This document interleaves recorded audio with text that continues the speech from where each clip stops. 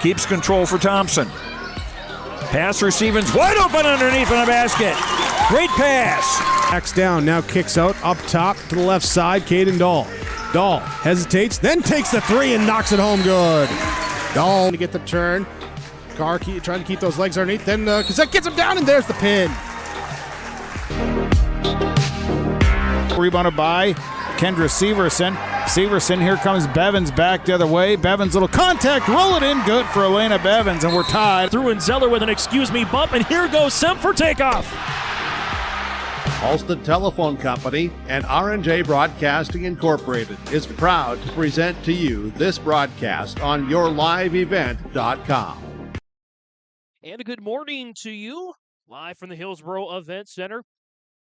This is a production of Hillsboro-Central Valley Dual Wrestling Tournament 2023 on yourliveevent.com. I'm James Martin signing out with you today. Kevin Kochman will be along with me later on this morning. You do see the cameras for Mat 1 and Mat 3. We'll have the Mat 2 camera up here soon as well. This is our Irie Insurance pre-tournament show, if you will. At Irie Insurance, get the insurance protection you want with the coverage you deserve at Irie Insurance. Customer service you deserve at Irie Insurance. They cover it all from home, auto, crop, commercial, and benefits insurance. Go to IrieInsurance.com to get a free quote. Again, get the insurance protection you want with the customer service you deserve at Irie Insurance. IrieInsurance.com to get a free quote. Our Irie Insurance Agency pre-tournament show. There are 9 rounds of wrestling today on yourliveevent.com with multiple schools featured. Let's give you a little bit of a rundown here of all the schools participating today. Of course, the home Hillsboro-Central Valley Burros at 3-1 in dual competition. Only lost to a powerhouse in Northern Lights up in Rolla on Thursday. Other teams participating include Crookston, DGF, Grafton, LaMoure, Litchville-Marion, Mahnomen, Waubun, Mayport CG, New York Mills, Northern Cass, Pembina County North, and West Fargo. We'll break for the national anthem and be back for some wrestling next on yourliveevent.com. Don't let the flu get you down. Fight the flu with a shot of prevention. Stop in at Hillsboro Drug and get your flu shot today. No appointment is necessary. Just stop in and get your flu shot. There is no copay for all Medicare participants and other qualified plans. Call Hillsboro Drug for a free Medicare Part D review. The open enrollment ends December 7th. Remember, you can now text Hillsboro Drug anytime for your prescription refills, 701-636-5231. And they offer mail-out service and free delivery in Hillsboro and Halstead. Your full-service pharmacy, Hillsboro Drug. Lee Brothers Sales, Highway 9 in Ada, invites you to order your new Chevrolet vehicles. From the Silverado, Trailblazer, and Traverse, Lee Brothers is your authorized Chevrolet dealer, providing sales and service to the area since 1975. For ordering your vehicles, talk with Mitch Smurfer J. Trust the experts who know your vehicles best and take advantage of great Chevy certified service offers today. Lee Brothers Sales, Highway 9, Ada. Call 218-784-2000. The Halstead Living Center and Heritage House in Halstead provide great places for seniors to live. They emphasize choices, independence, and provide services as directed by residents. They're also great places to work, where employees find not only a job, but also rewarding and enjoyable experiences that contribute to the lives of others. To get more information on Halstead Living Center and Heritage House in Halstead, call 218-456-2105 or log on to halsteadlivingcenter.com. Back to wrestling here on yourliveevent.com. James Martin saying it out here with you as we get set for action. Let's take a look at what we have coming up for round number 1 on mat number 1, which you see right in the middle of your screen. Hillsboro-Central Valley and DGF. Crookston and Mayport CG will go over to mat 2 here. We'll kind of toggle in between. We'll have a separate camera for mat 2 here a little bit later on. And then mat number 3, you can see in the bottom left-hand corner of your screen, it's going to be Grafton and West Fargo. So that is what's coming up here. Again, these are Not exactly your individual bracket format, but it's just a lot of good duels, a lot of chance to see some great competition. As was mentioned in or as will be mentioned if you head on over to KRJB, we mentioned in the Coach's Corner comments with head coach Rob Owens. We'll talk to him a little bit later on in the broadcast. But for now,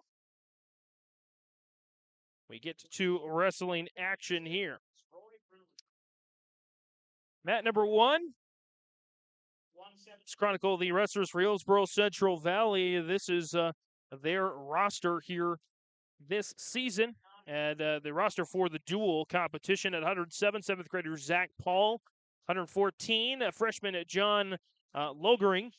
121, 8th grader Joey Potts. I'm sorry, I'm reading LaMoure Litchville-Marion. Here we go. Here's Hillsboro-Central Valley. 107, 7th grader Jackson Kleckner. 114, sophomore Justin Terrell. 121 is going to be open for the Burros. 127, a freshman Ethan Drake. 133, a sophomore Carson Kazette. 139, sophomore Sawyer Owens. 145, sophomore Tyson Sunby. 152, sophomore Xander Dovenmueller. 160, senior Carter Iverson. 172, junior Ben Thompson. 189, sophomore Braden Chanot. 215 is open, and 285, junior Fernando Rios is wrestling today. Again, head coach Rob Owens, assisted by Matt Anderson, Luke Leshik, Seth Owens, and John Garai. At 127, Crookston is open. It's Daniel Lozano. And again, Hillsboro-Central Valley taking on DGF in the first round.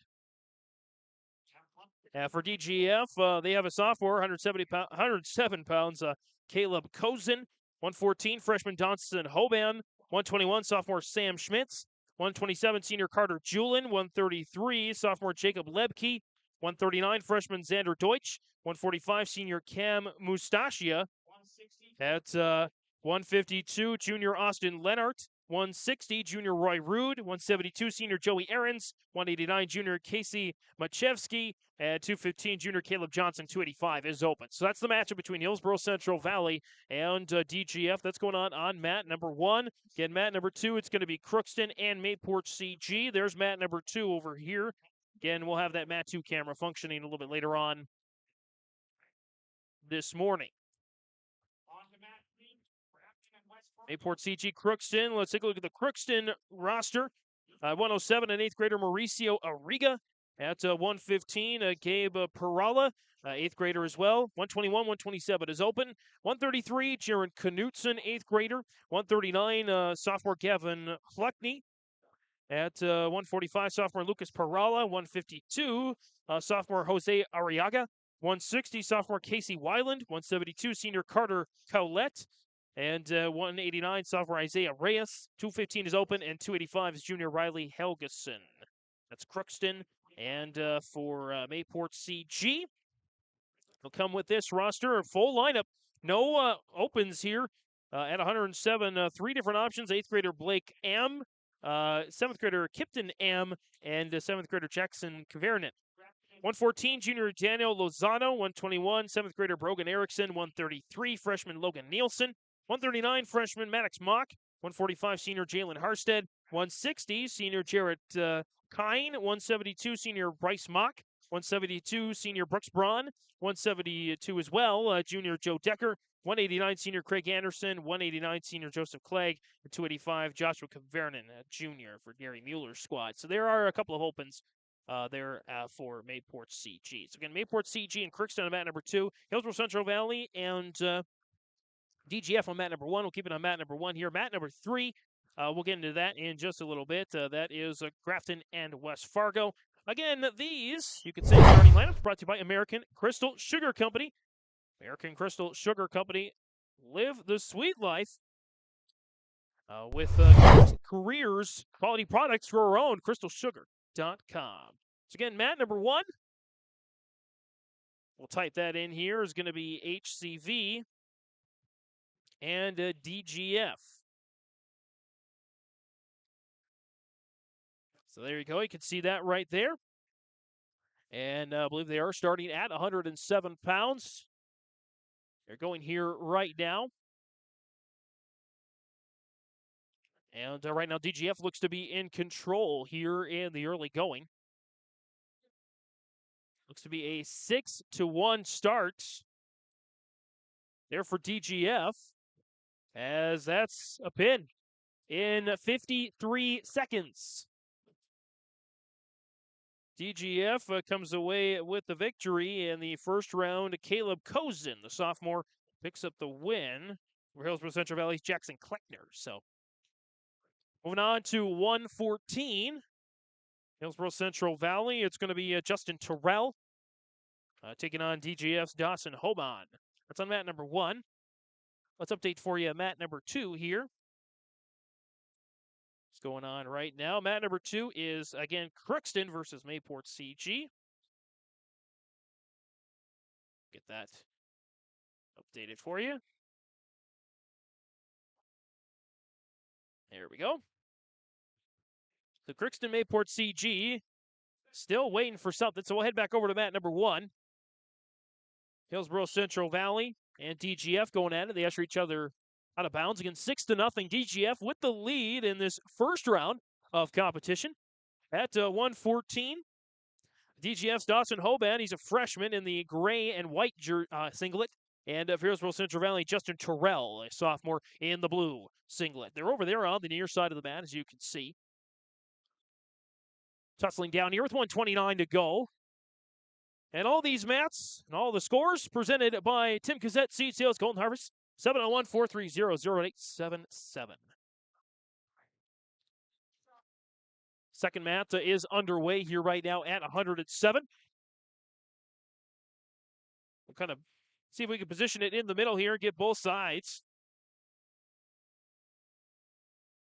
As we'll go back and forth again. We'll have our mat 2 cam up a little bit later on this morning. Our apologies for having it down here at the start.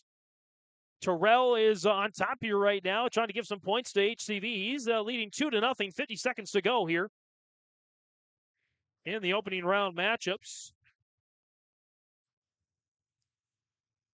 Terrell's got good position here now. Under 40 seconds left in this opening round. Looking to get the pin, and he does.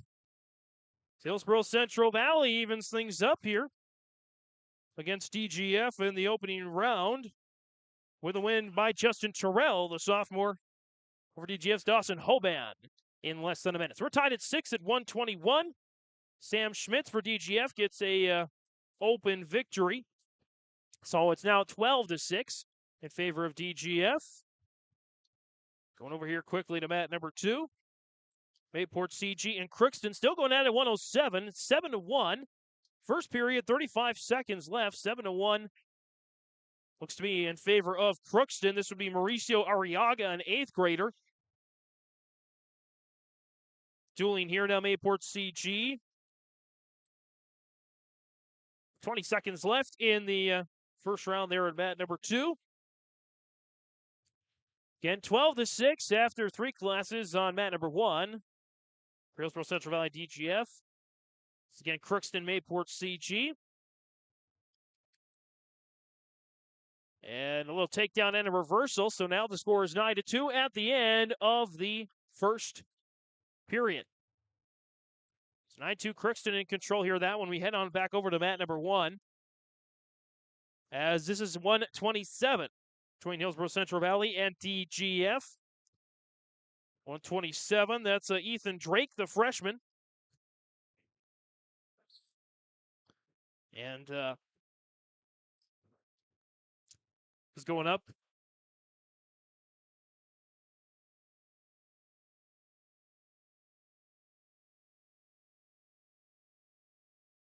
Going up against DGF's Carter Julin, a senior. Tussle in, zoom in on the action here at mat number 1. Right there on the edge of the mat, near the head of the burrow. Julin looks to be in control here, as DGF has the 12-6 lead. Trying to get the turn. 2 points, 2 near fall points coming. Under a minute to go here in the first period, and they're near the out-of-bounds mark. Over on mat number 2, by the way, it's 12-2. Crookston at 107 with the early lead there. Not much going on here at mat number 1. As Julin continues to try to break down. And they're ushered back here to the center of the mat. 38.2 on the clock here again, 127. Ethan Drake of Hillsboro-Central Valley's down. And controlling right now, Carter Julin, the senior. Dilworth-Glyndon-Felton. By the way, over on mat number 3, it's West Fargo and Grafton.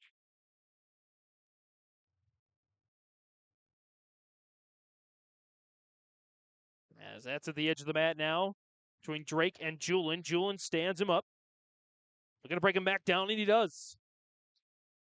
Stallings called, though. And a point's going to go to HCV. Crookston did go on to win that first bout. They're at 107.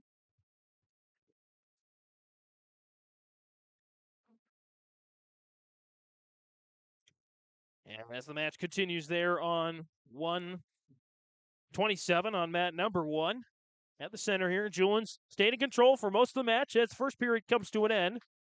2-1 the individual score, 12-6 the dual score. Both in favor of DGF. As Hillsboro-Central Valley on the toss chooses down. So Julin will remain in the offensive position.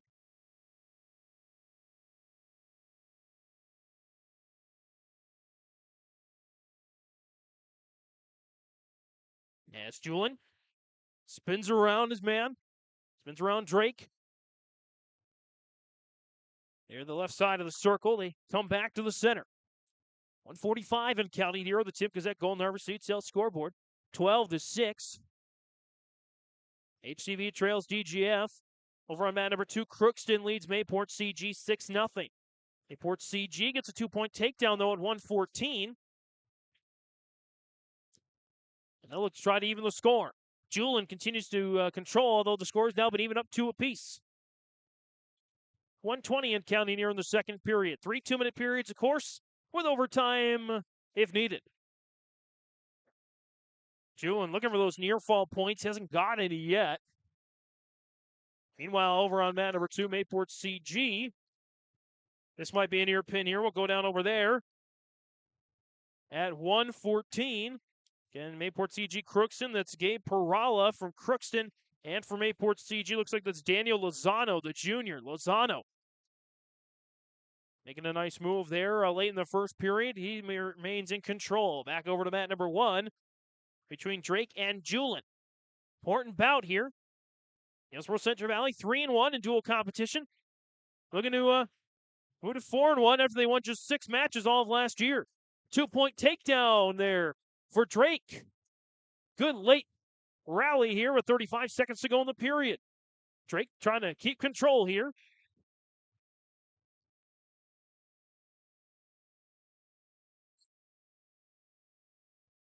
As completes the takedown there with 20 seconds to go. 2-0 remains the score, by the way, in mat number 2, Crookston Mayport CG. Fire up that second camera here shortly. Meanwhile, Drake continues to break down Julin in the bottom part of the circle. Trying to get the turn. And it's going to be a reversal. At the end of the second period, a reversal for Julin. So Drake and Julin continue to battle. Drake of Hillsboro-Central Valley, Julin of DGF.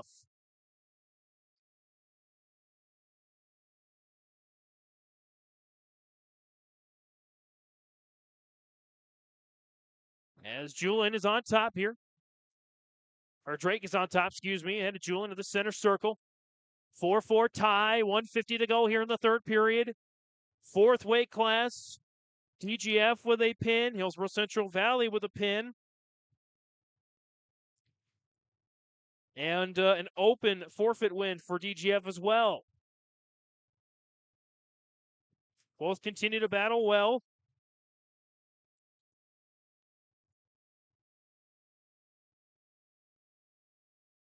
1:24 and counting in the third period.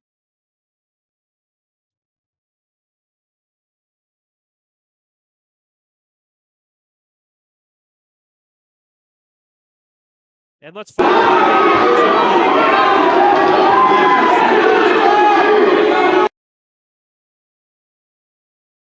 as back on mat number 1. Under a minute to go. 6-4 now. DGF Julin has the lead.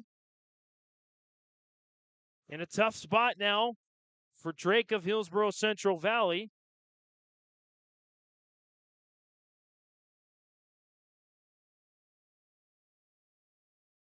And now with 40 seconds left, there's the pin. Good bout between these two. But Julin comes out on top for DGF and makes it now 18-6.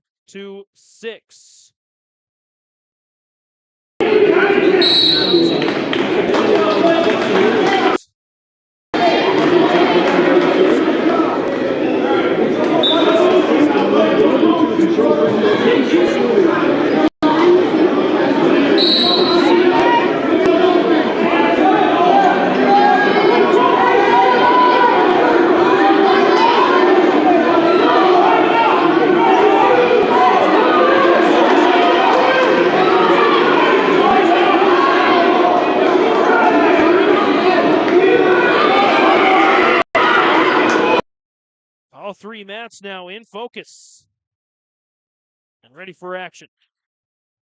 Again, 24-6 on an open victory as well for DGF. It's 6-0 over on mat number 2, but Mayport CG getting close, and they do.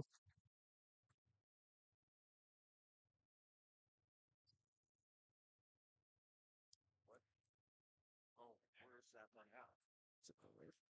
24-6 here.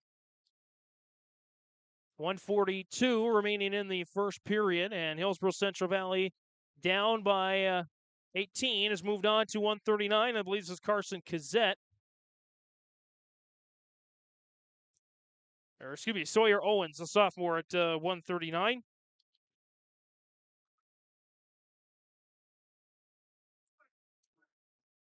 As over on mat number 2, it's 121. Mat number 3, West Fargo and Grafton. Let's get that updated for you as well. That may maneuver a little bit. We're going to try to get a better position on camera number 3, but in the meantime, we'll let you know at least who's on that mat. Again, West Fargo and Grafton on mat number 3. Crookston, Mayport CG, mat number 2. Hillsboro-Central Valley DGF on mat number 1.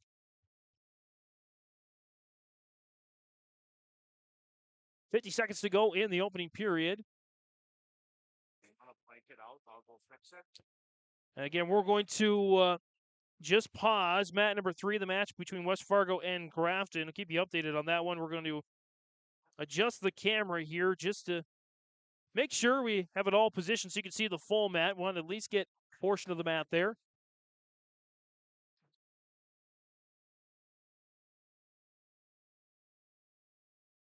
As continuing on mat number 1, Sawyer Owens, I believe just a couple of match victories away from 200. He leads 8-2 near the end of the first period. Again, Sawyer Owens at 139. And for DGF, at 139, it's Xander Deutsch, the freshman.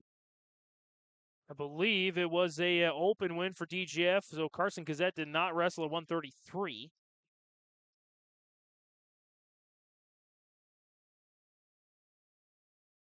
As Owens is going to defer to the third period, he won the choice. As Deutsch will go down. 8-2, start of the second period here between Hillsboro-Central Valley and DGF. Over on mat number 2, Crookston, Mayport CG.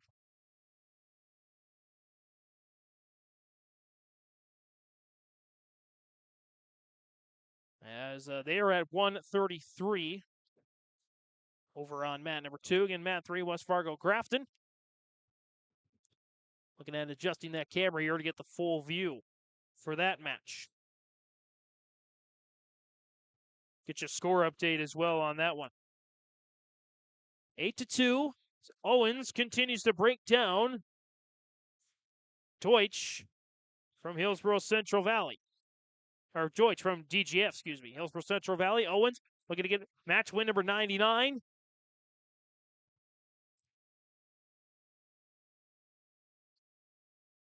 As 3 more near fault points there, make it 11-2. Should make it 11-2 there. The Golden Harvest Tim Gazette seed sale scoreboard.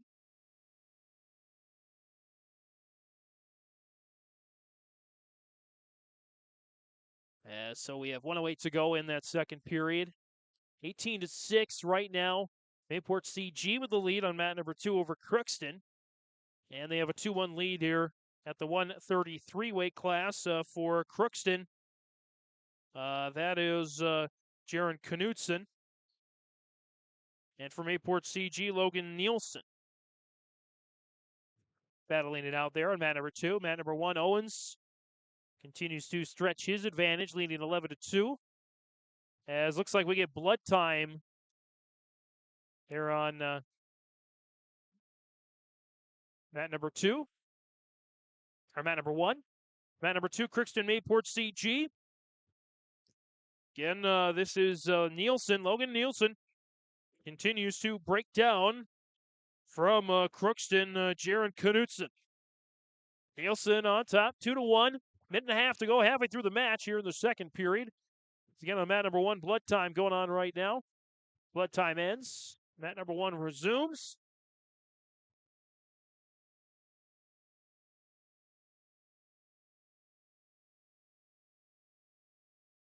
And we're back to action here on mat number 1. Owens on his way to, I believe, win number 99 in his career at Hillsboro-Central Valley. Carson Gazette, I believe, also closing in on 100 wins. He's about 12 away from that. Very likely will do that this season. We're at mat number 2. Nielsen ushers Knutson out of bounds. It's still 2-1, so Knutson very much in this match from Crookston. Nielsen continues to dominate, though. But the score is close enough on that Golden Harvest Tim Gazette seed sale scoreboard. Over there on the right-hand side of mat number 1 goes Owens. Continues to lead Xander Deutsch. 11-2. No additional near fault points yet. As the period comes to an end, the choice is now for Owens, and he will choose down.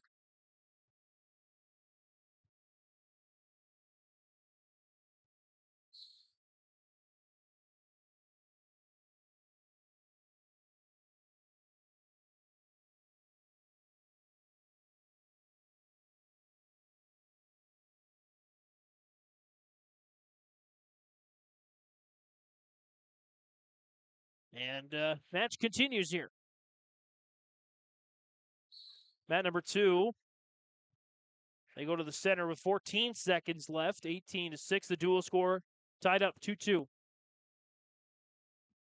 And we'll switch back on mat number 3 camera as well. Yeah.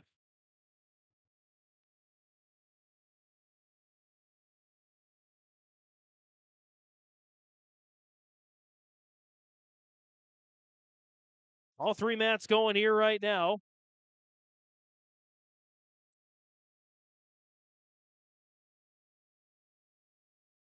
West Fargo, Grafton, mat number 3. Crookston, Mayport, CG, mat number 2. Hillsboro-Central Valley, DGF over on mat number 1. Owens continues to dominate this match, 14-2. Looks like 4 more points coming to Hillsboro-Central Valley, but he'd like to make it 6 with a pin. He's continuing to work. Only needs 3 more near fault points, get a tech fall, and get 5 dual points. Hillsboro-Central Valley. Meanwhile, Crookston, Knutson is back on top of Nielsen.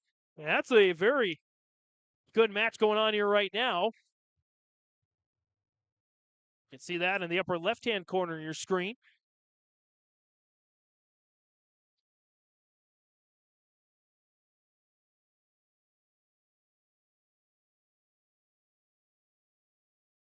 As down at the bottom of the mat. Time about to expire on mat number 1.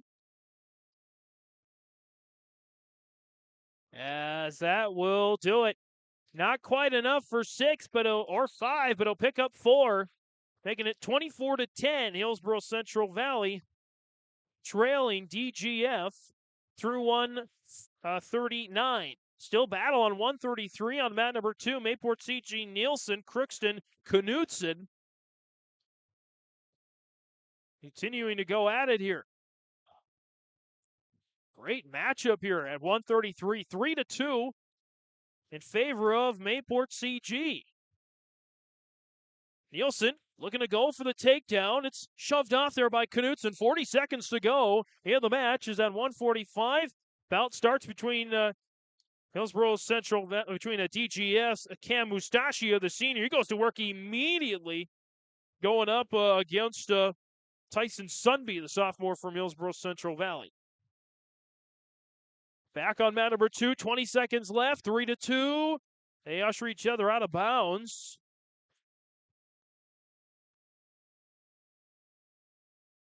Mustachia trying to break down the hands on mat number 1 of Sunby. 15 seconds left on mat number 2. 3-2, Nielsen over Knutson. They hand grapple, and now grapple the next with 10.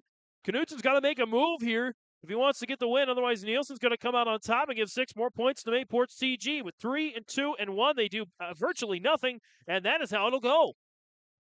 As Nielsen will pick up the win over Knutson in a tough battle. Mayport CG will continue to lead in a minor decision victory, 22-6 dual score. Mustachia, maybe the best name of the day, going up against Sunby. They're in the center circle at mat number 1, 4-1 in favor of Mustachia. He's got Sunby in a tough position, near pin there. He's going to get some near fall points for sure. Trying to get the full 6. It's close. Still needs to do some work, though, Mustachia, after getting Sunby in a headlock, and got him. With, in about a minute and 40 seconds. Mustachia gets the pin, gets the victory, makes it now 30-10. Hillsboro-Central Valley trailing DGF through 145. Over on mat number 2, 139, Mayport CG and Crookston. Crookston is right now Gavin Fluckney, and for Mayport CG at 139, that's Maddox Mock. Mock and Fluckney going at it at mat number 2. Mat number 1 at 152, Hillsboro-Central Valley DGF. 2 quick points for DGF. And 2 quick points there for Austin Leinert. And Leinert with an immediate pin in 18 seconds. Leinhardt, 18 seconds over Hillsboro-Central Valley's Xander Tovenmuller at 152. 36-10, DGF rolling here in the first round. Mat number 1. Mat number 2, Mayport CG and Crookston on blood time. Mat number 3, West Fargo and Grafton. See if we can check the score here from over yonder. Looks like it is 30-9. West Fargo leading Grafton 30-9 in dual action. I believe they're about to go to 152. West Fargo and Grafton. Mat number 2 is on blood time. Mat number 1 is at 160. Hillsboro-Central Valley. This is Carter Iverson, the senior. And for DGF, it's Roy Rude, a junior. Nice turn there. Both guys continue to battle. They roll over each other. And 2 points on a takedown officially given to DGF and Rude. Rude trying to push Iverson out of the circle. Iverson looking for a reversal of his own. And Rude in a good position here now. On the top part of the mat. And 2 more points. 2 more near fall points there for Rude of DGF. Mat number 2, Crookston needing a win. They might be getting close, and they get one at 139. Crookston's Sophomore Gavin Hockney gets the win over Mayport CG's Maddox Mock, freshman at 139. So 36-10 on mat number 1, 22-12 on mat number 2, and 30-9 West Fargo leading Grafton over on mat number 3. So all 3 matches double digits. 6-1, DGF has the lead here at 160. Rude over Iverson. And they have a 36-10 dual score. Mat number 2 is clear right now. Mat 3, West Fargo and Grafton, 152. That looks like, if the roster is accurate and my eyes are accurate, that looks like Shaden Thomas, sophomore from Grafton, going up against from West Fargo. Let's see who's battling there. 152, Owen Magnol. That's going on mat number 3 right now. Crookston getting a forfeit victory, I believe, at 152. So nearly all 3 mats at 160. All 3 mats going pretty even right now. Back on mat number 1, start of the second period. Neutral is the decision. 6-1 in favor of Rude over Iverson. Iverson goes for the takedown. Rude shoves him off. He goes for the takedown himself. And they both continue to grapple there on the left side of the mat. Guys continuing to take their shots here on mat number 1. Rude with the 6-1 lead, looking for the turn. Iverson, nearly had it, but a takedown, 2 points in favor of DGF. They lead at 36-10 on the dual score. It's getting tight on mat number 2, 22-18. Mayport CG had a 22-6 lead, but 12 straight points for the Pirates. Get them in contention here. But Mayport CG looks like they're going to get a win at 160. That pin is getting close. Crookston right now in trouble. Casey Weiland goes down. And the winner there at 160 for Mayport CG, Jarrett Kine, the senior. Picks up the win, makes it 28-18.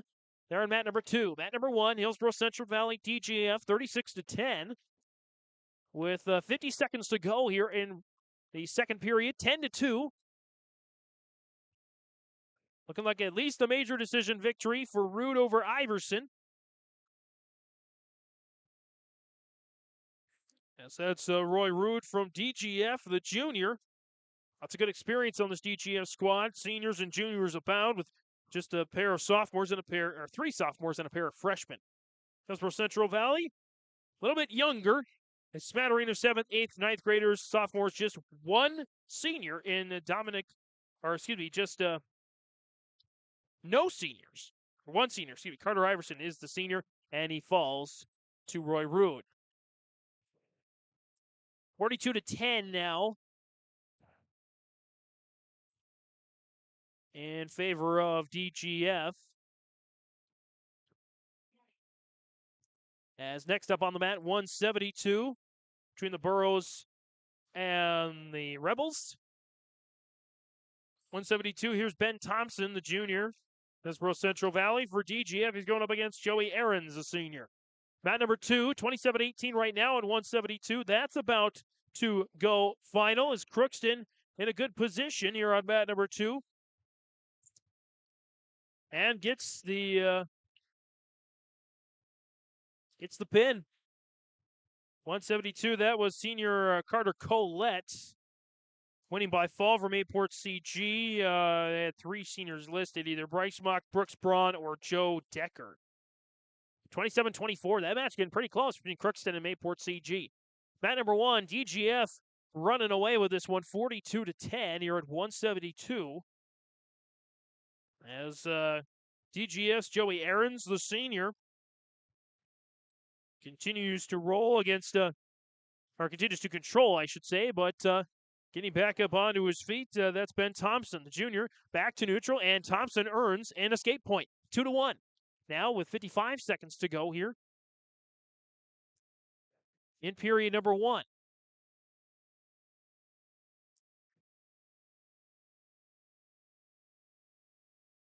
As breakaway now. Both grapplers tussle there near the top of the mat. And shoved out of bounds. Couple of forfeit wins for Mayport CG. They lead it now 39-24. They're already at heavyweight 285, and I think that might be an open as nope. They will wrestle that one 285. So Mayport CG is going to win the bout on mat number 2, but we're going to have our first 285 matchup of the day. Mayport CG and Crookston. For Crookston, that is going to be Riley Helgeson, the junior, and for Mayport CG heavyweight, that's Joshua Kvernen. So they go at it. Mayport CG will get the win. Winding down the final seconds of the first period on mat number 1 as that wraps things up. Any near fall points at the end? No. 4-1 in favor of DGF's 172 grappler senior Joey Ahrens against Ben Thompson from Hillsboro-Central Valley. Ahrens is down. Thompson on top here as we go to the second period.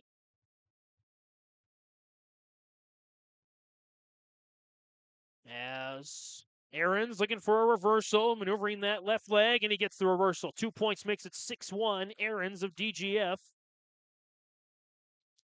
By the way, 285 is done. Crookston gets the win there. The final score, 39-30 in round number 1. Mayport CG gets the victory there over Crookston. So mat 2 is empty. So mat 1 and mat 3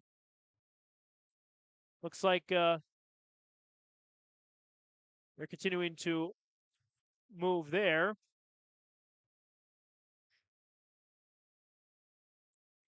As Ahrens gets the victory there for DGF, making it 48-10 over on mat number 1.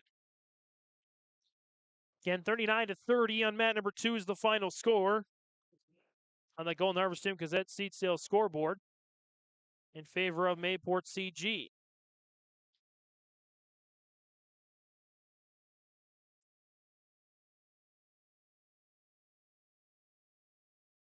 So we go now on mat number 1 to 189 for DGF. That's the junior Casey Machevsky.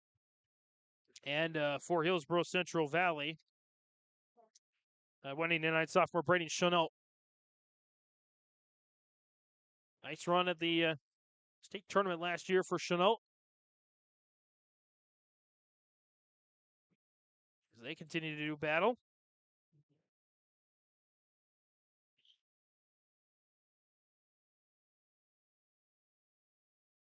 Good tussle here between Chanel and Machevsky. Machevsky does get the takedown, 2 points in his favor.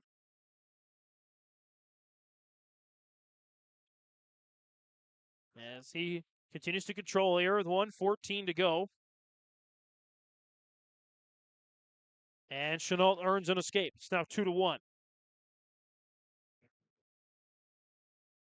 Mayport CG, the first winner of the day in dual competition, and I think West Fargo claims a victory as well over Grafton. That's what it looks like anyway. So mat 1's the only mat that's currently active.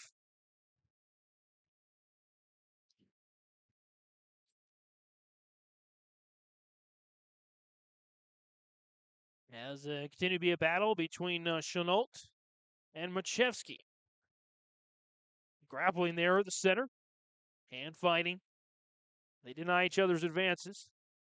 Dancing around there at the right side of the mat.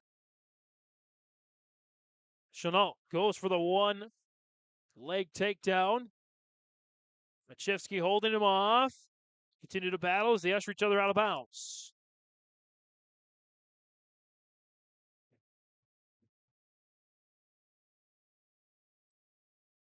.189 here is the weight class, and a great battle going on between Chenault and Machevsky here in round number 1.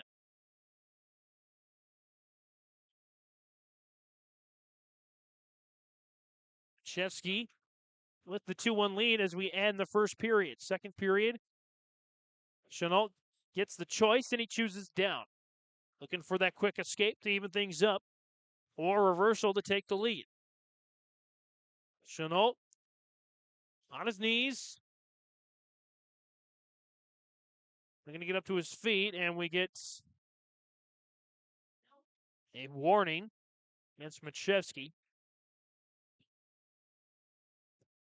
So they go back down to the mat. Machevsky continues to go to ride here, 48-10. Based on who's left to go, DGF will get the win in the duel, but some individual matchups still to go. Again, 48-10 right now on the Golden Harvest Tim Gazette seed sale scoreboard. 2-1 individually in favor of Machevsky over Chenault. Was Fargo gets a win over on Mat 3, the final score there. Try to check that here. And we'll see if we can get that here a little bit later on. Machevsky ushers Chenault out of bounds with 61 seconds to go here, over halfway through this opening round. 2 of the 3 matches done in round number 1. Pembina County North, New York Mills, Mahnomen, Waubun, Northern Cass, DGF, LaMoure. On the way here, we will feature mat number 2, Mahnomen, Waubun, and Northern Cass. In our second round.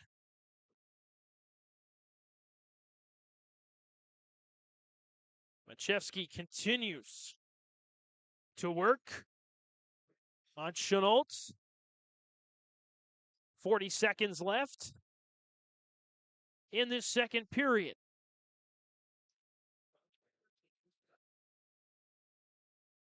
$30 seconds now as that goes out of bounds.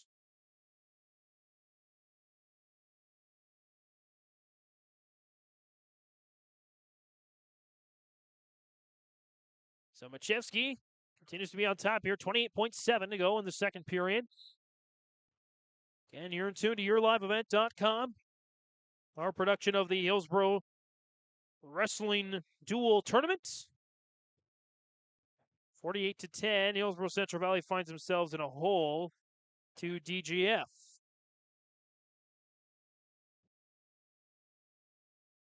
Machevsky looking to turn Chenault in the waning seconds of the second period, and that does it for period number 2. Period number 3, it's Machevsky's choice, and he chooses down.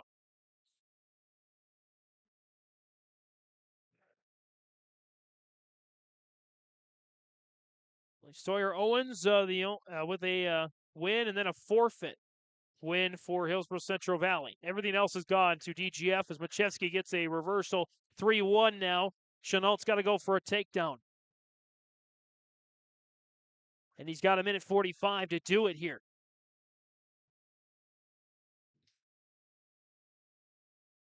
Going for the takedown.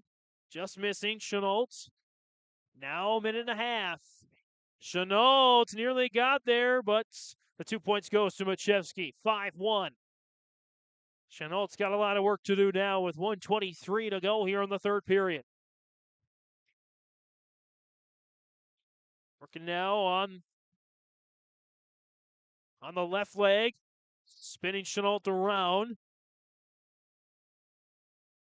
Machevsky tries to break down that left arm.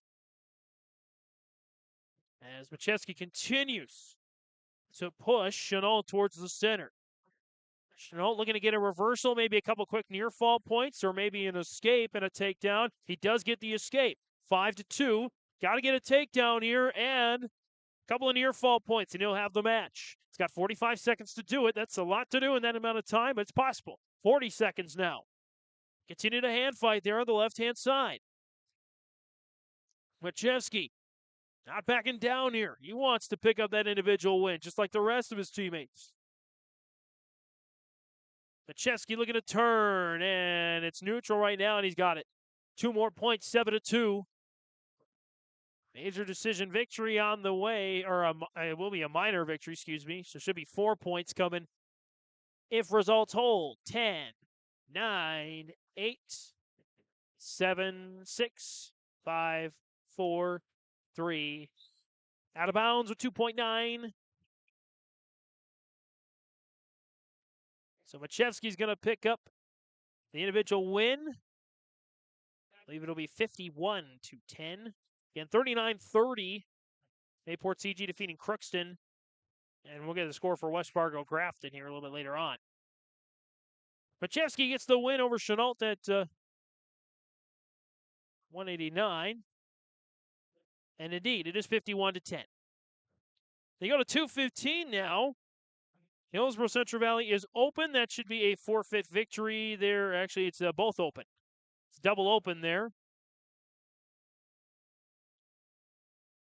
They do send somebody out of the mat, though. They don't have, that is Caleb Johnson. So it is a forfeit victory for an open victory, I should say, for DGF. Making it 57-10. And at 285,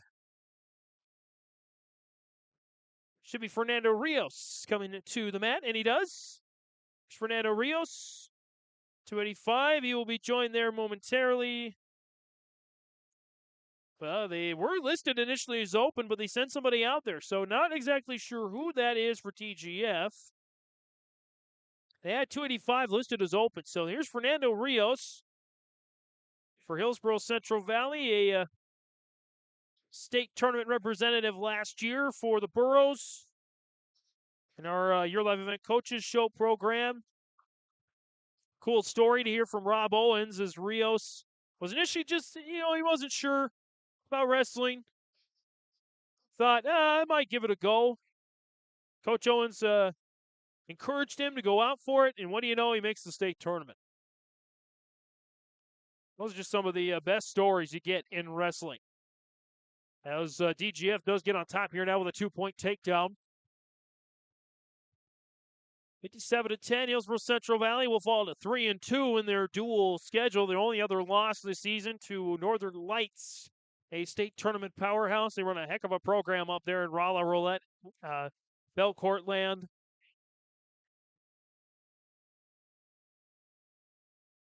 As with 50 seconds to go in the first period, 2-0. DGF, we're going to wrap up a solid first round match.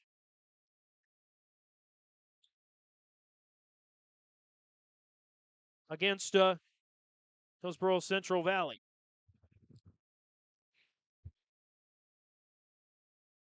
And that's the pin. Final score, 63-10. Hillsboro-Central Valley falls to DGF in the first round. They will come back in round number 3 against LaMoure on mat number 1. We'll feature that match, of course. Matchups coming up. We have Pembina County North and New York Mills on mat number 1. Mahnomen Waubun, Northern Casser featured matchup on mat number 2, and DGF and LaMoure on mat number 3. Comes up next on YourLiveEvent.com. For 20 years, 702 Communications has been connecting people and businesses to the world through internet, telephone, and TV. And as your needs have changed, so has 702. Our dedication to our community and customers runs deep. So when you call, we listen. And you can trust that we'll never stop working to bring the latest technology to our friends and neighbors. Thank you for 20 years in business. The best is yet to come. Don't let the flu get you down. Fight the flu with a shot of prevention. Stop in at Hillsboro Drug and get your flu shot today. No appointment is necessary. Just stop in and get your flu shot. There is no copay for all Medicare participants and other qualified plans. Call Hillsboro Drug for a free Medicare Part D review. The open enrollment ends December 7th. Remember, you can now text Hillsboro Drug anytime for your prescription refills, 701-636-5231. And they offer mail-out service and free delivery in Hillsboro and Halstead. Your full-service pharmacy, Hillsboro Drug. Lee Brothers Sales, Highway 9 in Ada, invites you to order your new Chevrolet vehicles. From the Silverado, Trailblazer, and Traverse, Lee Brothers is your authorized Chevrolet dealer, providing sales and service to the area since 1975. For ordering your vehicles, talk with Mitch Smurfer J. Trust the experts who know your vehicles best and take advantage of great Chevy certified service offers today. Lee Brothers Sales, Highway 9, Ada. Call 218-784-2000. The Halsted Living Center and Heritage House in Halsted provide great places for seniors to live. They emphasize choices, independence, and provide services as directed by residents. They're also great places to work, where employees find not only a job, but also rewarding and enjoyable experiences that contribute to the lives of others. To get more information on Halsted Living Center and Heritage House in Halsted, call 218-456-2105 or log on to halstedlivingcenter.com. Bank with the area's lending leader, Community Development Bank in Ogama. Open at 8:30 a.m. Monday through Friday. They offer more to serve you, their valued customers. See Robin for all of your financial needs. Boat loans, car loans, four-wheelers, business, home improvement, and vacation home loans. They do it all. Call 218-983-3241 or log on to comdevbank.com. Community Development Bank in Ogama. Member FDIC. Soon enough, temps are going to drop low, and you'll be turning the heat up high. Protect yourself from surprising heating bills by enrolling in Wild Rice Electric's off-peak heating program. You'll receive hundreds of dollars in rebates on new heating technologies like heat pumps and underfloor heat. Plus, you'll get nearly half off your electric heating rate through the winter months. That adds up fast when the snow starts to fall. Give Wild Rice Electric a call at 800-244-5709 to find out if the off-peak program is a good fit for your home and start saving today. Gordon Construction of Mahnomen is a Native American-owned business proudly operating on the White Earth Indian Reservation since 1983. As a bonded general contractor, Gordon Construction provides years of experience in large, detailed, and within-budget projects. Gordon Construction is committed to the safety of its employees and the environment of its work sites. To learn more about Gordon Construction of Mahnomen, visit gcmahnomen.com or call 218-935-2191. And back here to Hillsboro for our 2023 coverage of the Hillsboro Wrestling Duel Tournament. I'm James Martins. Kevin Kochman will be along shortly. Got to give a shout-out. Thank you to the ever-reliable, our executive producer, Mark Forseth, for coming in the clutch and making some adjustments so we can have as good of coverage, quality coverage, as possible. So thanks to him and all the work that him and Halsted Telephone Company do to make these broadcasts possible. And, of course, takes a lot of business organizations, community members, individuals to make all these broadcasts happen.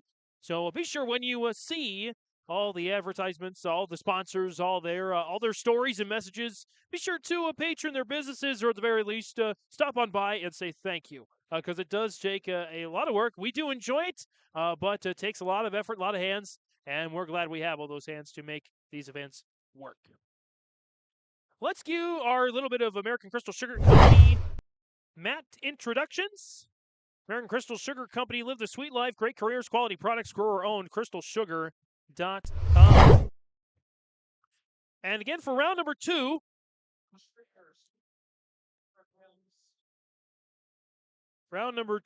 it will be Pembina County North and New York Mills on mat number 1. So we'll adjust the abbreviations here just a little bit. But Pembina County North, New York Mills, mat number 1. Mahnomen, Waubun, and Northern Cass on mat number 2. And DGF LaMoure on mat number 3. So we'll update those here for you. Actually, Mahnomen, Waubun, and Northern Cass getting underway. So let's start on over at mat number 2. Some live editing on the fly here.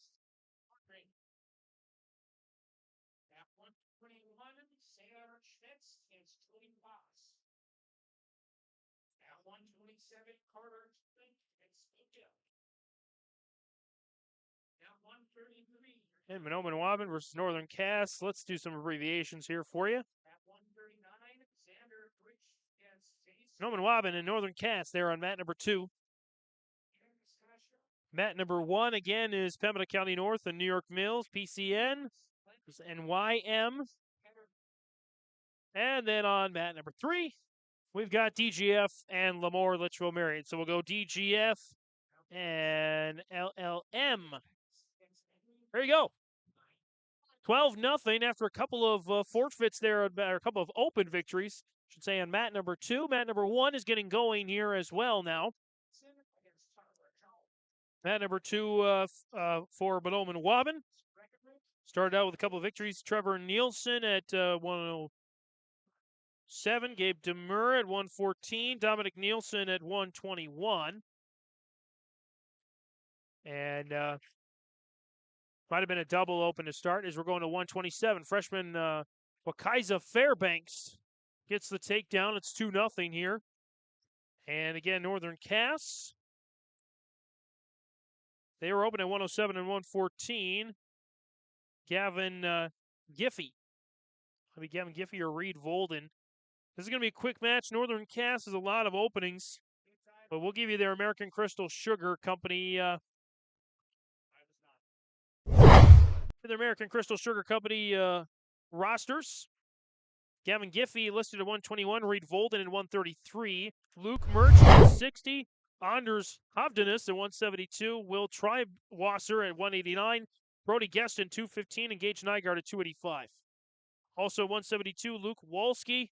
And 285 alternates, Caden Williams and Jackson Sinclair. That's for head coach Gabe Davidson and Northern Cass. Mentioned a little bit of Mahnomen Waubun.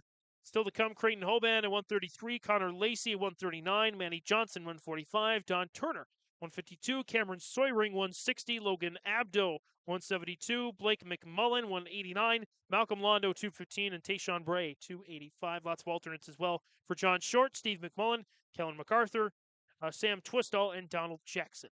12-0 right now. I believe they're going on blood time, and they're finishing that up here on mat number 2. Mat number 3, DGF, LaMoure, Litchville-Marion. They are rolling right now.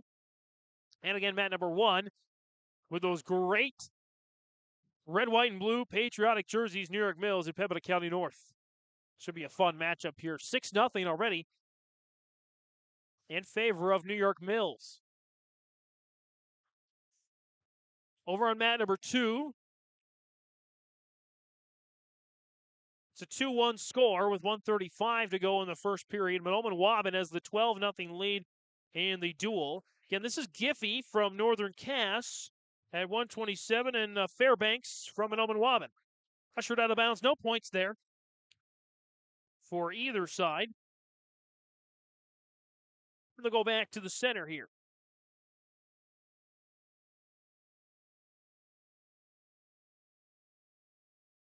So Giffey going down, wrestling up to 127 instead of 121.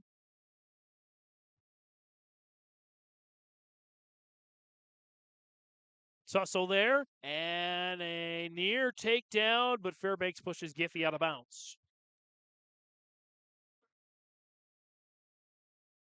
And what actually I believe they started at 114 for this second weight class. So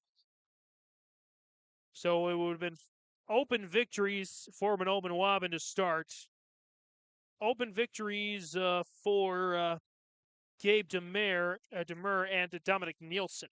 Open victories at 114 and 121. Giffey wrestling up at 127 because they're at 121 already for New York Mills and Pembina County North. Nice takedown there for Giffey from Northern Cass. As Giffey looking to maneuver Fairbanks there. He has his right hand free, but not much else. 3-2, 25 seconds to go in the first period.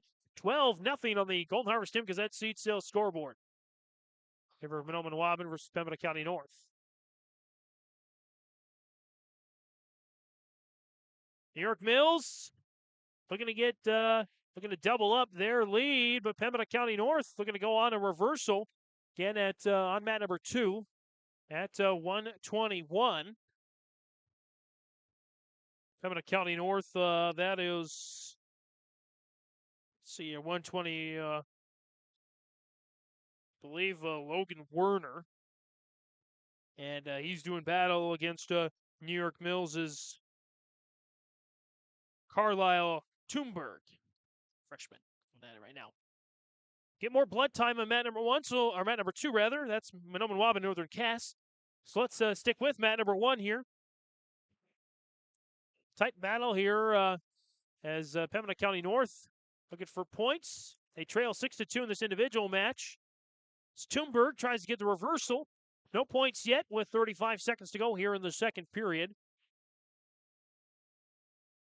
And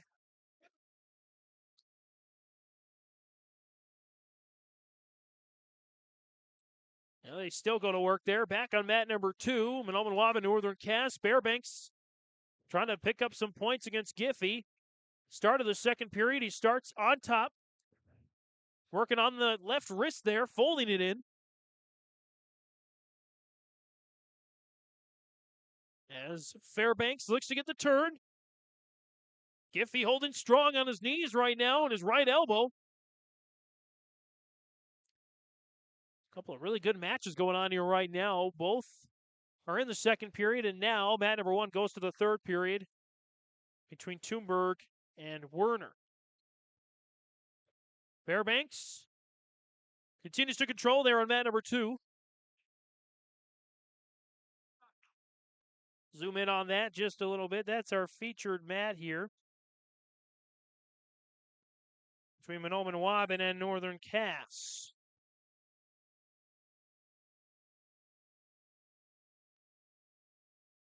As Fairbanks still going to get in control on Giffey.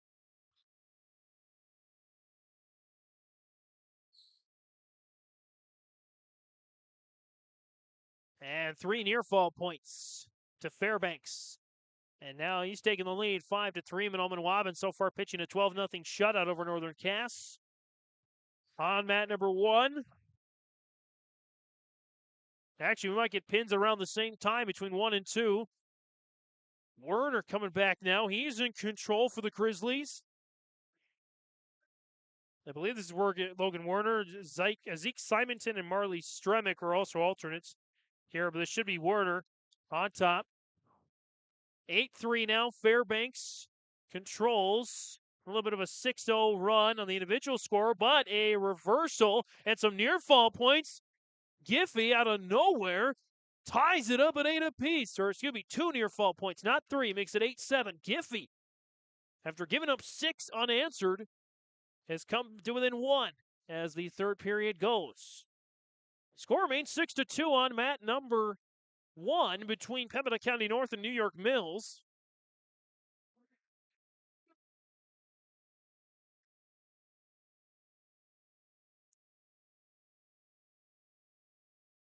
As Mahnomen Waubun, Fairbanks, and Giffey from Northern Cass get back to work on mat number 2. Giffey goes for the takedown, and Fairbanks in a real nice position. Got Giffey on his back. He's going to get 2 near fall points. 10-7 Fairbanks. Might be a pin coming up here shortly. Giffey fighting, looking for the reversal. He nearly gets out of it. It's new. It's looks like 3 more near fall points now. I believe for Fairbanks. Giffey gets back on top. Gets a reversal, but 3 near fall points for Fairbanks makes it 13-9. And by the way, Toomberg defeats Werner on mat number 1 at 121. He can make it 9-0 Pembina County North. Great match going on here on mat number 2.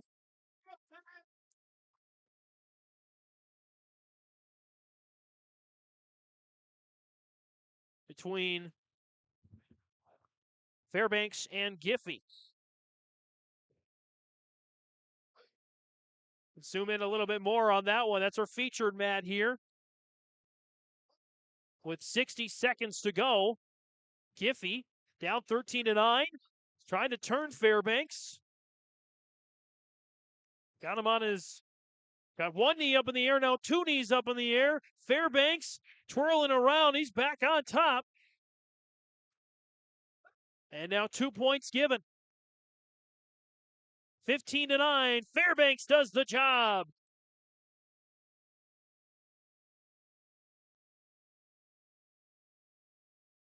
As 34 seconds left on the clock, Fairbanks makes it, oh, now 12-6. I wonder if they had the score there. I believe they want to give them the 6 points to Northern Cass. Either way, right now, as it says on the scoreboard, 12-6. Back on mat number 1, 9-0 New York Mills leads Pembina County North. Over on mat number 3, 3-0 LaMoure Litchville-Marion leading DGF. And they did reset the score, so it is 18-0 Mahnomen Waubun with the lead. So that is a correct score now. 9-0 on mat number 1, so 3-0 on mat number 3. Shutout so far on all 3 mats here on yourliveevent.com.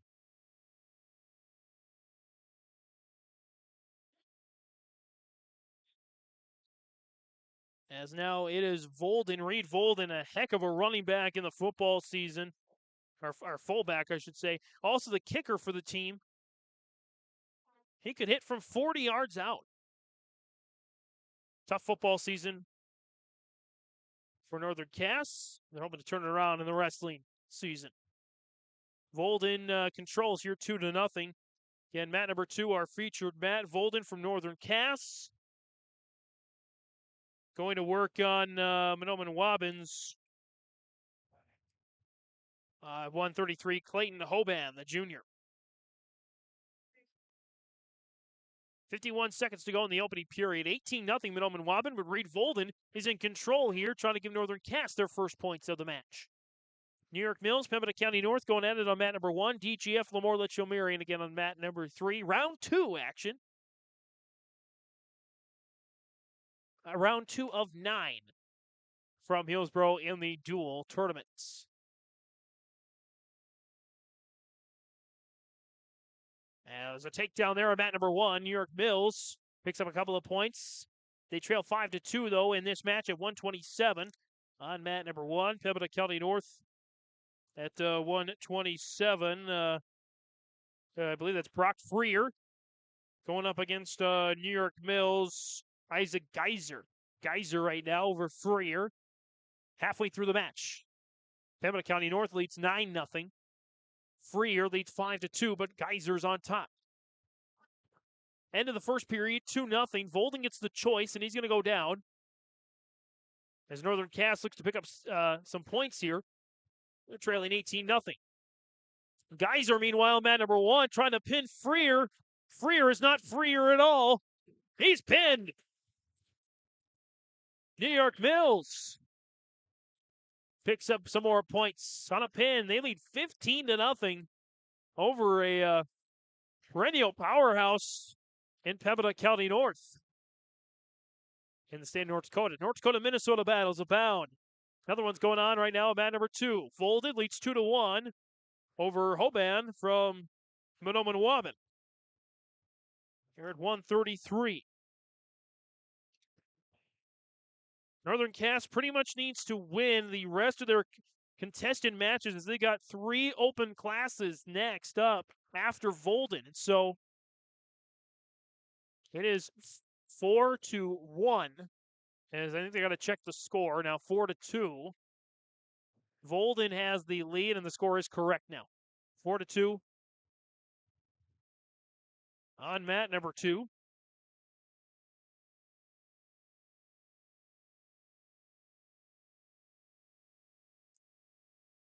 And the dual scores 15-0, 18-0. In favor of New York Mills and Mahnomen Waubun, respectively. Volden with a nice takedown on mat number 2. Lead it now 6-2.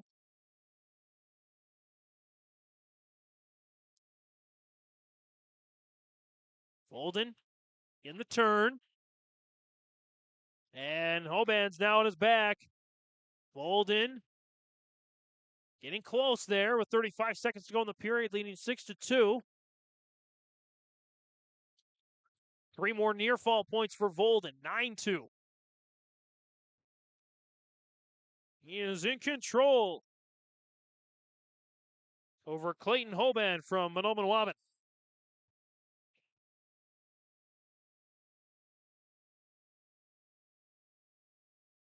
.40 seconds to go on mat number 1 in the first period. 7, 6, and 5 to go on mat number 2. Volden getting close to a pin as Second period expires. Going to be some near fall points here. There's 3 of them coming for Reed Volden from Northern Cass. The Jags, they're going to get their first points of this bout. 12-2 individually. Volden with the lead over Hoban. He chooses neutral. That's Clayton Hoban, the junior. The Thunderbirds right now shutting out the Jags 18-0. Hoban's got some work to do if he wants to continue that shutout as Volden gets the takedown, 14-2. Volden, 3 points away from a tech fall, but he's looking for the full 6 here. Meanwhile, it's tied up on mat number 1 between Pembina County North and New York Mills at 133 as they finish out the first period. 90 seconds to go in the third period. Volden and Northern Cass over Hoban of Mahnomen Waubun.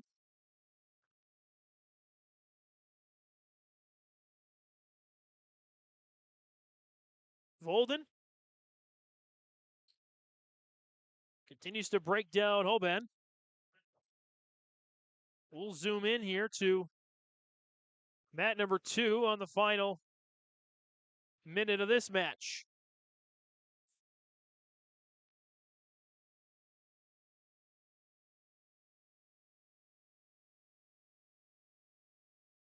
Volden needs to break down Hoban. Looking to grapple that left arm. Trying to turn with 40 seconds left.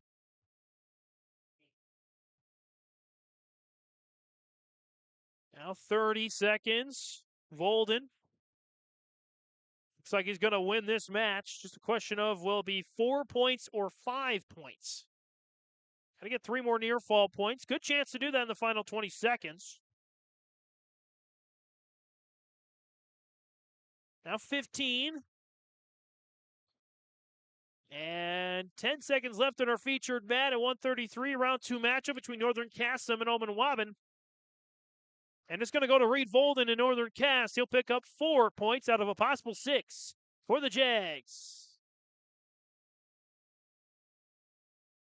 Again, Volden going to get the win over Hoban.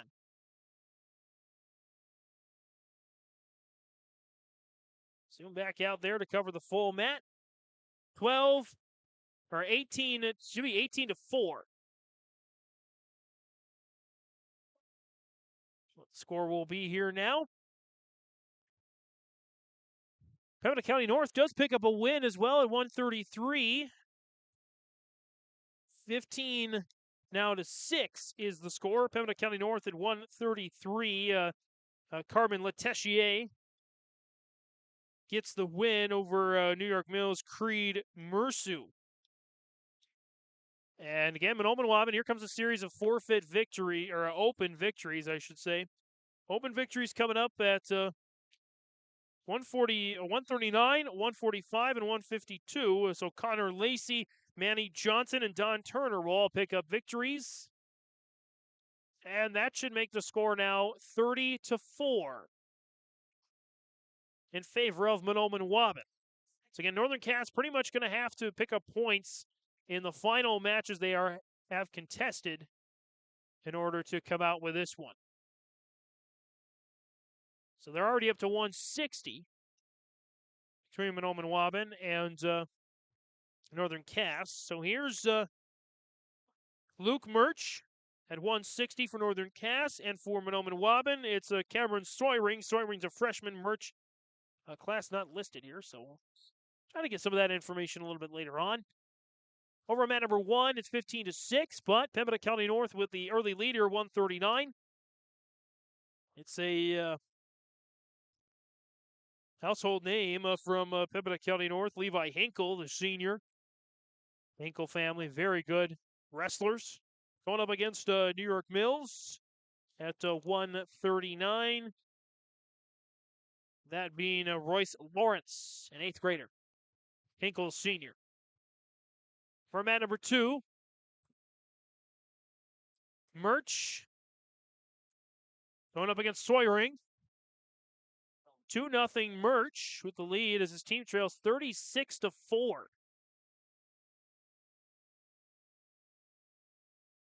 And Northern Cass, they actually will fall short. They won't have enough as they only have 5 contested wrestlers left. Down by 32. The most they can get is 30. So Mahnomen Waubun is going to win this duel. But the question is by how much? As Murch looking to get a quick pin here. It's just 60 seconds in. Already leads 2-0, and he does. 6 points for Northern Cass. Luke Murch picks up the win over Cameron Soyring from Mahnomen Waubun. 36-10 now, the score on mat number 2 between Mahnomen Waubun and Northern Cass, our featured mat here for this second round. On mat number 1, looks like some blood time here for New York Mills. So, of course, they'll stay on our feature mat. Mat number 2 goes to 172 now. For Mahnomen Waubun, freshman Logan Abdo. And for Northern Cass, it's Anders Hovdenes. Or excuse me, there's a change there. This is Northern Cass. This is Walsh. Or Walski. Luke Walski. Walski taking the place of Hovdenes. So Walski and Abdo going at it here right now. In round 2, late in the round, Northern Cass will fall in this duel, but they're trying to at least pick up some points. Walski and Abdo fighting nicely here. Kind of an oxymoron there, fighting nicely in the bottom part of the circle. 15-6. On mat number 1. As Pembina County North trailing, but trying to get some momentum here as Hinkle is on top of the freshman from New York Mills at 139, or 8th grader, excuse me, Royce Lawrence. A win for Walski. Had some troubles with the scoreboard here. 36-16. There we go. 36-16 is the score. There for Mahnomen Waubun leading Northern Cass. Now we go to 189. 189 for Mahnomen Waubun. This is sophomore Blake McMullen. Taking on Will Treebwasser.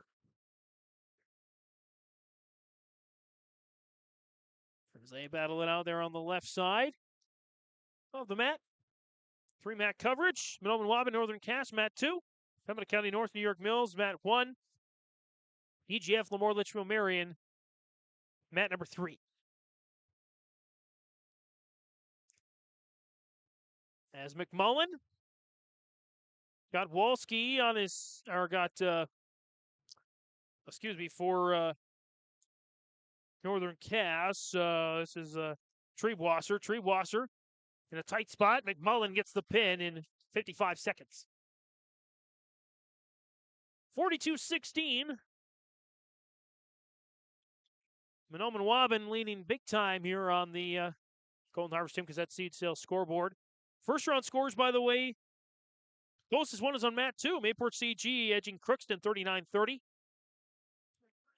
West Fargo downs Grafton 64-9, and DGF down Hillsboro-Central Valley 63-10 in the first round matches. 42-21. 42-18. Score on mat number 2. Mat number 1, Pembina County North. They trailed 15-0. They're trying to battle back here with a bout between Hinkle for Pembina County North and Lawrence for New York Mills. Hinkle leading 6-0. Deep in the second period. 15 seconds left there on mat number 1. As you can see that, Matt. 12.4 left on the clock here in the second period on mat number 1. Mat number 2, 2:15. At 2:15, that's the weight class going on. Mahnomen Waubun's Malcolm Londo, the freshman, grappling against Brody Geston for Northern Cass. Geston with the early 2-0 lead on a takedown. 32 seconds into the match.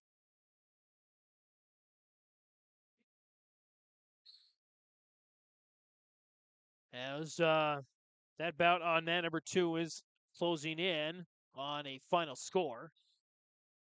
Still have, I believe, 107 to do as well. In which case, that would be Trevor Nielsen. Would likely be an open victory. So, Waubun going to get the win. Just a question of what's the final score going to be. 42-16. 1:08 to go in the first period. 2-0 Gueston on top here of Londo, score-wise and position-wise. New York Mills still going at 139 between Hinkle and Lawrence. Hinkle continues to control here. He's got Lawrence on his back, and there's the pin. 4 minutes and 30 seconds, and Hinkle picks up 6 points for Pembina County North, and just like that, it's a tight match on mat number 1, 15-12. We're on mat number 2.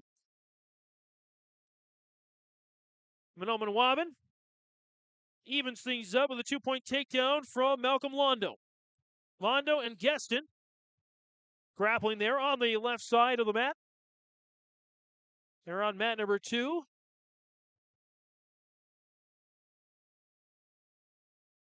Score update 12-9. DGF leading LaMoure Litchville-Marion, but it's a tight one. Good matchup going, good duel going on there at mat number 3. On cast, Mahnomen Waubun. Lando and Gueston continue to battle. 3-2 in favor of Gueston. Getting a late escape point there.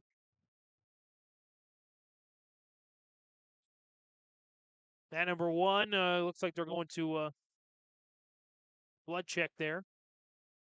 Or equipment check, injury check. Checking something out here. Or just reporting to the scores table. Might have been an open win as well.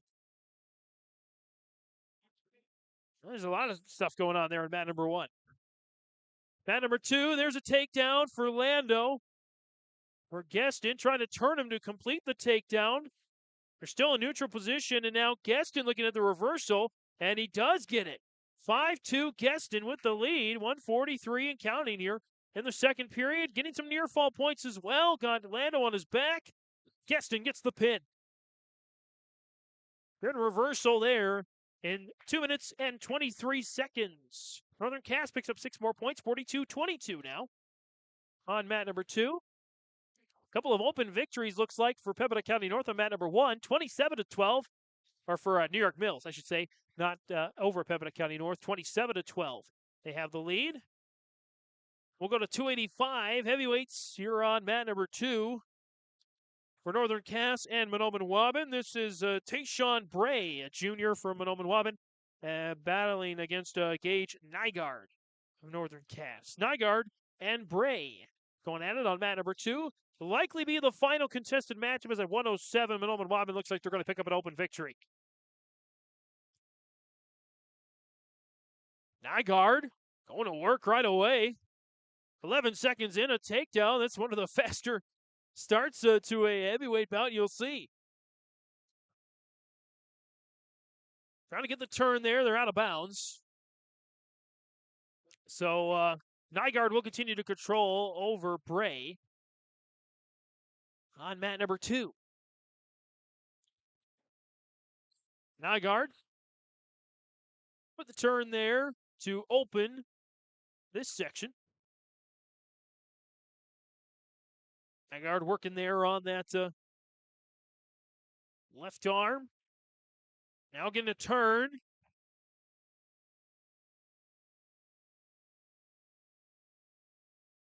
And there's the near fall. Turn on the side. And there's the pin in 51 seconds. There's the win by Gage Nygaard. Makes it 42-28. And we'll likely have an open victory for 107. That is indeed the case. 48-28 will be the final score there on mat number 2.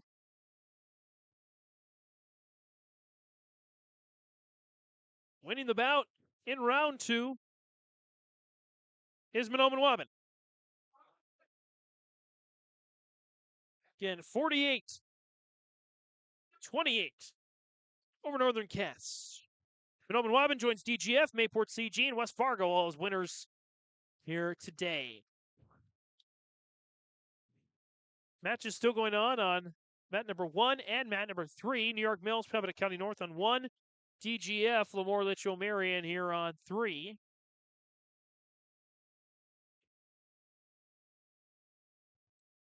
As 160 pounds. On mat number 1, it's 145. On mat number 3, and the score looks to be even, 12-12.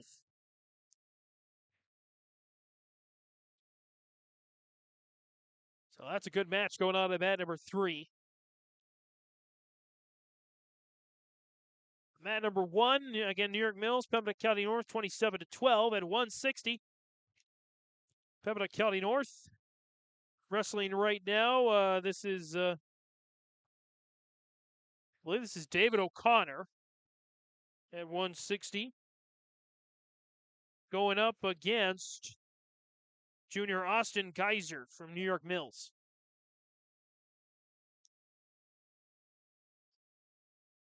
And a little warning there. No violation, and 4-1 in favor of Pembina County North. Again, O'Connor leading Geyser.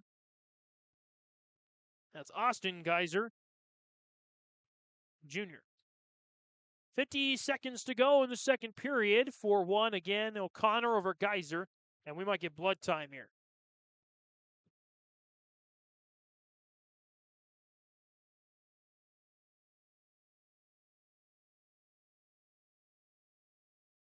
And they're back to action. 40 seconds to go.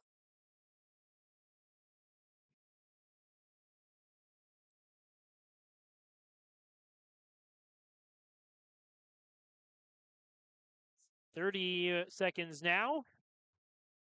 And O'Connor continues to lead Geyser 4-1.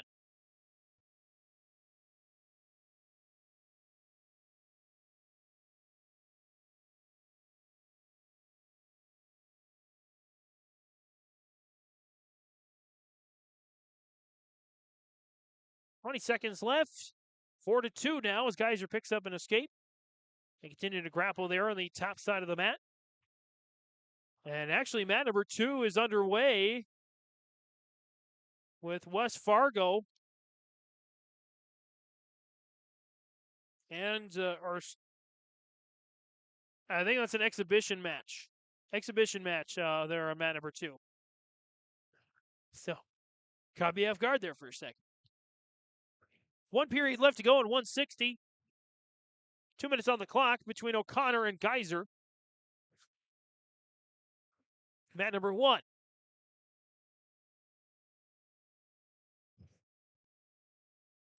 O'Connor in control, but Geyser up on his feet. And Geyser with the reverse. And he's got the good position in the pin. Look at that. All in about 10 seconds. Geyser picks up the win there over O'Connor. 33-12 now, New York Mills with the lead through 160. We go to 172 now on mat number 1. For New York Mills, Joe Mann, I believe, is going to go up against, from Pembina County North, Denton Kercher.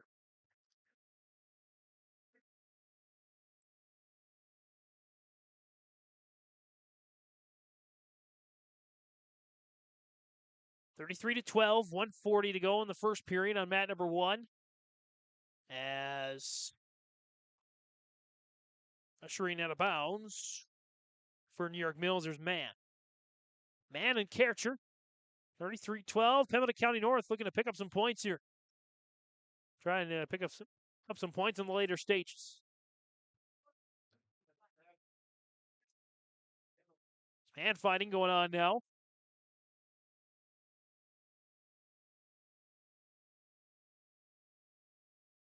And Mann and Kercher. Not a lot of action so far here in the first 60 seconds. They continue to paw at each other. Pembina County North, black and gold singlets. New York Mills, those awesome patriotic singlets. And there's the takedown for Mann. Minute 10 in. Mann, we're going to go to work there on Kercher. Kercher up on his feet, now back down to his stomach, now back out onto his knees, onto his left foot. Spinning. Nice move for Mann. Little somersault, headlock. Looking to get the position here.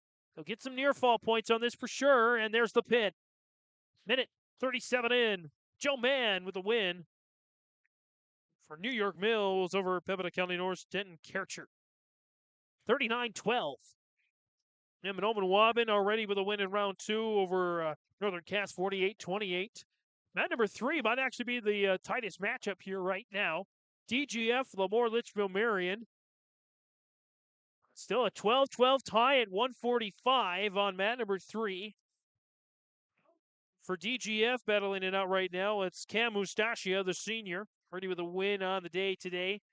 And for the Lobos at 145, it's junior Maddox Shockman. So Mustachia and Shockman. One at here right now, 145, with both teams tied at 12. Great matchup on mat number 3. Oh, that's quite a takedown on mat number 1 in favor of New York Mills.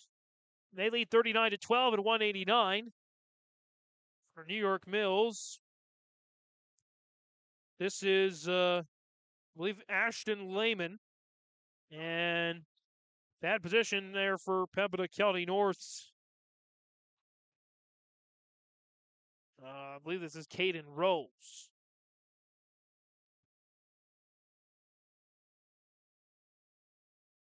So it looks like New York Mills is going to pick up this bout, this win in the second round. Again, 9 rounds of competition today with about 11 schools.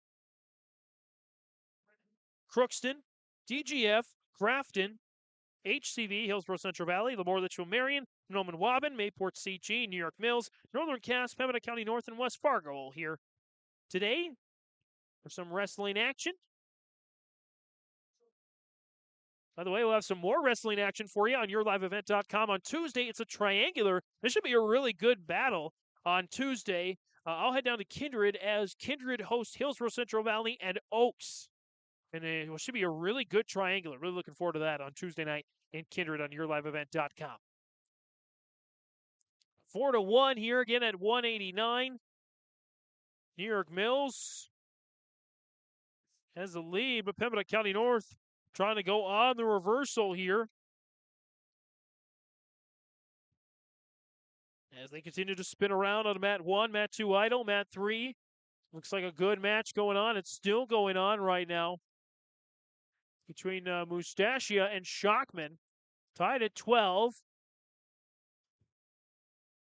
Mustachia kind of on the edge there.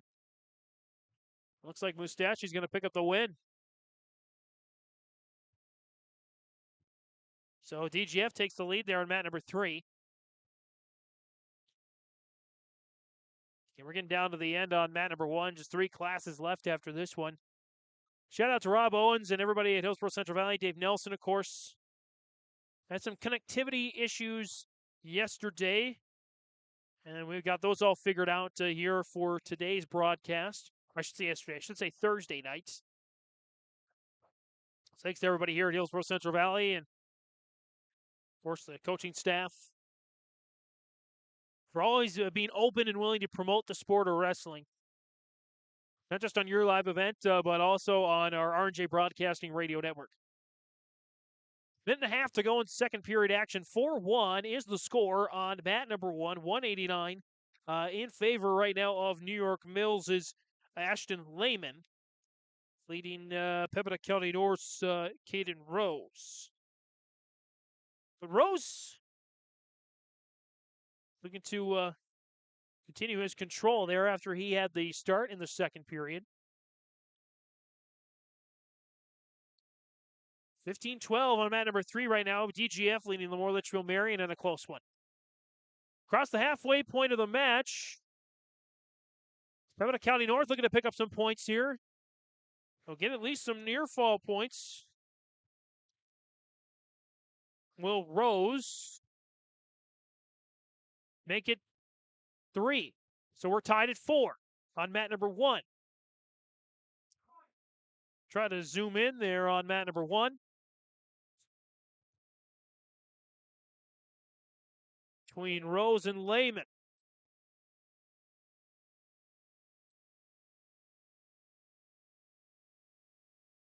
There's the pin. Lehman with the win over Rose. New York Mills picks up 6 more points. They are just rolling here in this second round match, 45-12.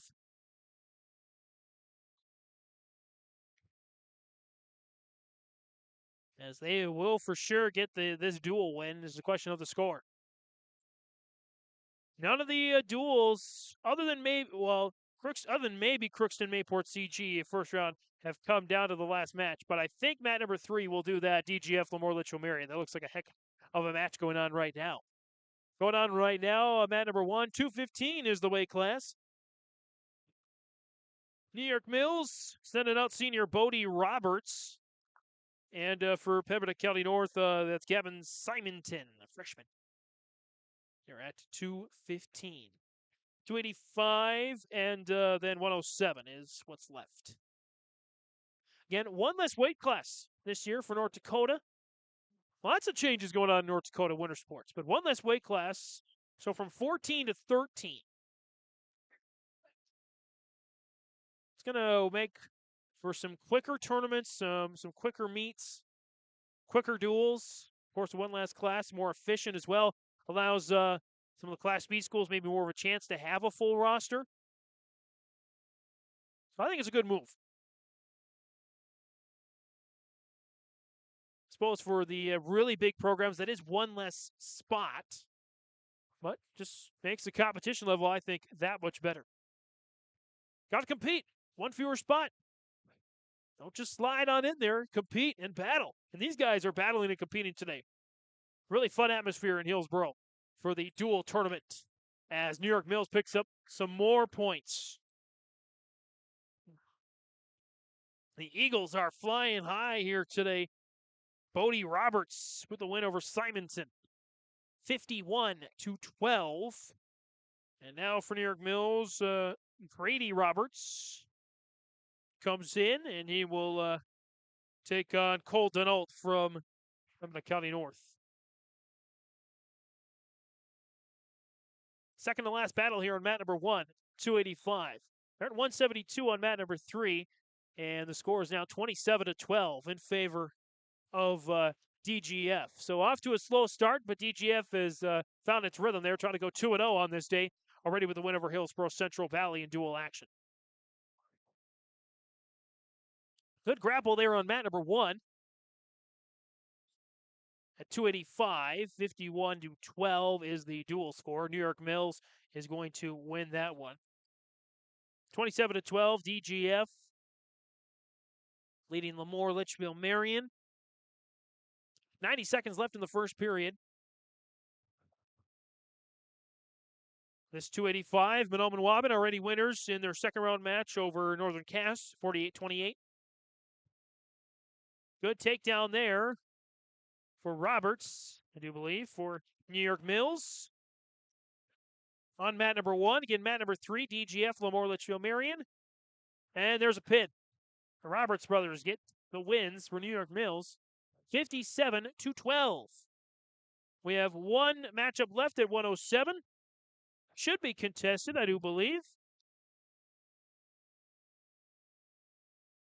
As, nope. Actually, 107's open, so Pembina County North will pick up points. That is a final here, 57-18. Whoop. Maybe not quite yet.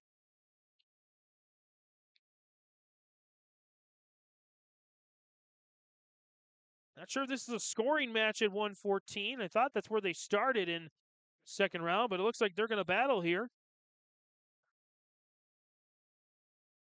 So this would be Aiden Meach for New York Mills. And for Pembina County North, I believe it would be Keith Moore. Unless we might have an exhibition match. Either way, New York Mills they are scoring this though, so scoring this like a match that counts.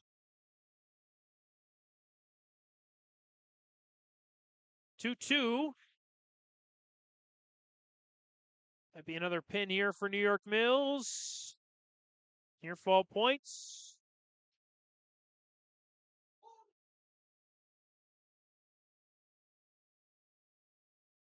And two more now for Pembina County North on the reversal.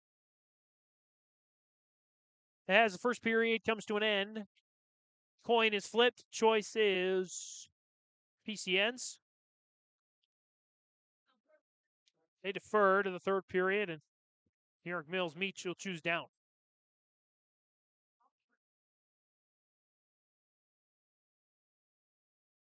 Bout of 172 continues on mat number 3 between DGF and LaMoure Litchville-Marion, 27-12.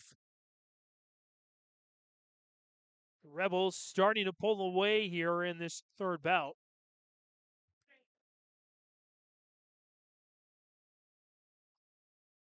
As, again, James Martin's here with you. The man, the myth, the legend, Kevin Kochman has entered the building. So that means this broadcast is going to get a whole lot better.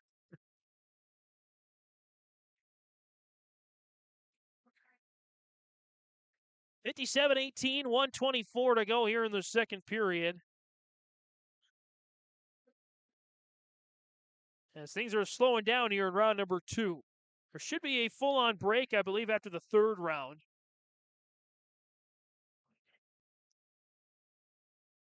And in between rounds, Kevin Kochman and I will do some shifting, and we'll make sure that he's as comfortable as I am right now, which is so comfortable.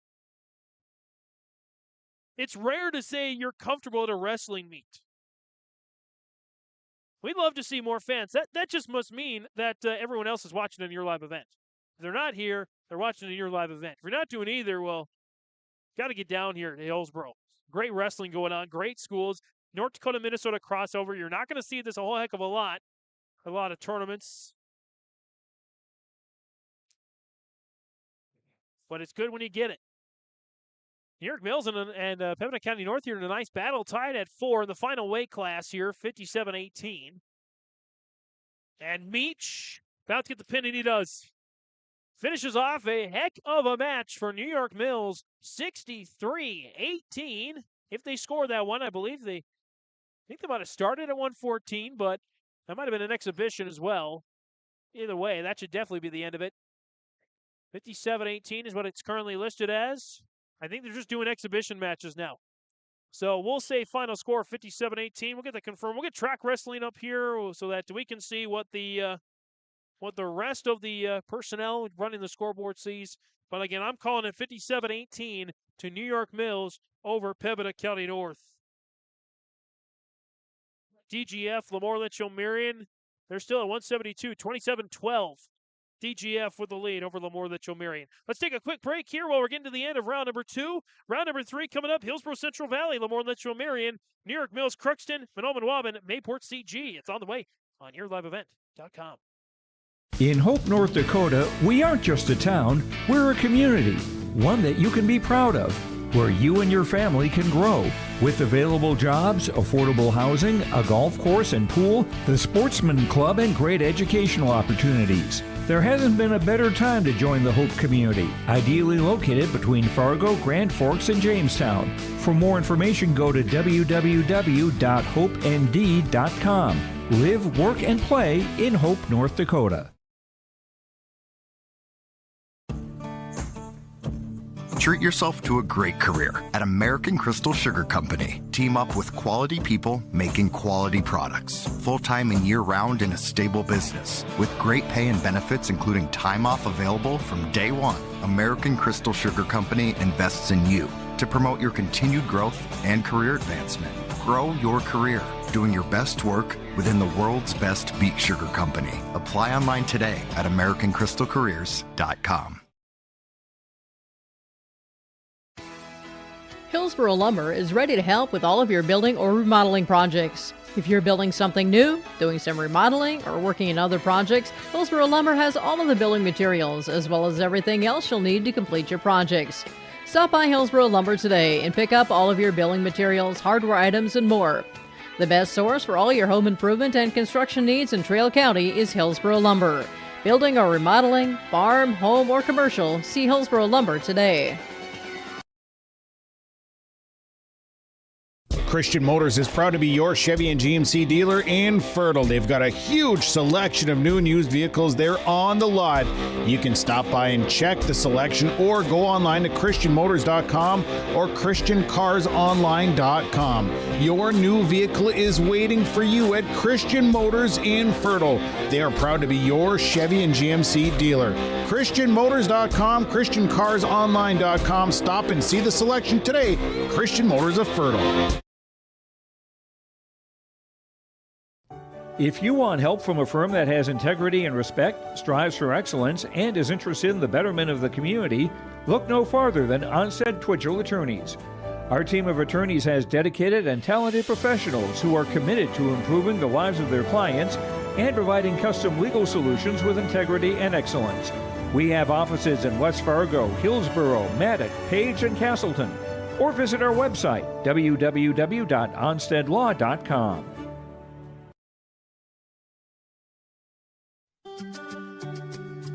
Hi, this is Chrissy Thompson from the Hillsboro-Central Valley School District, reminding you that ethics, integrity, and respect are values important to our daily lives. In our sporting events, educational lessons, and lifetime values taught by school activities. Remember that one simple word, sportsmanship.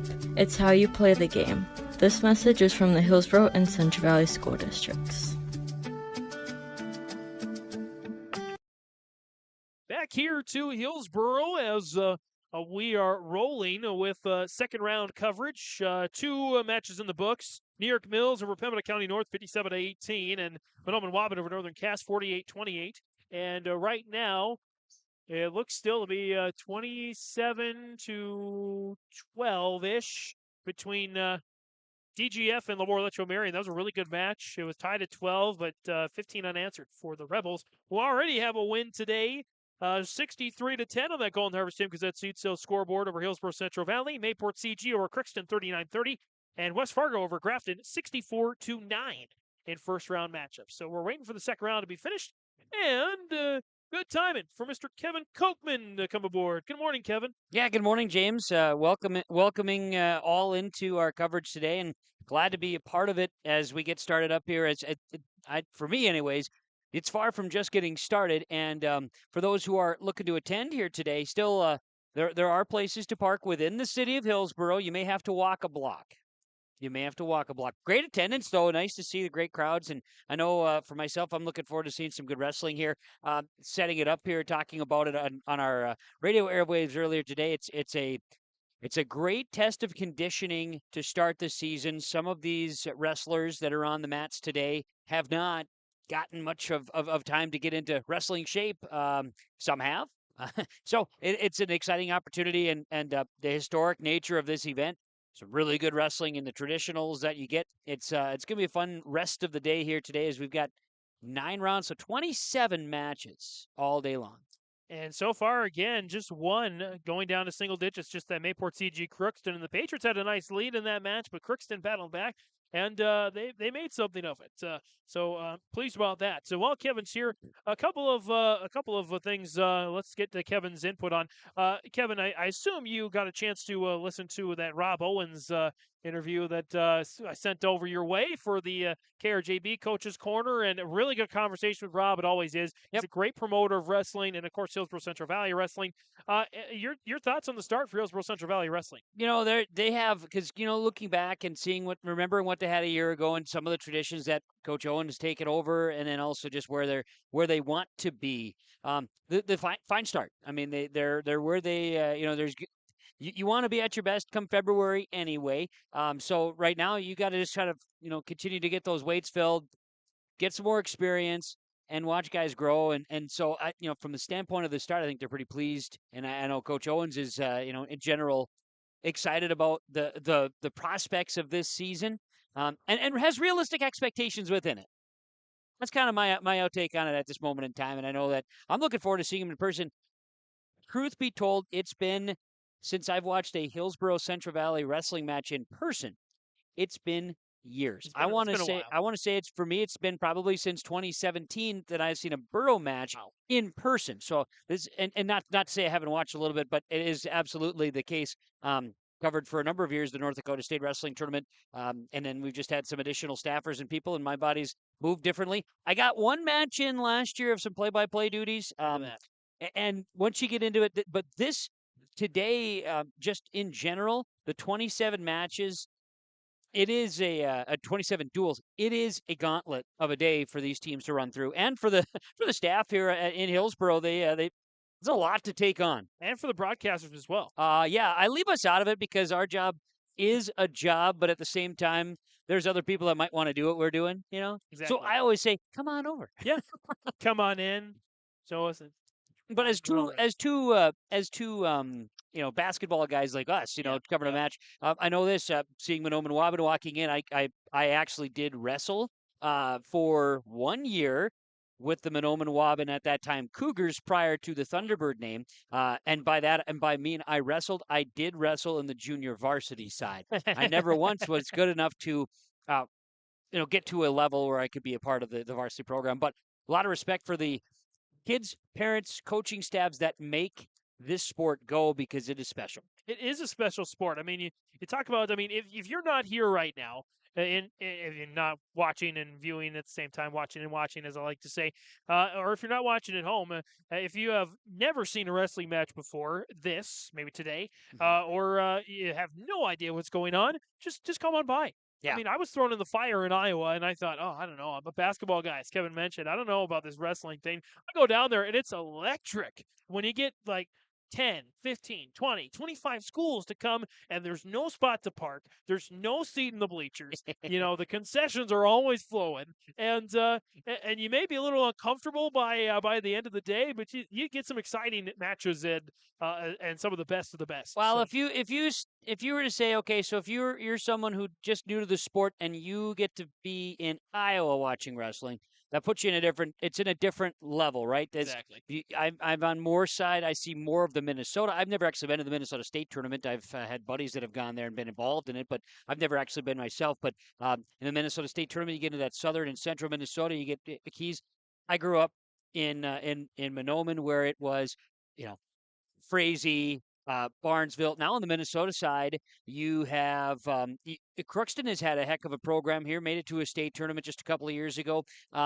Thief River Falls has had a run on the Minnesota side in recent years too, and now United North Central, kind of in that Burham, Monaga, Sabika area. The Monaga, Sabika would be United North Central, tying into that Park Rapids area. That's kind of where some of the hotbeds are.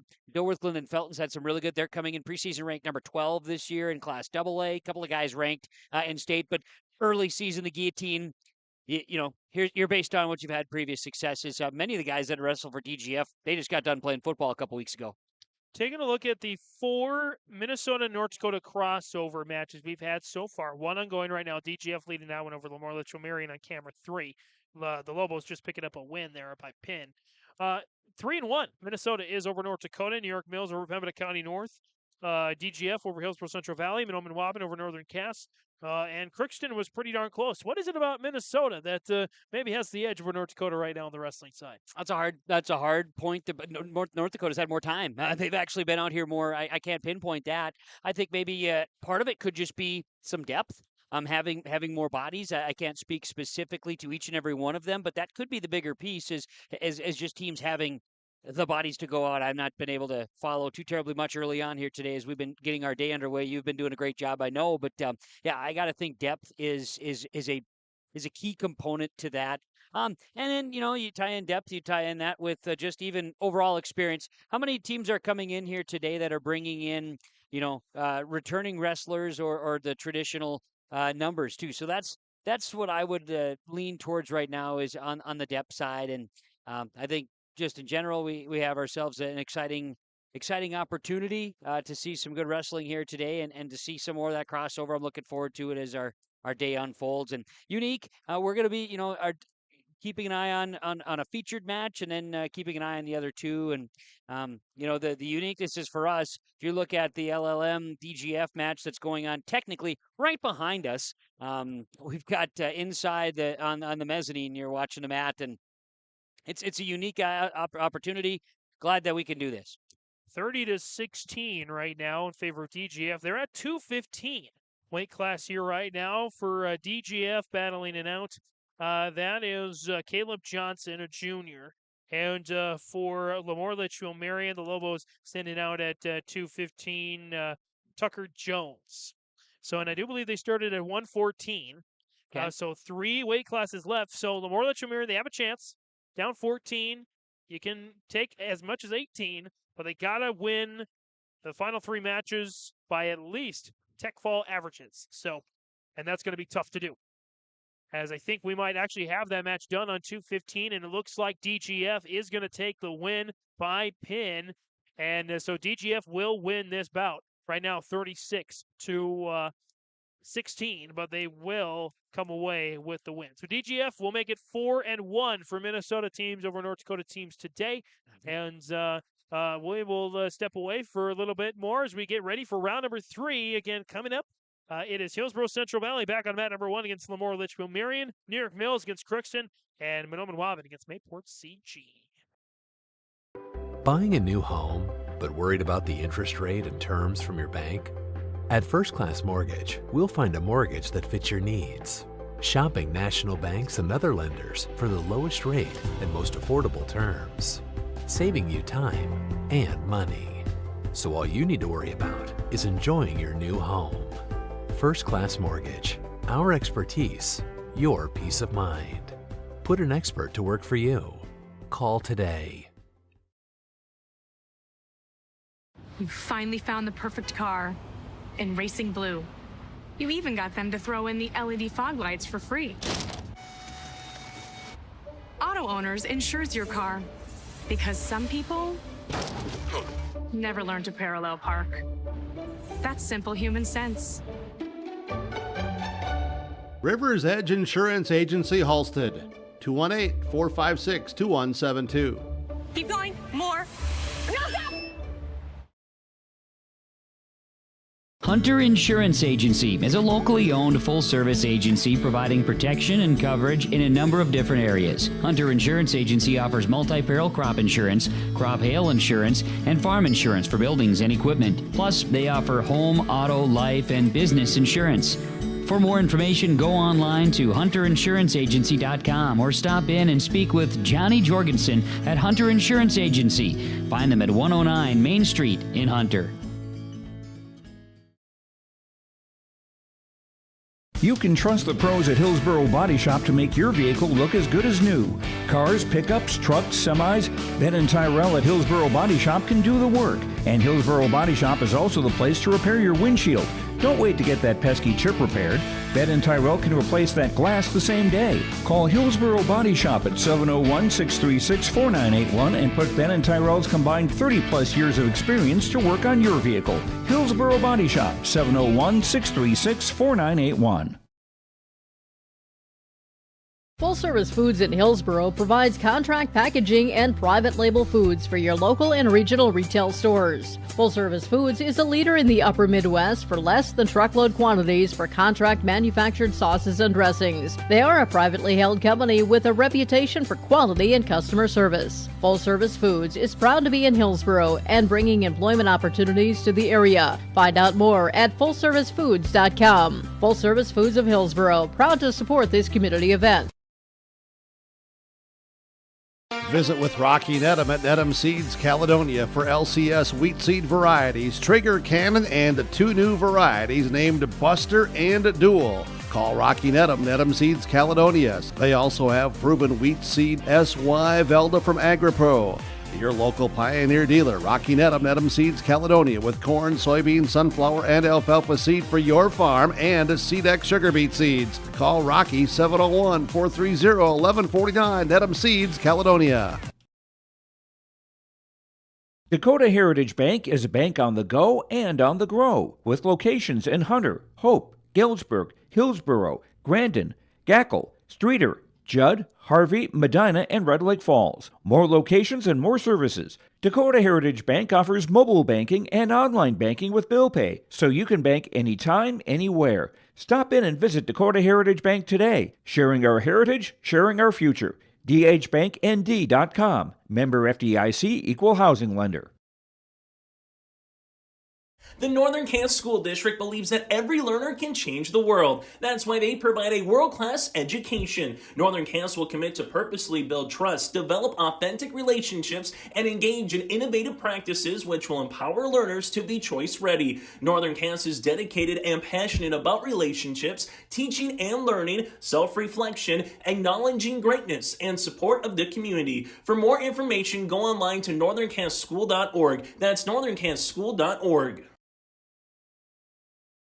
And we're back here at the Hillsboro-Central Valley HCV Duels. Kevin Kochman and James Martins with you today. James has done so much, I decided I'd take over a little bit and do some speaking for him. As we've got on mat number, what's the official number of mat? Number 2. We call this mat 2 over here? Let me reset the. I'm not sure if you want to do that or not, listing. since we have wrestling going. I know we're going to be having our this is now round 3, if I'm not mistaken. Round 3, exactly. Of our HCV duels. And we've got, see if we can't make it move a little bit, but we do have wrestling right now. New York Mills and Crookston.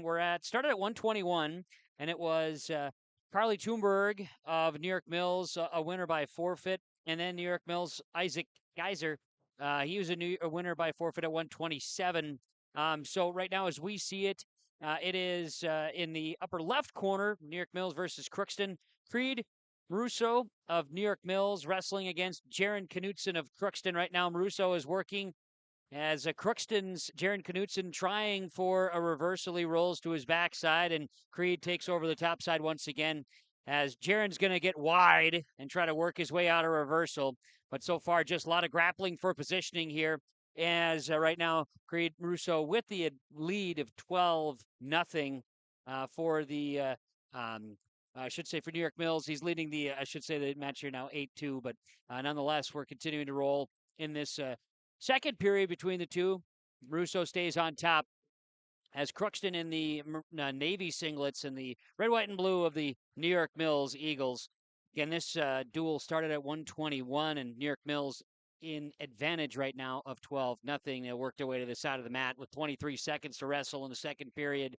It is going to be back to the center we go, getting out of bounds. We're going to have additional matches coming up here. We'll be keeping an eye on, is it LaMoure, Litchville-Marion, Mahnomen, Waubun? Is that accurate? No, we're going to have Hillsboro-Central Valley getting ready against LaMoure. LaMoure. Okay, yep. HCV, and they're ready. LaMoure, Litchville-Marion is going to be moving from the top mezzanine down to the main mat number 1.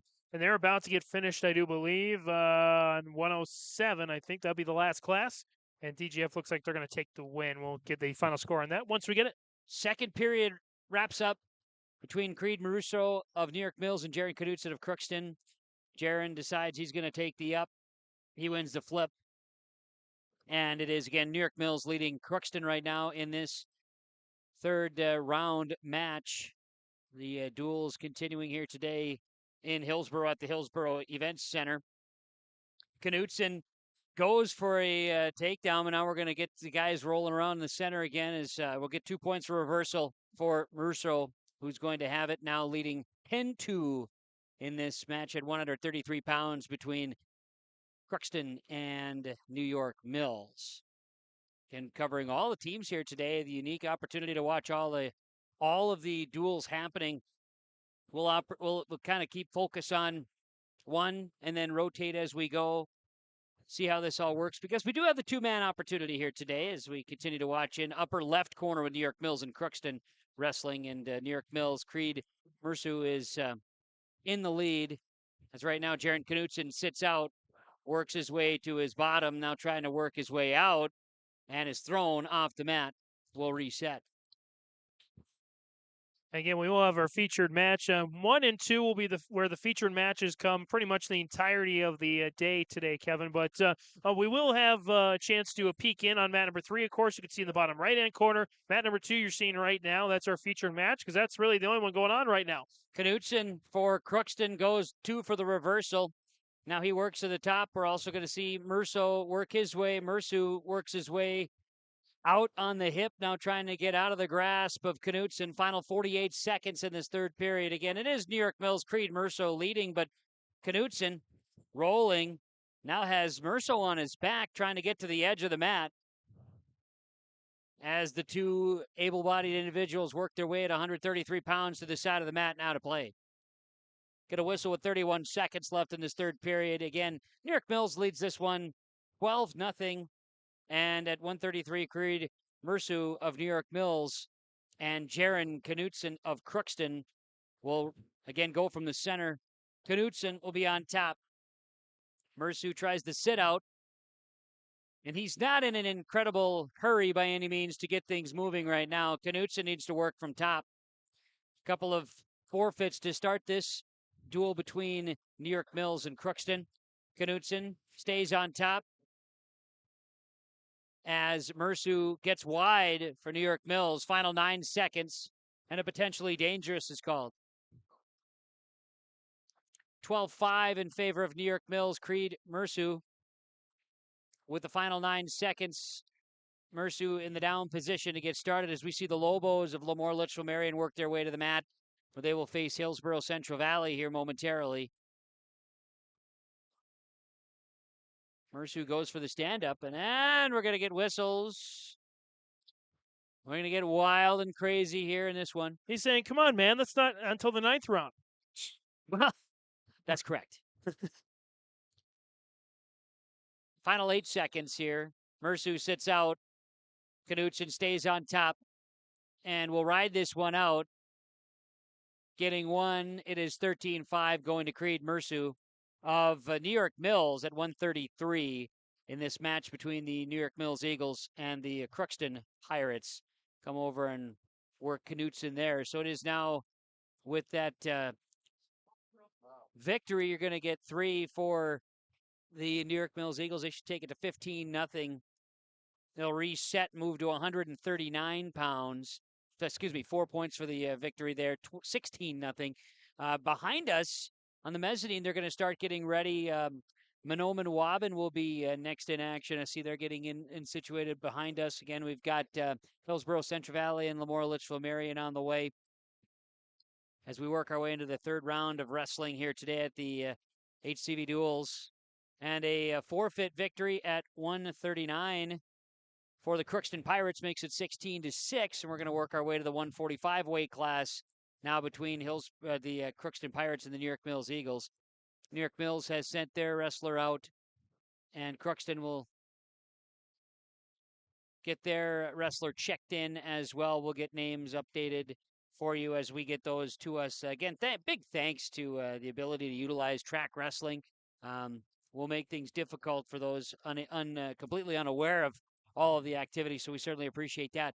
Mahnomen Waubun, Mayport CG, and HCV LaMoure Litchville-Marion will be going here for the third round of wrestling at the HCV Duels today.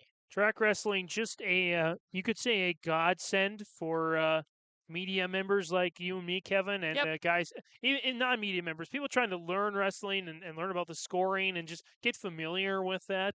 That's just an excellent program, just vital if you want to follow wrestling as a fan, as a media member, as a coach, and anything like that. So we had Gavin Luchny of Crookston winning his 139 by a forfeit again. So that was how they measured that one here. And now we go to the current duel. And on the mat at 145, we're just going to get underway here with Weston Simpson of New York Mills at 145 against Lucas Perala of Crookston. And New York Mills with the lead here, 16-6 over Crookston into the 145 weight class. Perala in the navy blue for the Crookston Pirates, upper left-hand corner. Simpson, Weston Simpson of New York Mills in the down position. He's going to get a wrap around, and now we will reset things as the two will grapple for positioning now. Perala goes for the hand as Simpson backs away. Simpson's looking to set up, trying for a leg. Perala works from up top and has him wrapped around the shoulder. He's going to hold him down. From the knee positions now as Perala's going to work his way to the back and get two for an official takedown. Got to get that on the Crookston side there, and they do. Now trying to work his way, wanting to get a roll here. Perala working from top for the Pirates on top of Weston Simpson of New York Mills here. And Simpson trying to get to the edge and get off and get a reset. Perala in control, has the hand, and now is firmly grasped around that left leg. Final 45 seconds of the first period with Lucas Perala of Crookston leading this one 2-0 early on. Crookston trying to fight back, down 16-6.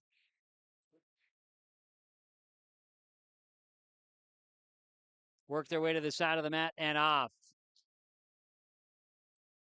New York Mills and Crookston, they'll get back in at 1:45 to the center of the wrestling mat. Will reset things as, again, we're going to get ready on the main mat. You can see Hillsboro-Central Valley and LaMoure, Litchville-Marion, they're going to start getting warmed up here. And, of course, you have to deal with trying to jam in the amount of matches today. What you end up with, too, is dealing with, okay, you got to have a little bit of time off in between your matches or your duel, and in your matches, similar to a tournament day where you just run all day long. You got to wait those 45 minutes, whatever it is there to go in between. Perala and Simpson continue for Crookston and New York Mills, upper left-hand corner of your screen on yourliveevent.com. Perala on top. Simpson's trying to get wide on the bottom side. Meanwhile, Perala and Crookston lead this one 2-0 in the 1:45 first period as we tapped out here, and we'll get into period number 2. And actually, Kevin, they've changed it, at least in North Dakota. I'm not sure this is the deal in Minnesota, but they changed it to where it's only 30 minutes of rest instead of 45. So that's going to make it a lot more efficient, these meets. You'd sure hope so. Perala from the top spot got Simpson in a quick roll. Simpson remains on bottom. Now they're getting the call, trying to crank this one up, and we're going to get a potentially dangerous here on Perala with the 145 weight class. 16-6 is the score in favor of New York Mills as a team within this duel. Good to see a good host of wrestling fans and supporters here today checking out the opportunity to be a part of a full day of wrestling at the Hillsboro Event Center, and of course, coverage on yourliveevent.com as well. Perala trying to work around that left side. Simpson just staying wide here. He's got a good base, but Perala is in control as he's trying to get a roll, and he's got a good position on it. Simpson stays strong, unable to get turned. Perala is wrenching here.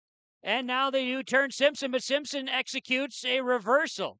But 3 points for near fall that time by Perala. There's the official reversal call. 5-2 now in favor of the Crookston Pirates, Lucas Perala.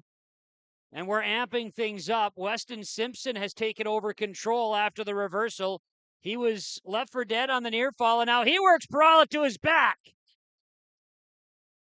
Near fall points are coming for Weston Simpson of New York Mills. Perala trying to do his best to keep that second shoulder blade, but he can't, and it's a pin for Weston Simpson. James, he was left for dead, and he came out and came back and found a way to earn that one, win by fall. Yeah, you see so many stories like that where, you're never over until the final few seconds go out. And so you got to keep fighting, got to keep battling, and they certainly did that time.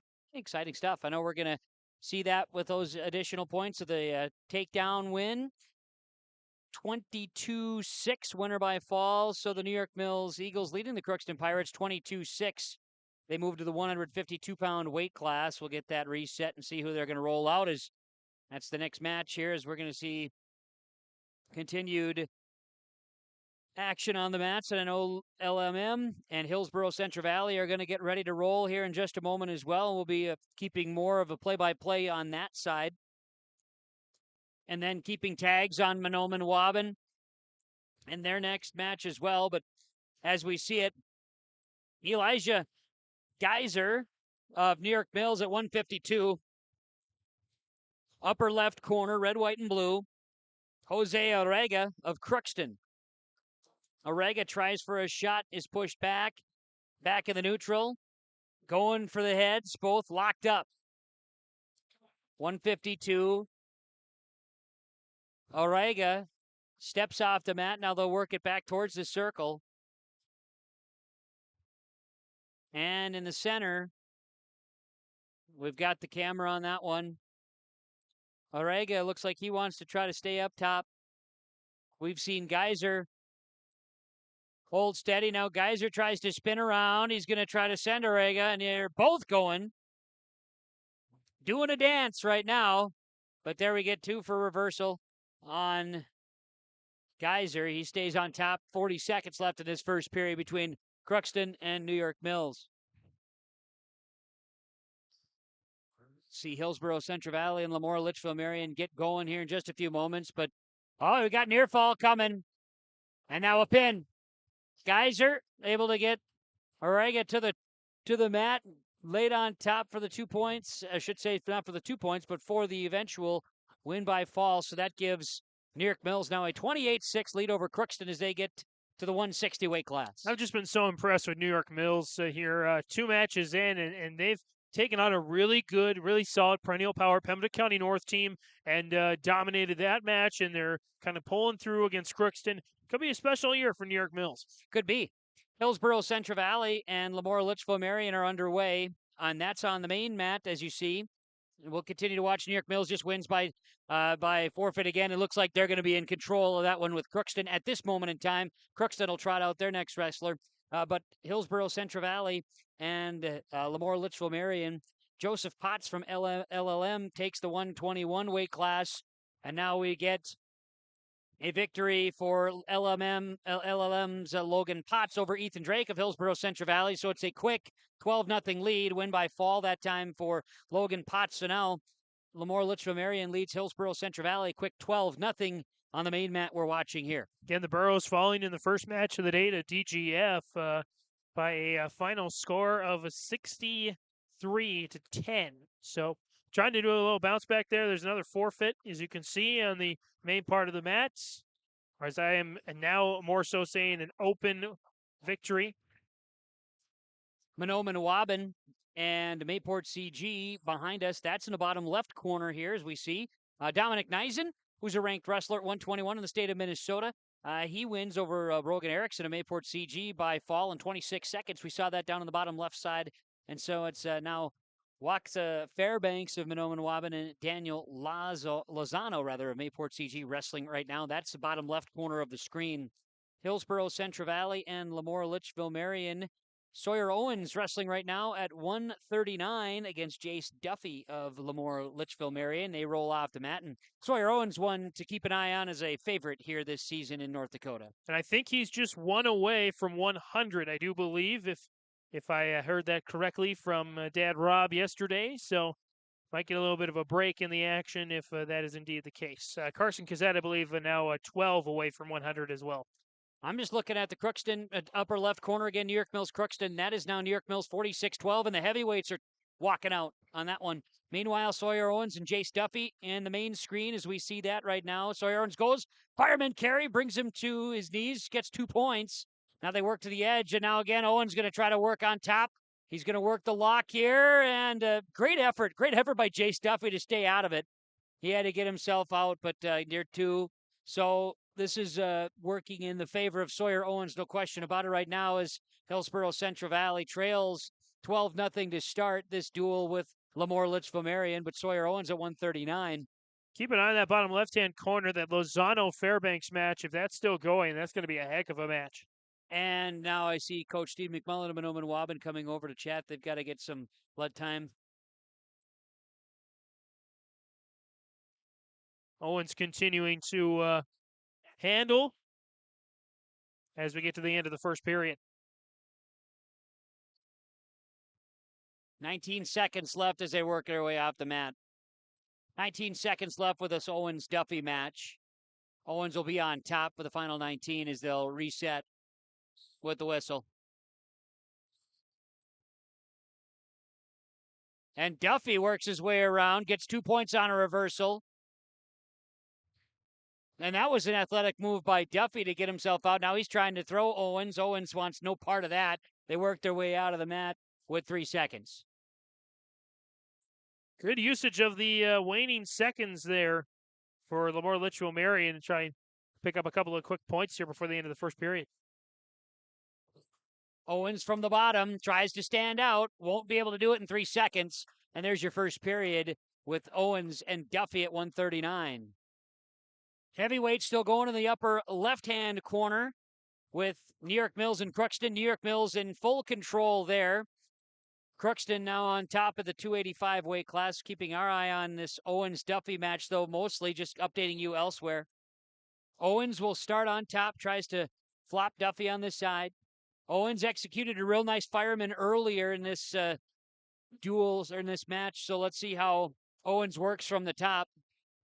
Not sure of Owens' favorite moves, but I know he has had success working from the top, so he's in a position right now that he's typically pretty pleased with. Now 138 is our time left in this second period. As Owens going to work the midsection, now try to cross face. And now we'll throw Duffy. Duffy doing a nice job of staying wide on the bottom. Now Owens trying to set up a carry once again, and Duffy wides out. Not sure if that's a correct term to say wides out, but I like the way that explains what's happening. You're not talking to professionals in wrestling on either side, Kevin. It's okay. We do our best. My experience of abilities is limited, but I do know a few things. Otherwise, sometimes I'll throw my own little instinct to it. But some crossface action here as Owens continues to work on top. He's trying to roll Duffy. Owens going to go shoulder to shoulder and try to get that chest knocked up. He does get Duffy to his back. Owens needs to get strong from the top here, and now will continue to roll. He's got the armbar going, and now will work his back again. Duffy's got a lot of strength in his midsection here. He's just really stretching out. Owens needs to get that left arm of Duffy to flatten here, and he's gonna screw down on this one. Duffy.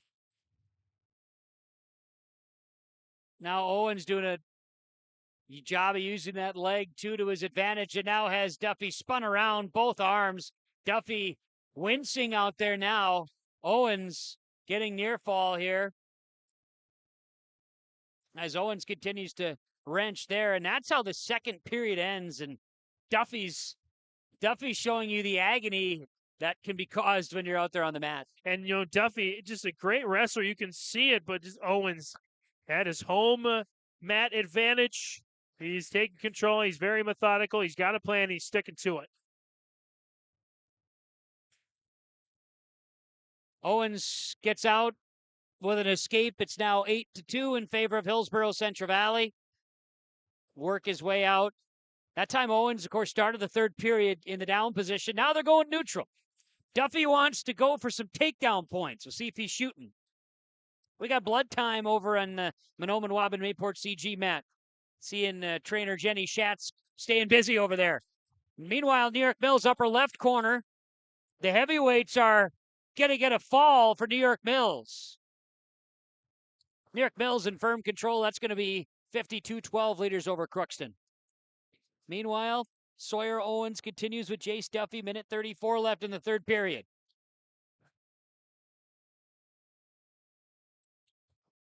Duffy, he's going to need to shoot. Owens goes, wraps up top as they grapple. Owens goes for a two-leg and is able to execute to not quite. Needs to roll it. And now Duffy's trying to spin it. There's the 2 points. Owens gets it. He went for the double leg and is now leading 10-2. And now he's rolled Duffy over. Duffy had to expend a lot of energy there momentarily. Final minute left.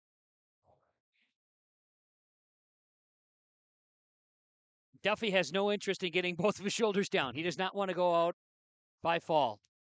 Good fight there for the Lobos. Yeah, absolutely. Something that the Lobos need to take some pride in right now is the way that Duffy is stretching this all the way. Final 40 seconds of the third period.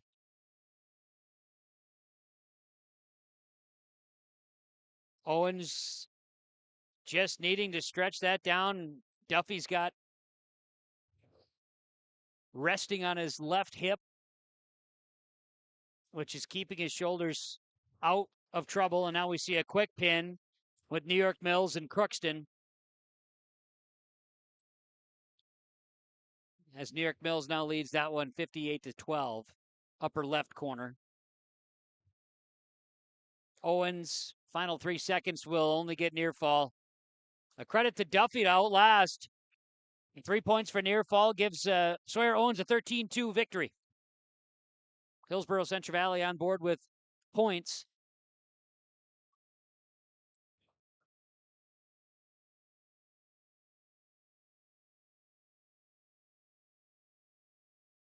And we'll get a reset here.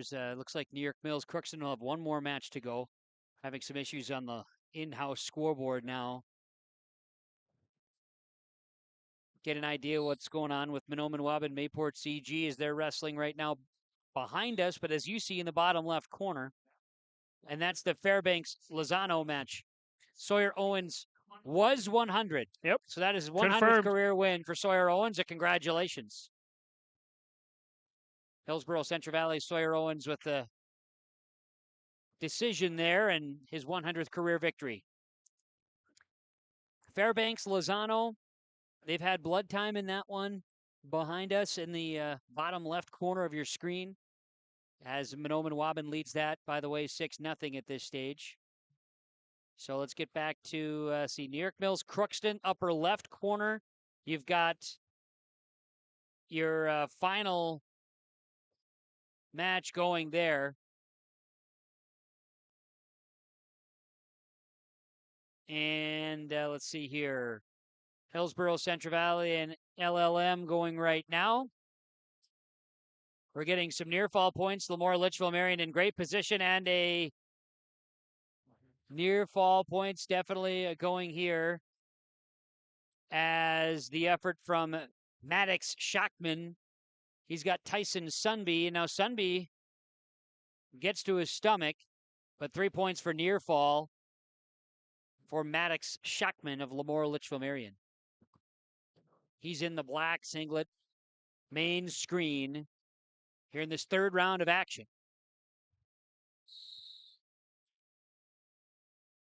Got a potentially dangerous. We'll reset with Tyson Sunby and Maddox Schachman. 145 is the weight class between HCV and LaMoure, Litchville-Marion.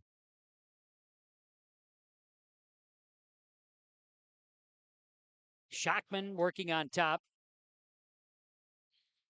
as Sunby gets wide on the bottom. Final 9 seconds here. Schachman working Sunby to his back. Now we're gonna get a near fall. Very close. Schachman had Sunby right where he wanted him. Sunby was in trouble. He gets 2 points for a near. And that puts this score now 7-1 in favor of LaMoure, Litchville-Marion. It's on the main screen here on YourLiveEvent.com. Getting some hollering between Mahnomen, Waubun, and Mayport CG. That's continuing to wrestle on the bottom left screen. It's a tough spot for us to see right there with our camera angle. Fairbanks now on top over Lozano right now on the bottom part of the mat. Looks like Fairbanks on the control there. Start of the second period here with Schachman and Sunby. Maddox Schachman working from the top. Sunby trying to stay wide. Then we're going to get a fall on the upper left corner with Crookston and New York Mills. That one goes to New York Mills.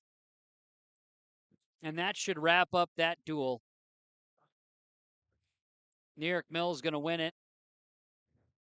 Some handshakes as a win by fall gives New York Mills a 64-12 victory there. Just a control by New York Mills. Crookston, I mentioned just a few years ago, Crookston made it to the state tournament in Minnesota, and they've perennially had individuals that have some strong abilities. This year, a little younger squad, and New York Mills flexing some of the muscles. Meanwhile, we see Maddox Shockman, winner by fall over Tyson Sunby.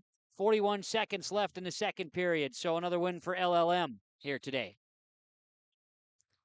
LaMoure Litchville-Marion wins by fall, so they move up now 24 to 4 is their lead over Hillsboro-Central Valley as we work our way to the 152-pound weight class in this third round of the HCV duels today on yourliveevent.com. Third of 9 total today. Xander Dovenmuller of Hillsboro-Central Valley in the blue, Justin Ketterling of LaMoure Litchville-Marion in the black. As the New York Mills Crookston duel is over, there'll be some warm-ups available in that upper left corner, so a little tough seeing some of the action in the Mahnomen Waubun Mayport CG mat just where we're set there, but Hillsboro-Central Valley and LaMoure Litchville-Marion on the main screen as we're seeing that one calling more so that right now, and it's Ketterling from LLM on top of Dovenmuller here in the center of the Burrow mat. Working in the headlock for Ketterling. He's trying to get Dovenmuller out. Dovenmuller stretching out the legs, staying wide, looking for some grip. And a quick slip outside the center circle. Ketterling in control. He's trying to roll Dovenmuller over. And he's got Dovenmuller on his back. And it fall. Dustin Ketterling, winner by fall. 1 minute, 15 seconds into that one gives LLM a 30-4 lead over Hillsboro-Central Valley. Meanwhile, a pin. Mayport CG would pin Mahnomen Waubun just behind us here, and that's in the bottom left corner. I'll get that score updated for you, and maybe keep an eye on that for a second as Hillsboro-Central Valley and LLM, LaMoure Litchville-Marion will roll out their next one. That was Logan Nielsen over Clayton Hoban at the 133 weight class, just behind us there in the bottom left screen, Mahnomen Waubun and Mayport CG. Now that one is 9-6 as Fairbanks beat Lozano, by the way. So that's now a 9-6 lead for Mahnomen Waubun in that duel.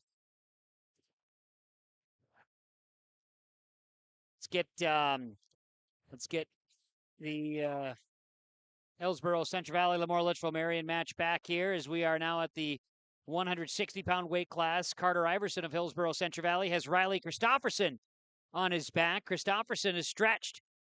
Iverson trying to get the near fall here. Christofferson does a fine job of working around that midsection, and we'll get near fall points, 3 of them, for Carter Iverson. Now he's got Christofferson again with a takedown. Christofferson is out. Carter Iverson, a winner by fall in 58 seconds. Hard-fought win there for Carter Iverson of Hillsboro-Central Valley. And the Burros back on. They're in double figures now. 30-10 in favor of LaMoure Litchville-Marion as we get to the 172-pound weight class. And we're going to wrestle, Mr. Martins. We're going to go wrestle. Yes, we are. Let's get the 170 weight class refreshed here. Hillsboro-Central Valley and LaMoure Litchville-Marion. Ben Thompson. He's got Henry Lettenmeyer on his back as we get into some of the weight classes where the Burros like their chances here today. Lettenmeyer is fighting.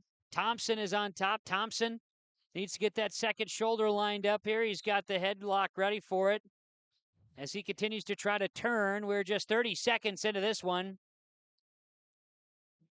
We are centimeters away, and there it is, the call, and it's a fall. 1:26 left, so that's 34 seconds. A win by fall for Ben Thompson, and the lead is cut in half, 30-16. Definitely within reach for the Burros. They've got plenty of opportunities here with 189 weight class coming next. 4 of them, 4 weight classes left. Yeah. So let's get this one up. At 189, Braden Chenault and Cale Hebel. Hebel going for LaMoure, Litchville-Marion. Chenault for Hillsboro-Central Valley. Two absolutely dominant wrestling families right here, Chenaults and Hebels. You know it's going to be a good match right here, Kevin. Absolutely. And you got Dad Larry over here just sweating.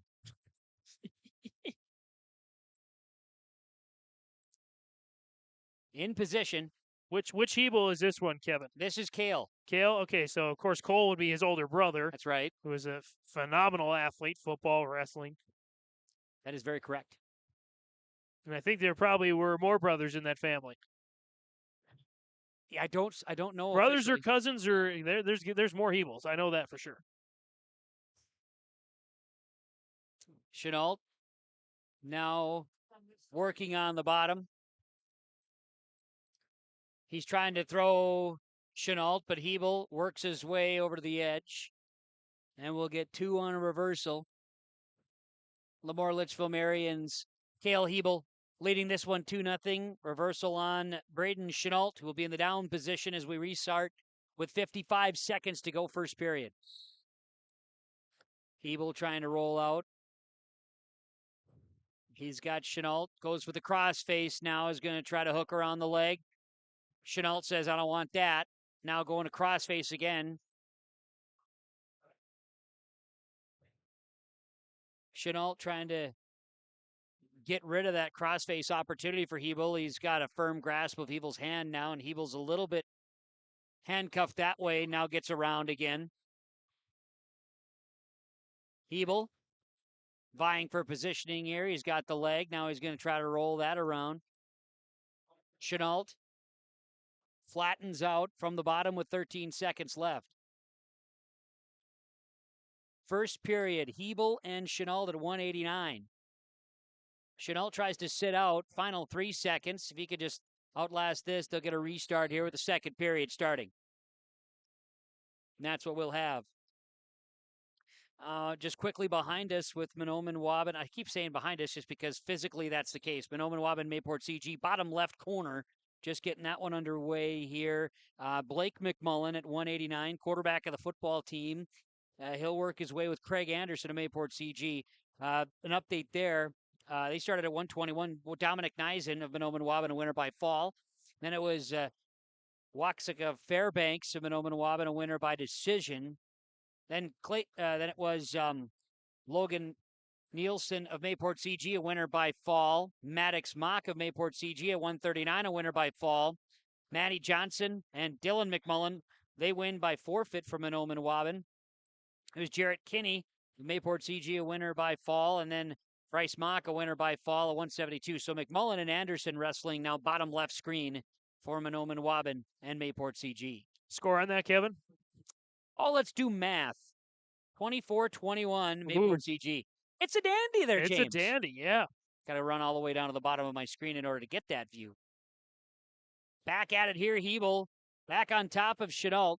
Hebel leads at 4-0. Chenault stays flat and is just trying to widen himself here, not allowing Hebel. Hebel wants to try to roll here and now will execute.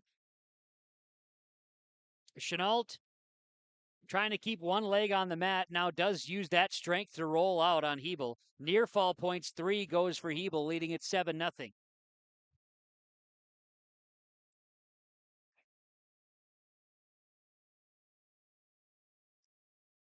Hebel from the top, Chenault. All fours on the ground here. Hebel wants to take away Chenault's left arm. Try to work a roll here and wear him out. Hebel's got a lot of lower body strength. Check that. Chenault does. I can't say about Hebel. Hebel probably does as well, but Chenault utilizing that lower body strength here on the bottom. I would imagine they both have a lot more strength than we do. Well, the two of us for sure. Exactly. Maybe not in their prime though, James. Two of them in a fight would definitely take down the two of us in a fight. Yes, that's for sure. They've got a. I think I don't weigh 189. That was a long time ago. Hebel just rolled Chenault, and now that's the end of the period. Again, near fall. So that goes 9-0 in favor of LaMoure Litchville-Marion's Cale Hebel. Braden Chenault says, let's start neutral. Braden needs to get some takedowns here. Hebel, the lankier of the two individuals. Chenault, a little more stocky as far as less height. Hebel uses some of that, I'll use the word wingspan, but uses some more of that length. And that's benefited him here in this duel. Hebel trying to, again, work from the ground where he's been successful so far in his 9-0 lead over Braden Chenault. And does get 2 for takedown there, making it 11-0. In position for the decision, but we'll see as Chenault gets wide. Hebel on top. Approaching some tech fall as well. You got to think strategy for Hebel, picking up maybe an extra point by doing some takedowns as opposed to going for the pin. He'll work Hebel. Hebel will work Chenault again to the ground and to the mat with 1 minute to go. 1 minute left, third period. Hebel in control on top, trying to roll Chenault, and does. Chenault spun around, unable to get a reversal on it. And now with the arm bar, we'll see Hebel. He's got a good position, an opportunity chest to chest, and he's going to try to set Chenault down. Chenault still has one of his limbs on the mat here, but that's not enough. It'll be a fall with 30 seconds to wrestle in the third period. So that goes 5.5 on a fall for Cale Hebel. And LaMoure Litchville-Marion now 36-16 over HCV. Great work for Hebel. You know, he, again, the strategy is if you don't think you're going to get the fall to maybe give up an escape point and give a couple of quick takedowns, maybe some near fall points, get the tech fall 5 points. But Hebel knew he could get those 6 points, and he certainly did that. Open victory for LaMoure Litchville-Marion once again here. So it'll be 42-16 in favor of LaMoure Litchville-Marion. Bottom left, we just saw Blake McMullen win by fall over Craig Anderson of Mayport CG at 189 for the Mahnomen Waubun Thunderbirds. They now take a 27-24 lead over Mayport CG. And weight class, they're going to 2-15 now. So they got 3 left, I think. 3 or 4. 4 left. Yep. So That's, anybody's game down there. Bottom left corner for you on that one. Keeping an eye on that. Now for Hillsboro-Central Valley, LaMoure Litchville-Marion, our guy Fernando Rios and Gavin Christofferson. I like Fernando because he's helped us out on yourliveevent.com. With the camera? Absolutely. In fact, if you wanted to, he'd press all the buttons. He's a talent. And it's first year wrestling last year. Yep. Went to state. Yep. Wasn't sure, saying, I don't know, Coach Owens. I don't know that I'm cut out for this. And Rob told him give it a try, and Fernando certainly did, and it paid off. Look at Fernando's techniques. Again, Fernando doesn't have a lot of length, but he has definitely size and strength. Christofferson going for positioning. Rios in the blue, working their way outside the center circle. Rios trying for a throw here. It's not going to happen. Christofferson has worked his way to the edge of the mat. Rios brings him back in. Has Christofferson down to one limb there, but they'll get back to all tree trunks on the ground. Rios and Christofferson are locked up. Meanwhile, Mayport CG is going to get a fall victory. Go ahead 30-27 over Mahnomen Waubun as they work their way to the heavyweights. Rios has Christofferson on the ground, gets 2 points for takedown, and now is going crossface on him. Fernando Rios crossface on Gavin Christofferson, trying for the pin. Rios on top, continues to lay it out. Christofferson doing all he can. Final 20 seconds. Fernando stretching. Christofferson. If Fernando could find a way to get that left arm, he couldn't do it. 2 near fall. 4-0 in favor of Fernando Rios and Hillsboro-Central Valley. Final 5 seconds of this match between Rios and Christofferson on the main circle. I tell you what, Kevin, Christofferson went for the shot initially, but Rios turned it around on Christofferson. Christofferson didn't finish the job. And thus, Rios got the control, and he's up 4-0, headed into the second period. Bottom left corner. Joshua Curvenin of Mayport CG against Damian Cochran of Mahnomen Waubun, with Mayport CG leading that duel 30-27. They're in the final 3 right now, as you see in the heavyweight class in the bottom left.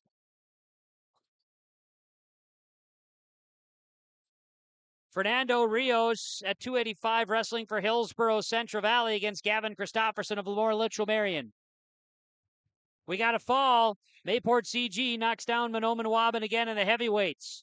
Mayport CG in control. They're now 36-27. Great match, a great duel that's been. See, John Short's going to have to dig deep in the scorebook here to try to find someone in those lower weight classes, the last two from Mahnomen Waubun. Rios now up 6-0, a minute 12 to go here in the second period.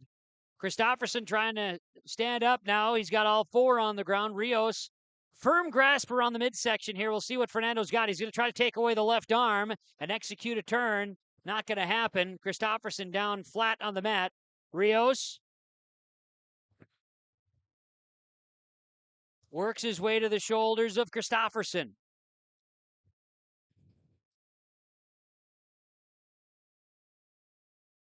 Rios, early season, 285, second year of wrestling for Hillsboro-Central Valley, and we're going to get a potentially dangerous here with 34 seconds left in the second period.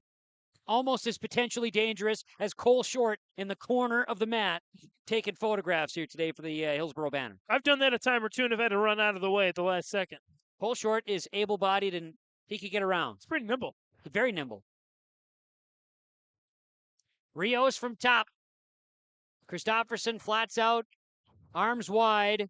Fernando trying to work the lock on top. And Fernando works a turn. He wants a twist, not going to get it. Now he'll reposition. Christopherson didn't have much time. 10 seconds to go. Second period. Fernando Rios leading 6-1 over Gavin Christopherson as the second period will come to a close.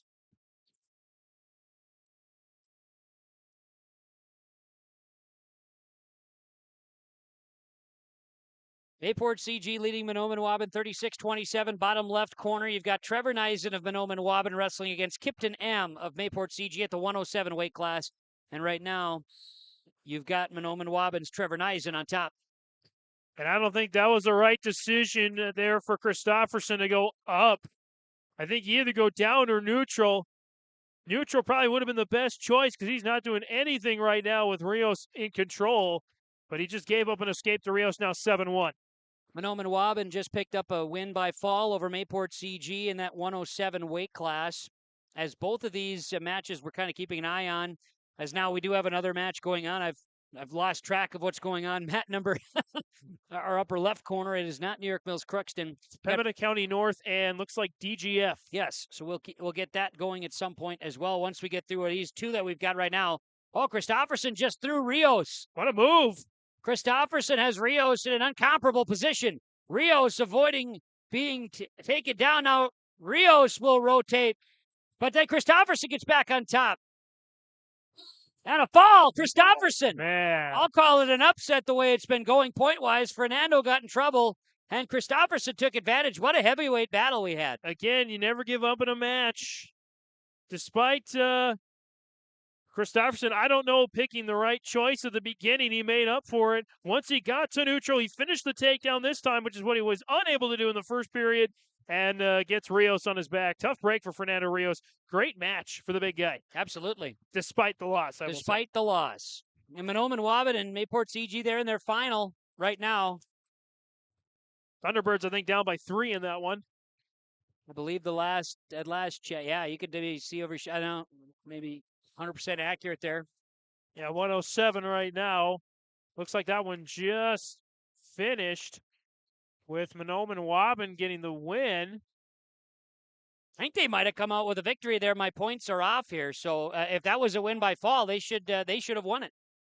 Right now it was 36-33 Mayport CG. If that was by fall, that was by fall, so it should be 39. Yep. Should be Mahnomen Waubun taking it in the end. What a comeback. Exciting in that bottom left corner.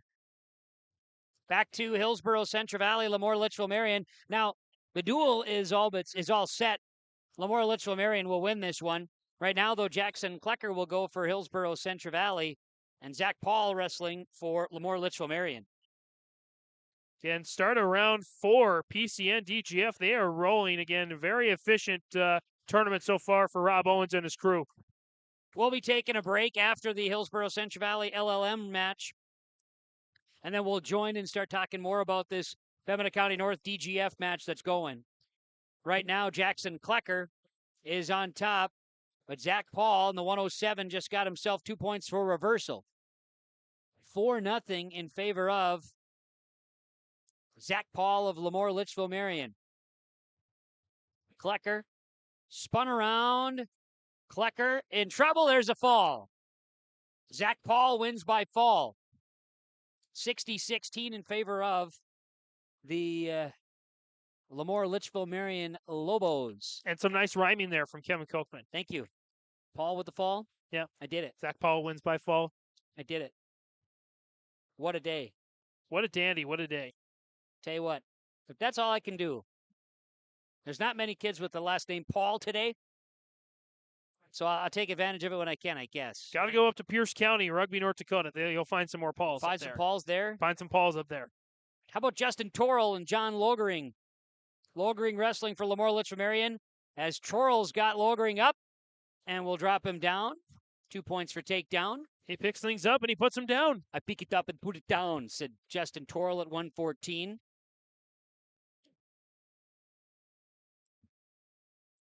$60-16. That in favor of LaMoure, Litchville-Marion. Is this the final weight class of this duel? Part of the third round of the HCV duels. Fourth round is underway right now as we see up at upper left-hand corner. And we'll get everything updated for you with DGF wrestling against Pembina County North. And they are early on here in that one. And next up on mat 3, by the way, after Mahnomen Waubun comes back with the win over Mayport CG, it's going to be Grafton and Crookston. That's going to be up on mat number 3 there in the bottom left-hand corner. DGF 2-0 on the day today. Pembina County North is 0-1. Hillsboro-Central Valley will fall to 0-2. LaMoure, Litchville-Marion will go to 1-1 in the dual competition today. Coral continue to work on Logering here. Final 40 seconds of this first period of 114.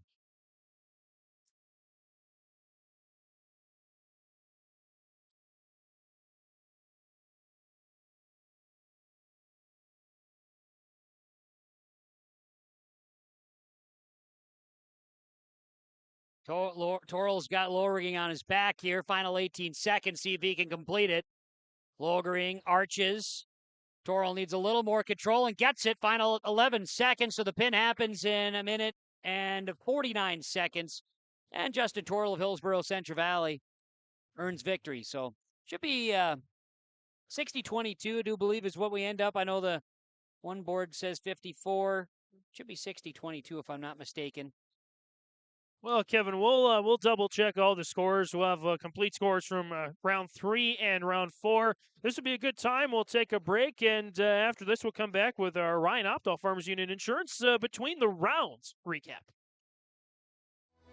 Even as a kid, I knew I wanted to be part of Polar Communications because they have such a long history of taking care of their employees. I'm grateful that we get to work with great people every day, and I get to go home at the end of the day knowing that what we did for the day matters. It's a great place to be part of a team and feel like you're achieving so much more than just answering a phone call. Polar is more than that. Polar is family.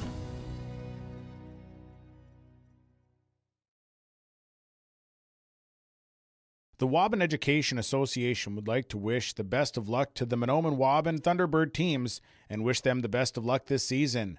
Proud to cheer on and support the Thunderbird students in the classroom and in all extracurricular activities. Your hard work and dedication make them proud to work with you every day as part of the Waubun-Ogama-White Earth School District. Good luck and go Thunderbirds from all the members of the Waubun Education Association.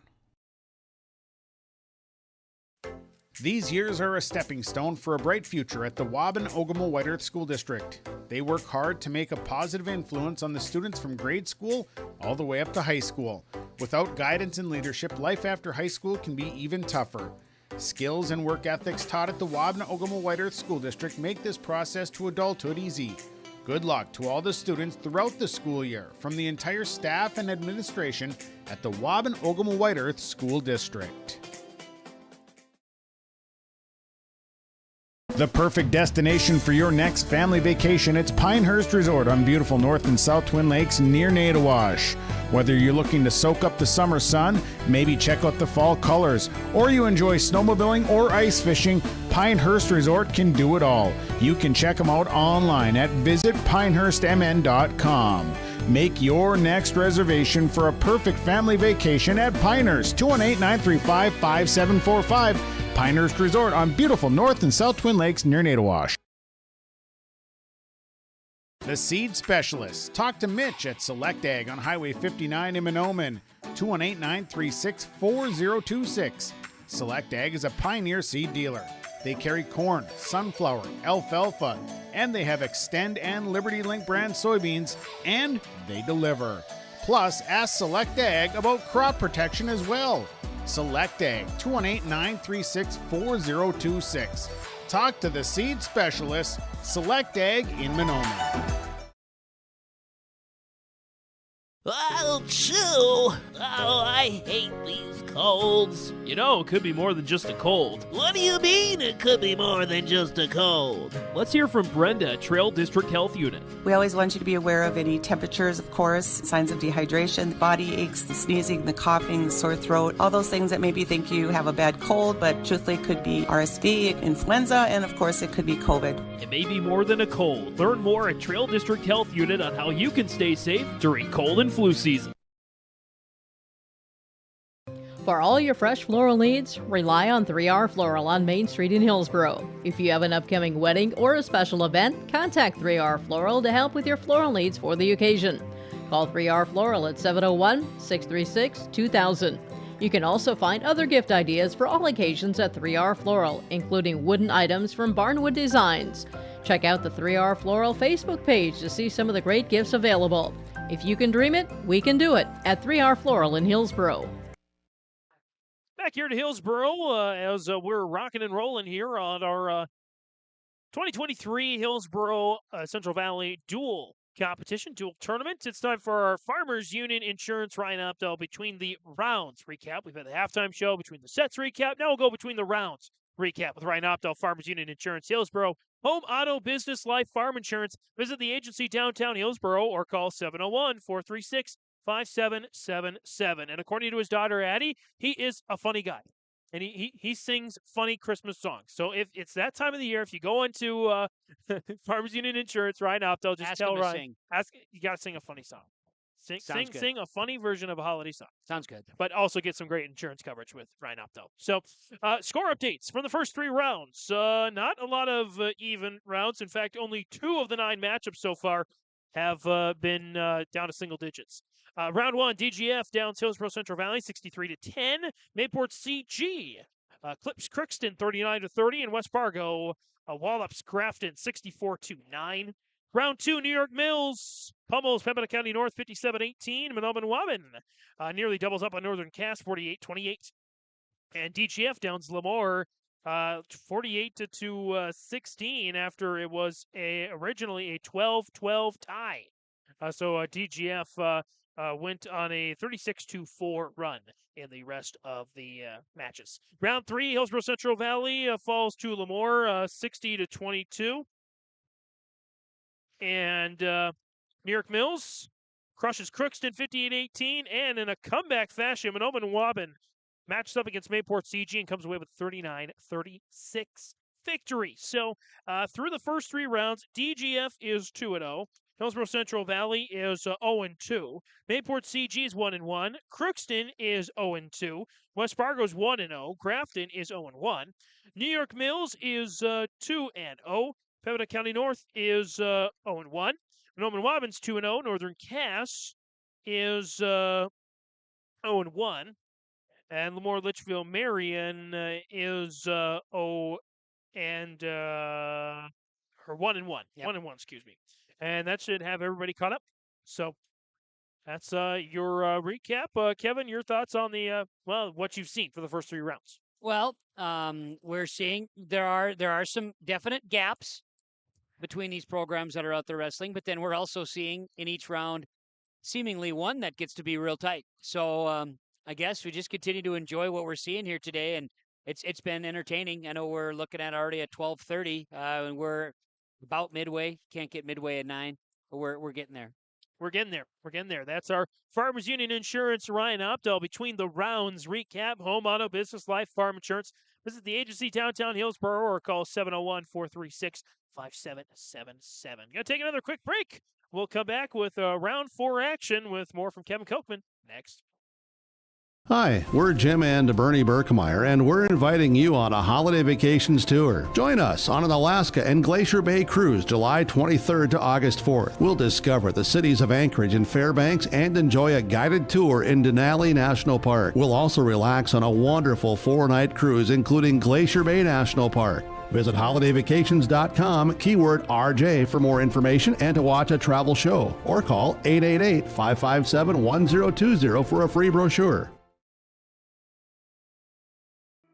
Goose River Bank is here for the communities we serve, building relationships that last a lifetime. Serving the strong Red River Valley and beyond, we are your neighbors, friends, and family, committed to providing everything from everyday personal banking to loans for your farm or business. Visit one of our locations in Mayville, Hillsboro, or Hatton, or reach out and we'll happily come to you, because it's the neighborly thing to do. Goose River Bank. Strong bank, strong communities. Whew, sorry I'm late. I had to walk again. Where's your car? Whew, the auto shop said it would take a few months to fix. You should have taken it to Abra. Abra Auto Body can fix your car faster than the other body shops. After your claim is filed, Abra handles the rest with the insurance companies and adjuster. Lonnie and his team will take good care of you. Visit us on 32nd Avenue South or schedule your appointment at abraauto.com. Abra Auto Body, right the first time, on time. Abra Auto Body, Grand Forks. Well, here we go, back on the HCV Duels and coverage here today on yourliveevent.com. My name is Kevin Kochman, and James, just a minute here to let himself collect himself. He's been hard at it since about 7:30 this morning here at the Hillsboro Event Center, getting things rolling. Tremendous stuff. Reset of all the cameras. So our main screen, West Fargo and Northern Cass wrestling right now. Upper left, Dilworth-Glyndon-Felton and Pembina County North, where right now we're at the 139 weight class. DGF with wins at 127. Carter Julien, winner by fall. Then Jacob Libke, who's ranked in the state at 133. He wins by fall. So Zeke Symington of Pembina County North wrestling in the black and gold singlet. Xander Deutsch of DGF wrestling in the white and gray singlet. DGF leads that duel right now, 12-0. We'll have Grafton and Crookston in the bottom left corner. That'll be the later start, as we're going to be getting that going here very shortly as well. But in the Northern Cass and West Fargo duel, which is on the main screen right now that you see, we'll get ourselves reset here with Northern Cass, West Fargo. Duel 10 of the 27 that's going on here today. It was Tanner Thorson of West Fargo, winner by fall at 127. So right now on the mat at 133. Reed Volden of Northern Cass, who just got away with an escape against Drew Hettenbaugh of West Fargo as they wrestle on the main screen now. Volden of Northern Cass in the yellow singlet, green singlet of West Fargo. And Volden goes for a single leg takedown and gets it. Volden from the top whirls Hettenbaugh to his back. Hettenbaugh trying to stay on that front side, work their way over to the shoulder. Volden from the top, 40 seconds left in this second period of this 133 weight class. And it is Northern Cass, Volden leading 9-2. Volden stays on top there. Hettenbaugh getting wide, now works his right leg out. Tries to spin away, can't do it. Volden, strong grasp around the midsection. 15 seconds left to wrestle in this 133 weight class. Volden from the top, 5 seconds left.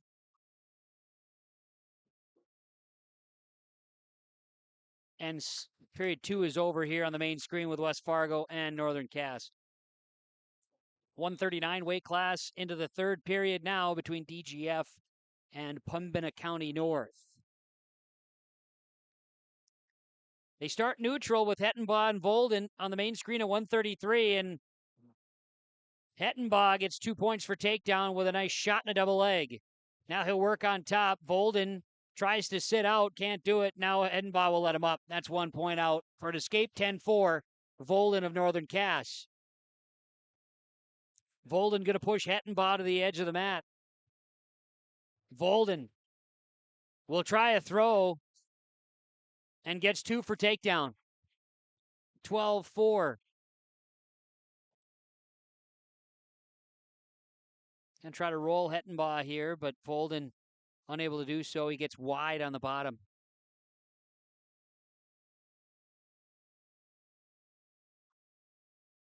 There'll be some empty weight classes for Northern Cass. Not many. They had the first one empty against West Fargo, winning that one by forfeit. Volden stays on top. Hettenbaugh is flattened out. 47 seconds remaining in the third period. Northern Cass, West Fargo on the main screen.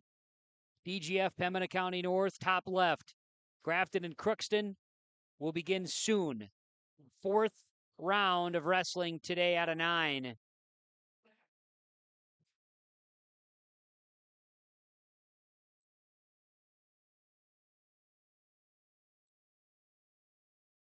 Volden trying to get Hettenbaugh spun, unable to do so.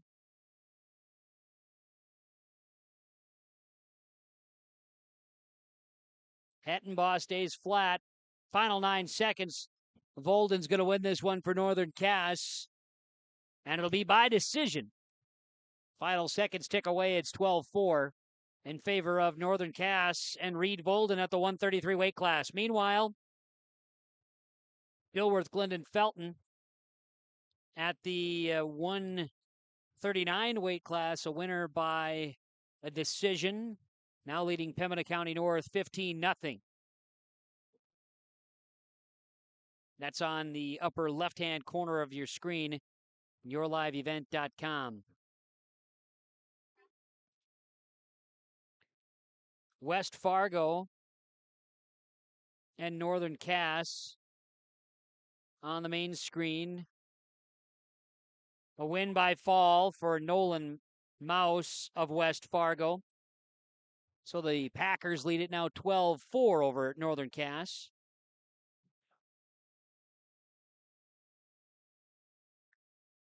Looks like the Jags and the Packers are going to roll out. They can't roll out another one here for the Jags. Is West Fargo going to earn another victory? It looks like that may be the case.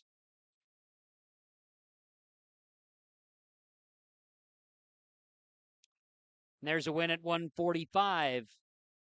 And then the next class at 152. Always makes it difficult when you're hoping to get some wrestling action here, but the guy's sitting out. So it was Ahmed Falier, Owen Magnell, and now at 152, another open win for West Fargo. Now we're going to have a wrestling duel. We're going to have one here in the 160s, so hang tight for Northern Cass and West Fargo. Luke Murch and Kenneth Johnson wrestling here at 160. So Luke Murch wrestling for the Jaguars of Northern Cass in the yellow and Kenneth Johnson of West Fargo in the green. That's on the main screen. Let's switch attention briefly here to Pembina County North and Dilworth-Glyndon-Felton.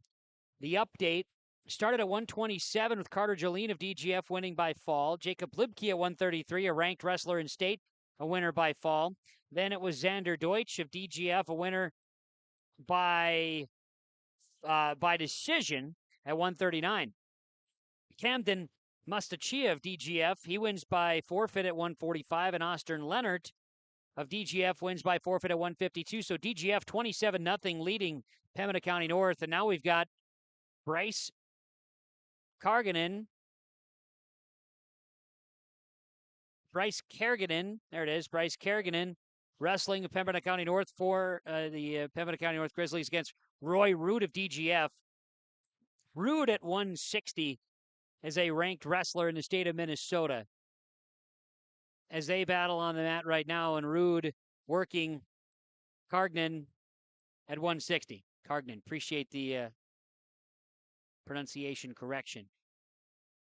So DGF is looking to extend their 27-0 lead in their duel against Pembina County North. Dilworth-Glyndon-Felton coming in this season, a double-A team in the state of Minnesota, ranked number 12 by the Guillotine. And now Rude has spun, this is upper left-hand corner, Rude has spun Cargnan. No near falls.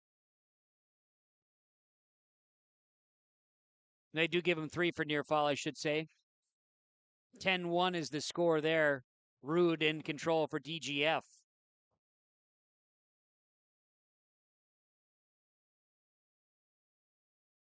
Northern Cass, West Fargo continue their duel with Northern Cass trailing. West Fargo Packers lead that one 24-4. They'll get a reset here at 160 with just a second to go. Second period of the 160 match between DGF and Pembina County North, with Rude getting 2 for takedown.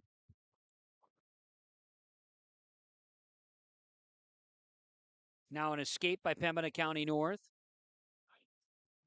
12-2, Roy Rude leads that one for DGF. West Fargo at 160 trying to get themselves to another win by fall. And it's going to be very close here. Early in the second period, Northern Cass is in trouble at 160.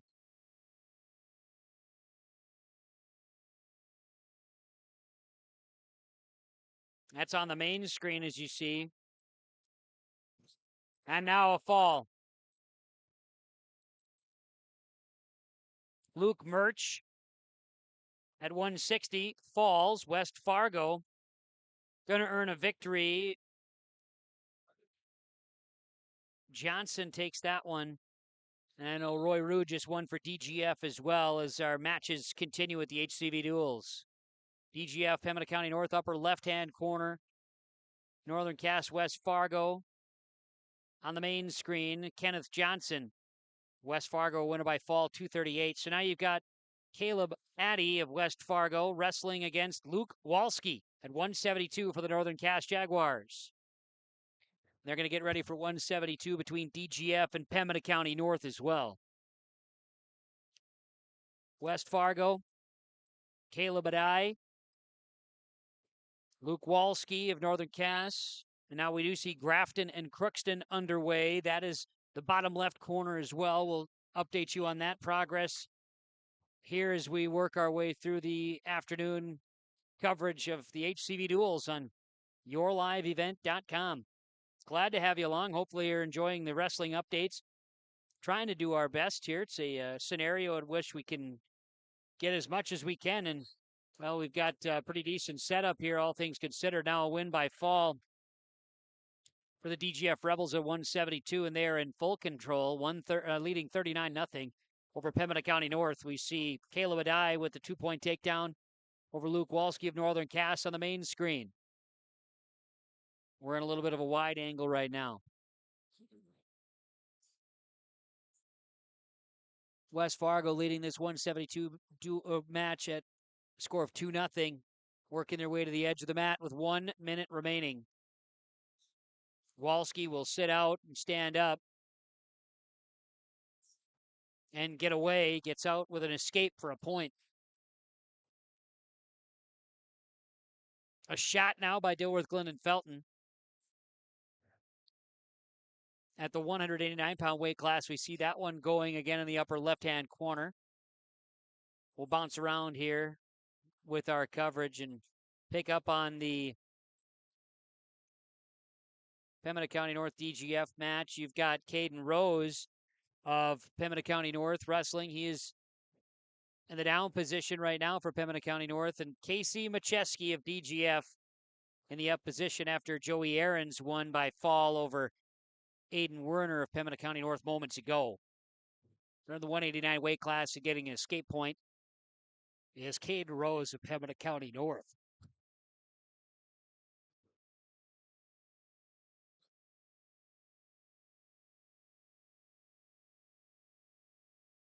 take a peek right now as West Fargo again continues to lead over Northern Cass on the main screen.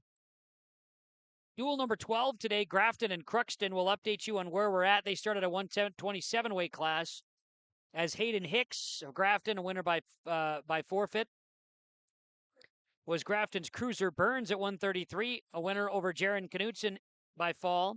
Gavin Luchny of Crookston at 139, a winner by fall over Grafton's Isaac Navarro. Lucas Perala, a winner at forfeit for Crookston at 145. And right now, Shaden Thomas of Grafton wrestling against Jose Araga of Crookston at 152. That's in the bottom left screen there at the 152 weight class, where Grafton and Crookston are knotted at 12 right now.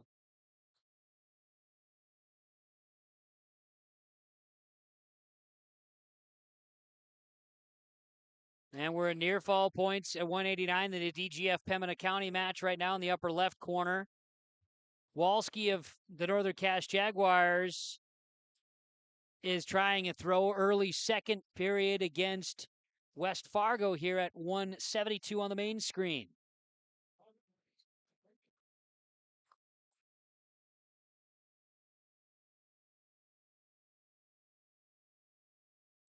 Final seconds of the first period at 189 between DGF and Pembina County North, upper left screen. Casey Macheski and Caden Rose, they worked their way to the edge of the mat, and they'll reset for second period action.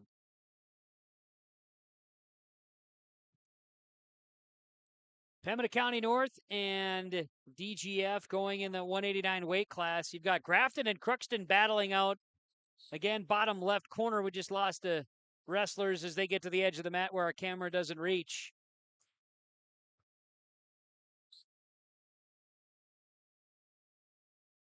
Pembina County North, DGF. Caden Rose working on top. Casey Macheski working his way to his feet and gets 2 points for a throw and a takedown of Caden Rose. That's in the upper left corner. And we'll get a fall. West Fargo gets a win at the 172 weight class. A win by fall. That's on the main screen.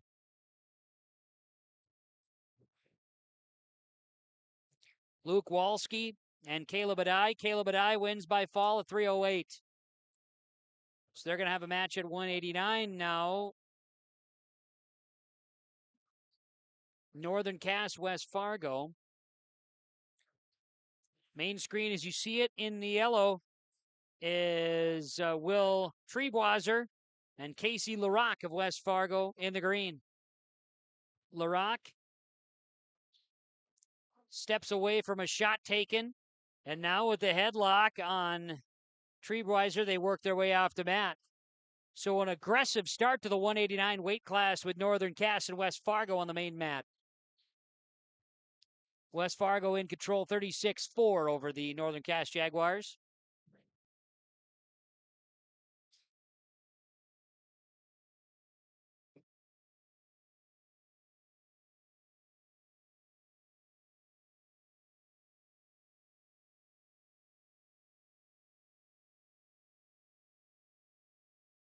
Meanwhile, you've got the 189 weight class DGF. Macheski continues to work on top of Rose for Pembina County North. They're in the final seconds of the second period, and the whistle will blow. DGF in fair control over Pembina County North, leading 39-0. But this 189 match with Rose and Macheski is a couple of strong versus strong. It is Macheski leading 12-1. Meanwhile, for the West Fargo Packers and Casey LaRock, he's trying to turn Will Treeboiser. And he's got Treeboiser on his back. Treeboiser gets wide and stretches both arms out. But LaRock again on top. He'll try the crossface.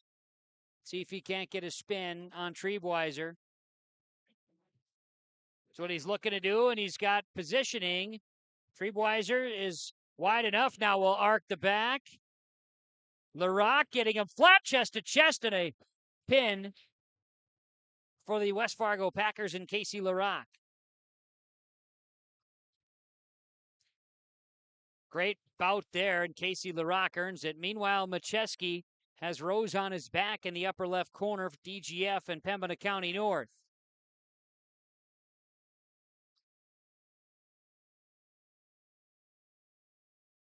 Macheski chest to chest on Rose. Rose has no interest in letting that left shoulder go down. Macheski stays on top and will continue to work it. Final 46 seconds there in the upper left corner. DGF trying to maintain their stranglehold over Pembina County North. 3 points near fall, final 38 seconds there, and that's going to be a tech fall. DGF wins at 189.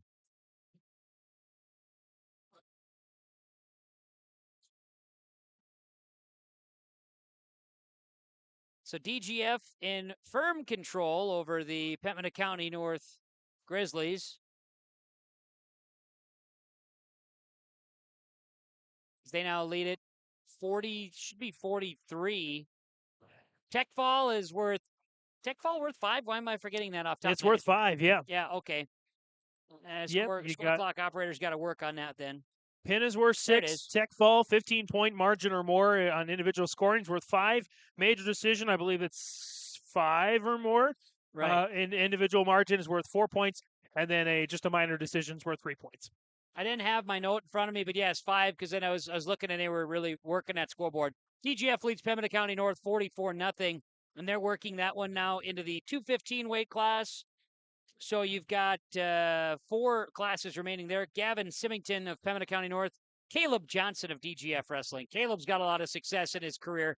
Johnson crew has been really solid over the years at DGF as well, as he's got Symington on his back at 215 weight class.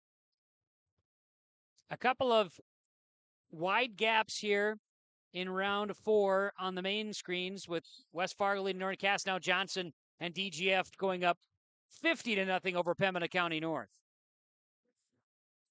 As Caleb Johnson going to earn a win by fall inside that first 2 minutes. Let's update you on Northern Cass West Fargo on the main screen. Again, it is a firm lead for West Fargo, as Logan Moore wrestling in the green, Brody Geston of Northern Cass in the yellow. And they're knotted at 4 with the first period coming to a close here in the 215 weight class. It's a firm lead, Kevin, but it's not an onslaught, I would say. It's not a runaway for West Fargo. So, I mean, good showing for Northern Cass here. Of course, West Fargo, perennial powerhouse, the only Class A North Dakota team that is here today. They're getting ready for round number 2, period number 2. As we're getting towards the end here of round number 4. Yes. Of our 9. We haven't done a ton of talk on Grafton and Crookston. They got started late, and there was a handful right out of the gates. That is the 12th, by the way, 12th duel out of the 27 here today. There was a handful of forfeits to start in that Grafton-Crookston duel. And right now, they're getting the 172 weight class started. Right now, that one is Grafton after having a fall victory at 152 by Shaden Thomas. And then Benicio Sacedo of Grafton wins by a forfeit at 160. Grafton leads at 24-12 over Crookston. Meanwhile, a fall for West Fargo here, 215. West Fargo earns another pin. Win by fall for Logan Moore at 252 over Brody Geston of Northern Cass. 48-4 in favor of West Fargo, and now get to the big dogs at 285 for the West Fargo and Northern Cass match coming up here. 285 weight class. You'd be thinking it was a Bison scrimmage on mat number 1 with the Northern Cass yellow and the West Fargo green. Mari Williams of West Fargo in the green, and Gage Nygaard of Northern Cass in the yellow. Of course, NDSU, a pretty darn good wrestling legacy in their past. And so, who knows? Maybe these guys could do some wrestling up there or at any other college in the future. It's definitely growing, and before you know it, I'm sure we'll see girls wrestling programs at the collegiate level. Just saw a fall for the Dilworth-Glyndon-Felton Rebels over Pembina County North. That's going to be Lucas Breckenridge of DGF, a win by fall over Chase Herman. So that gives DGF now a 56-0 lead over Pembina County North, as they've got 3 weight classes left, 107, 114, and 121. And I don't know if Northern Cass has much, or I should say Pembina County North, what they've got to tout out, but they're going to roll out someone here at 107, it looks like. So for DGF, is that, again, I was away for most of the match. Is that 9 pins and like 1 minor decision victory? Win by fall of 127, 133, forfeit at 145, 152. Win by fall of 160, win by fall of 172, tech fall 189, win by fall at 215 and 285. So a lot of win by falls, and there's another one right there. Coach's kid, Caleb Kozin, he wins it by fall, so it's now 62-0 over Oakley Brown of Pembina County North at 107. So 11 classes, 9 pinfalls or open victories, and 1 tech fall and 1 minor decision. There you have it. That's domination right there. And this is crazy because Pembina County North is a solid team. They're a solid program that has made state dual finals, or state dual quarterfinals, I should say, multiple years in the recent history. So that means DGF is a scary school. And well, ranked number 12 in Class 2A Minnesota by the Guillotine this week. This is their first action of the season. That also makes it a little scary. That they're going to go into the top 10 if they continue like this. Chunk of their and Double A, Minnesota's state wrestling has stretched to 3 classes. Double A is pretty solid. DGF has had a really solid run. They were perennially a Class A team in previous years. They would always host the Section 8A meet, which was one of the best meets in the tri-state area for years. Great teams, and they've got and Coach Kozin has been around for a long time. He's got now Caleb as winner at 107 moment ago. Neat to see that continue on. Heavyweights on the main screen there with West Fargo and Northern Cass. West Fargo trying for another fall here.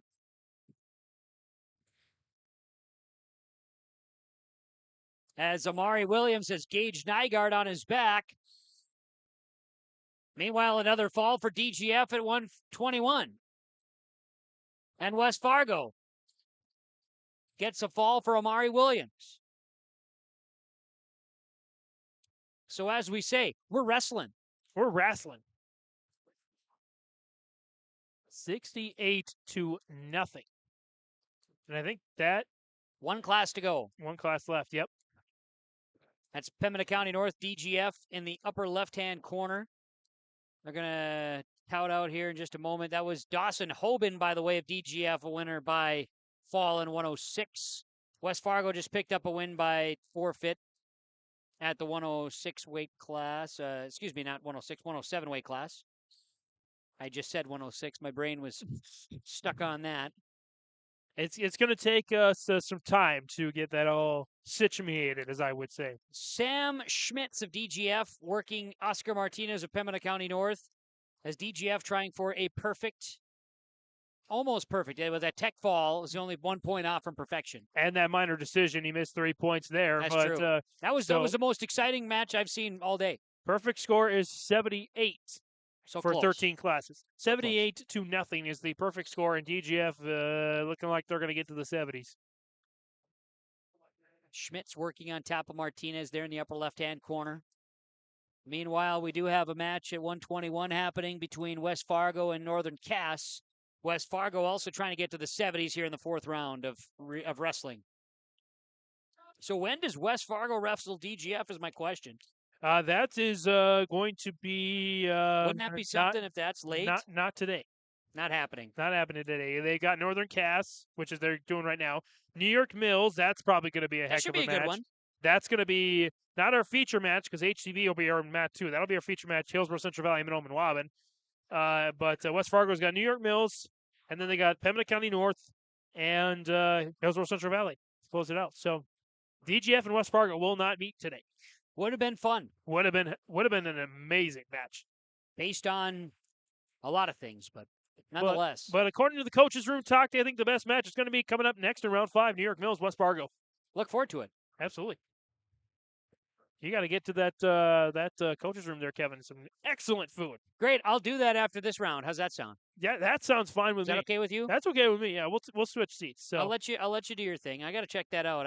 It's a long day for everybody. Glad we can mix it up a little bit. Not always the case. And if you're coming here just a fan, there's a loaded concession stand as well. I know they had fruit, like a fruit and yogurt parfaits. I Saw love that. those this morning. Bananas. I mean, here's my soapbox. Okay, more schools need to have fruit and vegetables at concession stands. And I'll say this: I've had the fruit and yogurt parfait, courtesy of Dave Nelson and the Hillsboro-Central Valley concessions here in Hillsboro specific. It's good. I would pay top dollar for like carrot sticks, grapes, bananas, apples, you name it, I'm there. Problem is, those fresh items don't hold very well, right? That is true. Yep. What stands out that for is, me, that is the challenge. Wrestling tournament food for me always consists of big pickles and taco in a bag. Oh. But that's neither here nor there. Because I also don't turn down the coach's room when I get a chance. Absolutely. Speaking of which, the hospitality room at the DGF school for the old Section 8A was pretty impressive. The home ec program would put on hot dishes. Ooh. And it would just be a wall of hot dishes. Ooh. You're speaking our language here. I do my best. And it's also fun after weigh-in to see the guys go after their coolers at wrestling tournaments. You know, Kevin, I wonder if this is we do have one left at 121 going on right now. Right now. Yep. They didn't have the weight class listed on the scoreboard, but so that would tell me there have been some exhibition matches today as well. They may be doing a little bit of that. So be mindful of that. But again, we've had just Grafton Crookston score. Yeah, let's get that thing going. That's something that we should probably be paying attention to. I'll shift some excitement. Crookston has made a run with forfeits, 42-24. And they are actually all wrapped up. So they are just having some exhibitions now. Yeah, should be. Crookston wins that duel 42-24. So again, only 2 matches so far in the first 4 rounds within single digits. But Crookston on the day, they go to the first win of the day. 42-24. They're 1-2 on the day. Lost to Mayport CG and New York Mills. Pembina County North avoids the shutout there as well. The Grizzlies avoid being shut out. Still 68-6.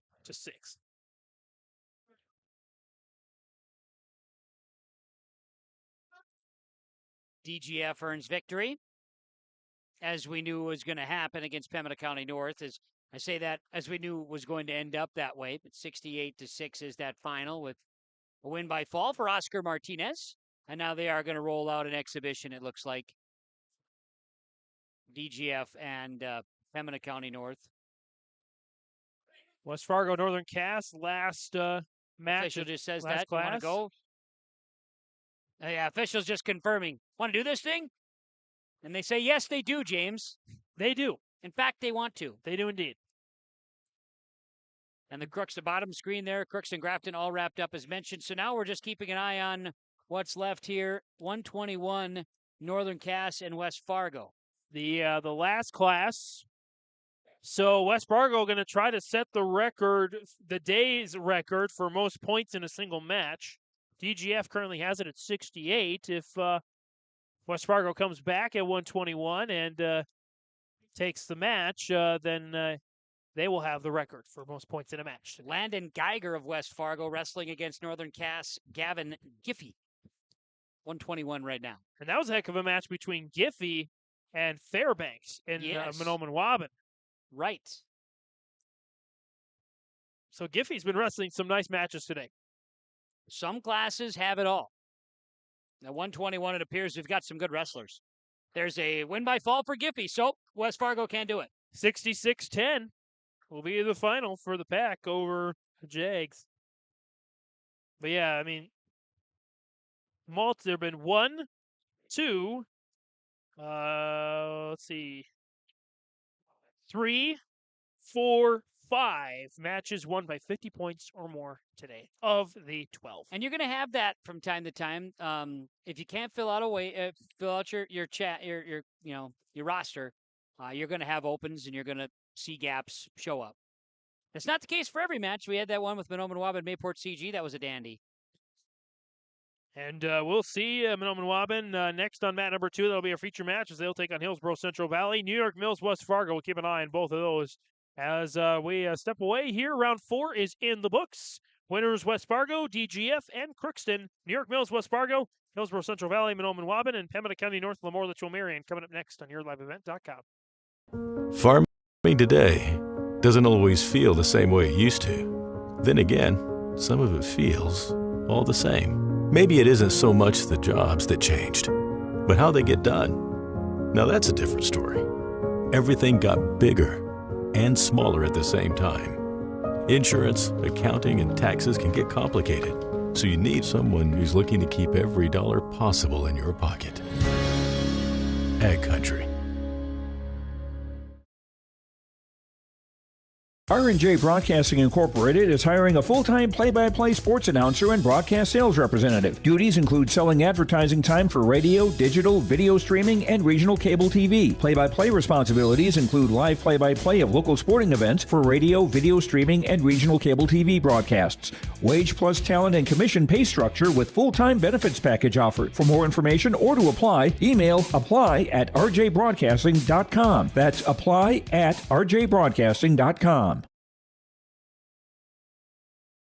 If you're searching for experienced technicians that are specialized in most makes and models of cars, light-duty trucks, and SUVs, you better call 218-983-3330 for Baker's Truck Repair in Ogama. Baker's quickly provides customized repair and maintenance solutions for your heavy-duty truck while using the industry's latest diagnostic and repair resources along with local parts suppliers. Call them today at 218-983-3330. That's 218-983-3330 for Baker's Truck Repair on Highway 59 in Ogama.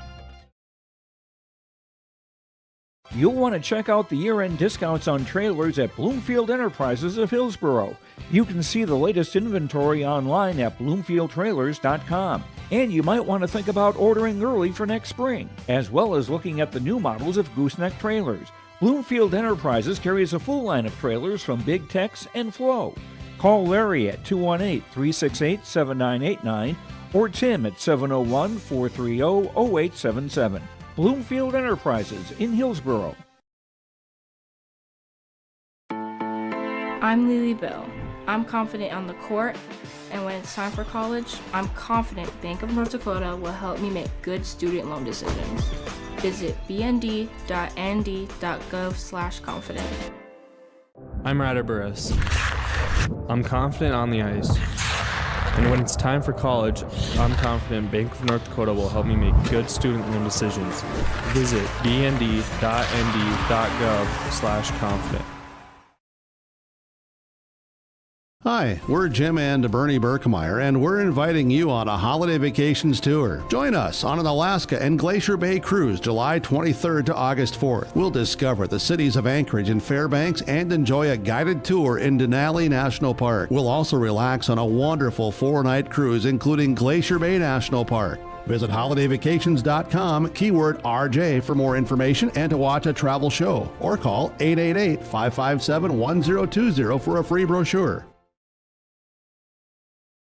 Serving Mahnomen and the surrounding communities for 34 years, it's Brigham and Super Value, your hometown grocery store in Mahnomen. Stop by today. Great weekly specials, delicious fresh produce, along with baked goods that are baked fresh daily, and a fully stocked meat department. Great deals. You'll find them at your hometown grocery store, Brigham and Super Value. Celebrating 34 years, it's your hometown grocery store, Brigham and Super Value in Mahnomen.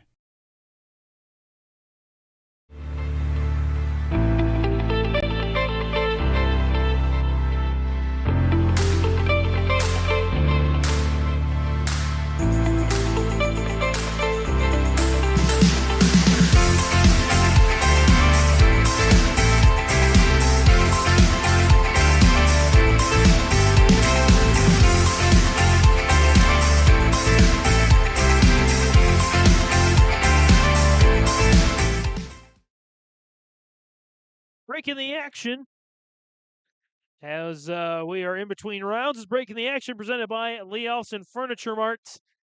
Remember to see Lee at the Furniture Mart and get the Your Live event discounts. Again, the Breaking the Action presented by Lee Elson at the Furniture Mart. You can see all the information there, thefurnituremart.com. Free in-home consultation. Lee Elson, Platinum Sales Specialist, Furniture Mart, providing us with our break in the action. As we get set for, we're doing some exhibition matchups here right now. West Fargo, Northern Cass, just doing some cool downs. Grafton, Crookston doing some cool downs right now as well. Pembina County North and DGF doing some exhibition matchups. Again, final scores through the first 4 rounds. DGF over Hillsboro-Central Valley, 63-10. Mayport CG over Crookston, 39-30. West Fargo over Grafton, 64-9.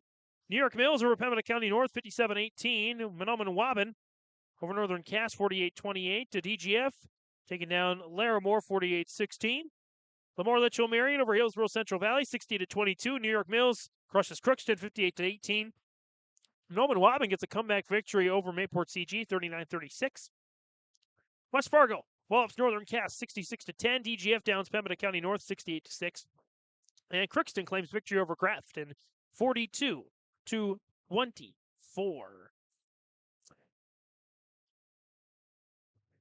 As let's get some updates here on some team results. Team results here for I should say there's really no. Let's get some individuals results. That's what I'm trying to look for. Some individual results here. Starting all the way down. Let's see here. Let's go to wrestlers, see if we can get some records there. We might have to compile this at the end of the day today between all the participants. Of course, no traditional brackets today.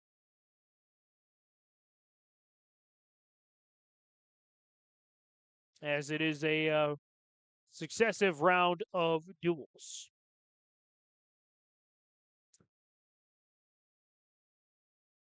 Coming up, we've got round 5 action. Our featured match will be on mat number 2 between Hillsboro-Central Valley and Mahnomen Waubun. That'll be our featured match. New York Mills, West Fargo.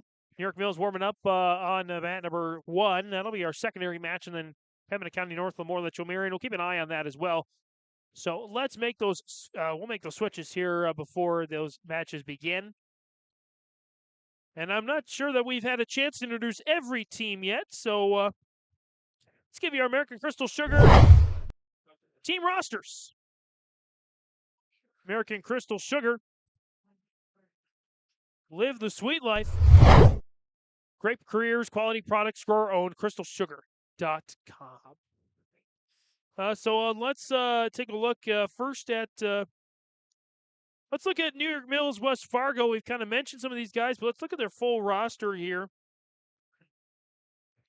On mat number 1 is where they will go. New York Mills at 107, they're open. 114, a lot of freshmen and 8th graders. In fact, 4 consecutive freshmen and 2 8th graders. At 114, Aiden Meach. 121, Carlisle Toomberg. 127, Isaac Geiser. 133, Creed Mersu. 139, Royce Lorenz. 145, Wes Simpson. So 4 freshmen and 2 8th graders. Sophomore Elijah Geiser at 152. Junior Austin Geiser at 160. Joe Mann, junior, 172. Tristan Martinez, also 172, a sophomore. A couple of guys at 189. Ashton Lehman, junior, and Blake Unger, a junior as well. Bodie Roberts, 215, senior. Grady Roberts, 285, sophomore, and another junior at 285, Alex Simpson. For head coach Eric Niemi, assisted by Mike Weller and Jared Hotakainen. And for West Fargo, here is their roster for the day today. 107, Luke Heidenbaugh. 114, Joe Antonin. 121, Landon Geiger. 127, Tanner Thorson.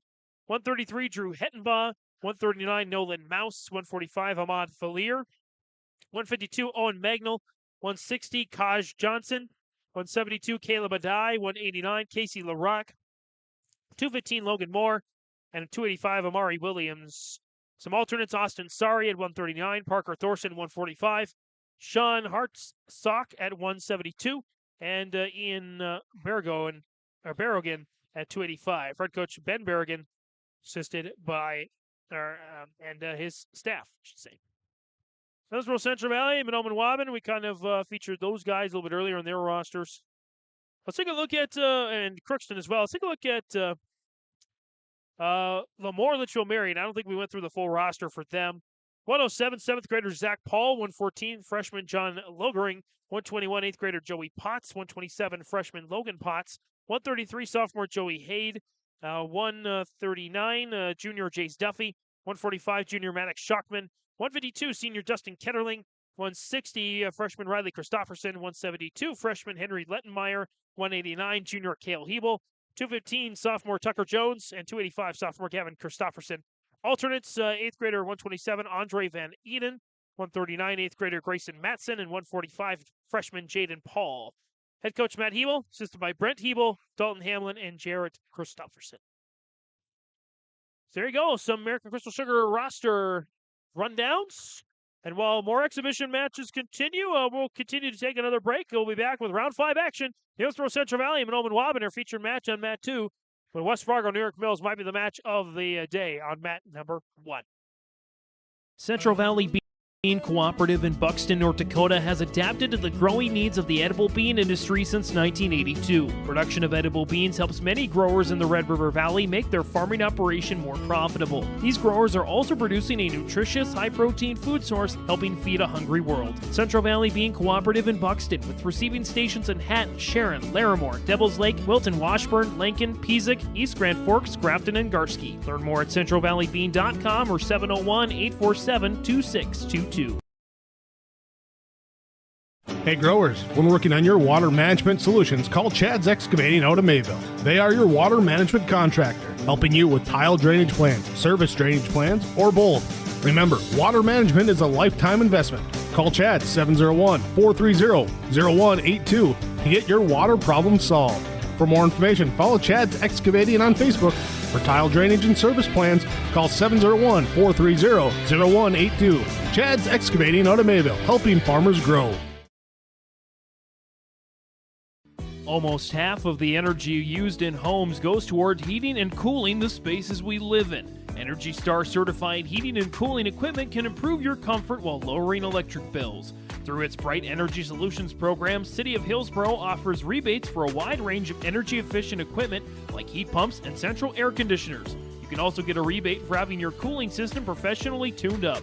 Call the City of Hillsboro to learn more about rebates or visit brightenergysolutions.com. For superior drywall installation and so much more, contact Corey Berry with Corey Berry Drywall, 218-204-0143. Corey does drywall work, framing, hanging, tape, texture, and paint. It's superior installation with superior results. Corey Berry with Corey Berry Drywall. Call him today, 218-204-0143. Superior drywall installation from Corey Berry Drywall. Cutting Edge Ag connects your operation with first-hand expertise and industry-best precision ag technology from Ag Leader. We've simplified precision farming with powerful tools to maximize profit opportunities like never before. No matter the size of your farm or the complexity of your field activities, Cutting Edge Ag is your local partner for a more profitable future. Unlock a new era of farming success with Ag Leader and Cutting Edge Ag. Farming today doesn't always feel the same way it used to. Then again, some of it feels all the same. Maybe it isn't so much the jobs that changed, but how they get done. Now that's a different story. Efficiencies are critical, which is why you need a lender who will find the right loan structure for a strong financial future. You need a lender to look out for your whole farm operation. Ag Country. We're underway with round number 5 here on our coverage of the Hillsboro Wrestling Dual Tournament. James Martins, Kevin Kochman will be back later on. As West Fargo and New York Mills are underway, a takedown and 3 near-fall points for Creed Mersu at 133 over against Drew Hettenbaugh, West Fargo. Hettenbaugh getting an escape with 1 point, so that's where they'll start at 133. They kind of move down the line with the weight classes. West Fargo is 2-0 today with a 64-9 win over Grafton and a 66-10 win over Northern Cass. New York Mills is also 2-0 today with a 57-18 victory over Pembina County North and a 58-18 victory over Crookston. So similar matches, similar margins for these two teams, both at 2-0. And they are looking to, along with DGF, be the best team of the day today. So again, Mersu and Hettenbaugh going at it to start on mat number 1 at 133. And I was going to change these over during the break, and I did not. So my apologies on that. West Fargo versus New York Mills. It was almost right. A couple letters off. West Fargo versus New York Mills on mat number 1. Mat number 2 momentarily will be Hillsboro-Central Valley and Mahnomen Waubun. And then over on mat number 3, it's going to be LaMoure, Litchville-Marion, and Pembina County North. So we'll adjust all that. And there you go. Got to get adjusted. Got to get adjusted. Kevin Kochman taking his coach's room meal break. That's got to be the best looking cup of fruit I've seen. I did that just to make you sad that I didn't go to the concession stand. Well, I mean, I did enjoy the. The coach's room's fantastic, as we know, as we're watching right now. You got good match going on, West Fargo and New York Mills. I wanted to make sure I got back. I was actually sitting with the Mahnomen Waubun coaches for a little bit because they're getting ready to match up against Hillsboro-Central Valley. Yep. The ham and potato soup. Oh, top notch. Yep. Again, I didn't need a lot. I just needed a little. The ham, especially. Super tasty. Fantastic. That and a little bun. Because, ham and potato soup's got to have a bun with it. Like the Red Lobster cheddar cheese rolls? Kind of is what you got to do. And then you're talking about the fruit cups. I went back, got the fruit cup. Wanted to tell everybody about how good the fruit cups are, but then I remembered how good those yogurt parfaits are. Oh, man. Hettenbaugh, that is, from West Fargo, and Mersu going for New York Mills. Minute and a half to go in the second period. 6-1 with Mersu in the lead. Again, he had a quick takedown and quick near-fall points, but kudos to Hettenbaugh for getting back up and making a match of it. Going for the takedown. There's Mersu. Hettenbaugh holds him off for now, but he can't hold off much longer. 2 more points there. Mersu, 8-1, as New York Mills. The Eagles flying high today, trying to keep it rolling against a stout West Fargo squad. There's a pin at 1 minute and 1 second, I believe. It's a great start. 101.9. 6-0. Great start for New York Mills there at 133. So Creed Mersu following his creed of success. Oh, listen to that. Oh, listen to that. Yeah. Might have been a little bit of a stretch, I admit. Yeah, I know. Can't fault me there. No, the effort is there. We get a forfeit victory as well. Nolan Mouse is going to get a win over nobody. So we're tied at 6.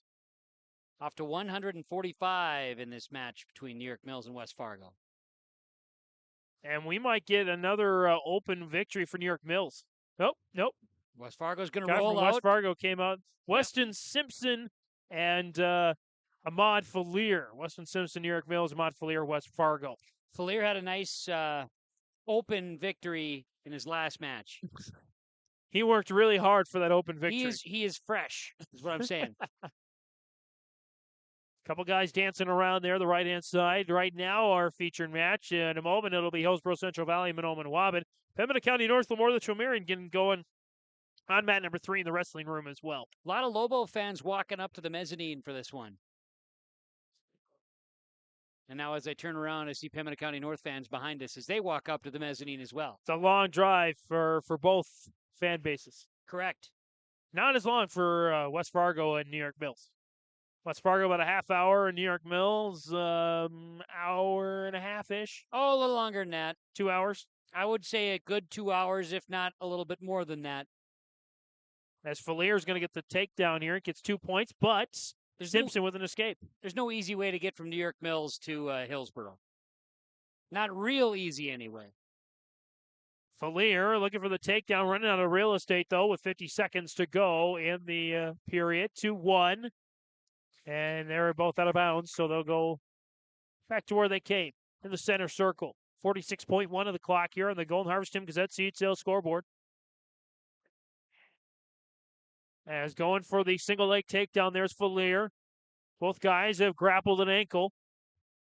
And they throw each other around. They're on the left-hand side. 30 seconds left in the period. As Falier trying to get the leverage. These guys just keep rolling around. No real traction. Now it's going to be a takedown for Simpson. 3-2. Simpson back with the lead. Simpson with another takedown there. And got him on his back. Going to get some near fall points here for sure. As we'll give him 3 near fall points now. 6-2 in favor of New York Mills. Only thing Simpson wishes is that happened a little bit earlier in the period because he had Falier obviously in a really compromised position. So Falier will go down here to start the second period. Simpson will be in control offensively. And now we get a caution here. Simpson comes back. And we get another one. So Simpson's getting the explanation from the official. And he comes back in, and now we're ready to start. Simpson trying to wheel around. Falier into a tripod stance. And Simpson's got him back down. This is going to be close. Got him on his side. Turns him around on the back. Not much room to work with, but Falier does get back on his stomach, so some near fall points. Give him 3 more for Simpson. 9-2. Falier was on his left knee and now back to his stomach. Simpson trying to turn him there near the top of the mat. 1:20 to go in the second period. 9-2. Simpson over Falier. New York Mills trying to take the lead in this duel. And arguably the best matchup of the day. 3 more near fall points. 12-2, but a reversal for Falier. 12-4 now. Falier got to get into control here halfway through the match. 60 seconds left in the second period. Both guys just grabbing onto each other. No real control for either side. Simpson's got Falier's right leg. Back up onto his feet. Goes Simpson. Turns and turns near the end. And Simpson going to get the reverse. I loved how they danced around the edge there and were able to stay inbounds as they just stepped out. But they danced around the circle and found their way to stay in, now out.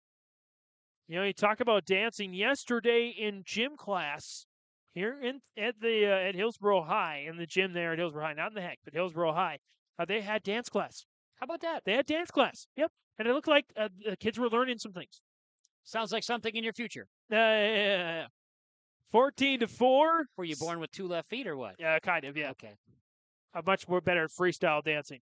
14-4. Trying to get back up is Falier. He's had a little resurgence in the second period, but time's winding down with 10 seconds left.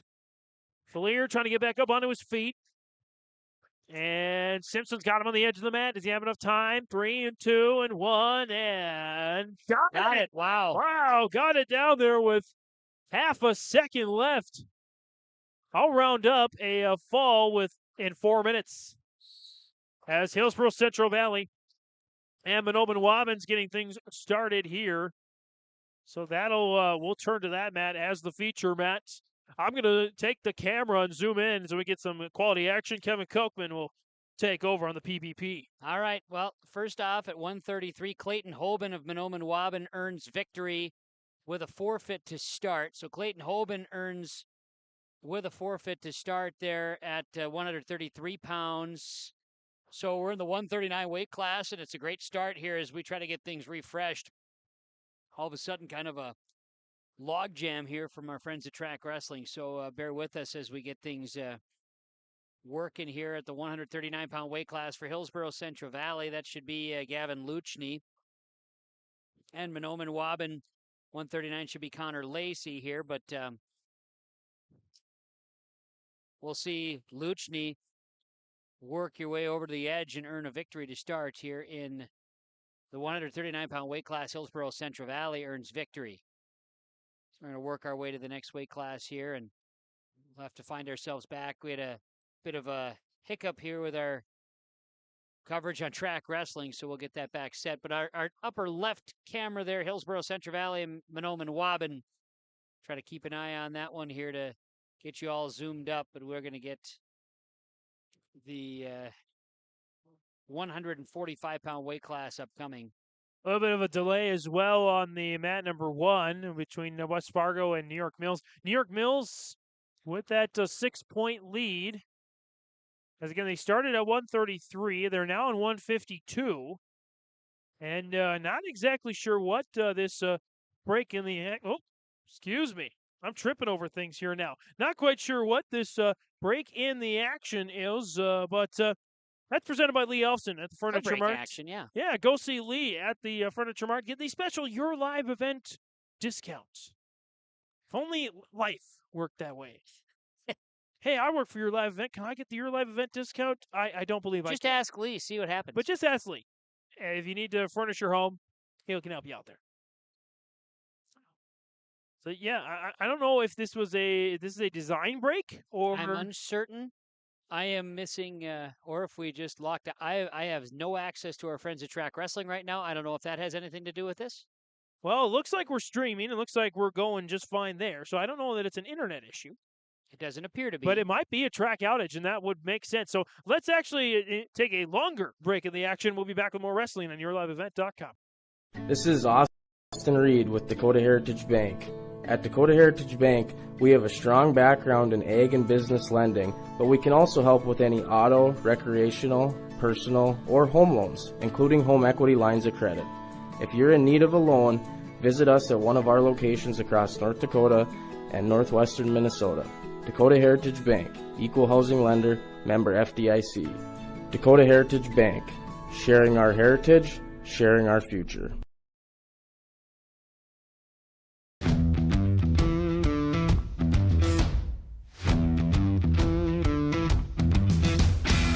My coworkers here at Degelman are super supportive. We all get along. Makes for a really easy work day, easy work week. From day one, I felt like it's been a big family here at Degelman. Our culture at Degelman is really second to none. It's truly a family atmosphere. It feels really great to be a part of a team that is building some of the toughest equipment in the farm industry.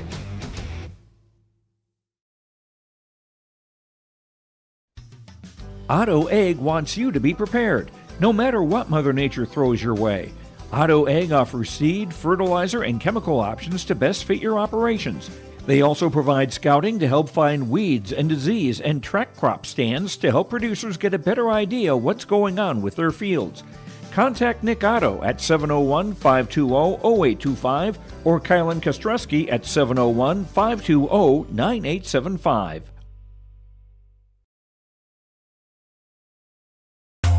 Welcome to the Empire. We have open gym times and 2 full courts with 6 basketball hoops. Court rentals are available. You can even host your own tournaments. Memberships are available. The Emperor's Club. Hone your skills and improve your game. Basketball and volleyball training classes are available now. The Empire, Fargo's newest sports complex. At Enbridge, we believe sustainability is the foundation of our success. How well we perform as a steward of our environment, a safe operator of essential energy infrastructure, a good neighbor, and a diverse employer defines our success. Learn more about Enbridge's environmental, social, and governance commitments and our Indigenous Reconciliation Plan at Enbridge.com.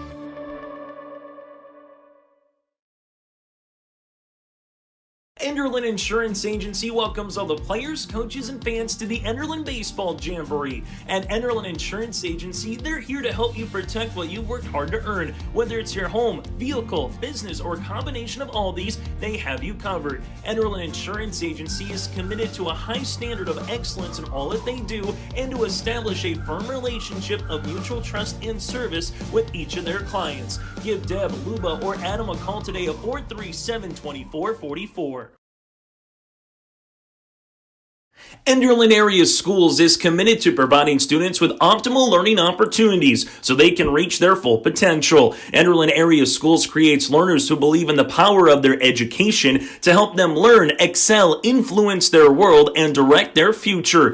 Enderlin Area Schools take pride in their school and community. For up-to-date information, go online to enderlin.k12.nd.us. Good luck to the Eagles participating in all activities throughout the year.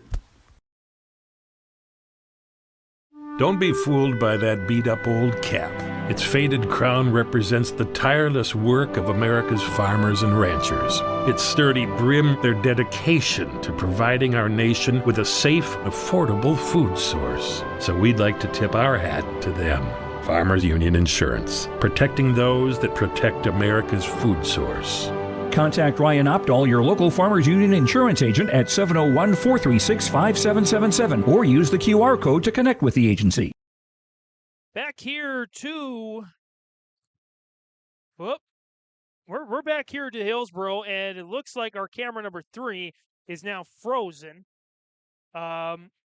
So we'll try to get that reestablished. In the meantime, there are bigger fish to fry, if you will, as the whole school-wide internet is down once again. This has been a recurring complication that's the best way to put it, over the last few days. We had problems on Thursday. I did personally try to broadcast the Hillsboro-Central Valley Enderlin girls basketball game. And that went down in the first quarter. We didn't have internet access until our normal post game. And so you can catch the recorded version of that. Go to yourliveevent.com to find that. But right as it stands right now, there is no wrestling. They're trying to get some workarounds, some physical sheets. We're going back in time, Kevin Kochman.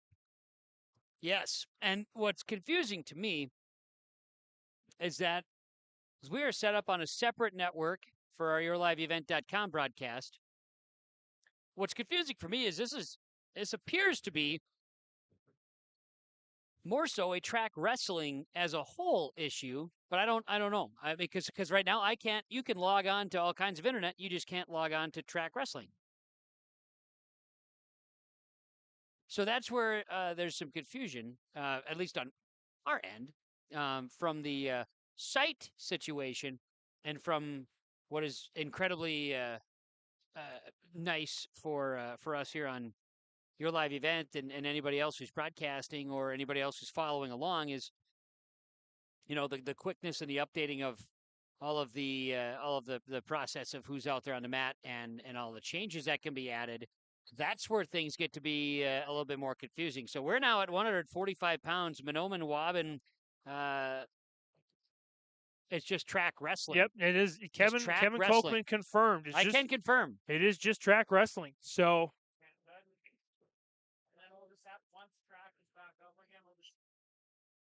So, yeah, it is a track wrestling concern. So we're back to action here. Our camera 3 is still down, so there is some type of connection difficulties that we're having to get that one on. Well, right now on the mat, Hillsboro-Central Valley and Mahnomen Waubun at 145 pounds. For Hillsboro-Central Valley, we're looking at Tyson Sunby wrestling and Mahnomen Waubun with Manny Johnson wrestling. Manny Johnson gets a couple of points for takedown, and he'll continue to work on top here on this upper left-hand corner. You've got New York Mills and West Fargo wrestling here on the mat on the right on our main camera. And again, we're having a little difficulty of our camera 3 with Pembina County North LLM, so hang out with us on that. We'll look to reset that at the very latest in the next rounds. Okay. So we'll keep our focus, and we will not be able to update you anyway on what's actually happening with that one. based on the scenarios that we have in front of us. But again, Manny Johnson working for Mahnomen Waubun, and for Hillsboro-Central Valley, continuing to go here, we've got Tyson Sunby up in that upper left-hand corner, keeping an eye on it. Sunby working Johnson, and now we'll get reversal. Sunby points. We're knotted at 6 with Hillsboro-Central Valley and Mahnomen Waubun. 145-pound weight class.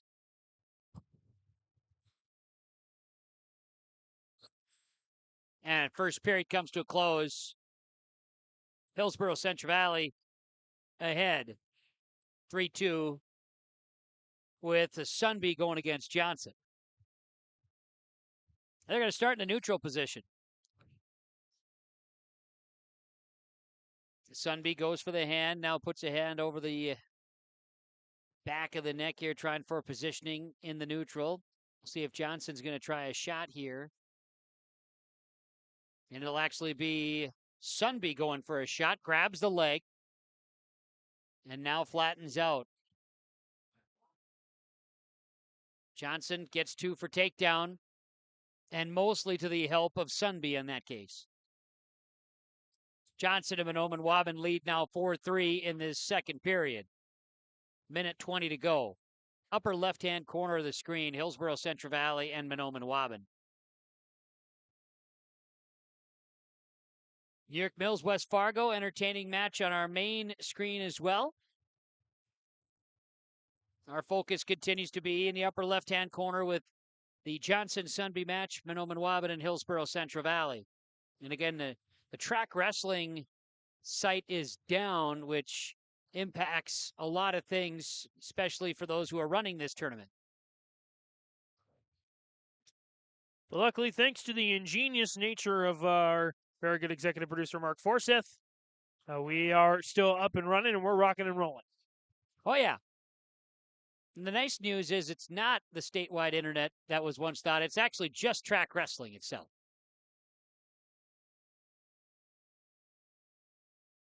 Sunby goes back to the mat. Johnson went after it. And we'll get a whistle here. Technical points awarded to Hillsboro-Central Valley's Tyson Sunby. And now we've got a 4-4 set up here between Sunby and Johnson and Mahnomen Waubun. Johnson works from the top. Sunby steps out. Johnson gets him back to the mat. Now Sunby will reverse and get 2 points. Take the lead 6-4 with 7 seconds left, second period.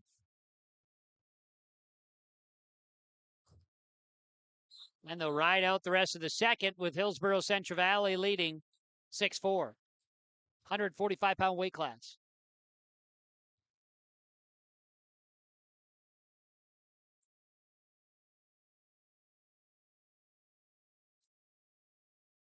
Johnson starts from the top.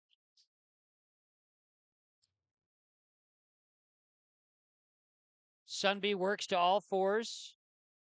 Gets to his feet, then is dropped back down by Johnson. Johnson trailing 4-6 in this third period, minute 40 to go. Match between the Thunderbirds and the Burros, knotted at 6. Again, we've got a camera issue with Pembina County North LLM. We'll address that here in between. West Fargo, New York Mills, a great battle continues there at 152 pounds. That's on the main screen. And a credit to Tyson Sunby, who's doing a great job of relaxing here and kind of waiting this out. We see Johnson of Mahnomen Waubun continue to work on top. Sunby tries to sit out here, and he's got Johnson on his back. Sunby works his way into it. 2 points on a reversal and near fall. Greatly impacts the abilities here, and a fall for Sunby. 145 pounds, Tyson Sunby wins by fall for Hillsboro-Central Valley.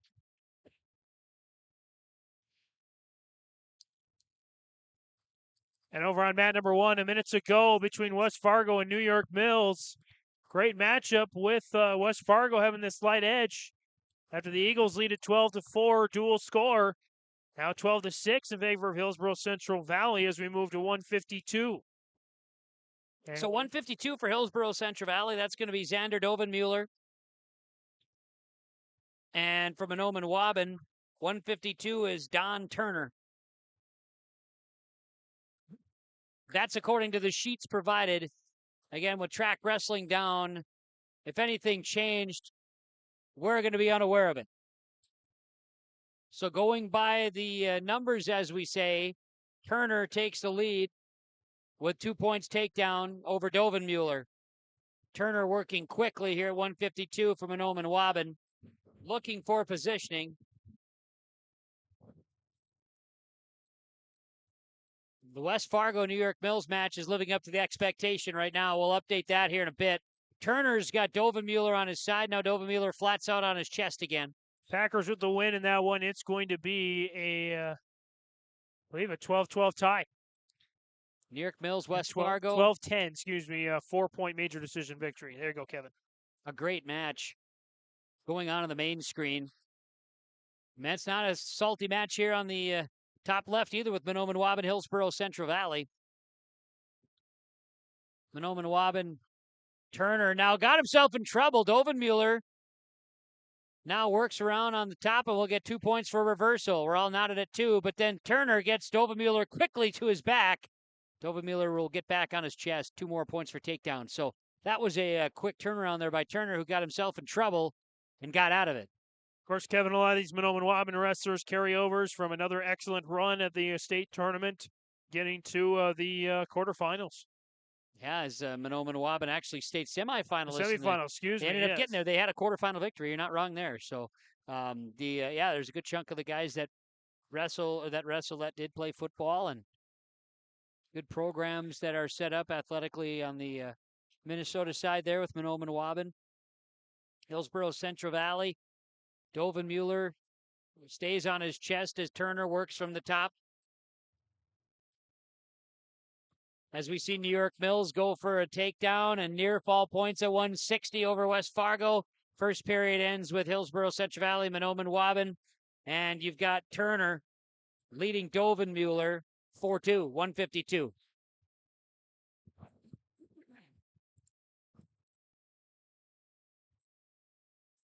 I think Dovenmuller with the choice. He chooses down.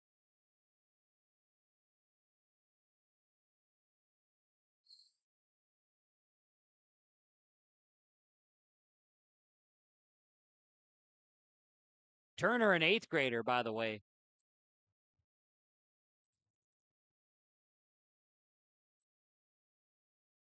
Stays on top, riding this one out, Dovenmuller.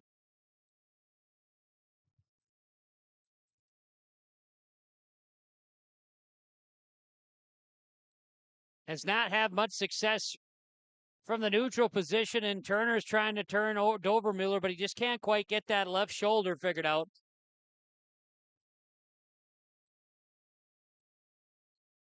Now they work their way to the edge of the mat and out of play. So Dovenmuller and Turner will get back to the center. Dovenmuller from the down position. And Turner from the top. Trying to sit out Dovenmuller is turned around and spun. Turner going chest to chest. Dovenmuller flopping as he spins his way out of near fall. And now Dovenmuller grabs the leg of Turner. Turner is able to almost get him on his back, but we get reversal points for Dovenmuller.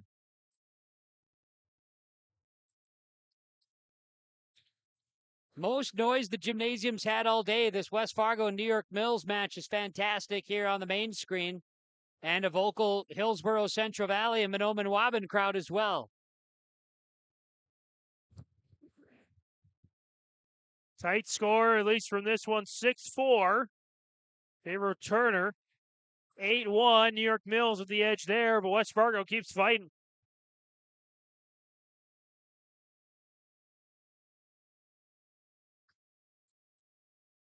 Dovenmuller on top of Turner here. He spent little time in the top position. It's been Turner dominating much of it so far, and now Dovenmueller's got a chance. Near fall points coming. Final 6 seconds. Got the chest-to-chest, and the official gets in the mix. Lost the glasses, and that's how the second period will come to a close. Near fall points, and Dovenmueller takes a 7-6 lead. Dovenmueller, a 7-6 lead over Mahnomen Waubun's Don Turner. As we start the third period here on mat 2. Neutral we go. Near the end of the second on mat 1. A shot by Turner, and 2 points for takedown to Dovenmueller, who now leads 9-6. Dovenmueller tries for the crossface. Things are getting physical, if you could say, within a wrestling match. Things are getting extra physical. Dovenmueller riding out Turner. The 9-6 lead in the third period.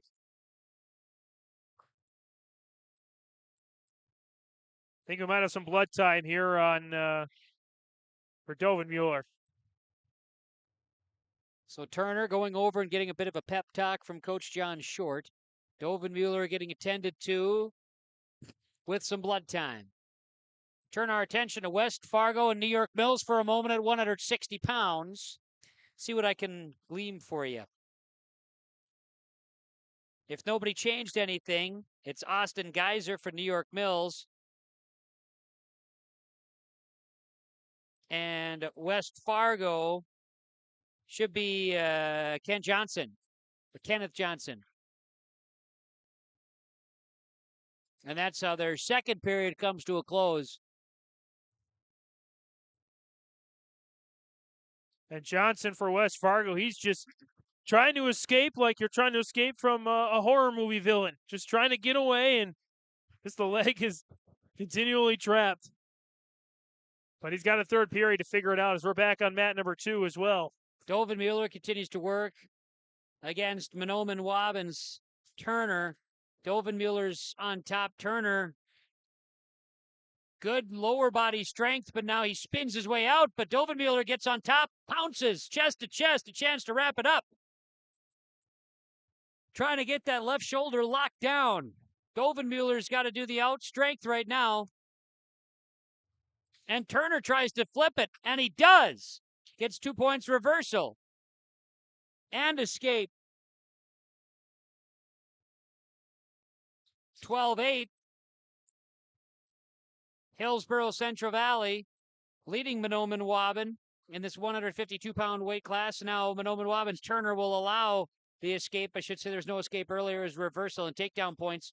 Now a shot by Turner. Turner needs all the points. That's why he allowed the escape. But Dovenmueller, a credit. He got wide and stretched out.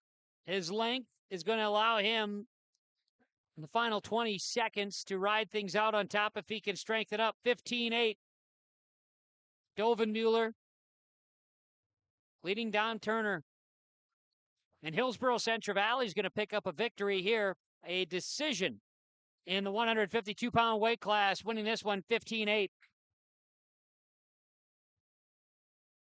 That's a nice solid win for Hillsboro-Central Valley. Absolutely. They got to continue to pile these on. And I think, honestly, that was a mistake in strategy by Turner to give up that escape point, because you never know how it's going to come down. It could come down to 1 point. And a major decision to a minor decision, you know, if he rides that out, doesn't allow any near fall points, could be 4 points given to Hillsboro-Central Valley, or 3 points, instead of 4. So Mahnomen Waubun, now Cameron Soaring will go out as a freshman at 160 pounds against Hillsboro-Central Valley's Carter Iverson. 160 weight class with Hillsboro-Central Valley leading 15-6. West Fargo, New York Mills continues to be an entertaining duel. Ken trying to escape, and he can't. Here's Soaring and Iverson going. Mahnomen Waubun and Hillsboro-Central Valley right now in the top left corner. Again, Pembina County North LLM, that camera we have an issue with, we're going to get that addressed. Iverson has Soaring in a very uncompromisable position. With the headlock, Iverson trying to choke it down.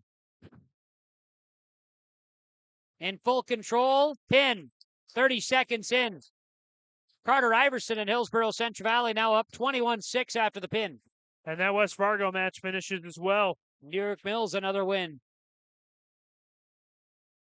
Track wrestling continues to have their statewide issues here. Oh, wait. Everybody look out. Track wrestling is back on board. Woo! And the track wrestling has returned. 172 pounds, Ben Thompson for Hillsboro-Central Valley. And Mahnomen Waubun's Logan Abdu, 172.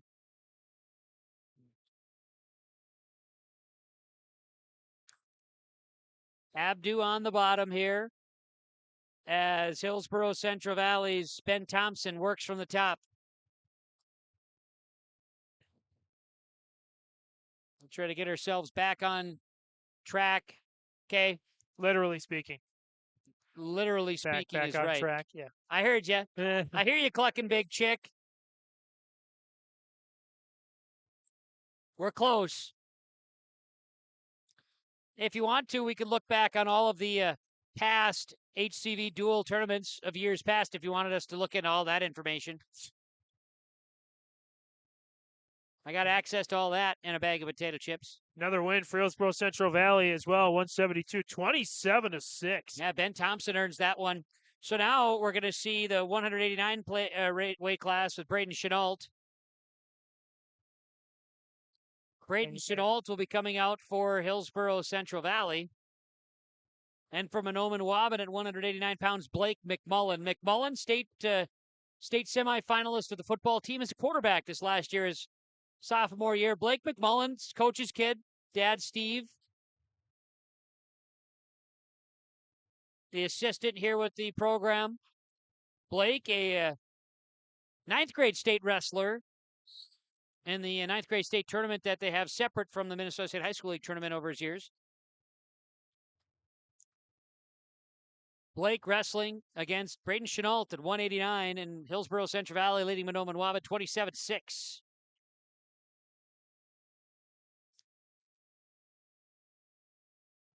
And we say back on track, we're getting closer. It's not a full back on track. But we're almost there, let me tell you.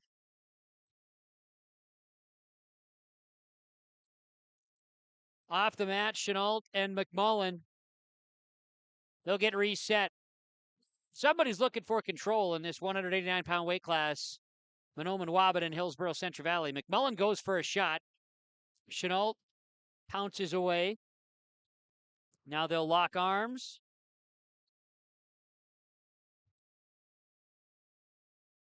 Neither wanted to take control there, and they back away. We're almost a minute into this one with a 0-0 score. I did that for you, James. I did that for you. Thank you.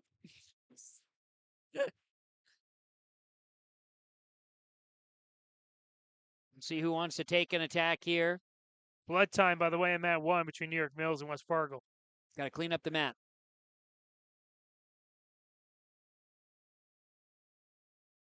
Really even bout between Chenault and Chenault McMullen. and McMullen. Exactly. They're just figuring each other out. Chenault takes a shot.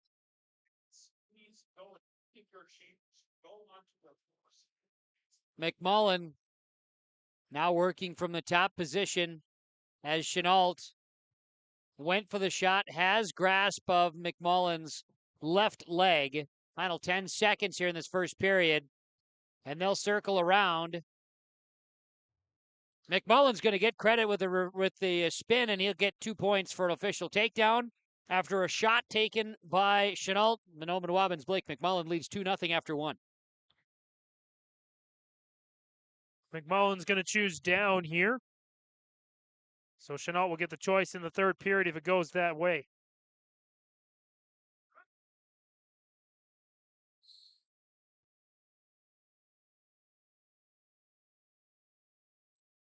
McMullen on a tripod, trying to shake Chenault. Chenault tried to get him airborne. Now McMullen will get reversal points and leads it 4-0. Look at us in a seamless transition of coverage. It's like we've been Exactly. doing this for years. We don't like dead air, right? Well, we try not to. It's ingrained in the both of us, I think. 27-6, by the way, dual score. Minute and a half to go in the second period on mat 2. Mat 1, West Fargo, New York Mills. They're entering the second period. 15-10 dual score in favor of the Eagles. So we are not back officially official with the track wrestling, but we're getting there. And we'll get there with camera number 3. Apologies to LaMoure and Litchville-Marion, Pembina County North fans. We'll get you that the scores, of course, once the track gets back up. So 1:06 remains, second period, with Blake McMullen and his opponent for Hillsboro-Central Valley, Braden Chenault, and now time is called. Minute in here, 57 seconds to go, second period. McMullen from the top. He's going to launch Chenault back down to the bottom. McMullen tries to ride on top here.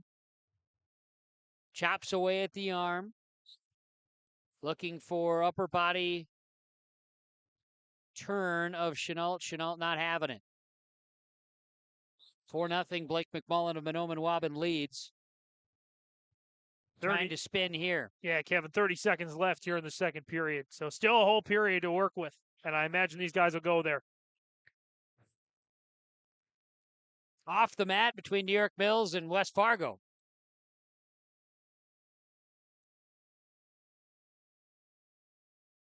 Final 10 seconds here, McMullen and Chenault. Yeah, really nothing happened in there. No, they'll stalemate.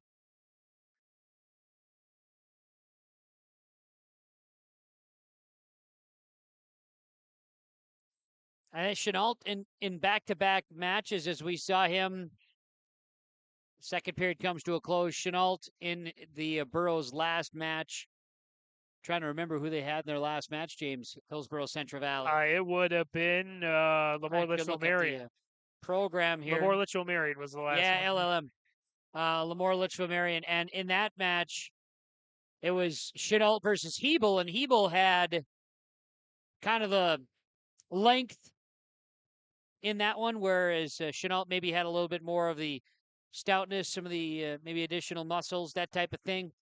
Here, McMullen definitely has the length. He's got long arms, a good reach. Chenault maybe a little stockier here, and right now Chenault on the edge. McMullen working the top, no near fall yet.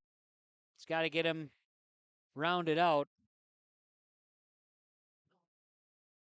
Sometimes you have conventional and you have non-conventional.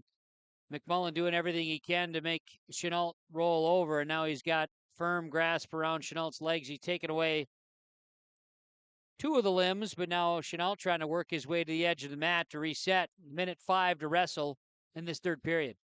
By the way, the main Mat 1 scoreboard and the lights on the scores table went out as well. So, oh boy, we're having all kinds of fun today, Kevin. Never-ending fun today. 57 seconds left in the third period. Still 4-0 in favor of McMullen over Chenault. Mahnomen Waubun really needs these points. They want to salvage this duel. It's not one thing, it's another, huh? Exactly. McMullen with the throw of Chenault gets him down. Still leading 4-0.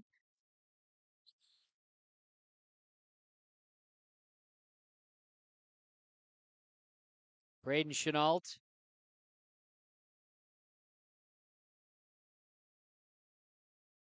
Little crossface action from McMullen.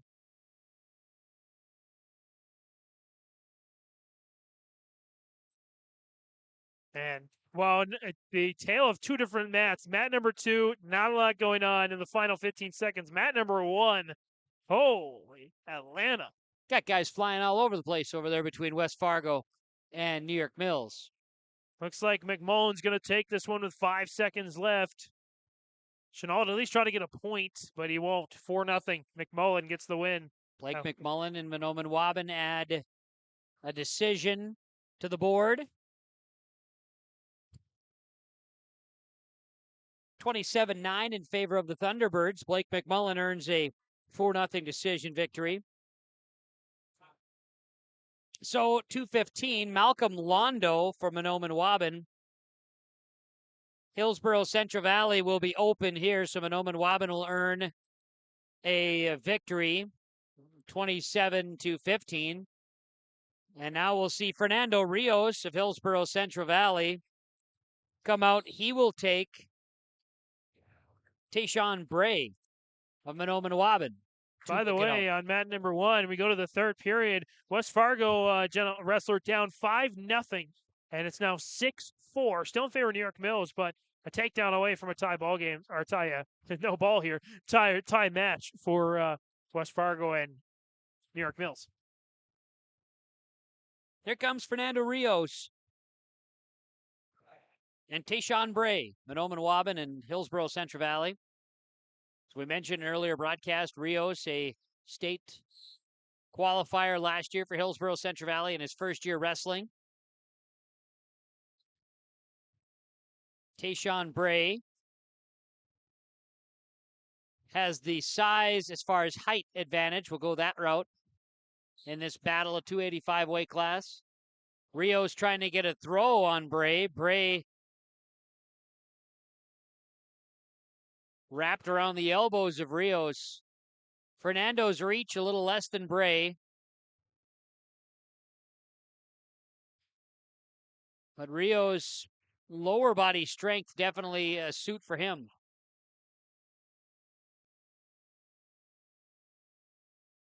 Rios works Bray over to the edge.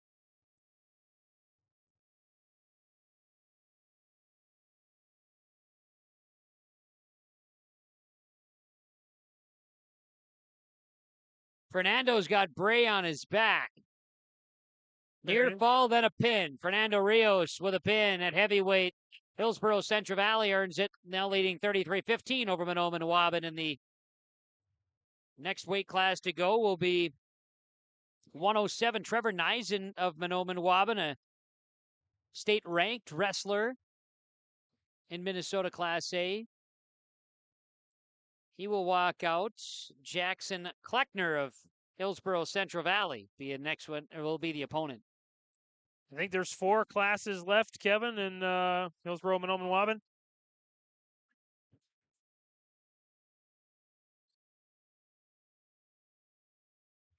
So Kleckner of Hillsboro-Central Valley, Trevor Neisen of Mahnomen Waubun. Neisen goes for a shot and will get 2 for takedown over Kleckner. Take a 2-0 lead.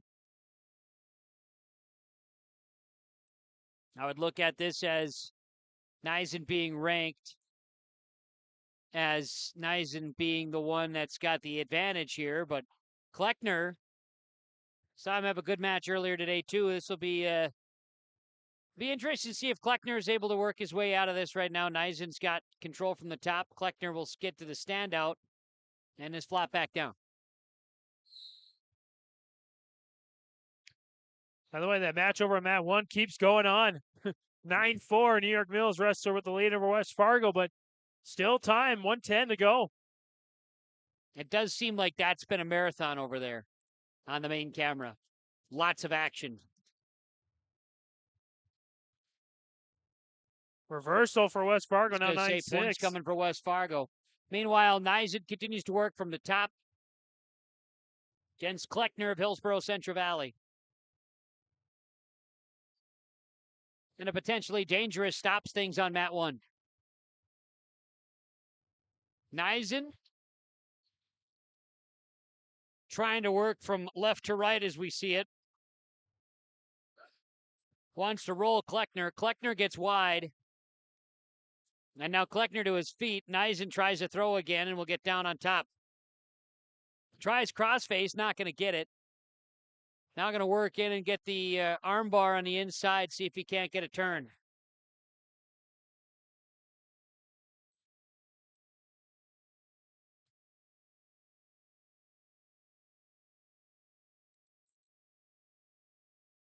They've got a backside hand enter everything into track wrestling, so we'll get that caught up as our first period comes to a close. Mahnomen Waubun and Hillsboro-Central Valley at 107. Trevor Neisen with a 2-0 lead over Jackson Kleckner. Well, Neisen says, let's start neutral. Neisen going to go for a shot, would anticipate. He likes to go with a one leg, and that's what he goes. He attacks Kleckner, and now we'll chop him down and has a 2-point takedown. By the way, 28.2 on mat number 1, 10-8 New York Mills leading West Fargo. West Fargo with the control. Got to get some near fall points here in the final 20 seconds. Neisen maintains control after escape. We got some near falls there. It's 6-1 in favor of Trevor Neisen, Mahnomen, Waubun.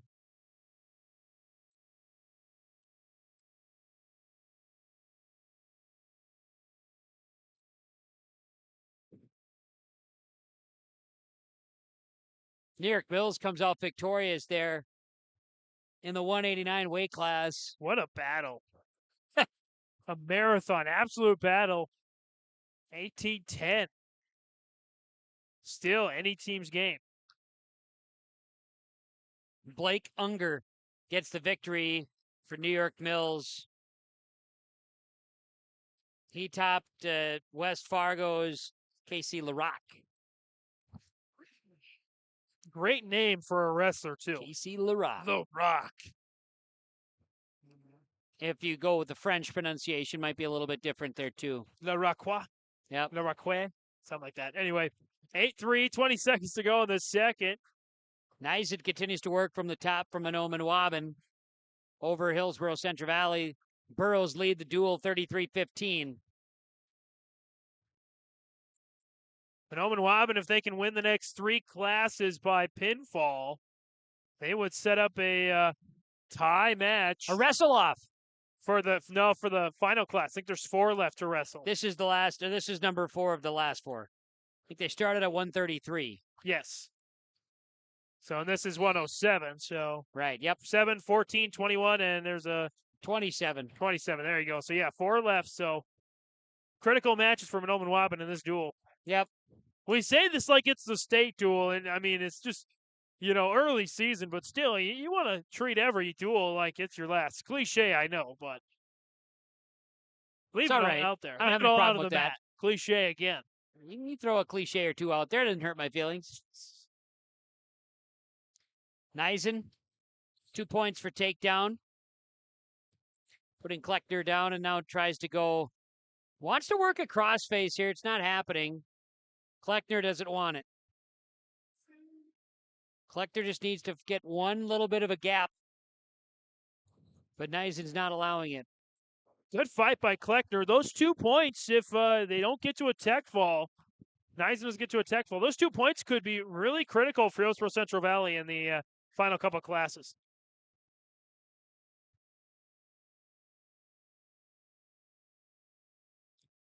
Neisen works Kleckner to his side, now to his belly, and now back to all fours. 48 seconds to wrestle in the third period.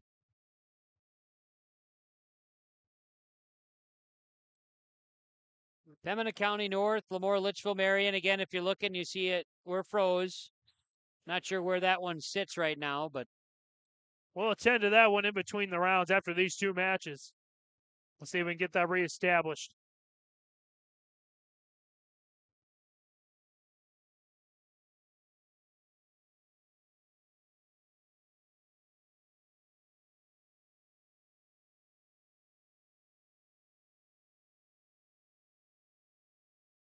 Final 8 seconds. Neisen's going to hang on here over Kleckner. Leads at 12-3. As New York Mills throws West Fargo on the main screen, New York Mills earns a pin victory at 215 pounds.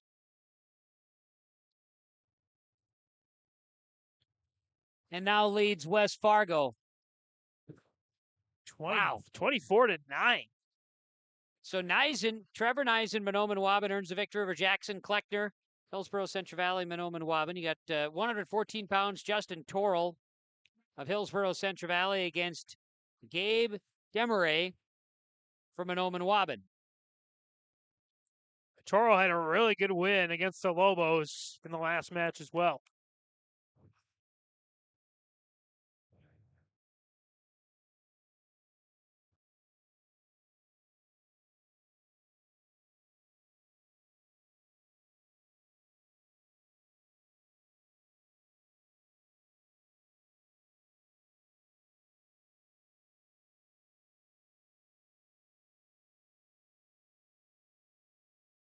Torrell and LaMoure go to the middle once again. 1:40 to go in the opening period. No score yet. West Fargo, New York Mills at 2:15, 24-19. Gotta think West Fargo's got to get points. Otherwise, New York Mills is going to fly away with their third win of the day. Jamboree for Mahnomen Waubun here, right on the edge with Torrell. Gabe goes for a shot, and nice job by Torrell to get flat and widen out. Now he works on top. Will try to spin and take control over Demare. Torrell does get control and gets a takedown. Now we'll turn Demare. This would be game, set, match, so to speak. Pretty much, yeah. Yeah, if they can get over the full 6 points, it would.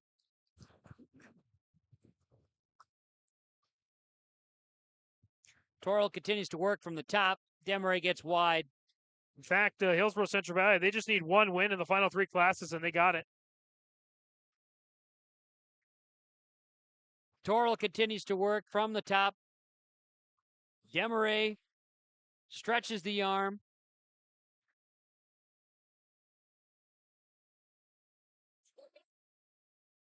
And now we'll get a potentially dangerous, which will slow things down as they were getting some mat burn that time on Demare on the mat for Mahnomen Waubun at the 114-pound weight class.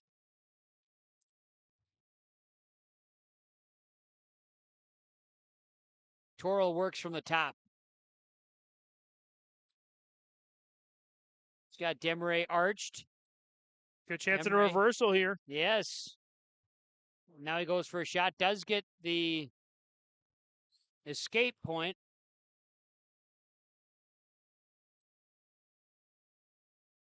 (2-1) Torrell leading Demare. Second period ready to get going. Torrell with the choice. He defers. Demare will go neutral. Tight battle at 2:15 on mat number 1. West Fargo, New York Mills. New York Mills with the 2-0 lead. They lead 24-9 in the dual score. And West Fargo, 2:15 is Logan Moore. New York Mills is Bodie Roberts. Demare with a nice move on Torrell out on the right-hand side of the mat. As they're both kind of stuck right now. Early second period.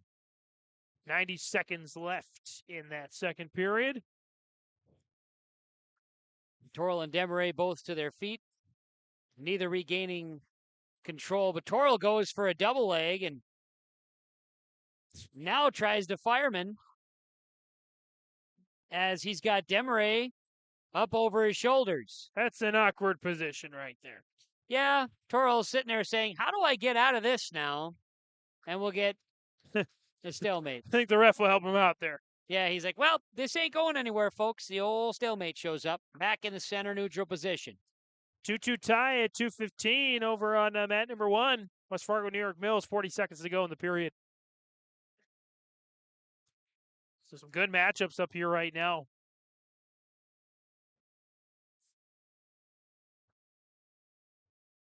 Back to neutral between Torrell and Demare. A shot taken by Torrell. He's got the right ankle of Demare. New York Mills back up on top. They might get another pin here.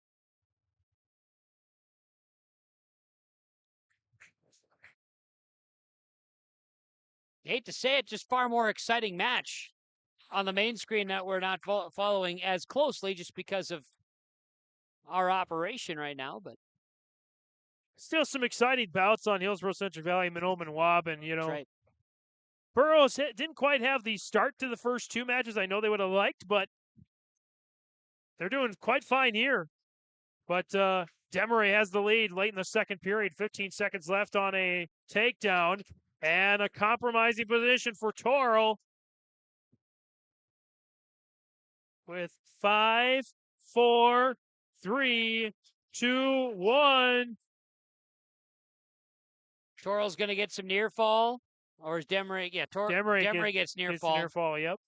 5-2. So it's Demeray. Mahnomen Waubun, 7th grader Gabe Demeray.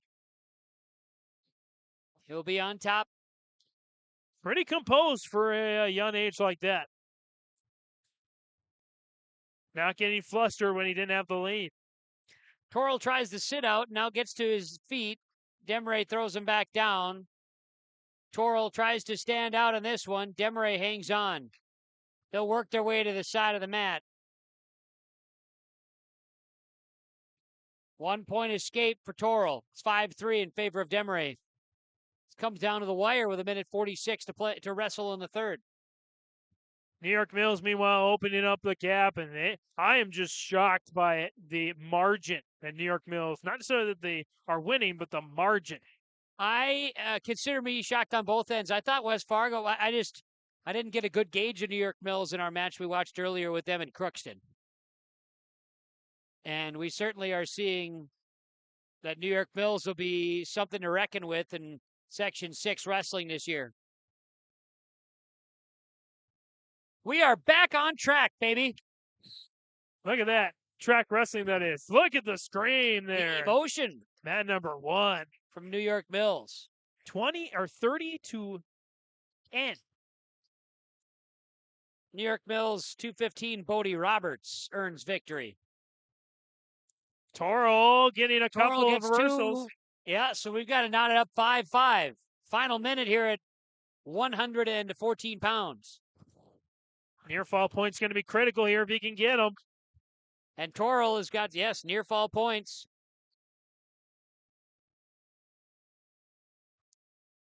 And he's going to get 3. That's huge. 3 near falls. Demeray will be in the down position. Got to get an escape and a takedown. That's the easiest way to get the tie. 43 seconds to wrestle third period. Demeray pancakes out. Torrell will spin. He's got the corkscrew going. Demeray trying for an ankle, won't get it. And now Torrell has a chance to ride it out. Demeray is going to need to really muscle his way out of this, and fatigue may be catching up. Doesn't have enough time. Big win. Hillsboro-Central Valley with this is going to take the duel.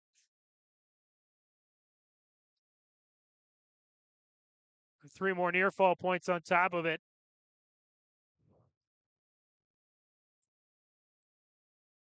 A grinder here for Torrell. Great match for him. Justin Torrell, the sophomore. He's trying to get Demeray on his back. Demeray is going to flatten out, but Torrell earns victory for Hillsboro-Central Valley. Second of the day for Torrell. A decision victory and an exciting one. Torrell's pumped up. Look at him celebrate. Get into those fans. So Hillsboro-Central Valley is going to take it. Mahnomen Waubun and HCV now going to the 121 weight class where Mahnomen Waubun's Dominic Neisen, a ranked wrestler and a state wrestler a year ago. Hillsboro-Central Valley is open, so no opportunity for us to see the state-ranked Dominic Neisen here. But it'll be 36-21. And is Hills? No, they won't. Yeah, Hillsboro-Central Valley, Mahnomen Waubun will have one more at 127. But Neisen didn't have to break a sweat that time. Yeah, Sawyer Owens looking for 101 in his career. Meanwhile, West Fargo finally has an advantage early on in the bout against New York Mills. Look at Tamari Williams out there with a 2-0 lead. Final bout for Hillsboro-Central Valley, Mahnomen Waubun. The Burros will get a win in this dual competition. So 127 is Ethan Drake of Hillsboro-Central Valley. Oh, my apologies there, yeah. Yeah, Wakiza Fairbanks of Mahnomen Waubun going. Fairbanks had a heck of a bout in his match against Mayport CG, which turned out to be the decision or a difference maker by winning by decision. Owens must have wrestled right at the beginning of the match. Owens, yes, earned a victory against Cade Walls. That was early on. Big win for West Fargo, by the way, Kevin, with 6 big points. They're still in this duel. That was the heavyweighters. Go to the lightweights now. Wonder how up to date my page is for that one. So far, nobody coming out for New York Mills at 107, so it could be an open win for West Fargo.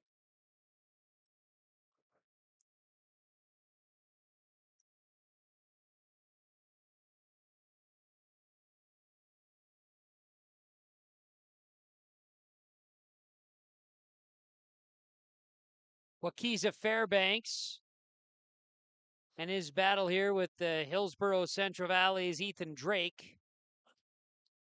Fairbanks getting some near fall points. I think, Kevin, the score might be a little off. Yeah. Says 36-28 right now. I think there's a bigger margin for the Burros with that Toro win.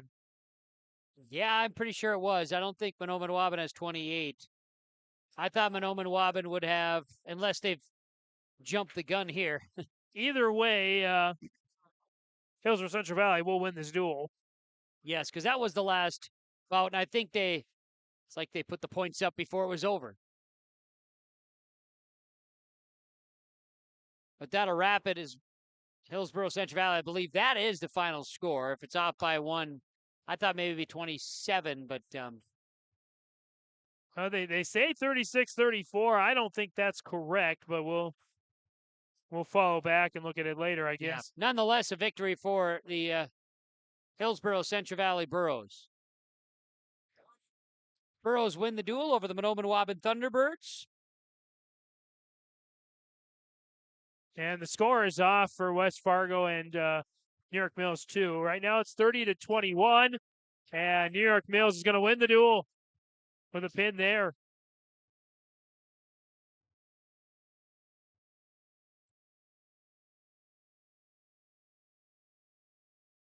I'm unsure of how things unfolded behind us.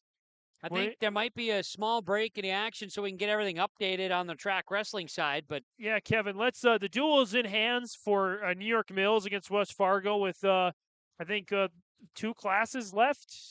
I do believe so. So the duel, it will go to New York Mills. So Kevin, let's take a quick break here. Let's see if we can reset camera number 3 with everything accomplished now. Sounds great. More coverage on the HCV duels coming up on yourliveevent.com. Rev up your ride and zoom into the Fast Lane Car Wash at the Fargo Petro Stopping Center for a royal pampering. From the perfect pre-wash prep to the final hand-dry flourish, your car will be treated like a cherry on a cupcake. Whether it's a quick clean or a weekly spa session, the Fast Lane Car Wash offers packages that'll make your ride sparkle and shine like a diamond. Open Monday through Saturday, 7:30 in the morning to 7 o'clock at night, and Sunday from 10 a.m. to 6 p.m. You'll find Fast Lane Car Wash on the west side of the Petro Stopping Center in Fargo.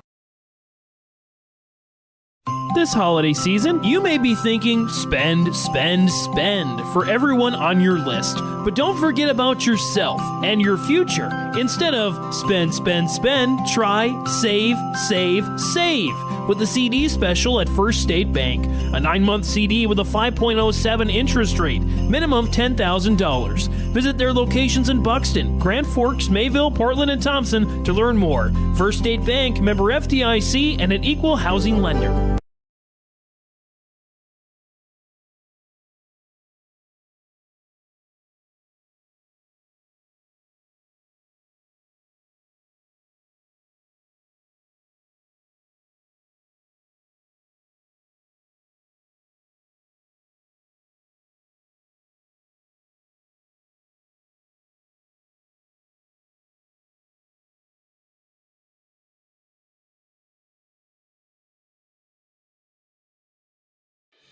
Let's get real. Get ready for a place that's big enough to grow and small enough to care. The University of Minnesota Crookston offers more than 35 majors, minors, and certificates. Earn a University of Minnesota degree, where you can make a difference in a close-knit community. Faculty become friends and friends feel like family. You don't need a big city, just big dreams. The University of Minnesota Crookston. Real, hands-on, and will get you ready for anything. Great Plains Fireworks and Sports Collectibles, Hillsboro. Fireworks and sports stuff in the same store? That's right. Great Plains Fireworks and Sports Collectibles, Hillsboro. Come in and browse the sports cards and memorabilia and fireworks at the same time. Unopened packs and boxes of sports cards, plus pre-owned cards as well. Jersey swatch, autograph cards, lots of Twins, Vikings, Wolves, Wild, Lynx, and North Stars memorabilia, bobbleheads, caps, and more. Call anytime, 701-436-6140. Great Plains Fireworks and Sports Collectibles, Hillsboro. Halstead Telephone Company delivers fast broadband internet, telephone, and cable TV to residents in this region, including Halstead, Shelley, Neillsville, Climax, Fisher, Bigland, Gentilly in Minnesota, and Hillsboro, Caledonia, Gardner, and Argosville, North Dakota. Serving the area residents since 1904, Halstead Telephone continues to create a bright future for this region using 100% fiber optic technology. Service plans offer flexibility and choices, and there's local support personnel ready to help. Contact Halstead Telephone Company today. The Hillsboro Business Association welcomes everyone to the Hillsboro Winter Wonderland festivities. Friday, December 8th features the light parade at 5:30, city tree lighting by Santa at 6 o'clock, and fire pits and s'mores from 6 to 7. And the Wonderland Fun continues Saturday, December 9th. It features pictures with Santa from 9 a.m. to noon, along with crafts, story time, and cocoa with Mrs. Claus, and cookie decorating. And check out the mini mall from 11 to 2 and birdseed decorating from 1 to 3 at the Plummer House Museum. The HBA Winter Wonderland, December 8th and 9th in Hillsboro.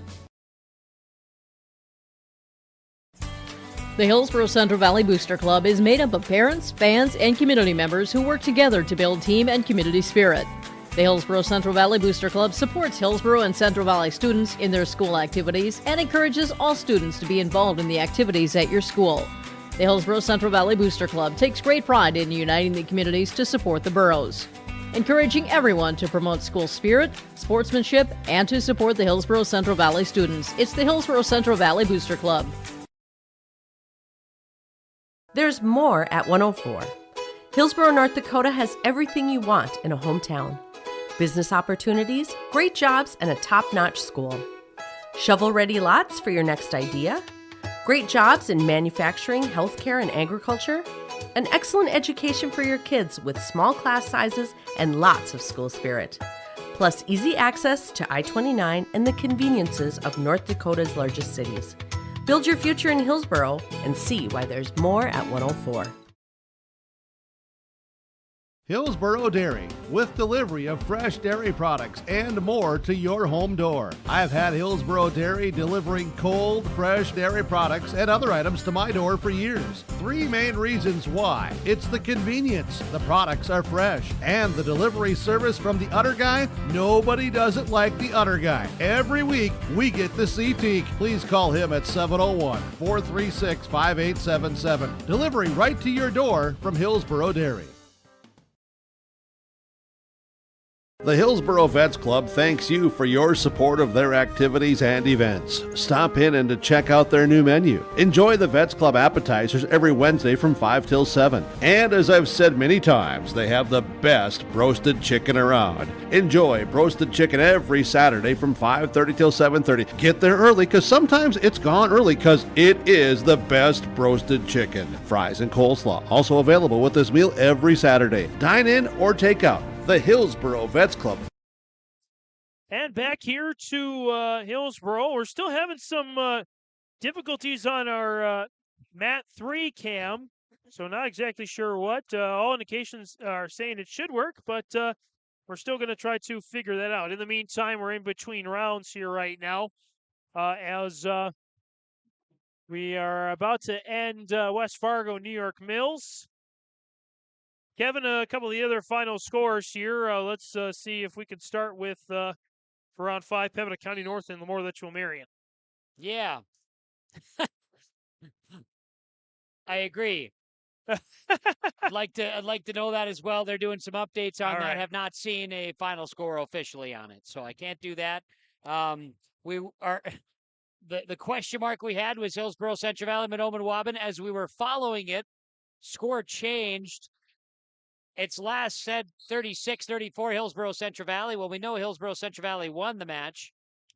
Now we see Frazee, New York Mills. They're going to continue in that 5th round, and that'll be the end of their bout. That's coming up here, finalized. Our full numbers are not quite complete. Meanwhile, round 6 is set to begin. But track wrestling is still continuing to have issues. I'm sorry. Oh, you're good. You're As good, I'm man. kicking things here, track wrestling still having issues, which is not boding well for us in our ability to tell you what's going on. But DGF and Crookston are underway. So if we look ahead here to this next match here with round 6, DGF Crookston, Mahnomen, Waubun will be wrestling against Grafton. They'll be on the main mat. And New York Mills will be wrestling against Mayport CG here in round 6.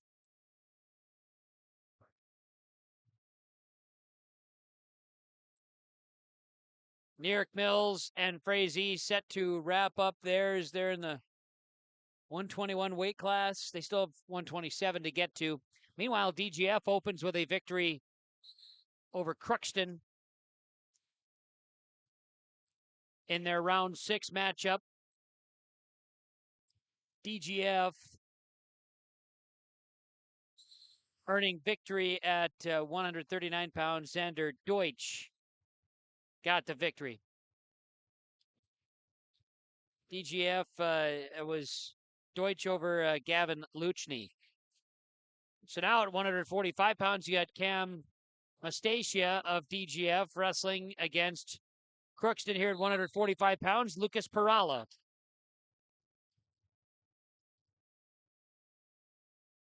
So now as we're trying to get the third camera back on track, we're going to try to track down Rob Owens. This will be a good time as next 2 rounds, Hillsboro-Central Valley does not have a they don't have a match, so it'll be good to hear from him about the day and how it's going and all that sort of thing. So, and then so mat 1 as we see New York Mills wrap up against West Fargo. That match will take over with Mahnomen, Waubun, and Grafton. New York Mills will come up to the mezzanine and wrestle against Mayport CG in the next one.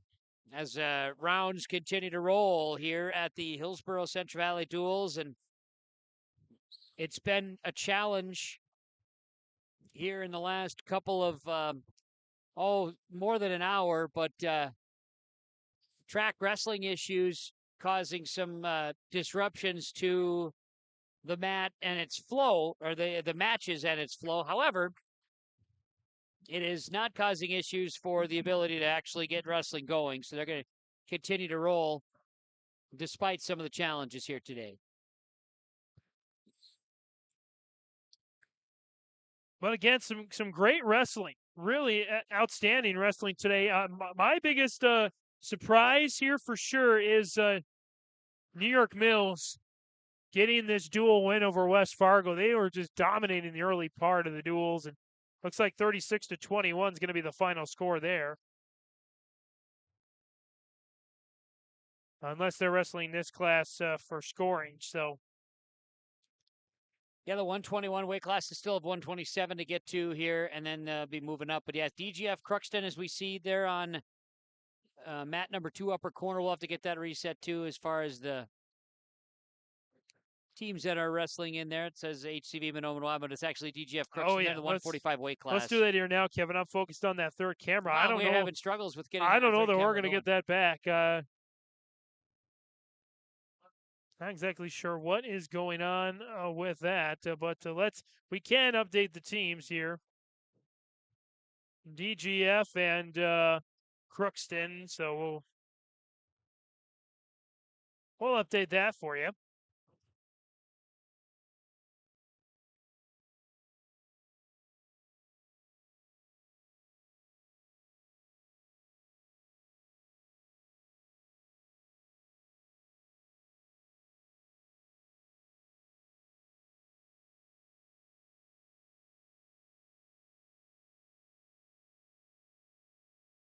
So why don't we, Kevin, as we're continuing to go here, why don't we take another quick break here, and as we await our next regular teams, round 5 is going to be, round 6 rather, Mahnomen, Waubun, Grafton, they're getting ready to go on mat number 1 after New York Mills finishes up. They're going to hustle to mat number 3 as well here in the next round. So we'll take another quick break and be back with more wrestling at yourliveevent.com. Not everyone can get Secret Service level protection, but with Irie Insurance you can.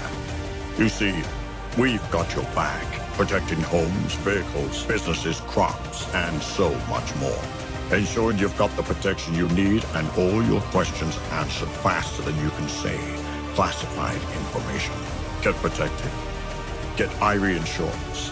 Go to IrieInsurance.com for a free quote and consultation.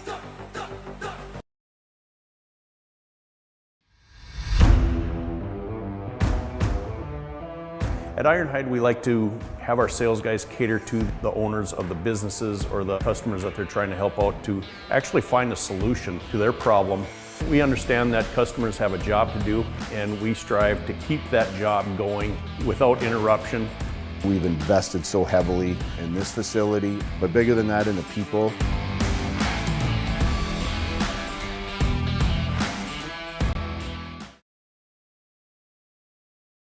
Lakes Community Co-op takes pride in providing complete customer satisfaction as they serve their local communities with the necessary products and services for farms, businesses, and individuals.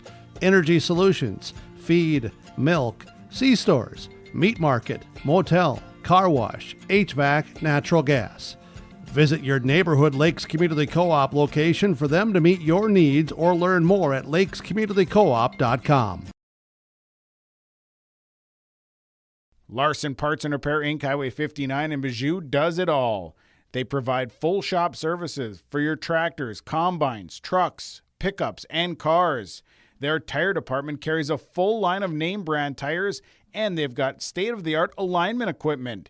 And don't forget about the parts department. They have parts for just about anything, right down to your lawnmower. Call today, 218-935-2774. Larson Parts and Repair Inc., Highway 59 in Bijou. Don't just watch today's game, immerse yourself in it with new furniture from Lee at the Furniture Mart in Fargo. Get the ultimate fusion of styles with unmatched comfort, all at the best prices. We are now offering up to 5 years no-interest financing. So you can now get the furniture you want at the best prices with low monthly no-interest payments. The next time you need furniture, come see Lee at the Furniture Mart in Fargo. Make sure to ask for Lee for your live event discount.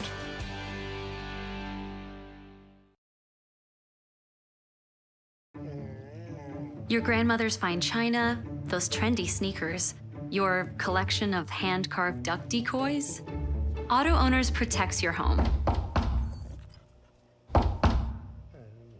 Because, well, somebody should. That's simple human sense. Ask Linforce Insurance Agency in your viewing area if Auto Owners make sense for you. Oh, now you do your job. At the Mahnomen School District, their mission is to provide the opportunity for high achievement for all learners, promoting academics, citizenship, and individual self-esteem with an emphasis on 21st century skills. For more information on the Mahnomen School District and what's going on at the school, log on to www.mahnomen.k12.mn.us.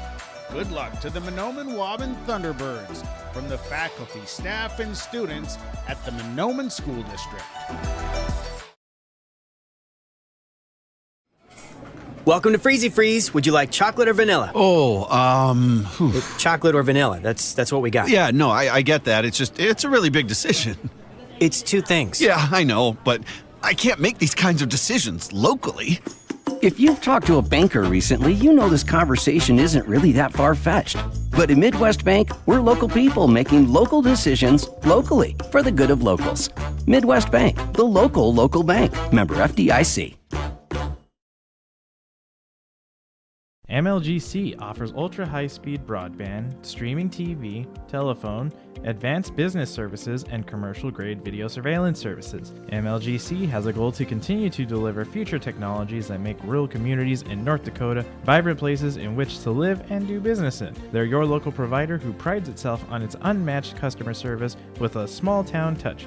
MLGC has offices in Enderlin, Cooperstown, and Kindred. For more info, go to mlgc.com. Every farmer has a good story about picking rocks. Want to hear ours? To this day, we pick rocks on our founder's farm, and they go into every Bell Bank branch we build. How's that for rock-solid commitment? Every bank wants you to open an account. Then along come sneaky fees. Sneaky, sneaky. If you hate sneaky fees, switch to Bell Bank. We give sneaky fees the boot. Bell Bank. I've got a math question for you. When you add tolerance, subtract prejudice, and multiply efforts to treat one another with respect, what do you get? Less division. And school sports have it down to a science. Looking for an example of what can happen when we realize there's more that unites us than divides us? Look no further than high school sports in Minnesota. This message presented by the Minnesota State High School League and the Minnesota Interscholastic Activities Administrators Association. You can buy beef by the quarter, half or whole beef from Mueller Angus, USDA inspected beef. Fill the freezer. Call Dave Mueller at 701-799-3032. 701-799-3032 to purchase beef by the quarter, half or the whole from Mueller Angus, Hillsboro. You can buy beef by the quarter, half or whole beef from Mueller Angus, USDA inspected beef. Fill the freezer. Call Dave Mueller at 701-799-3032. 701-799-3032 to purchase beef by the quarter, half or the whole from Mueller Angus, Hillsboro. Come join our team at Nakota Packers in Buxton. Positions available include potato stackers, potato graders, and forklift driver. Seasonal, approximately September through May, and generally from 8 to 5, Monday through Friday. You get paid holidays and paid vacation, paid every 2 weeks. Up to $18 per hour, depending on position. Call Carissa, 701-847-2200, or find them on the website, nakotapackers.com. Come join our team at Nakota Packers in Buxton. And welcome back here to Hillsboro, as we are kind of in between round 5 and round 6. DGF, Crookston, West Fargo, New York Mills, they're doing some exhibition. Well, maybe not. This is the one, well, they are now apparently, well, unless they start at 139. I thought they started at 133, but things have gotten a little bit hairy here in this building for a lot of different reasons. Has nothing to do with the people who are running. It's fantastic, but some technical scenarios that are causing some issues, including us with our little bit of fun with the video side. We just lost our mezzanine camera. Able to get that going again. If we have the ability to try something again, we'll do that. But some technical hazards are showing up right now. Round 6, DGF and Crookston wrestling, and DGF has a lead there, 30-18. Meanwhile, New York Mills and West Fargo continue to rumble. And the day is going to get exceedingly longer as we work our way through that match. New York Mills does it. That couldn't have been an exhibition because that was too much energy for an exhibition. Exactly. Yeah, I'm not exactly sure what was going on. That's kind of the theme of the day, right? Yeah. I'm not exactly sure what's going on, but...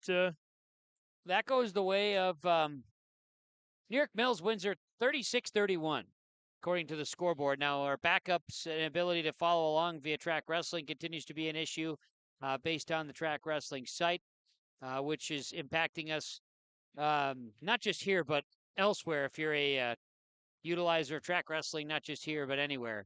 And so that continues to be a problem. Meanwhile, if you can see in our upper left-hand corner, Dilworth-Glyndon-Felton and Crookston, they continue to wrestle as they're in that 6th round already. So again, we will be unable to have Mat 3 matches the rest of the day. Unless something else happens. Well, I just turned the camera off. So just kind of pulling the plug. We're not exactly sure what happened. It was working just fine, and then they had that track wrestling shut down, and that's when the camera went dead. And it has not been able to be restored. Maybe it's connected somehow, through the world. It's not possible, but maybe it is. Mahnomen Waubun and Hillsboro-Central Valley matches will be unaffected by camera 3. So there's that. There is that, exactly. And we'll do our best to update on things as we know and can see them. But that's just kind of where we sit right now. So again, we are still awaiting the next match between, next 6-round match that we're going to follow on mat number 1. Mahnomen Waubun and Grafton will be coming up next. DGF Crookston, again, going on to mat number 2. And then Pembina County North, LaMoure, Litchville-Marion going on here momentarily, mat number 3. Let's take another quick break. I might try to go track down Rob, see if we can get him to come up and chat for a few minutes with us in between between his matches and between their matches. And yeah, so we'll step away again, and maybe we'll be back with some Dakota Heritage Bank coach interviews next. Honesty, loyalty, integrity. At Bank North, we've remained true to these values for generations. They shape the way we do business, work with customers, and support our communities. We've been here for more than a century, helping people grow farms and businesses, finance homes, and pursue their dreams. It's values-based banking, and it's all about working together to strengthen the common threads that bind us together. Bank North, always true. A game without a crowd is just a scrimmage. A performance without an audience is just a rehearsal. Without your presence, high school sports and the performing arts aren't possible. Ensure that these essential extracurricular activities continue to enrich the lives of students in North Dakota. Purchase a ticket to your local high school's game or performance. This message presented by the NDHSAA and the North Dakota Interscholastic Athletic Administrators Association.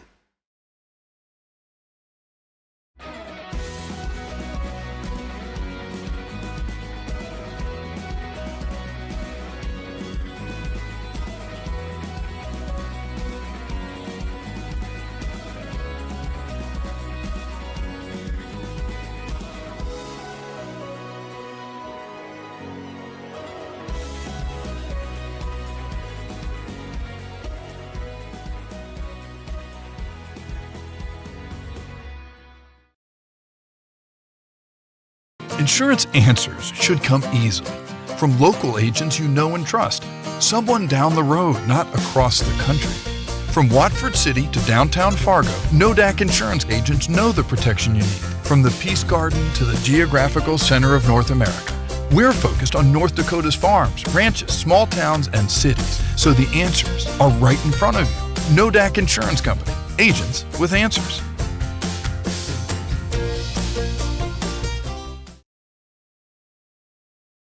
Optima Realty Development and Management is your one-stop shop for all of your real estate needs. They cover everything from top to bottom in every transaction. They're a full-service brokerage in Minnesota and North Dakota, a fully licensed developer in Minnesota and North Dakota, and a fully licensed property management company in Minnesota and North Dakota. Let Optima unlock your property's potential. Call 701-936-8167. Optima Realty Development and Management. Let them unlock your property's potential. Our Savior's Lutheran Church in Hillsboro, North Dakota invites you to experience the love of God. Our Savior supports all youth with academics, athletics, music, art, dance, and drama, and offer meaningful opportunities for people of all ages. Join us for worship at 8:30 or 10:30 each Sunday morning, in person or watch on television, HTC Channel 34, or online, Facebook, Twitter, YouTube, or at oslchillsboro.com.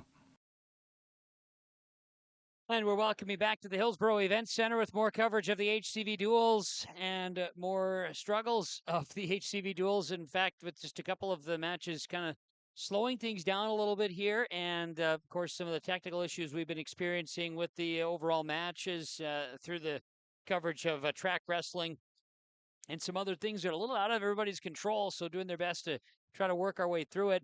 On main mat number 1, we're going to have soon Mahnomen, Waubun, and Grafton going on the mat.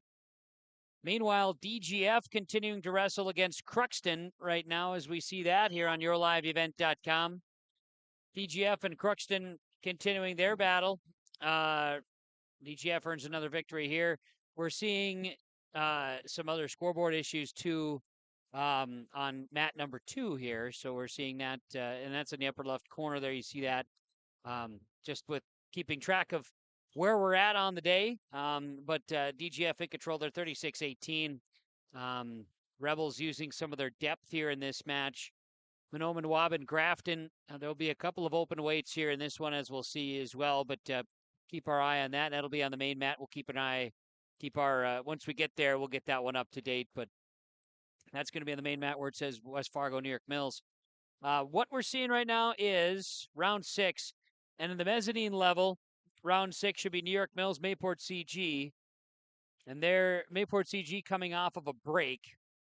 And that mat we will not have our eyes on. We had issues with our camera on that setup. So now with that down, we will not be able to bring you the coverage in the corner like we had with previous matches here for New York Mills, Mayport CG. We'll try to update you as we go. But we do see round 6 action. Mahnomen, Waubun, and Grafton. Okay. I think we did try everything we could according to our crew there with that. And so as we looked at that one kind of as a bonus room, it of the immediate area that we've been covering and our sponsorship, as you've been noticing, we will not have any further teams that's impacted by. So our best will be on mats 1 and 2, and we'll do our best. Kevin Kochman, James Martins, rugby as we call them sometimes. Absolutely, yeah. And the funny thing is, rugby will be in this region, with Hillsboro-Central Valley and Grafton and Pembina County North, and with things going to the dual competition, going to districts, with the individual competition going to halves, basically half of the state. It's again some changes coming up here for the state of North Dakota wrestling. Of course, basketball changes the free throws and the 3-class system, of course, and everything else. So we'll see kind of how that all shakes out with everything going on. So what's kind of fun is we see Mahnomen, Waubun, and Grafton on the main mat right now, but there's an exhibition going on. Hillsboro-Central Valley and Mahnomen, Waubun. So yeah, at 139 pounds. I'm not certain if that is Sawyer Owens. Can you confirm nor deny? I don't believe it is, no. Didn't look like it anyway, but it might. 139 would be Connor Lacey of Mahnomen, Waubun. If that was the case, I don't know if Sawyer Owens would be exhibition wrestling today. It's probably Cade Mueller or Ben Nelson. That would be my guess.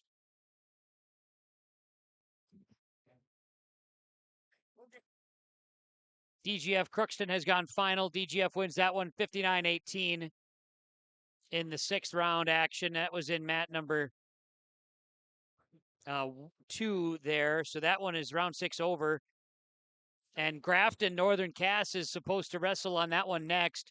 Grafton is currently wrestling on mat 1, but waiting for an exhibition match to go. So this is where I get lost in the ability. So I know we have the hope of some conversations and other things that we can help bring you to. It appears we've done everything we can for the mezzanine mat. Again, Mayport CG going to be wrestling there against New York Mills in moments. Did touch base with Rob Owens. He's going to try to make it up here maybe after the exhibition match to talk with us for a few minutes about what's going on here over the season and the tournament today. I mean, outside of the technological issues, pretty well-run tournament, I'd say. Oh, yeah, 100%. Everybody seems to be having a good time. Everybody can't control the technical stuff. No, not at all. I mean, you can. You try. Sometimes it's out of your hands, in which case. Mm-hmm. But yeah, so I guess you could say that we have completed 5 1/3 rounds. But again, yeah, Grafton is kind of delayed here a little bit. So who knows what's going to happen with that? They might push some matches up into, so like, for example, they might push Pembina County Northwest Fargo to mat 2. They might push New York Mills LaMoure to mat 2. just to kind of get that 7th round going. And again, we started at around 9:30, a little after 9:30, I'd say, is when we started. And we're approaching 3 o'clock here. So the broadcast is going to 6 hours approximately now, or 5.5. And if you've been with us all 5.5 hours, you're a champion. More power to you. You're amazing. Yeah. We love you. So, and we're getting to the part of the broadcast where we just kind of, we just have fun. Our folksy fun, It's if not you so will. much that it's fun. One thing that we're losing is some of the abilities to cover it the way that is that makes it enjoyable for everybody and factual. So we try to make it up as we go.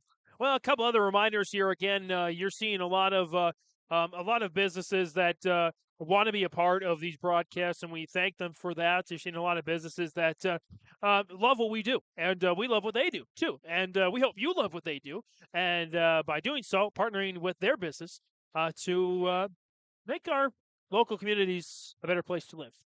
Bring dollars into our community. Again, one local dollar spent circulates 7 times. That's the average. And sure. So if you see those businesses, if you don't partner locally, or maybe you thought, oh, I can't get that done locally, you probably can. And why don't you go ahead and partner with those businesses, or at the very least, stop in when you're around your local community and say thank you very much for allowing us to be a part of these broadcasts and part of these athletic events. So again, of course, I want to thank our whole team back at your live event. Mark Forseth, we've been chatting away with him. He's been helping us with some technology throughout the day today. Our executive producer, our marketing director, Jim Berkmeyer, and our magic video man, Jack Albee, Brandon Mickelson there at hosted telephone as well, Chase Miller, and all the rest of the voices on yourliveevent.com. Yeah, and all the staff and everyone else around as we get to mat number 1. Looks like it's going to be a future matchup between Mahnomen Waubun and Grafton. It is. You are, in fact, correct. I usually am correct about these things. And so let's see if we can't get things activated here. It doesn't appear that they are. So we will wrestle. We got 139 pounds, it appears, here between Mahnomen, Waubun, and Grafton. And so that should be Connor Lacey wrestling for Mahnomen, Waubun. And Grafton wrestling Miguel Rodriguez. Rodriguez works Lacey on top. Rodriguez continues to maintain as Lacey pancakes out on the bottom, tries to get to all 4. Rodriguez went crossface, and now will armbar his way over. Has Lacey on his back. Rodriguez of Grafton looking for a 139-pound victory. Near fall points. Lacey, compromised position. Now gets a little bit of a reset. Gets 3 points near fall as the first period comes to a close. And the first time I believe that Grafton has been on either mat 1 or mat 2 here today. I could confirm that, but I'd have to turn my page, and I'm not going to do that. This is their 3rd match of the day. And I now can confirm to you, yes, that is accurate. Good work and astute observation to you, James. I tried. Rodriguez on the bottom now as Lacey works on top. Lacey looking for positioning as they're on the edge. Now work their way back to the center, and everybody's back in neutral. Lacey and Rodriguez going here for Mahnomen, Waubun, and Grafton on the main mat.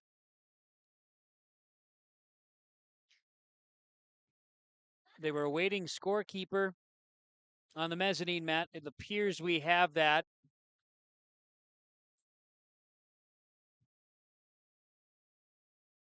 As Lacey with a throw of Rodriguez. Rodriguez and Lacey back to neutral.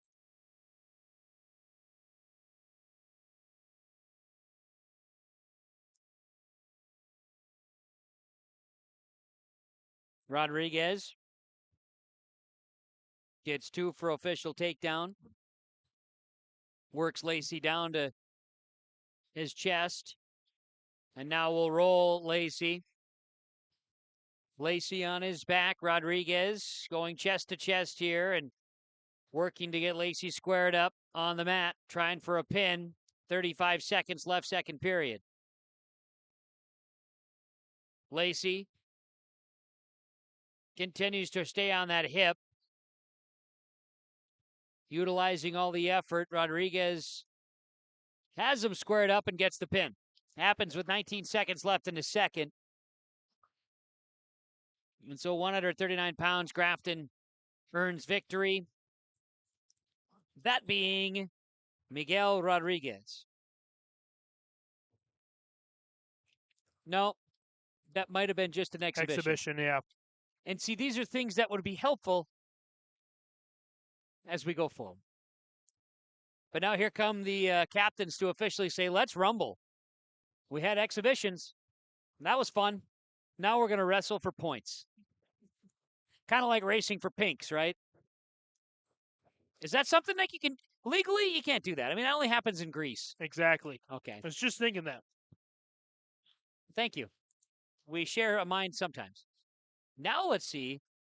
Boy, if we're back at full strength, there's one guy here that's going to be pretty pumped. Well, I tell you what, if you want to continue to hear the man, the myth, the legend, Kevin Kochman, make these types of tangents on the radio. You listen to the KRJB morning show, weekday mornings, 7:30 to listen to you go into a cross promotion. See, now the thing about it is we just had ourselves a great broadcast of a match that wasn't between the two kids. And that's where we run out of steam that way, you know. But you know what, Kevin? Those two kids, you know, if they're not wrestling for points normally, it's good that we give them some coverage. Should we try this now? I think we're ready to go. 139 pounds, I think. I'm pretty sure we are accurate now by saying that's what's happening. I'm going to check one thing and see. Yeah. So I cannot confirm nor deny, but let's try this again. If you enjoyed what I just did, let's try it again. Connor Lacey wrestling against Grafton's Miguel Rodriguez at 139. For sure. I think. For sure you think. Yeah. Very reassuring. That's what I was going for. Get back to the center and neutral position. Minute 29 left in the first period. Lacey and Rodriguez grappling. They work their way off the mat.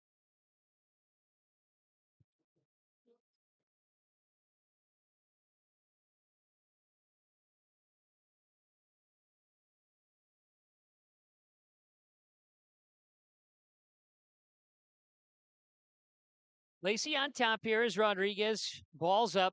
Lacey trying for positioning here. He's going to try to roll. And now work that right leg. That's not working, so Lacey dealing with a couple of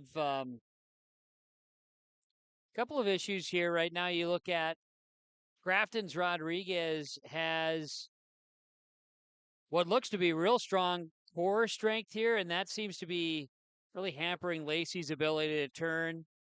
Rodriguez has long legs too, which is proving to be a bit of a challenge right now for Lacey to try to get him to flip. His base is strong, Rodriguez, for Grafton. 26 seconds left first period. Lacey attempted a crossface, nowhere to go. Now tries to sweep the leg. That's not happening. Come up underneath. And to take away a leg. Again, Rodriguez, mid-strength. And we'll work our way through the end of this first period. Rodriguez and Lacey. And quite certain that Lacey is up 2-0 in this one. And see the points awarded. If that was, I think Lacey got it. I wasn't, got to pay attention at all levels, I guess, right? When you get to round 6, 7, things start to go a little bit. We're going sideways here. This is where we love to, how all team sports, they got subs. We'd love to have a sub, we love to kind of, wave our hands, wave our fingers. Hey, come on in for me. And, it's fun. While I go to the bench. We're just working through here. And drink Gatorade. Some of these, some of the challenges here today, but we're making it work. Rodriguez tries to sweep Lacey. Again, mezzanine level. We've got matches going with Mayport CG and New York Mills, if I'm not mistaken. Yep. Red, white, and blue versus Red, white, and blue. Yeah. Lots of red, white, and blue. Although red, white, and blue of Mayport CG is the navy blue rather than the royal blue. But they're the Patriots, so I mean, right. The Patriots and the Eagles. How can you get much more patriotic than that? Right. It's like if those two NFL teams played on like not Veterans Day or 9/11. Right. Makes sense. Rodriguez for Grafton. 41 seconds left here in the second. Has tied it up with Mahnomen Waubun's Lacey. And now 1 point for escape. Lacey leads at 3-2. He'll throw Rodriguez, but Rodriguez ends up on top. Lacey battling for positioning as they work their way off the mat. Okay. So we just heard the announcement of Pembina County and West Fargo moving to mat 2. That's a 7th round matchup. Yep. To add to my confusion. As I kind of figured they might do. Yeah, but it's not a big deal. I'm just going to be lost. But what's new? 5 seconds left here in this one. Second period. Mahnomen Waubun's Connor Lacey now leads it 5-2 over Miguel Rodriguez at 139 pounds here in this duel between Mahnomen Waubun and Grafton. Kevin, on the coach's corner, KRJB coach's corner this morning, Rob Owen saying, without putting money on, you should, make it fun. Going to state tournaments and other tournaments and kind of placing your bets, if you will, kind of cheer on a specific wrestler. Maybe we should have talked about the over/under on run time for the tournament here today. Oh, that'd have been a fun one. Yeah. Put like a line of like 10 hours. I don't know what the line would have been, but that's fine. We're not in the gaming world. We're in the world of broadcasting this little match here we got between Grafton and Mahnomen Waubun. As Miguel Rodriguez wrestling for Grafton, he's wearing the dark singlet. He's on the bottom. Well, again, Connor Lacey works from the top. Connor Lacey with a 7-2 lead here in this third period. Got a minute 10 left in this one. Lacey trying to get Rodriguez spun. Rodriguez shoulder definitely in a compromising position here. They work their way to the edge of the mat. And we'll get it potentially dangerous. It was just a matter of time based on how they were positioned. 57.6 left in the third. It's 7-2 Lacey at the lead over Rodriguez. Mahnomen Waubun as a team wrestled the second round against Northern Cass, earned a 48-28 victory. And then got a victory over Mayport CG 39-36 and just come off of a loss to Hillsboro-Central Valley, a score that we're awaiting official. We had kept track, and then unofficial score from the scores table was 36-34. Our score was more like 42-28, some of that range. Anyway, either way, Hillsboro-Central Valley, they won the duel. Right, so Mahnomen Waubun's 2-1 on the day. Yep, and Hillsboro-Central Valley is 1-2. Grafton, I think, is 0-2 on the day. Grafton lost to West Fargo to start and lost to Crookston. They are 0-2. You are correct. Pembina County North, another team that's looking for their first dual win of the day. They'll take on West Fargo, who lost to New York Mills in another score we're waiting to be official on. That is correct. As we get blood time here on mat number 1. Again, a 2-camera setup here now. Our third camera went kaput in the aftermath of the track wrestling shutdown, if you will. Something, somehow, some way. So we're rolling on 2 cameras here right now for the rest of the day today. And that's good. We'll make it work. As always. So right now, not a lot of action going on. Blood time is completed. So we'll go back to mat number 1 here with Lacey and Rodriguez. Lacey leading 7-2 late third period. He'll continue to work Rodriguez from the top. Rodriguez trying to stretch out, and Lacey just too strong using the upper body here in this one. Rodriguez just can't quite get the traction needed. Connor Lacey going to earn victory here at 139 pounds for the Mahnomen Waubun Thunderbirds in their opener against the Grafton Spoilers in this duel. We mentioned that Mat 2, which right now you see Pembina County North and West Fargo having some conversation. Well, that's because they're going to go next. That's a round 7. A round 7 match to get underway on mat number 2.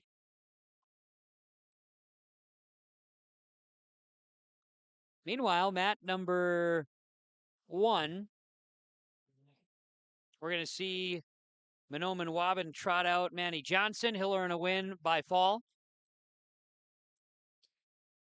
Or by open? Yes, in open position. They can't give him a fall. Win by forfeit.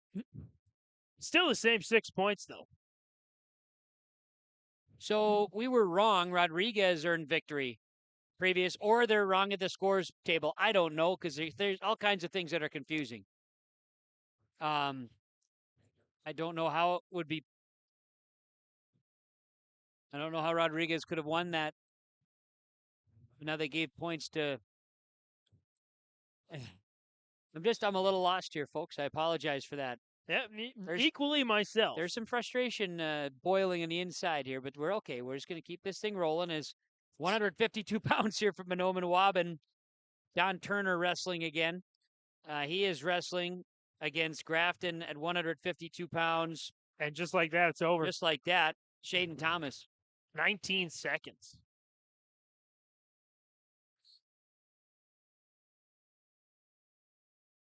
I'm watching precariously as to who's awarded points. Well, looking at the bench here, Kevin, it just doesn't seem like Grafton has a lot. Looking at their roster here. They have people listed as weights, but there are a lot of opens here upcoming. A lot of open chairs. Benny Saceda will drop Mahnomen Waubun right out of the gates here at 160 pounds. Cameron Soaring. Benny Saceda wrestling for the Grafton Spoilers here. 160 pounds.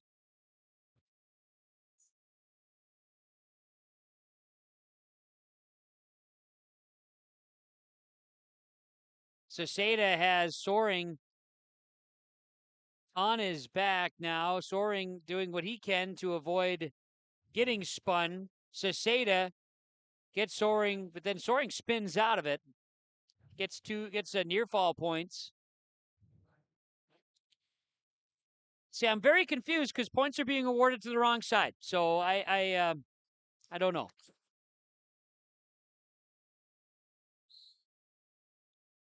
Grafton wins by fall. And on our only scoreboard operation following here, a fall goes for Grafton. I believe it should be 15-6. That's my thought, but I don't know. Well, either way, Kevin, this match is going to end quickly. Only 7 rostered wrestlers on the varsity side for Grafton. So they did get the 139 match. They gave that to Grafton. And again, I'm not an official, so I'm not sure how that all works. If there was a mistake, but it's 12-9 in favor of Mahnomen Waubun. And now wrestling here at 172, if that's accurate. Grafton, maybe this is Joe Garcia. That's at least on roster sheets. And wrestling for Mahnomen Waubun should have Logan Abdu.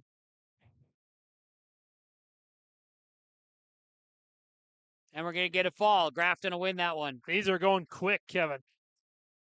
And I mean, looking at Grafton, they've got some really good wrestlers. They just don't have enough. I mean, that's what it appears. We'll pan over the bench over there, and there's just 1, 2, 3, 4, 5, 6 open chairs. And conveniently, there's 6 classes open. They only put out as many chairs as they need. Yeah. So I mean, that's note to if you're of course Grafton, good basketball programs as well up there, hockey of course. But if you're free and you're a guy and you want to get athletic, go out for wrestling. You pretty much get a spot. So. And who knows, like in Fernando Rios' case, it could lead to a state tournament appearance. Because there's just going to be a series of open victories for Mahnomen Waubun coming up here.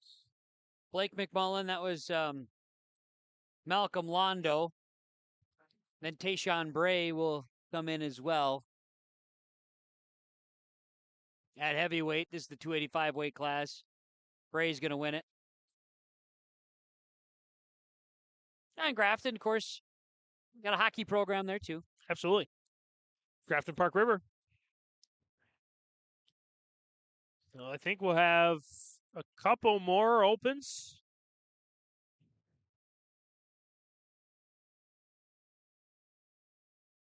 Right now, as it stands, it'll be 36-15. That's what the score stands at. And I think we'll get at least one more open.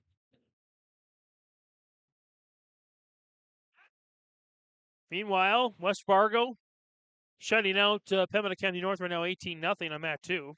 That we can see. Yeah, so there'll be an open at 107, 114. Mahnomen Waubun now, the score just keeps, can't lose points. At any rate, I feel for the scenarios. I believe it's 42. It's going to be 42-15. Yeah. Oh, well, I beg your pardon. At least 36-15. I don't know. Pending this match. This is at 114. I think so. That's what it says on the board. I'm going to go with that. So. Yeah, Grafton didn't have one on their main roster. Unless one made weight elsewhere. They did update the score here, 36-15. Okay. Grafton, I do not know who is wrestling. At Mahnomen Waubun, this would be Gabe Desmarais. If it is 114 pounds, which we anticipate. Yeah, so the score was flipped. I'm still confused. It was flipped, but I still think Mahnomen Waubun had another win in there somewhere. But I'm not going to worry about that. Because we're just going to move on. You know, the good thing is that this is not a state tournament. It's not a regional tournament. Exactly. It's not a section or district tournament. This here is the HCV duels, and it is run really well. We are struggling on our end is the only situation because of a couple of things that are leading us in the wrong direction. But that's the way it goes. But this is great. It's just great practice. It's great ability for these wrestlers to see different guys, of course, and when you get to the postseason, you're not going to see guys from across the river. So it's just a good opportunity to see some different looks, some different techniques, and maybe you pick up one or two and it helps you out in your state tournament run. And Desmarais is going to win by fall for Mahnomen Waubun here at 114 pounds. And again, do not have a Grafton name attached to who wrestled there because they did not have one on the sheet anyway that would have qualified it the weight class. But it could have been, if I was in the guessing game, it might have been Andrew Richardson. Might have been. Now, if this is the 120, so now was that? That must have been 121. See, that's where I was thinking, because 114 should have been open. In which case, they did have a 121 wrestler at Grafton. At any rate, if this is 127, which is what the board tells us, welcome Waukesha Fairbanks of Mahnomen Waubun and Grafton's Cruiser Burns. Oh, yes. This should be a good one. The Burns family, another great wrestling family up in Grand Forks. Fairbanks has had a good round here today, a good number of bouts, meaningful matches for him in early season success. Should be one of the final couple weight classes here. It looks like Mahnomen Waubun is going to take this duel, regardless of what happens. The last couple of classes, I think they started at 139. They did. Well, we're pretty sure they did. I think we called 3 matches at 139 before they changed anything, so I'm pretty sure that was accurate. As Adam Schefter would say, according to our sources, at this particular time, it appears that is fair. Mahnomen Waubun is going to win this duel. We're covering our bases. Yeah. If we get 3-4 hours down the road, I'll break out my Adam Schefter impersonation, and then we'll cross that bridge when we need to. And hopefully we don't have 3-4 more hours. And then we'll lose whoever. We don't need any more viewers to run away from us here. Thanks for hanging along with us. As long as if you came from the start at 9:30 and you're still tuning in, again, you're a champion. You're awesome. We love you. I would give you an award, but I don't have anything. Piece of chewing gum potentially. It's cold, hard. Your live event bucks. Do you think we have that? Absolutely. Off the mat they go. Waukesha Fairbanks wrestling for the Mahnomen Waubun Thunderbirds against Cruiser Burns, the Grafton Spoilers right now, part of the HCV duels. Round 6 and round 7. Round 7 happening. We probably should change the name of these guys here, but West Fargo we're falling and behind Pembina County North. Well, they changed it on us. I mean, we shouldn't be too upset. Let's update that here for you. Now everybody knows. Pembina County North and West Fargo going at it right now, and it's a shutout going for the Packers. Pretty much a blitzing day for the Pack, except against New York Mills. New York Mills was in full control in what was most entertaining match we've seen thus far. No discredit to any other matches. That one was just amped up energy-wise, fan-wise, and kids were really bringing it. It was fun. Fun to see it. Of course, Kevin, we talk about changes in wrestling, at least in the state of North Dakota. Another change, Central Cass moving up from Class B to Class A. So that could open up some spots in state tournament runs for Class B teams. Could make things interesting in Class A. A win by fall for Pembina County North at 189 pounds. Up there in the left corner. And still no shutout. Every team has scored in this dual competition at least 6 points. Which is great. Or I should say at least 4 points, I think. That, I believe, was Caden Rose earning victory.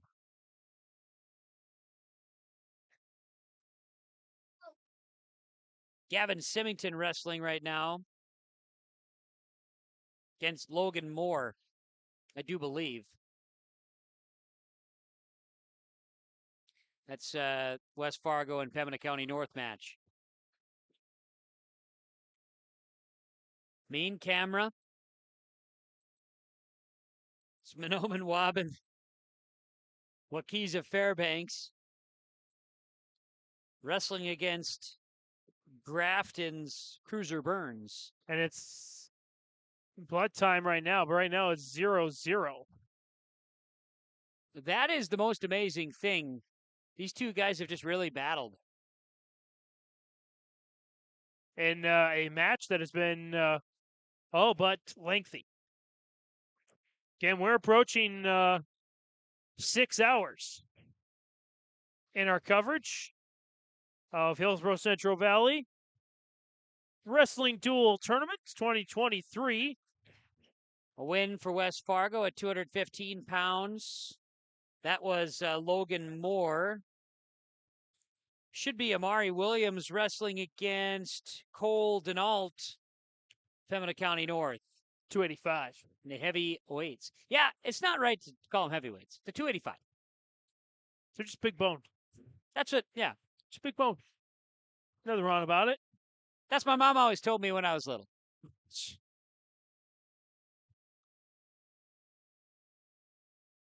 36-12 is what the dual score shows in favor of Mahnomen Waubun.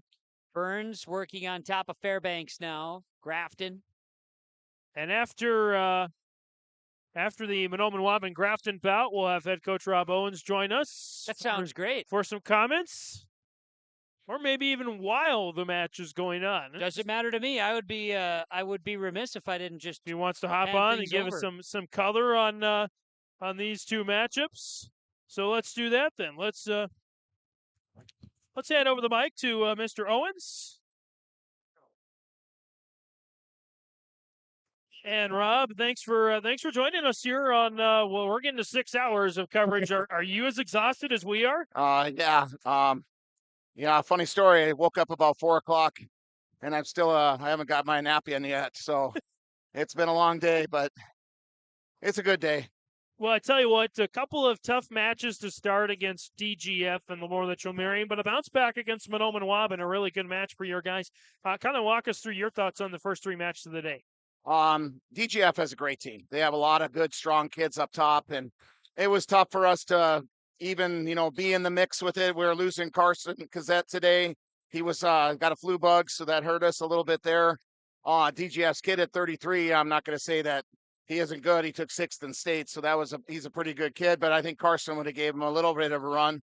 So, in the history of this tournament, it's our tournament. I don't know why it is. We always seem to come out a little flat, and so we always go talk after the first round, and that's when we really kind of talk to the boys. And I think so this next year coming up, I think we're going to chew them out before we start, so maybe we'll get some better interaction that first round. But yeah, DGF did a good job. I mean, second round, gosh, who did we even wrestle second round? LaMoure, yeah. LaMoure, there you go. Yep. Yeah. Sawyer Owens, my son got his 100th win, which was awesome, against Jace Duffy. Jace is always this kid who has this funk and throws, and you never know what he's going to do. Everybody is scared. They all know they can beat him, but they're all scared they might lose. That's one of the things, because you never know what's going to happen. And Justin Terrell came out and wrestled tough. I think he's still undefeated on the day. Sawyer and Justin haven't lost yet. And LaMoure's just got a full roster. I mean, it hurts us. We had a couple kids that we were in the mix. Fernando at heavyweights, it was leading the pack. We came in, and then we do a little slip of our head, get out of position. Then he throws us in the head and arm, and we get put on our back, and we lose that one. But the last match against Mahnomen, I do it all the time. I think Mahnomen just changed their name to Minnewacan. We'll call it good. But Mahnomen Waubun, yeah, they're always good. They always have some talent. They had some quickness. Justin Terrell stepped up. Ben Thompson stepped up. Sawyer stepped up. They all had good matches. Braden had a tough one, but he didn't get stuck on it. He's kind of had an off day today. Tyson Sumby, same thing, kind of had a little off day. Both of them, I think, got a little stomach bug going on because they're just not looking normal. But, they're still helping us. If you come to it's a dual tournament. So dual tournaments have a different vibe. If you weigh in a kid, even if he's not going to wrestle, that coach on the other side's going, well, they got a kid. We can't be a lot of shuffling. So that makes this chess game a little bit more interesting when you have a full lineup or you have 4 more kids. But I think, Justin coming out, taking care of that kid that he lost to last year. And Mahnomen beat us last year by 1 or 2. And no, he got it done today. He came out really focused, and it was really good. So there we are. And we got Pembina County next, and then West Fargo next. And taking a look at the 6 or so rounds we've had so far, there's been a lot of teams and individuals that impressed Kevin and I. Who's impressed you as far as the teams that have come and the individuals that have shown up on the mats today? DGF, I think they're a very solid team. They have a lot of strength.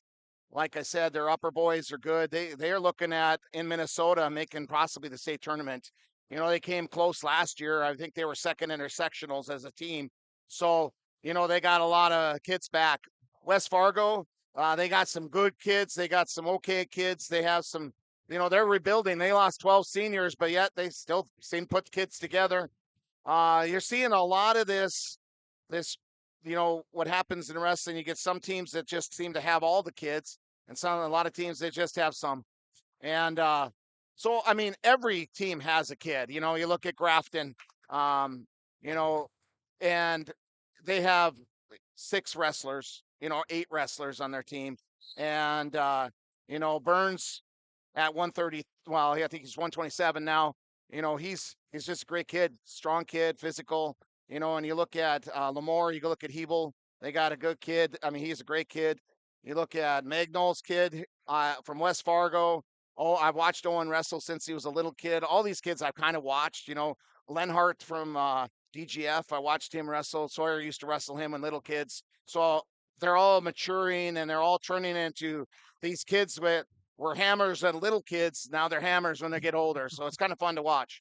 I think one team that's impressed Kevin and I the most is New York Mills, especially the way they took care of business against West Fargo. Yeah, to be honest, I've only seen them really wrestle a little bit because they kind of matched up here or down there, and we're on the other side. So New York Mills, historically, they are the team that comes up with the I shouldn't say this, but their singlets really seem tiny, but their muscle seems huge. I mean, they just are big, strong, fit boys. And I'm sure their singlets fit exactly as they should, but they just always look like they have some just great strength, and coupled with good, technique, it's always a great combination.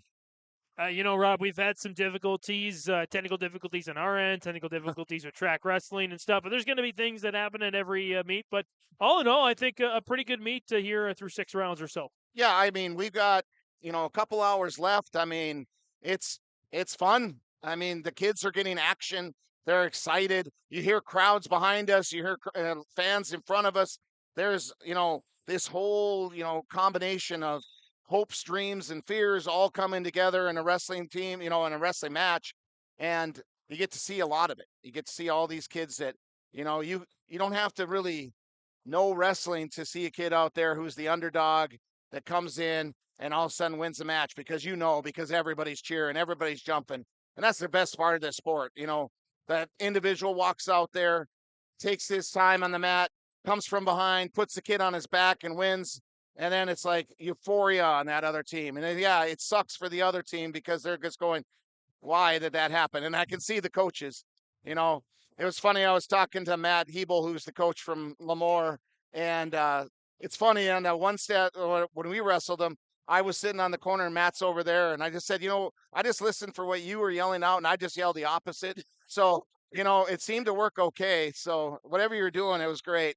So he's just chuckling. It's pretty rare that you see the kind of close quarters we have here, but it's also a good time to talk with other coaches and get some ideas of what they're doing. So network a little bit more, and I can't help but thank all the people that really helped to put this on.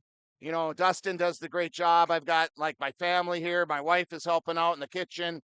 Stevie Trudell and Tommy and Sydney and all the girls over here doing this.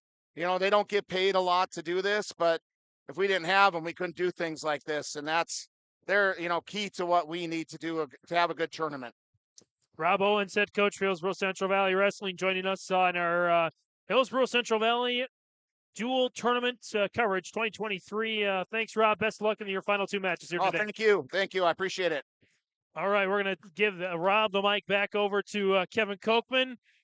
That's mine, actually. But you can take that water if you want. I mean, and again, thanks to Rob for the time. And Kevin, just a great mind. Love talking with Rob Owens from Hillsboro-Central Valley. And for people who aren't necessarily wrestling fans, which if you're watching this, you're probably a wrestling fan. But for those who don't follow the sport regularly, or whatever, the passion from coaches is incredible. I've got good friends that have coached. I think that's Rob's stuff. Okay. Yeah. I'll run that back. Yeah. You'll probably want that just over there. You go ahead and do that. Yeah. Passion, I just look at, and we've been following this Mahnomen Waubun match right now. And now they're in, this is exhibitions. Mahnomen Waubun is in exhibitions now with Hillsboro-Central Valley. They're just guys that aren't going to, or maybe that weighed in today that are finally getting a chance to play. Get out there and wrestle, get out there and experience. Mahnomen Waubun wins at 57-15 over Grafton. That's going to be final. But seeing some of the guys I see, Mahnomen Waubun's coach John Short, the Short family with an incredible wrestling tradition. And then Steve McMullen got his kids out there wrestling again. Kellen MacArthur, best dressed at this tournament. And Kellen is with the hat is an all-timer. Kellen is and a sport coat hat always. He looks and also a just a quality human being is Kellen now. But watched a lot of his wrestling when he was going through high school, and for him to get back, Owens mentions, Nagel, Potasic is here today. Potasic, former Borough wrestling coaches prior to Rob. Both of those guys are still here today. They're still invested in the program despite not being the head coach anymore. I mean, it just once in the program, always in the program might be most true with wrestling, in my opinion. Yeah, and you got to remember as well that I lost my train of thought there. It's okay. You just got to remember. Got to remember. Oh my goodness gracious! No, it's been a great tournament as I mentioned before, and great. It's early season one too, James. Exactly, The most important thing is that the kids are getting action. Yep. Wrestling is one sport that struggled with pandemic regulations too. When that came down, so there are some. There was great arguments that wrestling might be one of the better because you're never really face to face with somebody. I mean, but there's all kinds of things that were arguments during those days. But as we see, official 57-15 Mahnomen Waubun over Grafton. They're shaking hands officially after the exhibition matches. Meanwhile, West Fargo still controls over Pembina County North 36-19 on our mat in the top corner. We're seeing some effects of how post-pandemic situations in certain sports.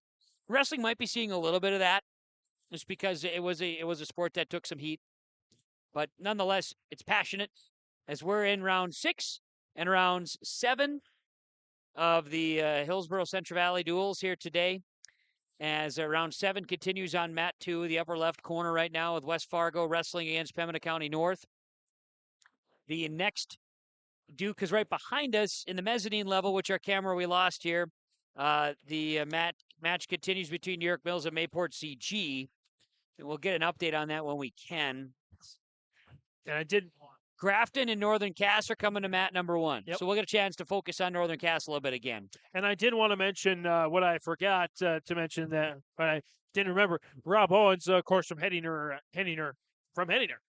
Scranton area, of course, a perennial wrestling powerhouse. But when he was going there, it wasn't always a wrestling powerhouse. It used to be a basketball school only, and then gradually people got invested in wrestling, and they got to learn more about it, and they wound up embracing it and having some great runs. Of course, Henninger Scranton does a very good coverage. Radio down there does very good coverage of the tournaments that they're involved in, including the East-West out in New Salem. And so we're looking at East-West coverage here again on yourliveevent.com. Look at that. Stay tuned on that. I know last year was exciting to do that. We have assistance of Brent Dick from Lisbon talking about Powerhouse.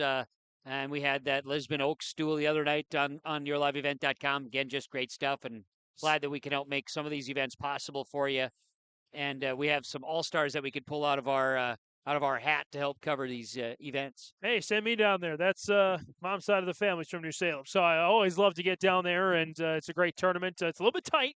We talk about wrestling rooms, and that one is really tight down in New Salem, but it's a great atmosphere for wrestling. Well, maybe we take a break here. I know absolutely. Pembina County North continues with their match against West Fargo. We're going to have new Grafton and Northern Cass coming up momentarily on the main mat. Maybe we take a peek and see how things are looking in the other match here with New York Mills and Mayport CG as our coverage of the HCV duels continues on yourliveevent.com. Otto Egg wants you to be prepared, no matter what Mother Nature throws your way.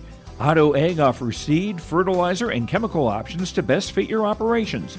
They also provide scouting to help find weeds and disease, and track crop stands to help producers get a better idea what's going on with their fields. Contact Nick Otto at 701-520-0825 or Kylan Kostreski at 701-520-9875. Hungry and on the road, Petro Stopping Center in Fargo has got your back with an impressive lineup of goodies including Popeye's Chicken, Charlie's Cheesesteaks, Cinnabon, Papa John's, and a mouth-watering full-sized restaurant, the Dolly Down Grill. You'll be spoiled for choice. Whether you're a quick pit stopper or looking to settle in for a while, Petro Stopping Center's Fargo location has got you covered 24/7 every day of the week. Cruise on over to their spot just off 45th Street and I-94 and indulge in a feast fit for the road warrior in you. Charlie's quenches your cravings with sizzling hot cheesesteaks melted to gooey perfection, loaded bacon fries, and refreshing real fruit lemonades. Order now at charlies.com. 3, 2, 1,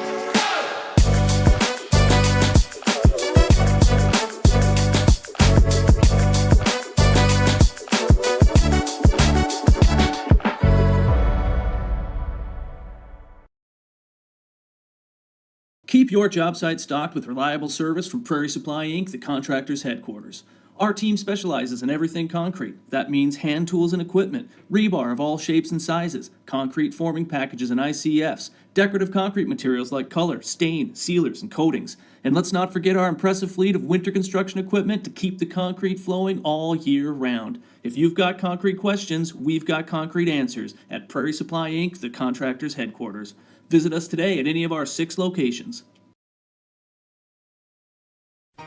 For trusted news, weather, and sports from your community, look to R&J Broadcasting Incorporated, KRJB, KRJM, and KKCQ Radio, and rjbroadcasting.com. Hear local voices from local radio with news and information from the area. Your information stations, KRJB, KRJM, and KKCQ Radio, and rjbroadcasting.com, local voices from local radio. Hi, we're Jim and Bernie Berkemeyer, and we're inviting you on a holiday vacations tour. Join us on an Alaska and Glacier Bay cruise July 23rd to August 4th. We'll discover the cities of Anchorage and Fairbanks and enjoy a guided tour in Denali National Park. We'll also relax on a wonderful 4-night cruise, including Glacier Bay National Park. Visit holidayvacations.com, keyword RJ for more information and to watch a travel show, or call 888-557-1020 for a free brochure. This is Chris from RDK Enterprises, your local precision planting dealer. Manage what you can to overcome what you cannot. Farming is all about preparing your operation to be successful when given an opportunity. Invest a few minutes and bring in your seed meters to be reconditioned and calibrated. We have some room, so give us a call and we can help you overcome those simple obstacles. RDK Enterprises, 636-2119, 636-2119, or planterdoc.com.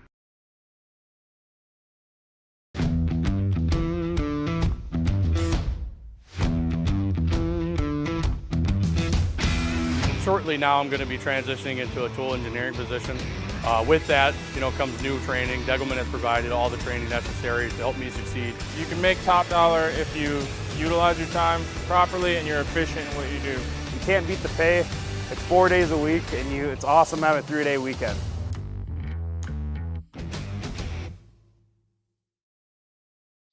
Back here to Hillsboro, as we're once again going to try and reestablish our camera here. Our camera in the mezzanine, that is, in the wrestling room. We're going to see if it comes up. Keep an eye on, it'll be Grafton and Northern Cass on main camera, right side of the screen. Pembina County North and West Fargo continue. They're late in the third period, a 121 weight class. Then West Fargo leads Pembina County North 42-9. And looks like the Mayport CG New York Mills match has wrapped up. I believe New York Mills winning that one.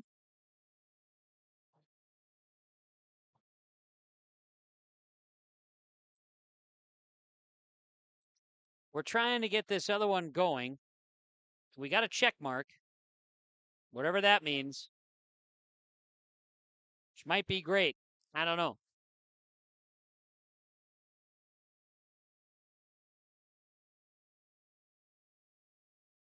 At any rate, Pembina County North and West Fargo continue to roll 42-9 here. This is a round 7 match. And some other round 7 matches. Grafton Northern Cass is getting rocking and rolling here.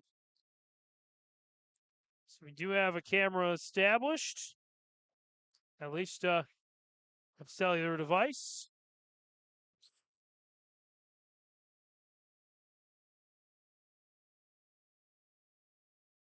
We're going to try to get it up here, get it connected.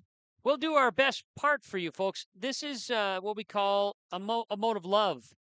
As we're watching Grafton and Northern Cass at 160 pounds get their wrestling going.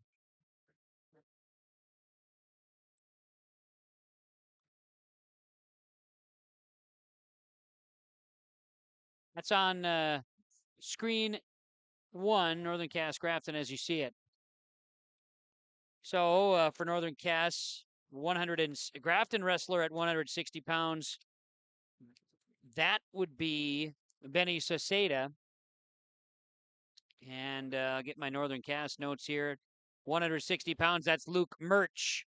They continue to wrestle here. Murch in the yellow singlet. Soseda in the black. They work their way to neutral.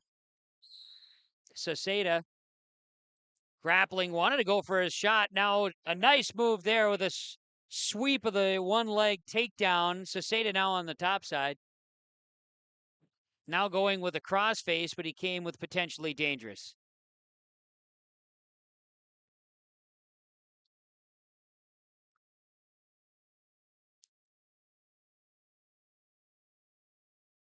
$12-0 dual score.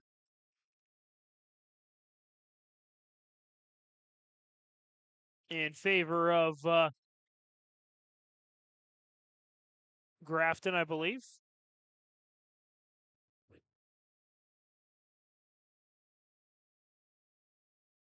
Soseda of Grafton on top of Northern Cass. And yeah, it would be Northern Cass open weights where they started at the 145 weight class.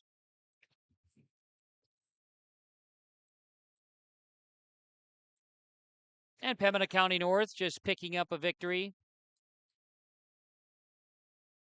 West Fargo, excuse me, over Pembina County North, a fall there. So continuing their success.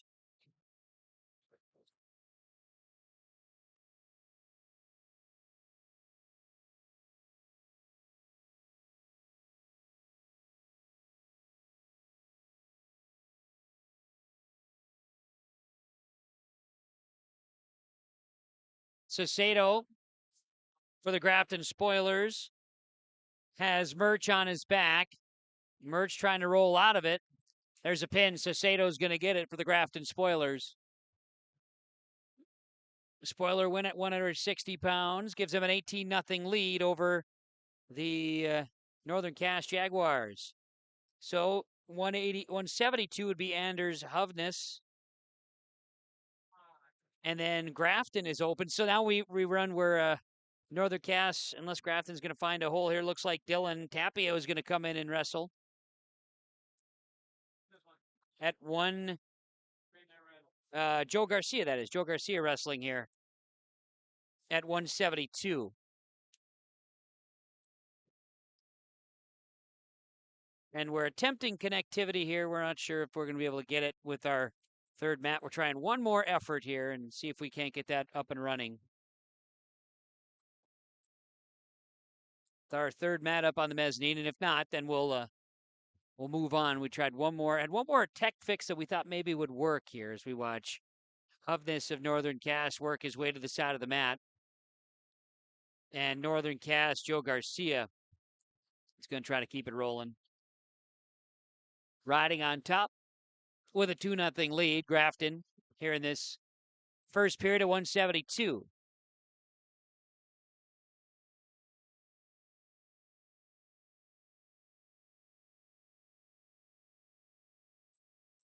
Hovness on his back.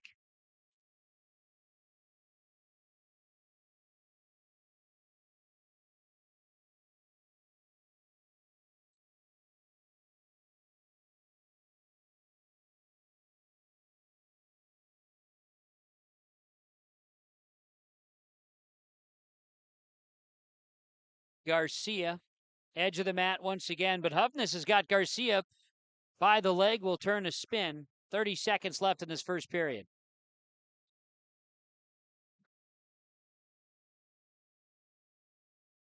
West Fargo leading Pembina County North. They're in the 139 weight class.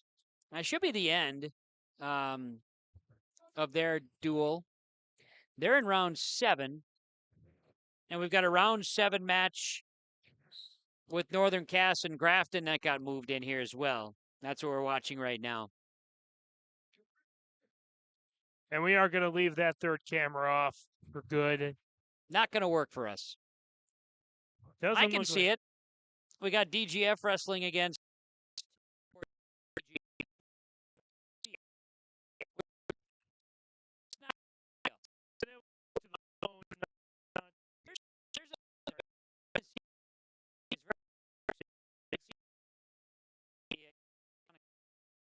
What you guys are doing. It's kind of freaky, honestly. Yeah. That's a neat way to put it.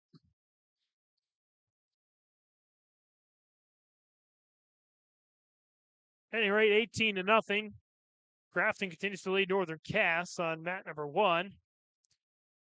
Mat 2, West Fargo, Pembina County North, about to come to a close. So we should be entirely through round 6, and now a third of the way through round 7.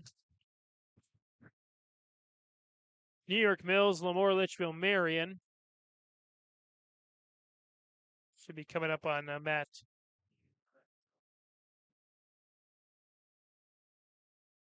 Probably mat 1 or mat 2.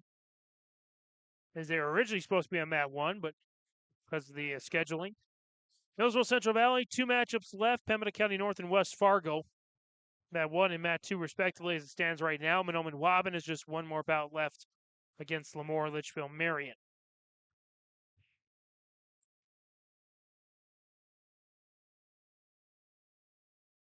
So that is what we have left for our main coverage. Again, from the looks of it,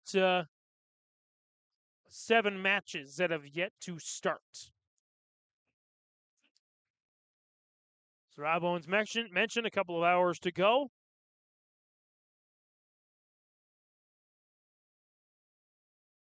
Let's take a peek and see if we're up to date now. No. Thought for a second maybe we would be back to some areas of positivity here, but it doesn't appear that way. On track wrestling, anyway. Yes.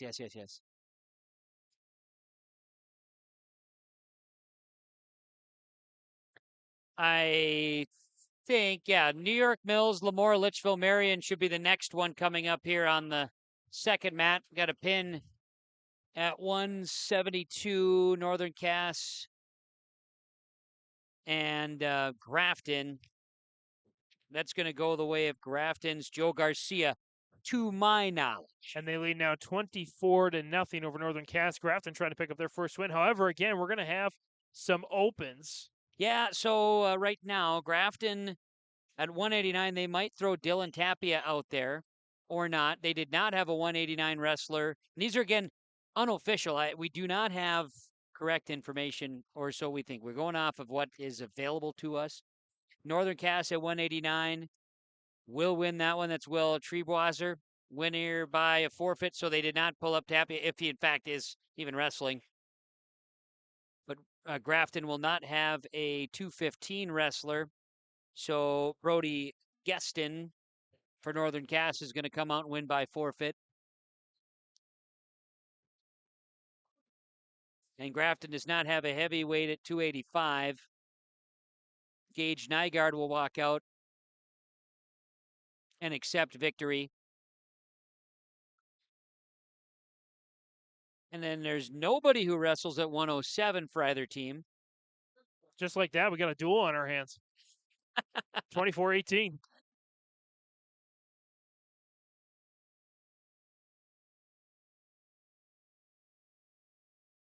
And right now, nobody's. And nobody at 114. If I remember this, it should be 121. We should see Giffey and Hayden Hicks, if that's where we end up being. And that's a Giffey for sure. I don't know if Hicks is going to send Hicks out there. It looks like Hicks is, or somebody is getting ready to go. At least maybe that's 127. And we saw Giffey earlier today have some fun matches. Yeah, really good matches.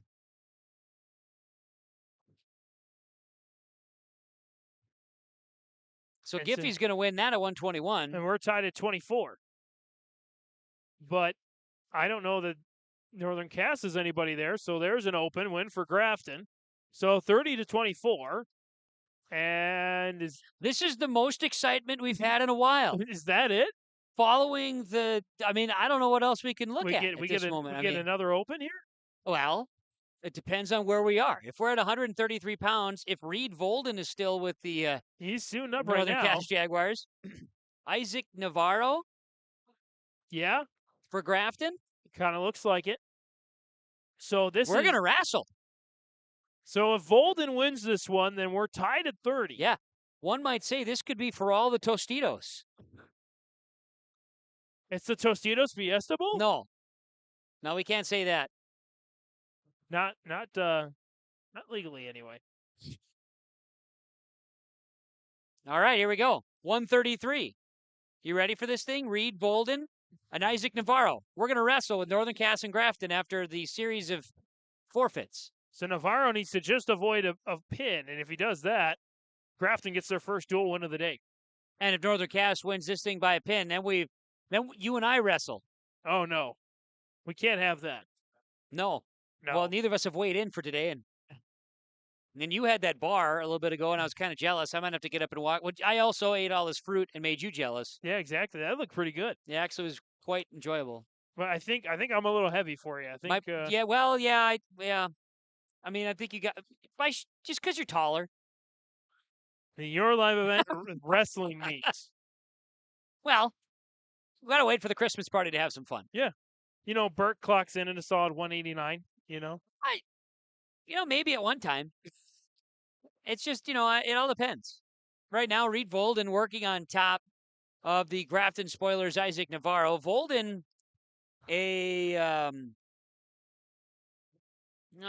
I lost my spot here to try to tell you, I used to be able to know these things. Volden. You used to know things? I used to know some things. Volden working on top, and he's trying to work his way around with a spin. Navarro. Looks like, again, I'm at 1. It's going to be New York Mills, LaMoure, Litchville-Marion getting ready to go. Yes, that's correct. And if you looked on that one, New York Mills, LaMoure, Litchville-Marion's a round 7 match, too. That would bring us up to right where we need to be. Then we'd be on to round 8. Yeah, we're going to go to round 8 after this match is over. And then there's going to be round 9. And then round 10? No. After round 9, we will say, this concludes our day of the broadcast. We'll say adios, amigos. Yeah, that'll be something to say as we approach 4 o'clock here on this Saturday afternoon.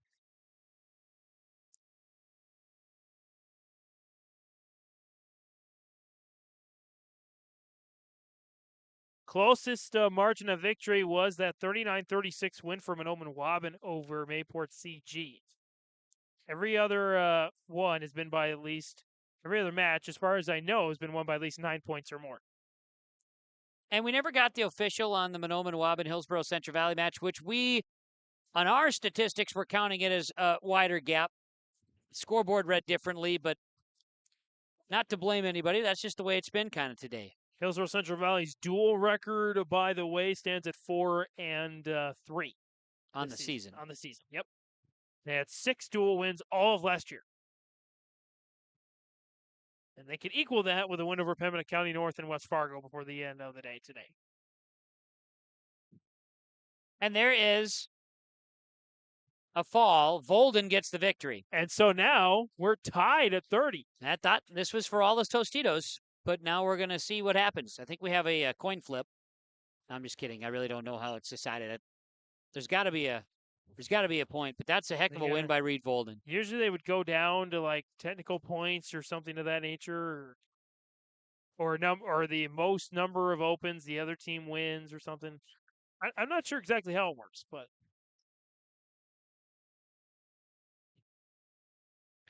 well, 30-30. We've had it all. If you had a tie duel at the end of all regulation on your bingo card, go ahead and scratch that off. You could do that. Along with losing track wrestling connectivity, you can mark that off. Check that one off the list Check as that well. one off the list. A near shutout, check that one off the list. Not a shutout, though. Not yet, anyway. LaMoure, Litchville-Marion, and New York Mills coming up on mat 2. We'll Mat change, 3 we'll continuing. change that up here. Mat 3 continues behind us now in the mezzanine. That is the match between Dilworth-Glyndon-Felton and I said that right. It was DGF Mayport CG. That's a round 8 match that's going on right now. Yep. Which is We're super moving. exciting. Right now, it still says 30-30. They flashed a 145 on the scoreboard. Uh-oh. So they're still talking it over, trying to figure out what to do here. You know, something I didn't ask Rob, and I meant to, but I didn't. I don't know that we've seen any girls' matches today. Nope. So I was wondering if we were going to see any of that, but it doesn't look like we will. I think they're going to end this one in a tie. That's the way it appears. Looks like it's going to end in a 30-30 Unless at the end tie. the coaches wrestle. Wouldn't that be something? They had that discussion. You know, you just never know. But The mascots will wrestle. Bring what up the would win, a spoiler or a jaguar? Depends upon the conditions. And what's a spoiler in the first place? Exactly. Nobody knows. And does a spoiler trump a jaguar just because it's a spoiler and it's meant to spoil? And the mascot nickname Madness bracket. We're doing March Madness. Spoilers. I mean, because it seems like it's a wild card if it's a spoiler. Yeah. You don't know what it has. I'm intrigued. So I'm going to mark this down as a 30-30 tie. I like it. At least for now. And just like that, New York Mills takes the mat against Northern Cass. Look at that, a flip. Which is an exhibition match. Because they don't match up. Nope.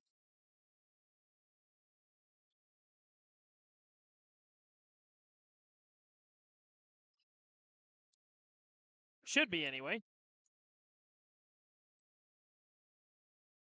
Because they're not on our list of teams to do things together. So as I believe it stands now, New York Mills, LaMoure, Litchville-Marion, and the round 8 matchups. So 6 matches left. 7. Can't do math past 4 o'clock in the afternoon. Because we've got Northern Cass set to take on who next? No, never mind. Crookston in round 9. Right. Hillsboro-Central Valley, Pembina County North should be the next one on mat 1, I think. I believe. Is that right?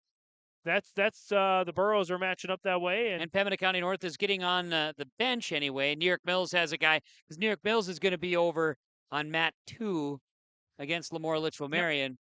Yep. Yeah. And again, this adds to the fun. DGF Mayport CG. Mayport CG going on right now on mat 3. So yes. That's what's happening here at the Hillsboro-Central Valley Duels. And we'll probably take another quick break here and come back. And we'll have Hillsboro-Central Valley, Pembina County North after this. From shoulder to hand, hips to toes, and everything in between, the Riverview Health Orthopedic Team has you covered. With advanced training and joint replacements, upper and lower extremity, spine, foot, and ankle care, you know you'll be in good hands with Drs. Spinell, Schall, Sekundiak, Stanky, Kim, and Abassi. For appointments, call Riverview Clinic at 218-281-9595. Riverview Health, exceptional people, exceptional care. Riverview Health.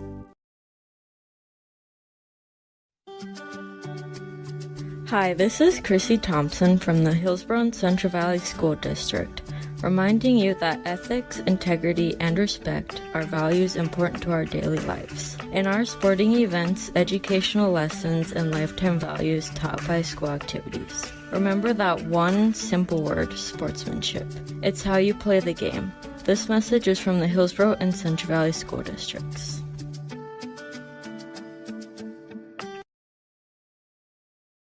Ho, ho, ho! It's another holiday season and there's so much to do. Honestly, milk and cookies aren't cutting it anymore. Well, Santa, have you tried Sweet Sips? What's that now? Sweet Sips in Hillsboro. They've got delicious protein and energy drinks to keep you moving. Try one. That is tasty. I must get more of these. Well, Santa, you can order on the Engage app or stop by the shop in Hillsboro. Stay energized and healthy this holiday season with the help of Sweet Sips in Hillsboro. You'll want to check out the year-end discounts on trailers at Bloomfield Enterprises of Hillsboro.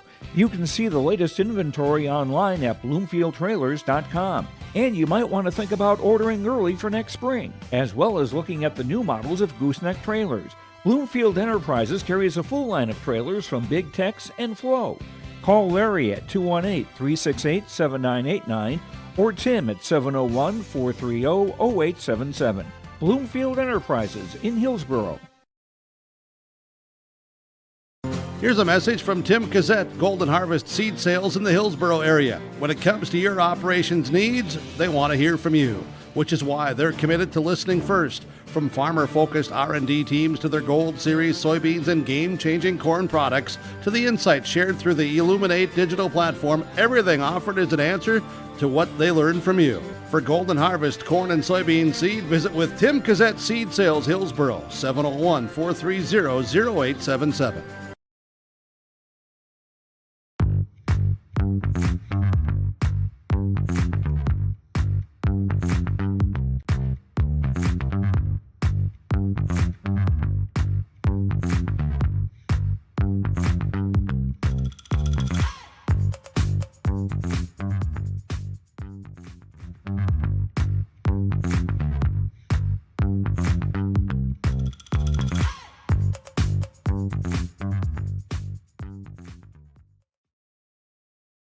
Back here in Hillsboro as we are continuing on with our Hillsboro dual competition, and we've reached another kind of third way point in our match-ins. And now we look at the Ryan Opdahl Farmers Union Insurance in between the rounds recap.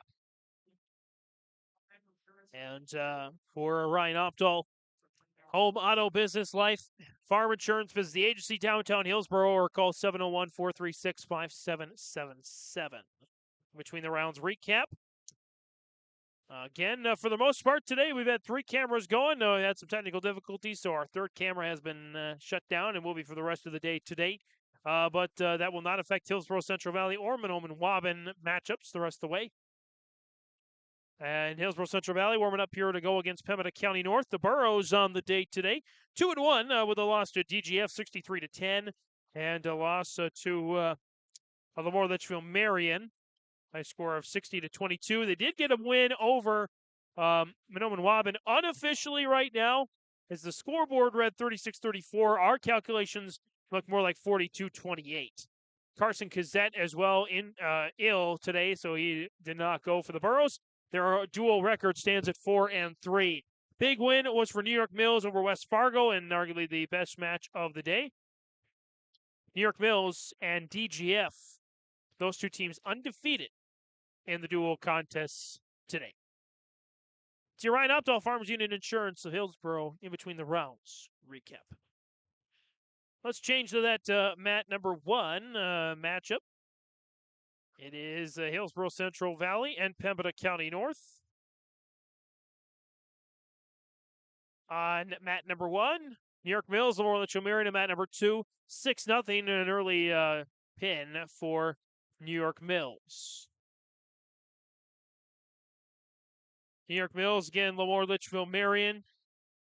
New York Mills at 145. It's an 8th grader, Wes Simpson, battling out against LaMoure Litchville-Marion's.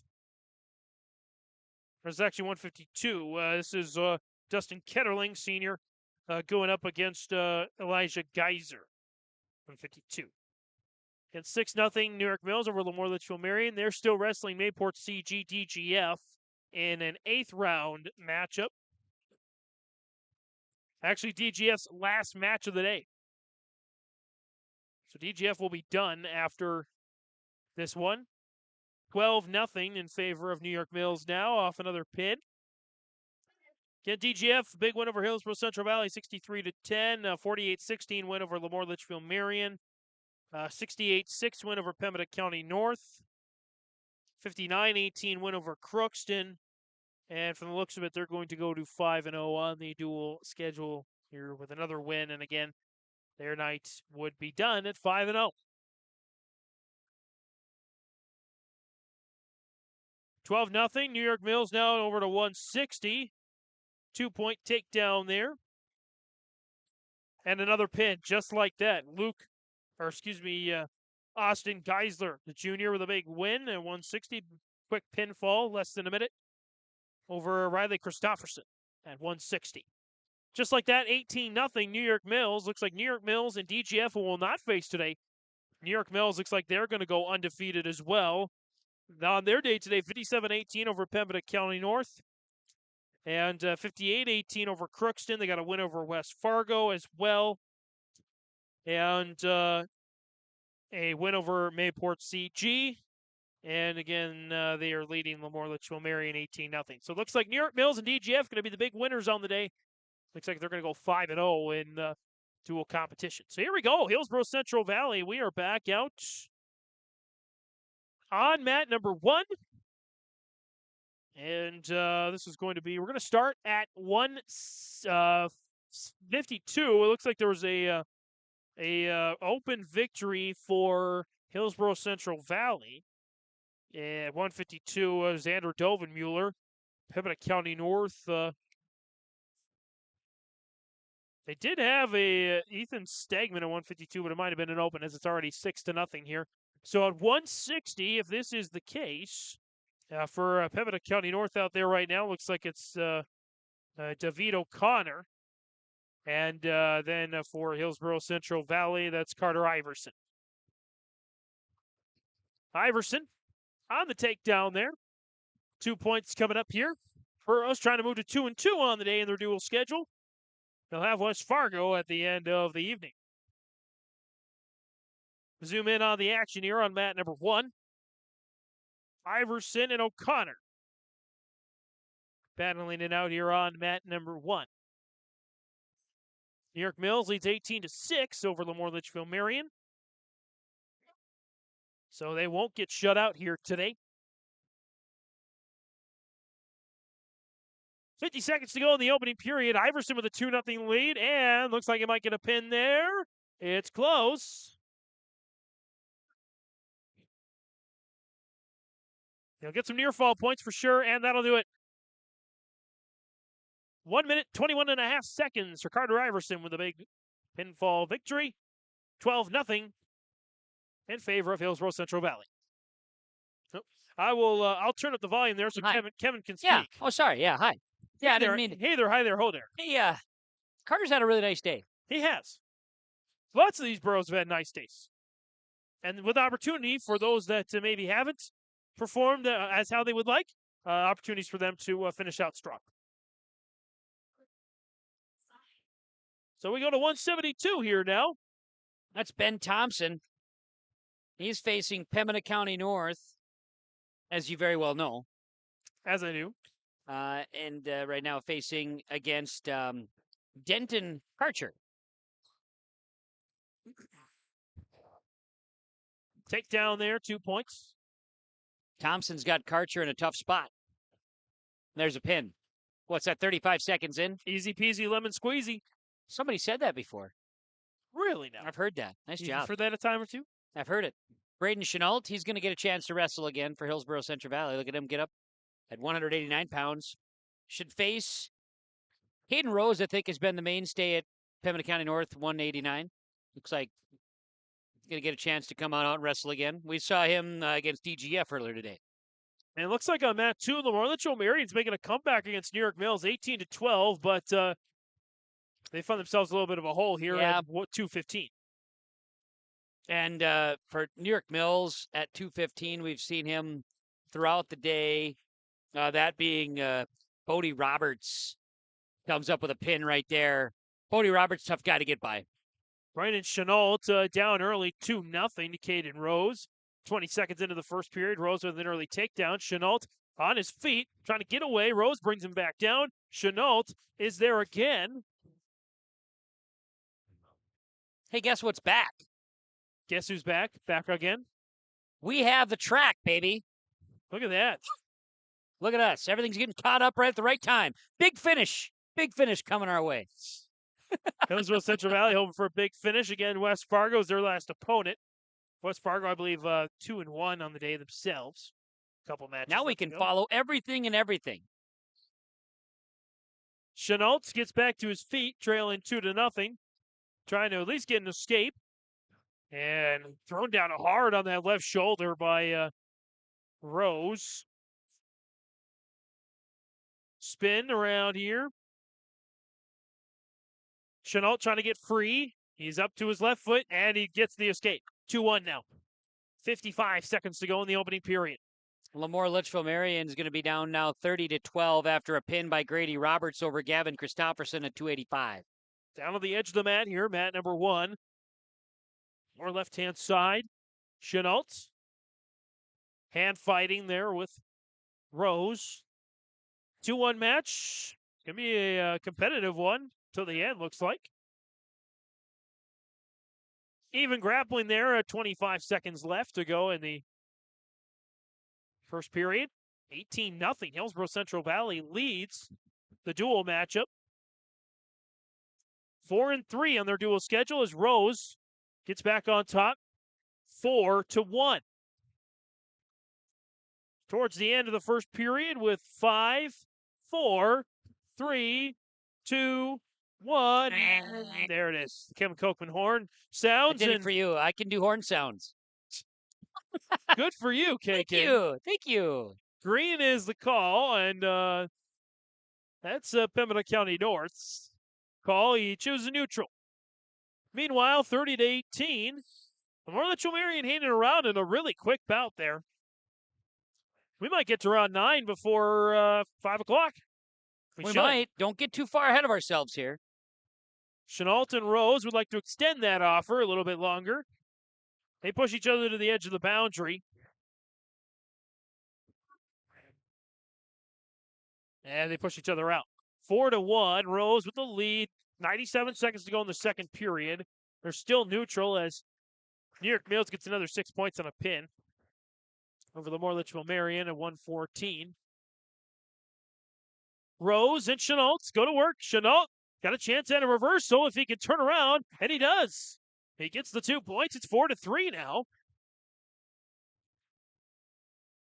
117 and counting here in the second period. 36-18 on mat 2. New York Mills hope to try to finish their night at 5-0. Carly Thunberg going against Joseph Potts as we see it right now in the 121-pound weight class. 69 seconds to go in the second period. Again, 4-3. Rose over Chenault. PCN leading HCV. And hoping not to make it a reversal, and he does. Tough situation for Chenault. He was going to try to give up an escape, but instead he's on his back. Tough situation here. And nearly a pin. Going to get some near fall points for sure as Rose of PCN. Move it over here so you can see that. 40 seconds. And there it is.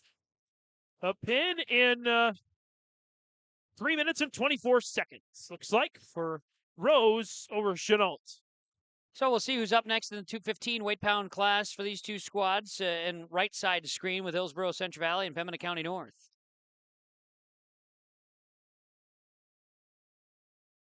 And looks like it might be an open unless Rios is going to go down a weight class. Or I should say wrestle down, yes. As it is an open victory for PCN at 215. Makes it 18-12. We go to the heavyweights here now. With Chase Herman, by the way, for Pembina County North. Yep, for at 215. With Rios and Denault, I think. If memory serves me right. At 285. So they'll both grapple there at the center. Rios. It's actually Gavin Symington. Ah, gotcha. Which is nice that we can tell that now. Look at us. Rios has Symington in a headlock. Got a turn. Hasn't quite gotten there yet. And now a little bit even. It's even. It's still even. And Symington gets the 2-point takedown. Could be a pin here. Dangerous. Fernando's getting flat. Rios has got to turn it around, and he does. And he gets the escape. 2-1. Wow, what an escape for Rios. Big point for Hillsboro-Central Valley. With 69 seconds to go in the first. 36-18 still at 121 over our mat 2 between LaMoure Litchville-Marion and New York Mills.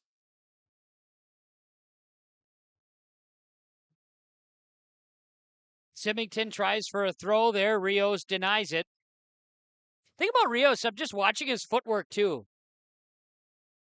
He's got big feet. And that is benefiting him. Right? I'm just looking at how he's using that for his balance, and it's got a turn. Impressive stuff. He's looking for a turn here, and Symington trying to get to his feet. He's got Rios on his left leg. Rios nearly having the turn. And now Rios has got Symington in a spot, but Symington trying to sit out here, and will get advantage of that, and they'll both come up to neutral. Good match. This is entertaining. 13.2 on the clock as they got to readjust the headgear and go to center. Rios in some danger zones, but he's gotten out of it now twice. So he goes for the grapple right away with 9, 8, 7, 6, 5, 4, 3, 2, and 1, and that's it. Rios' choice as we get to the second period, excuse me. He defers, and Simonton chooses neutral. 2-1 in favor of Symington over Rios at 285.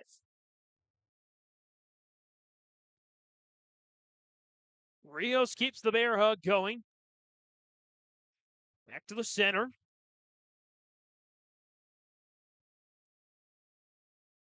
Rios pushing.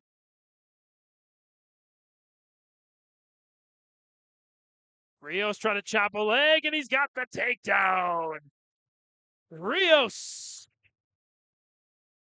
gets the 3-2 lead. If he can somehow get lower level control, he's got no control under the, basically below the belt right now. So if he can get some leverage. Scoreboard goes down. They're going to have to pause here now. I think it accidentally got unplugged. So it's 6-2 now with those 3 near fall points. Rios has the lead with 1:15 to go in the second period. They might have to mop up some blood too quickly. So Rios with the advantage. 18-12 here in the bout. Meanwhile, it's 36-18 still. In the 121 weight class, New York Mills and LaMoure Litchville-Marion, with Potts from LaMoure Litchville-Marion leading over. Second period, still plenty of time here in this heavyweight bout. In this 8th round match, 9 rounds here today.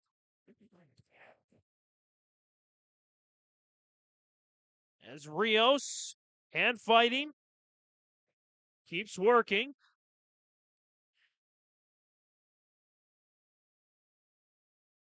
And Symington nearly gets a takedown. Entertaining match here, 25 seconds to go in the second period.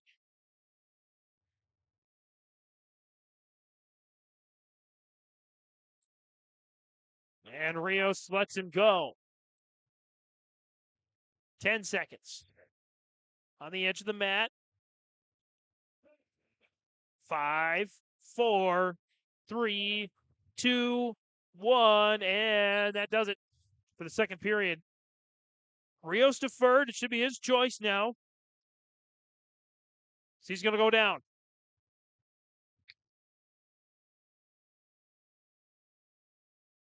Smart choice there by Rios. Trying to get on his feet. Get a quick escape. And he nearly does. Or a reversal. Symington gets Rios down. Can be hard work to turn him.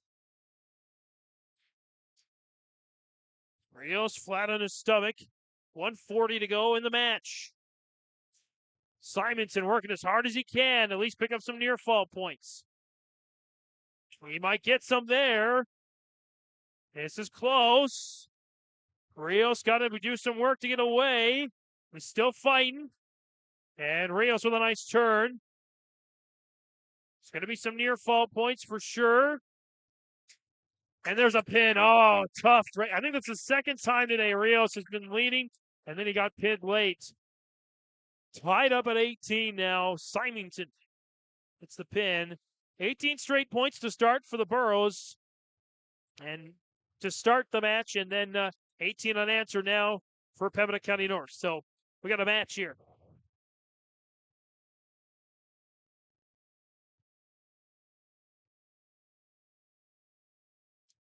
So we get going at 107. Kevin, help me out here on the names at 107 for HCV. Oh, you want me to get you that one? I was watching New York Mills fall there. A decision goes the way of Joseph Potts of LaMoure, Litchville-Marion. Apologize here. Let's get this 107 out here for you as it's over. Pembina County North with the victory there at Sorry 107. about that. No worries. We'll get it. That's Oakley Brown with a win by fall 20 seconds over Jackson Kleckner. I was going to say Heckner, and that would have been wrong, so I'm glad I didn't. Yeah, so we're going to go 114 now, and that is Torrell at Hillsboro-Central Valley. Torrell undefeated on the day, 3-0. Him and Owens. Sawyer Owens also undefeated. Those two winning all three of their matches. Right, Torrell gets to work right away. Ashton Mostad of Pembina County North. Oh, this ain't going to last long at this rate. No. Already 2-0 for Torrell. He's definitely getting near fall points here. Or maybe not. But he came out on fire. Now Torrell will be on top to start this one. Came out so fast, I don't think I adjusted my camera enough quickly. Don't think you did. I didn't watch, though. Torrell on top now of the center circle. Like you said earlier, don't give up on it. No, not at all. Torrell going to spin. Merry-go-round.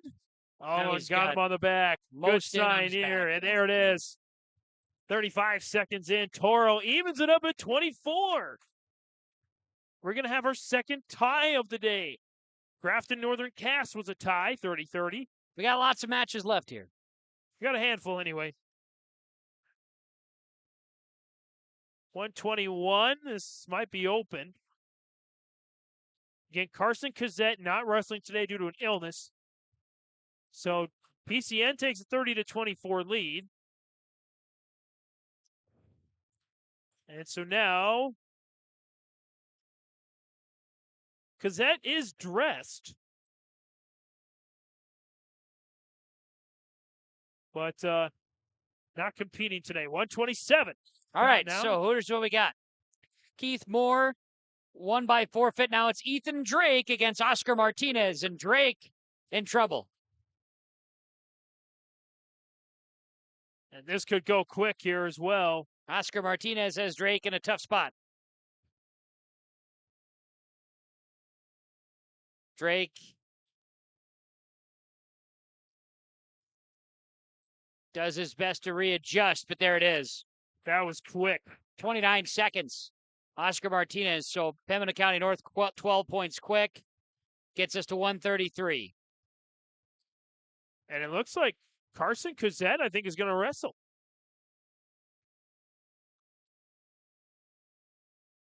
And he is. His first match of the day. There he is going at the scores table and coming out.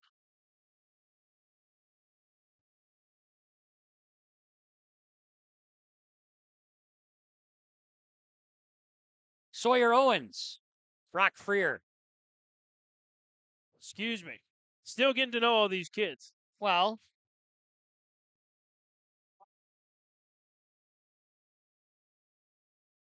that was an interesting sequence there. I don't. 42-30. The old refresh isn't happening fast enough for us, I don't think. Hold on.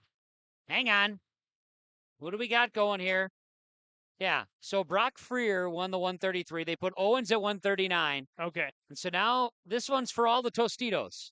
And Pembina County North will win this duel. Yeah, which is kind of fun for this. I had to throw it out there for you. This was the last of the wrestlers. And it's Tyson Sunby of HCV and Zeke Symington of Pembina County North. So Zeke versus Tyson right now. then at this rate, we're going to conclude round 8 here very shortly. Is 127 on mat 2 between New York Mills and LaMoure Litchville-Marion. LaMoure Litchville-Marion gets a big 6 points. They're still in that bout to try and hand New York Mills their first loss of the day. That was Potts at 127 for LaMoure Litchville-Marion in action.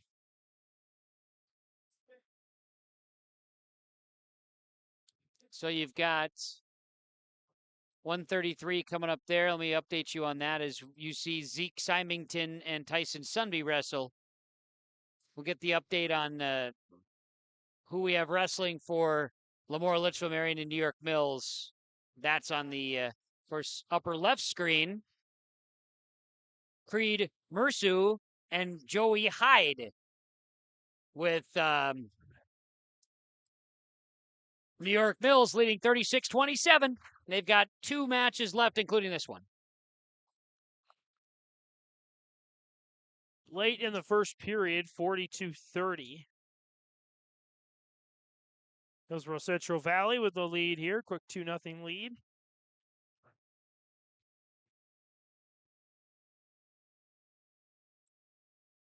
We're going to get a whistle there.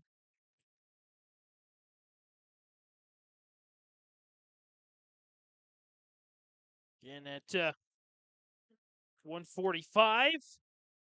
Out in the center circle, Sunby. Again for Hillsboro-Central Valley, and Carson Brown for Pembina County North.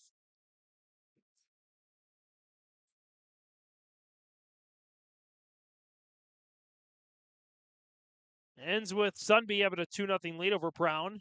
First period ends, that is. And New York Mills, Mersu is leading Hyde 2-1 in that first period at 133.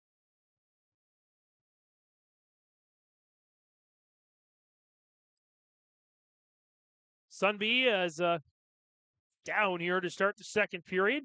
Down position-wise, up 2-0 score-wise. So the Burros will start out their season 4-4 with 1 duel left to go. They're 1-3 on the day today. Trying to at least make it a close one. Close loss.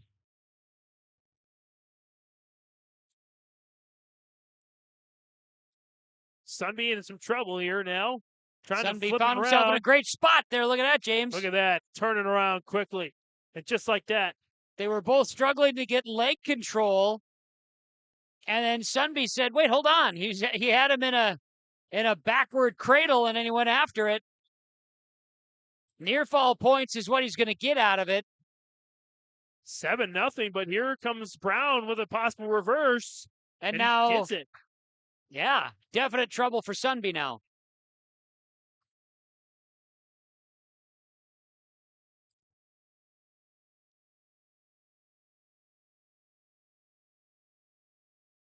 Trouble for Sunby there. 40 seconds left in the second period.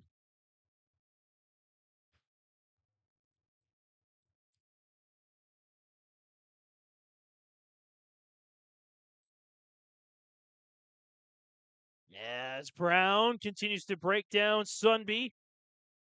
He's going to get near fall points at the very least. It doesn't look like he's going to get a pin here, at least for now. They're going to say no points.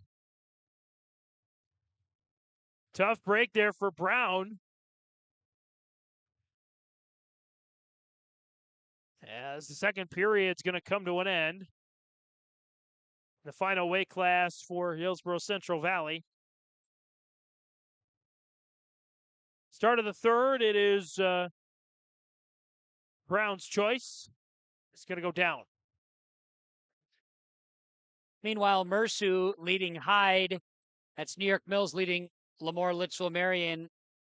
Period number 2 on the upper left corner. New York Mills leads the match 36-27. A win by Mersu would put that one away for New York Mills to try to stay unbeaten on the day. And it looks like New York Mills is going to get that way. I love Rob Owen's description. You know, all the singlets, probably all the same size, but just seems like the muscles from the New York Mills guys protrude. It is something. a little different rate. 90 seconds to go here in the match. It's a good match. 7-2 lead for Sunby, but Brown has got all the momentum here since the second period. Now 7-3. After an escape for Brown, he's got to get a couple. He's got to get a quick takedown and some near fall points, but Sunby does that instead. 9-3. It looks like it'll be a loss, but a really close loss.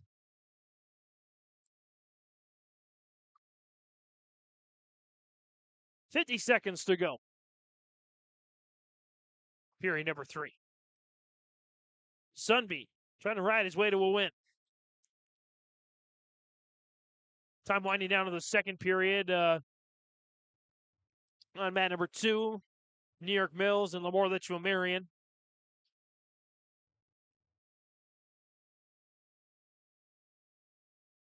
And 25 seconds on mat number 1. Hillsboro-Central Valley, Pembina County North. The middle rounds belonging to, for the middle weight classes. Middle of the order, that is, belonging to PCN. The edges belong to Hillsboro-Central Valley, but PCN, with an open victory, was huge. 42. It'll be 42-34 will be the final. Sunby with the win on a major decision. Or a minor decision, excuse me, 42-33. I think you actually need 8 points for the 8-point margin for the major decision. Just getting underway with the third period. Mersu from New York Mills, Joey Hyde of LaMoure Litchville-Marion. Again, Mersu leads that one 11-5. New York Mills in advance. So yes, Pembina County North HCV wrapping up. There is a little bit of exhibition grappling happening in the mat behind us. That's where Northern Cass should be wrestling Crookston soon. In fact, they're on the mat warming up. That should be round number 9. Hillsboro-Central Valley will wrestle against West Fargo. That will take place. Well, it might take place. They haven't announced any changes, but it might take place on mat number 1. We'll see. Grafton, Mayport, CG as well. Yep. Mahnomen, Waubun, LaMoure, Litchville-Marion. So those 4 matches are left. And that's our day. So we'll see where things end up going. And where, because Mahnomen, Waubun, LaMoure, Litchville-Marion would happen technically on mat 1, right? No. Mat 2. So they could potentially just take over right on the mat, which I think is what's going to happen. So Hillsboro-Central Valley, West Fargo could be mat 1. Yeah, Grafton, Mayport, CG would be the last of the day, and that might just be on whatever is available. Might be on mat number 3, Northern Cass Crookston. I know Northern Cass has got some openings. New York Mills will wrap it up officially as Mersu ends up with a pin. And there's one class left here for that match between LaMoure Litchville-Marion and New York Mills, but Mersu gets a pin, should make it 42-27.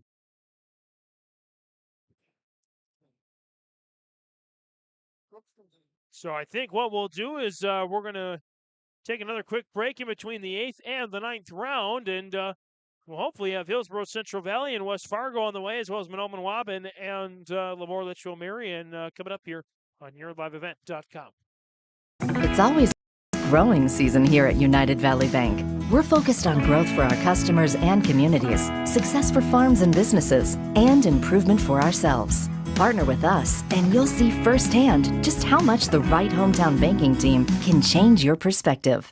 Together, there's no limit to the heights we can reach. United Valley Bank, our roots make us stronger. Member FDIC, an equal housing lender. At Valley Vision Clinic, they are dedicated to providing high-quality optometry services in a comfortable environment. The friendly staff is available to answer questions about the services they provide, as well as scheduling, insurance coverages, frames and lens options, and more. Valley Vision will take both eye emergencies and scheduled appointments. They offer vision financing options and will work with vision insurance providers to ensure good eye health and vision care for all their patients. Call 784-4091 for Dr. Dave Salsing and staff at Valley Vision Clinic in Ada.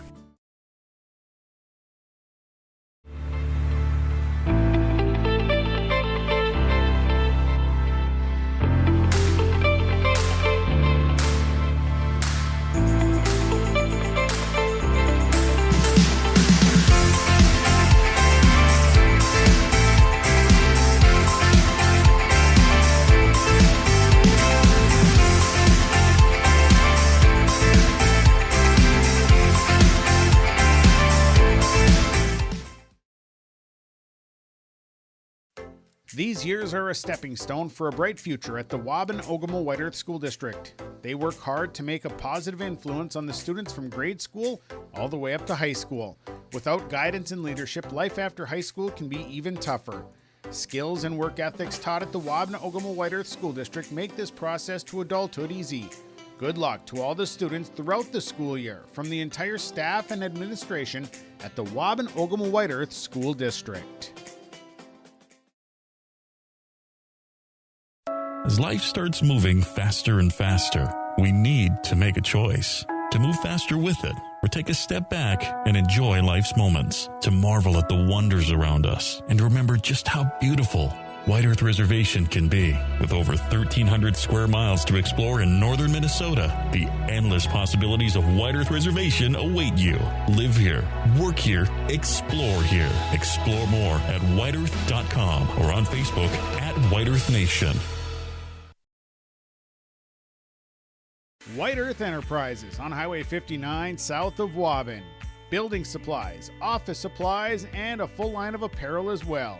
Check out the building supplies with home improvement, building material, appliances, and stuff for the DIY guy. Or maybe it's office supplies you need, and they have a full line of apparel, including a full line of Thunderbird apparel.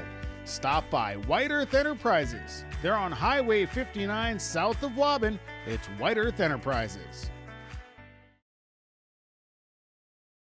Right Implement in Hillsboro, 701-636-5692 for shop and field service, farm equipment sales, repair on all equipment, in the field, on the farm, and in the shop with Right Implement in Hillsboro, 701-636-5692. Check out Right Implement for farm equipment, repair and service of equipment and all trucks on Caledonia Avenue in Hillsboro. Right Implement, 701-636-5692. Every Wednesday night at 7, watch the YourLiveEvent.com Coaches Show presented by the Hillsboro Economic Development Corporation. Stay up to date with the latest goings-on in the region, as we'll hear from area coaches in North Dakota and Minnesota.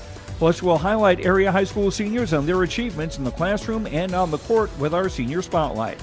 That's the YourLiveEvent.com Coaches Show presented by the Hillsboro Economic Development Corporation, Wednesday nights at 7 on YourLiveEvent.com.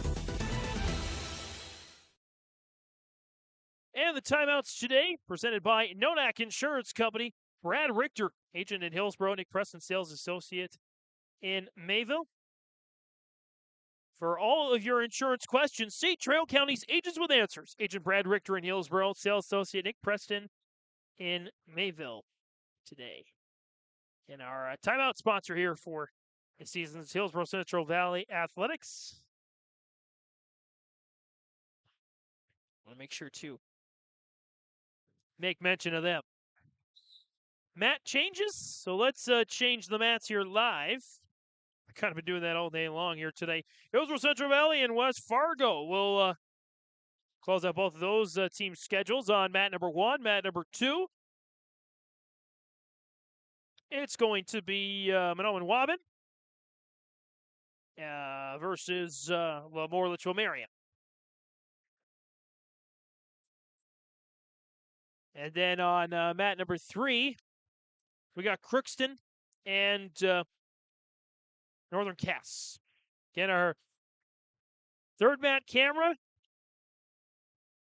had a connection error in the midway point of the day, and so we decided to pull it. We could not reestablish connection, so we decided to pull that.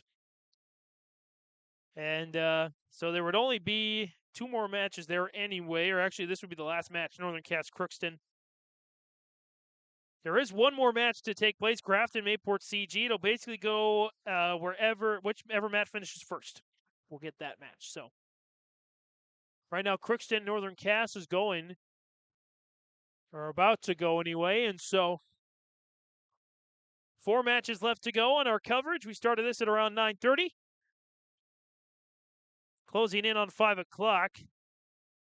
Been live on the air for 7 hours. Last year, if you want to know how long we were on the air last year, 8 hours, 2 minutes, 55 seconds. So, from the looks of it, we're probably going to hit that in today's broadcast. Thanks for tuning in if you've been here the whole time.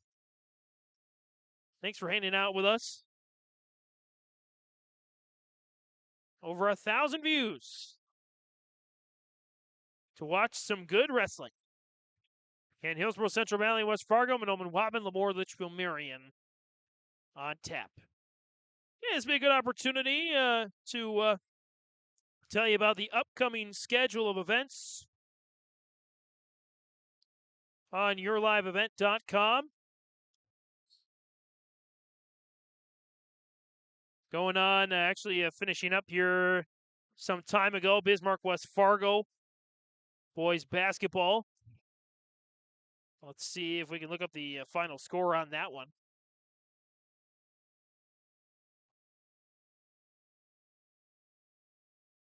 Final score on that match was 99-74, Bismarck, with a big win over West Fargo. Yeah, 99-74, the final there. On Monday, Northern Freeze, Marshall County Central, and Northern Freeze, Marshall County Central, Tri-County takes on Climax Fisher. And, of course, you can check out the next meeting of the Hillsboro Commission on Monday as well. Tuesday, we have an absolutely massive schedule for you. The Barnes County Girls Basketball Tournament kicks off. Northern Cass Enderlin, Wymer Lidgerwood Valley City JV. Maple River Richland and LaMoure Litchville-Marion Central Cass JV. Other than that, Hibbing and Aiken and Minnesota Wrestling. A wrestling triangular, Hillsboro Central Valley, Kindred and Oaks will be in Kindred. Green Valley Edinburgh hosts Hillsboro Central Valley Girls Basketball. Lisbon Hillsboro Central Valley hosts Green Valley Edinburgh. Sargent County hosts Lisbon. Foreman's Minnewaukins at Thompson in boys basketball action. Lisbon and Sargent County girls action. Crosby Ironton, Pine River Bacchus in boys basketball action.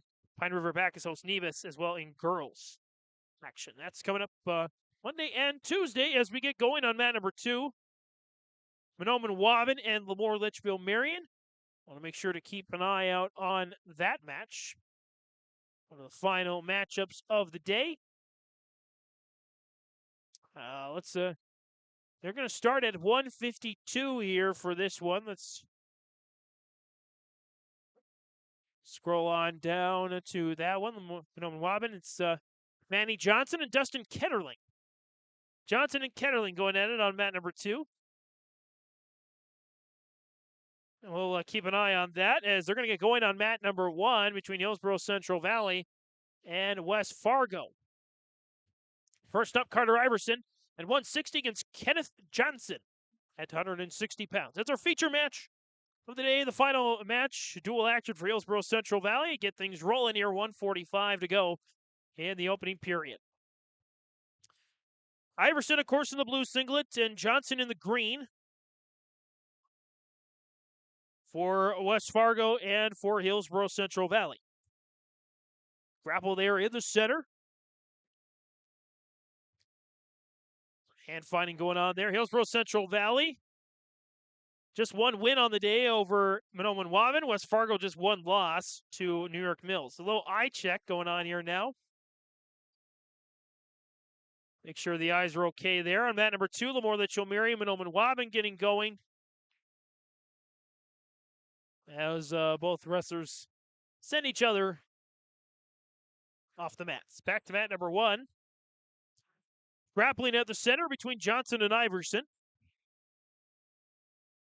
Iverson goes for the takedown. Johnson goes for the takedown, does not connect. Now Iverson goes for that takedown. Grappling each other's legs. Spin around there. Not much going on right now. And we get a stalemate. Back to center. 47.4 on the clock. Scoreless. At this bout at 160. First of the 13 classes getting underway here in the final round. Round number 9. And fighting. Going for the takedown. And Iverson clutching his left wrist. Not sure exactly what happened, but he's back in center, so here we go. 30 seconds left in the first round. Iverson goes for the double leg takedown and misses. Shoves Johnson off of there. And they go back to the center. And fighting.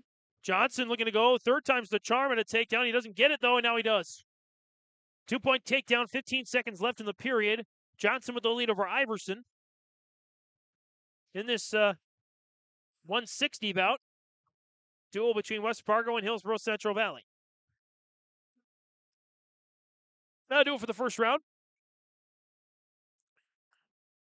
By the way, I believe LaMoure, Litchville-Marion is up on Mahnomen Waubun 6-0 as we go to blood time.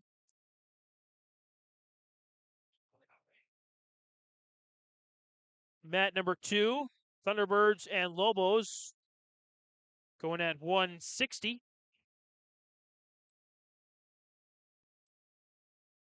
Check this here, Mahnomen Waubun. Believe that's Cameron Soyring, the freshman. And he's going up against, from LaMoure, Litchville-Marion, Riley Christofferson. So Soyring and Christofferson, a couple of freshmen, going at it here at mat number 2. 160 pounds. Soyring trying to get a little turn on Christofferson. And neither one can get a grapple. So they go back to the center here now. Blood time has been completed. And Iverson will be down. Johnson will resume as we start the second period.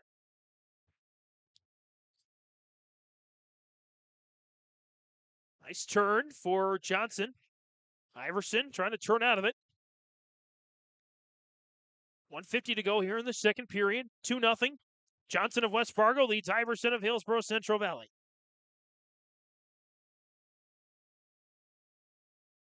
Johnson continues to control. Iverson trying to shake off the wrist.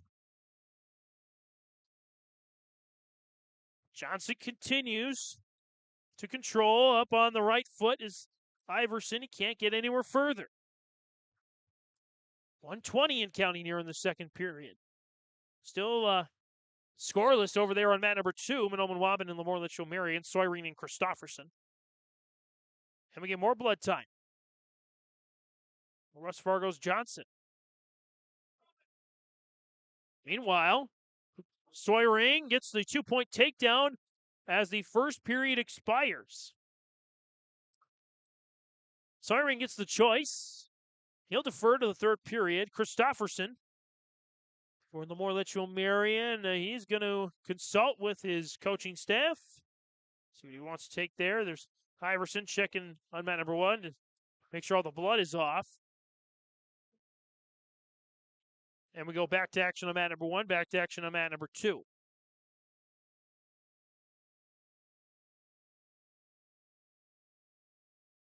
Iverson is down here, still in the second period. Iverson looking for the reversal. He's got a good leverage there as he spins and gets it. We're tied at 2 now, halfway through this match. West Fargo's only loss of the day to New York Mills. Hillsboro-Central Valley's only win was against Mahnomen Waubun. Tough, close loss to Pembina County North, and a couple more sizable losses to LaMoure, Litchville-Marion, and to DGF. DGF and New York Mills both finish undefeated 5-0 in the dual competition today.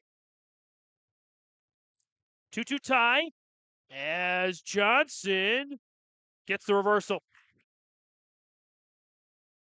He's going to pick up some near fall points here. Looks like he'll pick up at least 3 of them. Johnson looking for the pin. Less than 30 seconds to go in the second period. Up 4-2, and that does it. Johnson gets the win over Iverson there at 160. Making it now 6-0 West Fargo. Meanwhile, a pin for LaMoure Litchville-Marion at 160 as well. Ties it up at 6 apiece.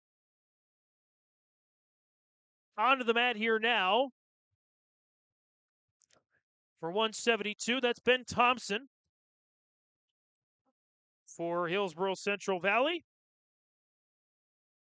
Ben Thompson, the junior, going up against Caleb Adai from West Fargo. Adai and Thompson, they dance along the bottom side of the circle. As Thompson breaks away. And fighting in the center, 1:35 to go in the first period. 6-0 West Fargo over Hillsboro-Central Valley. Tied up 6 apiece between LaMoure Litchville-Marion and Mahnomen Waubun. And another quick pin for LaMoure Litchville-Marion, and the Lobos go up 12-6 now.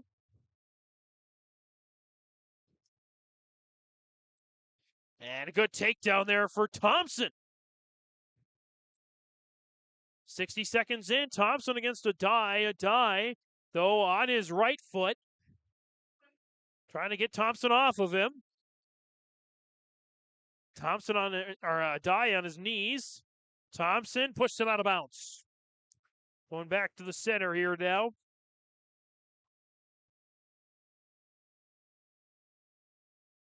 And Thompson, a junior, Adai. Up against Adai for West Fargo. Adai looking for the reversal. Thompson brings him back down. Adai has gone to his knees and his feet, but he hasn't been able to quite reverse or get away.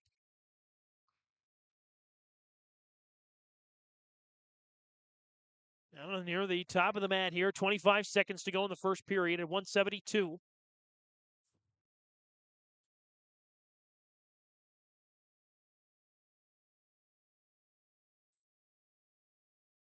As over on 10 seconds to go, Adai trying to make some moves late.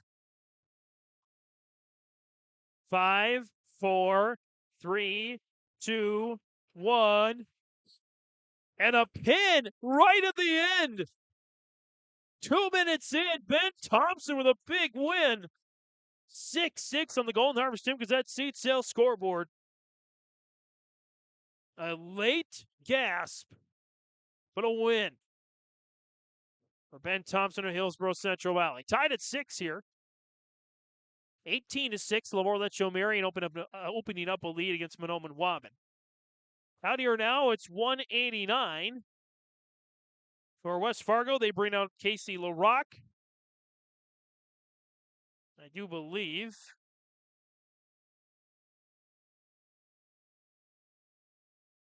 And at 189 for Hillsboro-Central Valley should be Braden Chenault. Chenault with a takedown. He's got,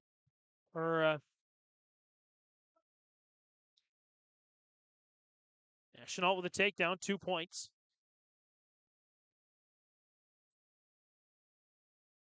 Chenault working here on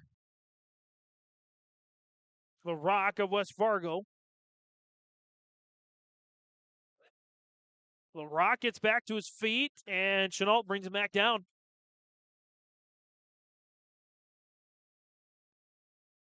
And we get They stop there.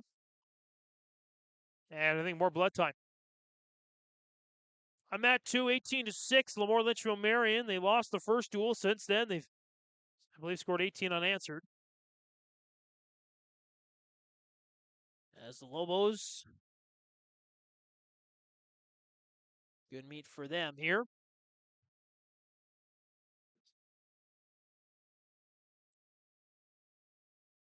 Blood time finished up. Chenault and LaRock. And we're going to have to wipe up some marks there on the mats. Back to action here with 1:11 to go in the first period. Chenault continues to control.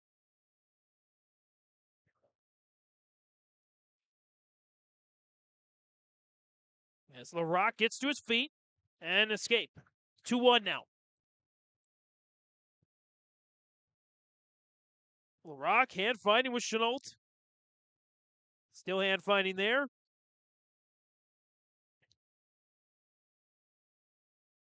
Chenault goes for the takedown. LaRock fights him off. And back into action we go. LaRock now gets the takedown, and he takes the 3-2 lead. LaRock trying to get the turn on Chenault. Chenault up to his knees. And now up to his feet, and he's got the, not quite the escape. And he does now. Yep.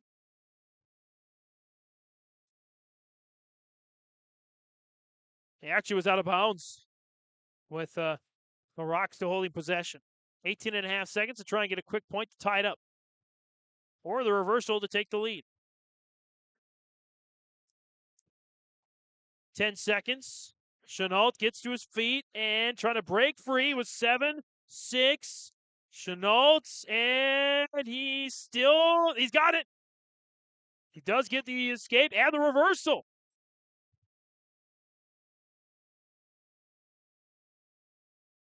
Four to 3 now. So good usage of the time as time expires.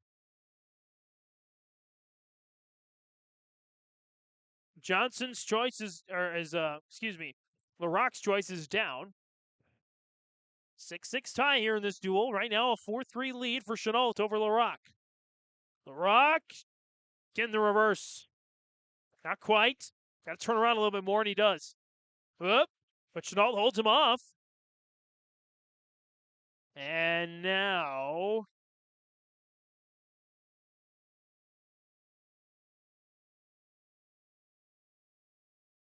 and still working on the reversal, and now he gets it. 5-4. Great match going on right now. Minute and a half to go in the second period between Chenault and LaRock. By the way, over on mat number 2, 30-12. LaMoure Litchville-Marion with the lead over Mahnomen Waubun. I do believe all 7 matches have finished in pins. 6 weight classes to go in that match. This is just the 3rd weight class as Chenault gets an escape. We're tied at 5. Battle going on here halfway through this match. 60 seconds to go in the second period. Chenault and LaRock get out of bounds. They go back to the center here now. In neutral, just like we started. Tie ball game. I say ball game, a tie wrestling match. 5-5 tie. 6-6 tie, the dual score. 50 seconds left in the second. Continue to hand fight there. And continue to grapple. And they send each other away. Going for the takedown. Single leg takedown. And a reversal there for LaRock and an escape for Chenault. 7, should be 7-6.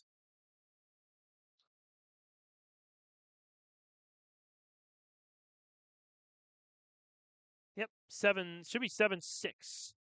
Should be the score, and Chenault gets the reversal. Should be 8-7 now. They're 1 point behind on the scoreboard. And again, it should be 8-7. There they go. They got it now.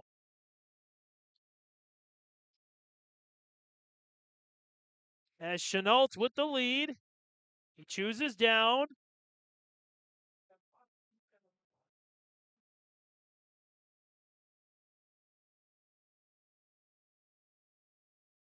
And now, Chenault trying to get free, and he does with the escape. LaRock kind of lets him have it to try and maybe pick up 2 points on a takedown. 9-7. 1:46 to go in the third period. Between Chenault and LaRock. Great match right now. Both guys, I believe, state tournament participants last year.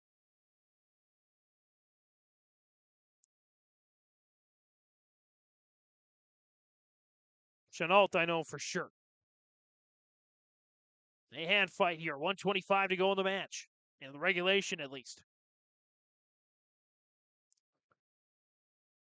LaRock needs a takedown. Chenault just needs to hold him off.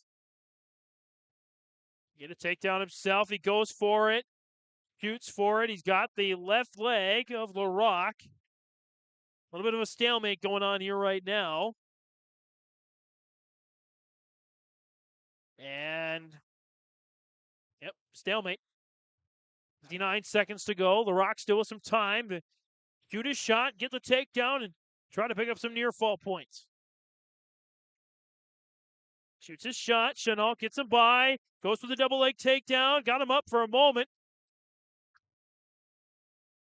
LaRock will shoot. He misses. 40 seconds to go. Grappling at the center. LaRock's got to go. 9-7. Chenault with the lead here late in the third. Down to the final 30 seconds. Chenault lets him go. Now 25. LaRock's got to shoot here. 20 seconds. LaRock goes. Chenault holds him off. 15 seconds. 12, 11, 10. Grappling in the center. 9. Chenault holding him off. Chenault looking to push him out. 4, 3, 2. Fatigue sets in, and that does it. Chenault holds off. Get a decision victory. 9-7 over LaRock. 3 points go to Hillsboro-Central Valley. 9-6 at 189. 2:15 now. I believe West Fargo is going to get an open victory. Logan Moore will get an uncontested victory.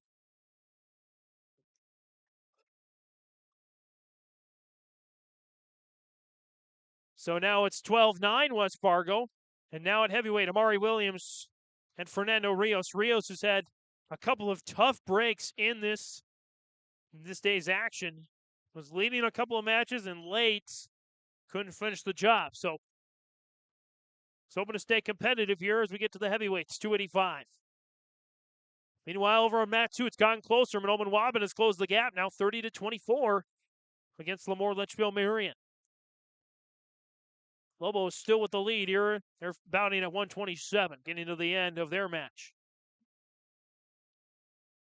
I believe that's match number 10. This is match number 4. As Williams and Rios continue to fight it out, 30 seconds in. No real control yet. Rios in the blue singlet, Williams in the green. They continue to hand fight there. Williams and Rios in a battle. Williams gets the takedown and gets Rios on his back. This could be close to a pin there. A minute into this match, and there it is. 106.2. Official time on that one. Williams with the pinfall victory over Rios. It's now 18-9 West Fargo as we get to 107. That's Kleckner for Hillsboro-Central Valley. And for West Fargo, that is Luke Hettenbach. Hettenbaugh and Kleckner going at it here. Hettenbaugh with the takedown, 2 points right away. Hettenbaugh with the turn.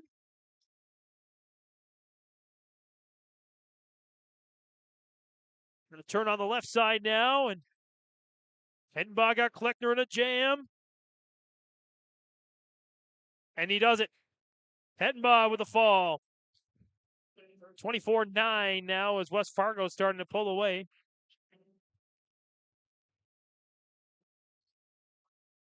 And they just announced Grafton, Mayport, CG, and Mat 3. So once these two matchups are completed, our coverage will be completed as well.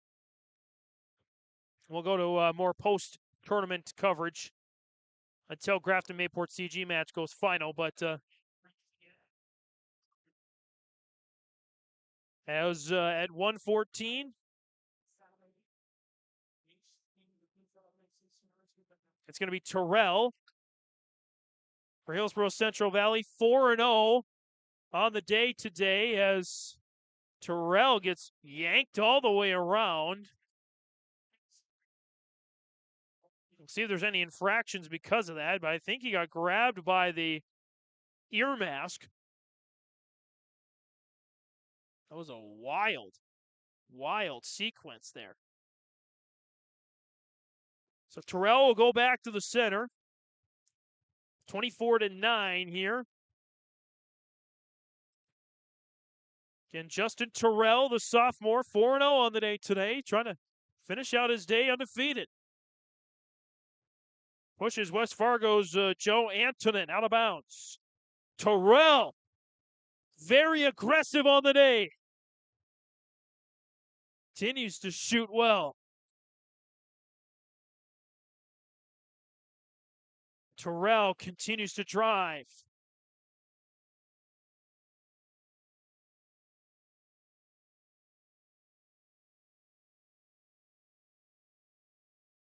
Terrell continues to work on Antonin. And this sophomore is going to be a dandy this season. And he's got the pin. 56 seconds, Justin Terrell. An incredible day for him. 5-0, 24-15. Terrell emphatically slaps every hand on the bench. He goes to the fan section as well. So Hillsboro-Central Valley still in this duel. Again, 1-3 on the day today as we go to 127, and looks like we're going to have an open victory for West Fargo here. 30-15. Get an open victory there. That's Tanner Thorson with the open victory at 127. Now we go to, or excuse me, that was at 121.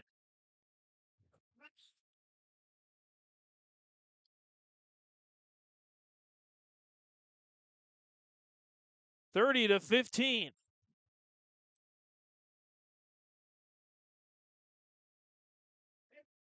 Grappling here now. This is 127. So actually, the forfeit or the open victory went to Landon Geiger. So 30-15. So this is now Tanner Thorson for West Fargo and Ethan Drake for Hillsboro-Central Valley. 30-15. Burroughs still the chance here. They got to score points the rest of the way here as Thorson with the 2-point takedown. Thorson on the edge of the mat here now. Let's zoom in on that.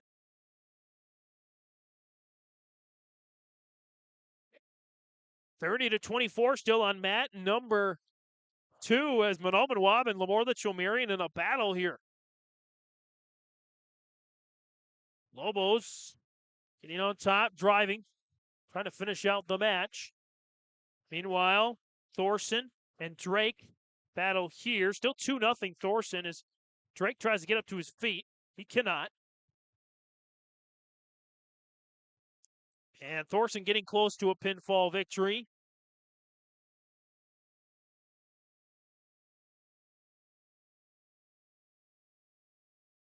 And 3 near fall points.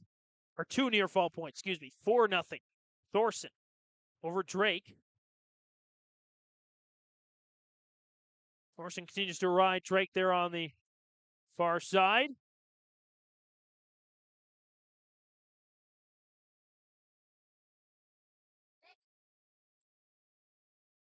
5, 4, 3, 2, and 1.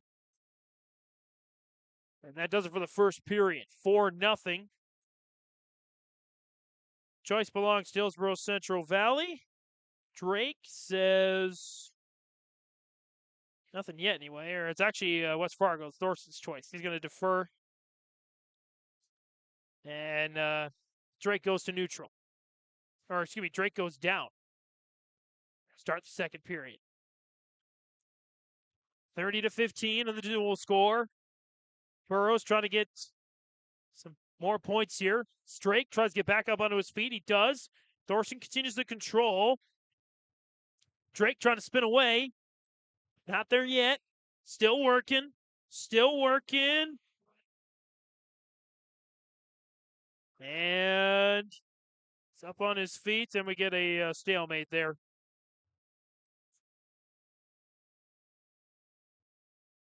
Still 30-24 late in that third period. What a match between Mahnomen and Waubun, LaMoure, Litchville-Marion.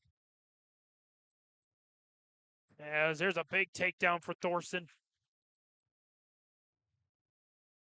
And match ends as LaMoure, Litchville-Marion should pick up another 3 points, 33-24. Lobos with the lead over Mahnomen and Waubun. 1:26 to go on mat number 1 in the second period at 1:27, 4-1, as Drake gets an escape point.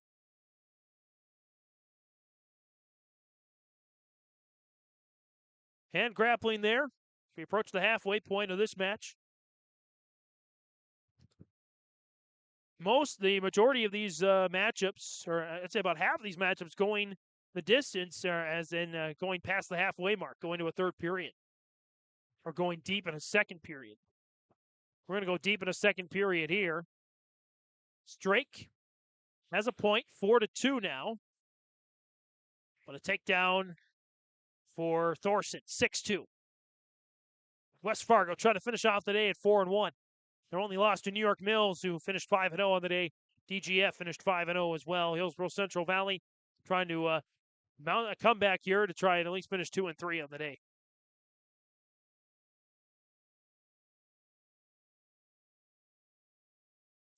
Continue to work.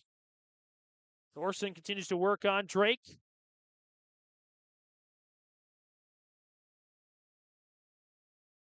Thorson looking for a turn here. Oh, that's a dangerous move.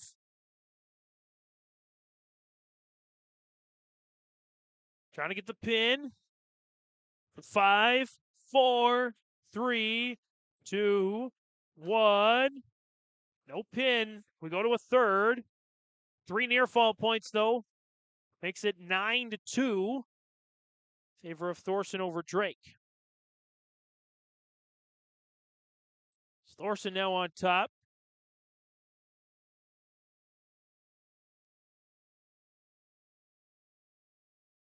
It's Drake and Thorson in a battle. Drake with a nice position there.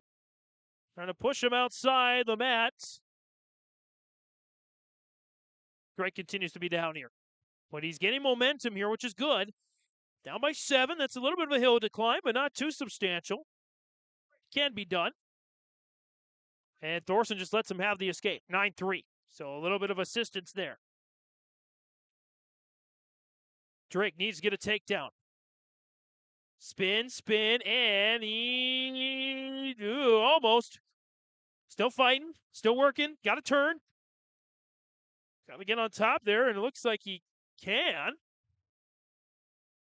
His right leg's grappled, though. Thorson with the takedown. No. A little bit of a smash. Oh, man. Grasping that right shoulder, that's an illegal takedown there for Thorson. It'll make it 9-4 as Owens and the training staff will attend to Ethan Drake. Well, they're attending to him. Let's go on over to mat number 2, Mahnomen Waubun and LaMoure, Litchville-Marion.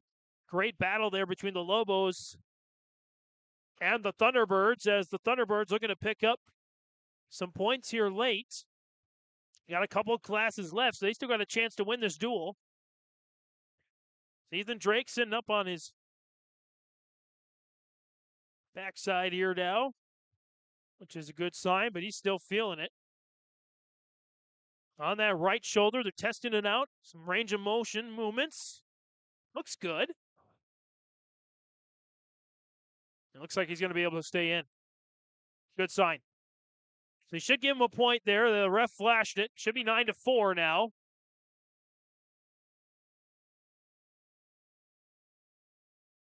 And so Thorson gifting a pair of points, I believe, to Drake. And they do put the point up there, 9-4. And they give him another one, 9-5.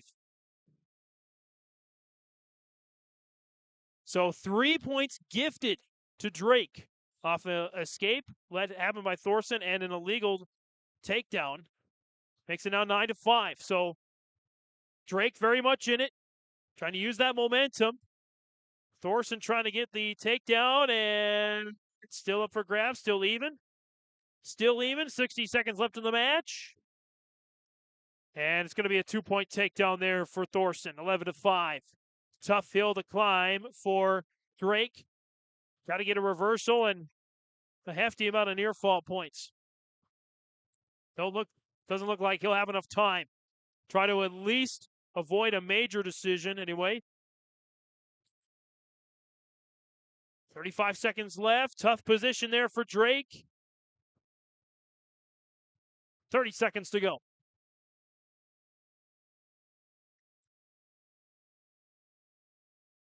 And now 20 seconds.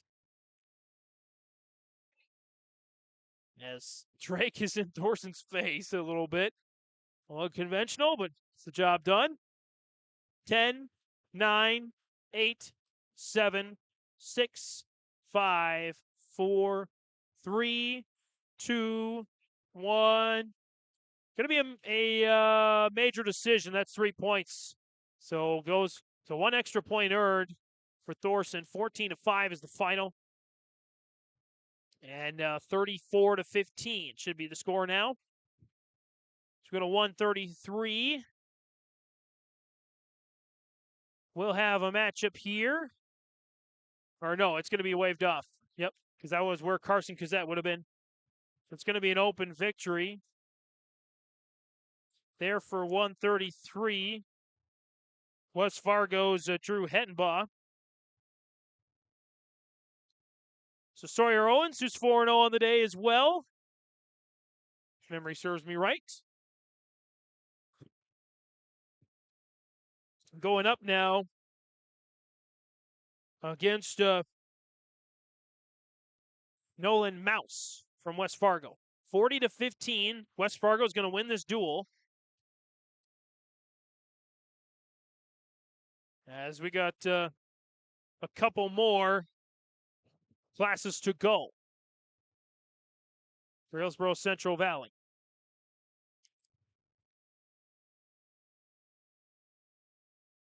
Owens getting his 100th win earlier today. Continues to go to work here. And getting close to a pin. Already with 2-0 lead.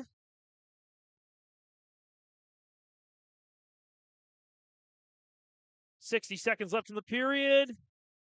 Going to pick up some near fall points for sure on this. 3 of them. 5-0 Sawyer Owens. 50 seconds left in the period. Has another match going the distance. One of the more even matches of the day on mat 2 between Mahnomen Waubun and LaMoure Litchville-Marion. As they're going to a sudden death on mat number 2. Owens with a 5-0 lead here over Hettenbaugh from West Fargo. Sudden death, meanwhile, on mat number 2.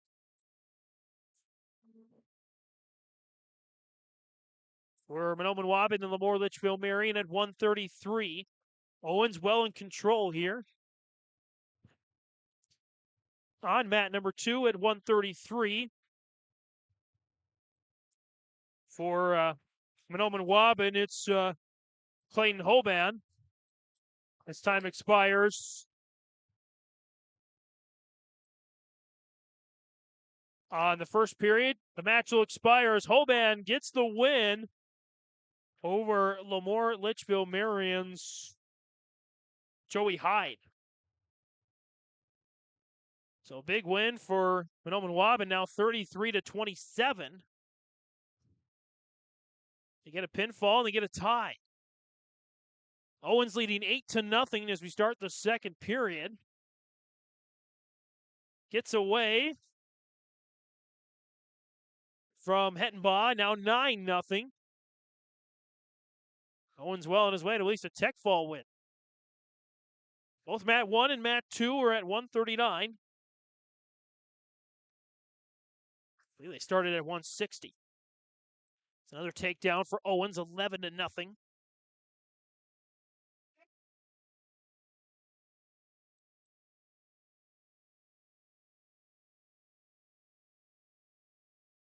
Turn here.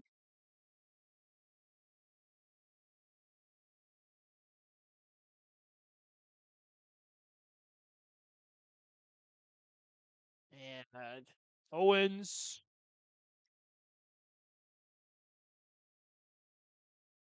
.55 seconds left. Gets the pin.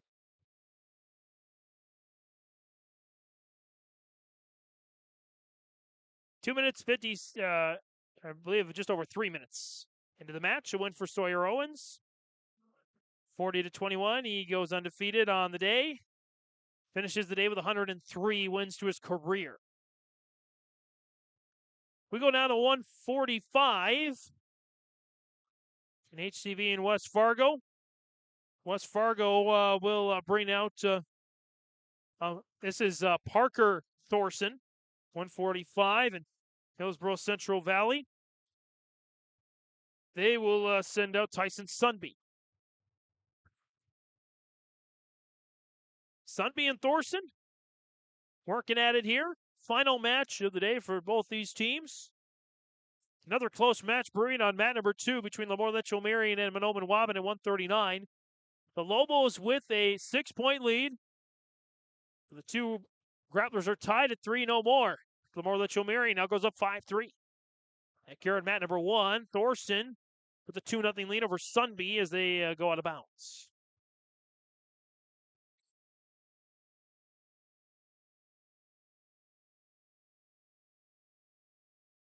Back down to the mat.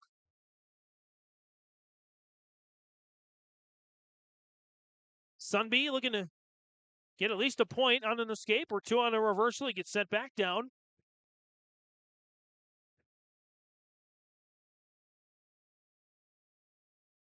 Thorson, an alternate. Parker Thorson bouts in this match. Continues to break down Sunby. Lobos have a 7-4 lead in that 139 bout. Leading 33-27 in the dual score. West Fargo is going to win this duel. It's a question of the score. So I believe just this and one more class to go for both these teams. First period, under 30 seconds left. Still 2-0. Thorson over Sunby. Sunby getting a nice turn this time. He's got a reversal. We're tied at 2. 15 seconds to go in the opening period of this match at 145. Final matches going on right now, including on mat number 3 between Grafton and Mayport CG. Mahnomen Waubun is closing in on a tie at 139 on mat number 2, trying to get a pin as 2 near-fall points at the end of the first period for Sunby. Sunby defers. He had the initial choice. He defers to the third period. And it's neutral now for his neutral's a choice for Parker Thorson. Sunby with a 4-2 lead. Thorson and Sunby battling it out of the bottom part of the mat.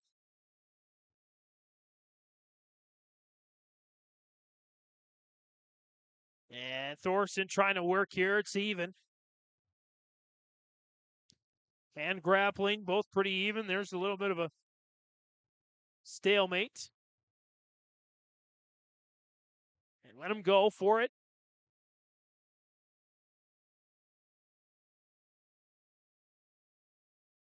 Two more points for Sunby, 6-2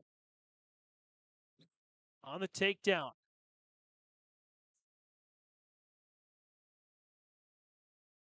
Sunby turning, Thorson halfway through the match. Sunby getting close. Pick up 3 more near fall points, 9-2.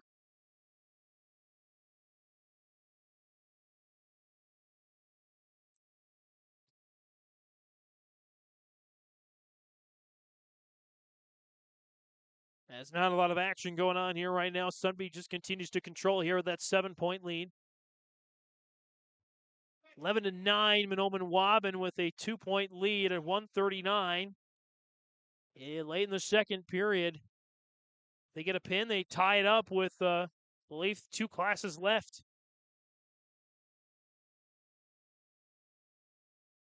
Sunby and Thorson still battling. Thorson trying to turn Sunby.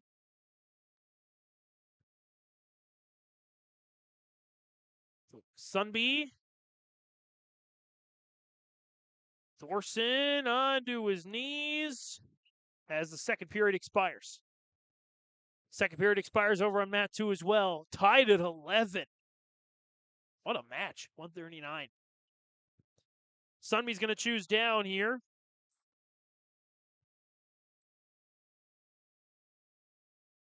And Sunby's going to let Thorson get in or actually Thorson chose down, and I think let Sunby get an escape. Either way, it's 10-2 now. Sunby with the lead. He gets the takedown. 12-2. 5 points away from a tech fall. 100 seconds to go in this third period. LaMoure Litchville-Marion back up on top on mat number 2, 13-11. They lead the duel 33-27. Mahnomen Waubun gets a reversal, though, tied at 13. Thorson trying to get a reversal himself. Sunby trying to turn Thorson on mat number 1. Lobos with an escape, and now a 14-13 lead.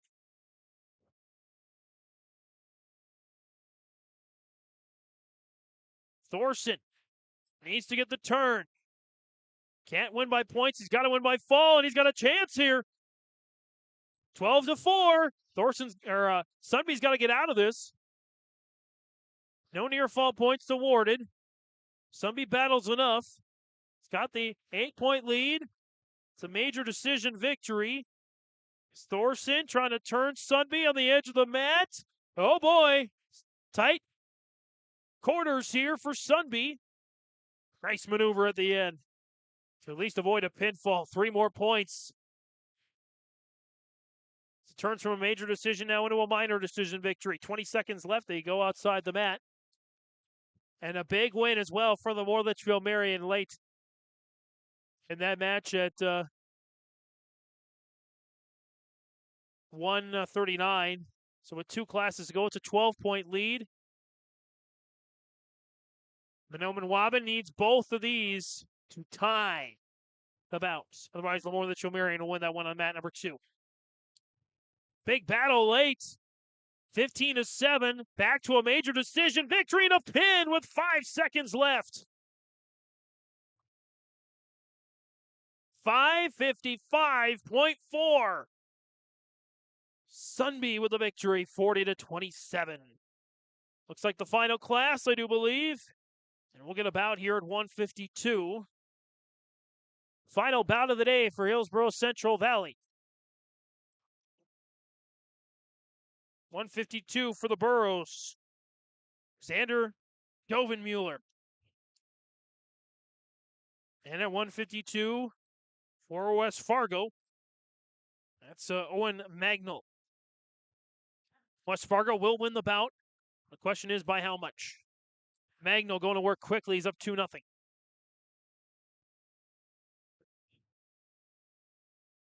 90 seconds to go in the first period as they usher each other out of bounds.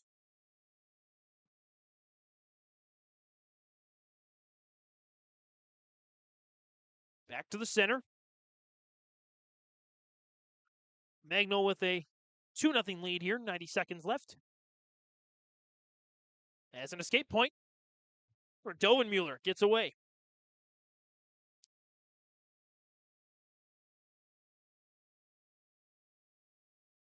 Grappling there, and a takedown by Magnol.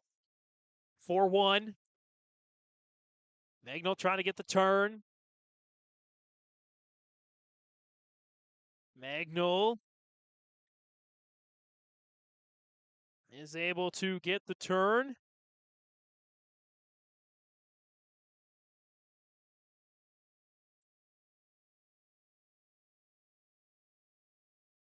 Awkward position there.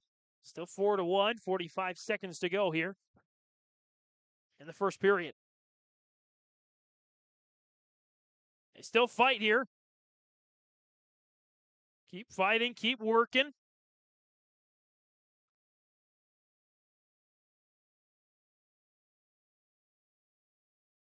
On the edge of the mat. And there's the pin for Magnol. 46-27 is going to be the final score of this final bout between Hillsboro-Central Valley and West Fargo. At 46-27, the final between Hillsboro-Central Valley and West Fargo. The Burros go 1-4 on the day today. West Fargo finishes at 4-1. Still got one more match going on here right now. It's mat number 2. By the way, mat number 3, they're done as well. So this is the last mat going on here between Mahnomen, Waubun, and LaMoure, Litchville-Marion. Let's see if we can zoom in on that a little bit.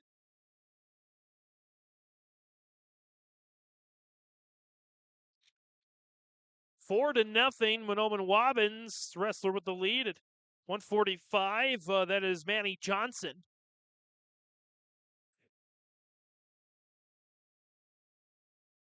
$1:11 to go in the second period. LaMoure, Litchville-Marion. They have Maddox Shockman wrestling. Shockman and Johnson. Johnson back on top. Got the reversal. 6-0. Johnson looking for a pin to make this come down to the final weight class.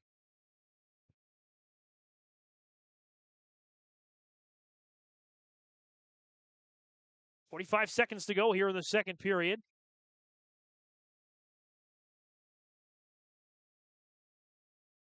As about 10 minutes ago, we crossed over 8 hours of coverage. Johnson with the victory, 39-33. So now at 152, one last match. If LaMoure, Litchville-Marion gets any points, they will win this bout. Otherwise, it'll end in a tie. And actually, I think that was the last weight class. That was indeed the last one. That might have actually been 152. No, I think, well, at any rate, 39-33. They say that is the final score. So LaMoure, Litchville-Marion does pick up the win over Mahnomen Waubun. Again, 39-33. Great matchup. Couple of great matchups on that second mat featuring Mahnomen Waubun. One they won, one they fell short.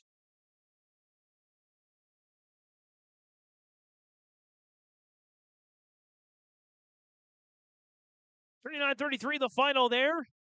And that does it for at least our tournament coverage. We're going to step away here. We'll be back with some post-game comments and some final thoughts here on airliveevent.com. Gleaner Combines from Ziegler Ag Equipment. 1.49% financing interest rates for 60 months on all Gleaner Combines. Company-wide, Ziegler Ag Equipment had 30 Gleaner Combines. Now there's only 4 remaining. Talk with Chuck O'Neill at the Ada location for your Gleaner Combines. 1.49% financing interest rates for 60 months on Gleaner Combines. 218-784-2961. Talk with Chuck O'Neill about Gleaner Combines from Ziegler Ag Equipment, Highway 9 North Ada. For 20 years, 702 Communications has been connecting people and businesses to the world through internet, telephone, and TV. And as your needs have changed, so has 702. Our dedication to our community and customers runs deep. So when you call, we listen. And you can trust that we'll never stop working to bring the latest technology to our friends and neighbors. Thank you for 20 years in business. The best is yet to come. Don't let the flu get you down. Fight the flu with a shot of prevention. Stop in at Hillsboro Drug and get your flu shot today. No appointment is necessary. Just stop in and get your flu shot. There is no copay for all Medicare participants and other qualified plans. Call Hillsboro Drug for a free Medicare Part D review. The open enrollment ends December 7th. Remember, you can now text Hillsboro Drug anytime for your prescription refills, 701-636-5231. And they offer mail-out service and free delivery in Hillsboro and Halstead. Your full-service pharmacy, Hillsboro Drug. Lee Brothers Sales, Highway 9 in Ada, invites you to order your new Chevrolet vehicles. From the Silverado, Trailblazer, and Traverse, Lee Brothers is your authorized Chevrolet dealer, providing sales and service to the area since 1975. For ordering your vehicles, talk with Mitch Smurfer J. Trust the experts who know your vehicles best and take advantage of great Chevy certified service offers today. Lee Brothers Sales, Highway 9, Ada. Call 218-784-2000. The Halstead Living Center and Heritage House in Halstead provide great places for seniors to live. They emphasize choices, independence, and provide services as directed by residents. They're also great places to work, where employees find not only a job, but also rewarding and enjoyable experiences that contribute to the lives of others. To get more information on Halstead Living Center and Heritage House in Halstead, call 218-456-2105 or log on to halsteadlivingcenter.com. Bank with the area's lending leader, Community Development Bank in Ogama. Open at 8:30 a.m. Monday through Friday. They offer more to serve you, their valued customers. See Robin for all of your financial needs. Boat loans, car loans, four-wheelers, business, home improvement, and vacation home loans. They do it all. Call 218-983-3241 or log on to comdevbank.com. Community Development Bank in Ogama. Member FDIC. Soon enough, temps are going to drop low, and you'll be turning the heat up high. Protect yourself from surprising heating bills by enrolling in Wild Rice Electric's off-peak heating program. You'll receive hundreds of dollars in rebates on new heating technologies like heat pumps and underfloor heat. Plus, you'll get nearly half off your electric heating rate through the winter months. That adds up fast when the snow starts to fall. Give Wild Rice Electric a call at 800-244-5709 to find out if the off-peak program is a good fit for your home and start saving today. Gordon Construction of Mahnomen is a Native American-owned business proudly operating on the White Earth Indian Reservation since 1983. As a bonded general contractor, Gordon Construction provides years of experience in large, detailed, and within-budget projects. Gordon Construction is committed to the safety of its employees and the environment of its work sites. To learn more about Gordon Construction of Mahnomen, visit gcmahnomen.com or call 218-935-2191.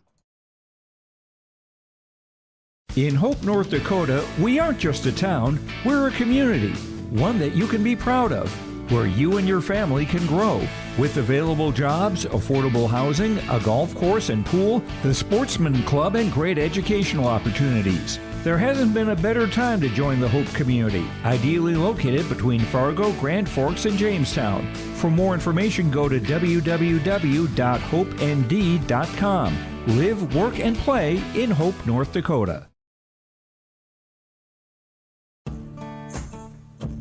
Treat yourself to a great career at American Crystal Sugar Company. Team up with quality people making quality products. Full-time and year-round in a stable business. With great pay and benefits including time off available from day one. American Crystal Sugar Company invests in you to promote your continued growth and career advancement. Grow your career doing your best work within the world's best beet sugar company. Apply online today at AmericanCrystalCareers.com.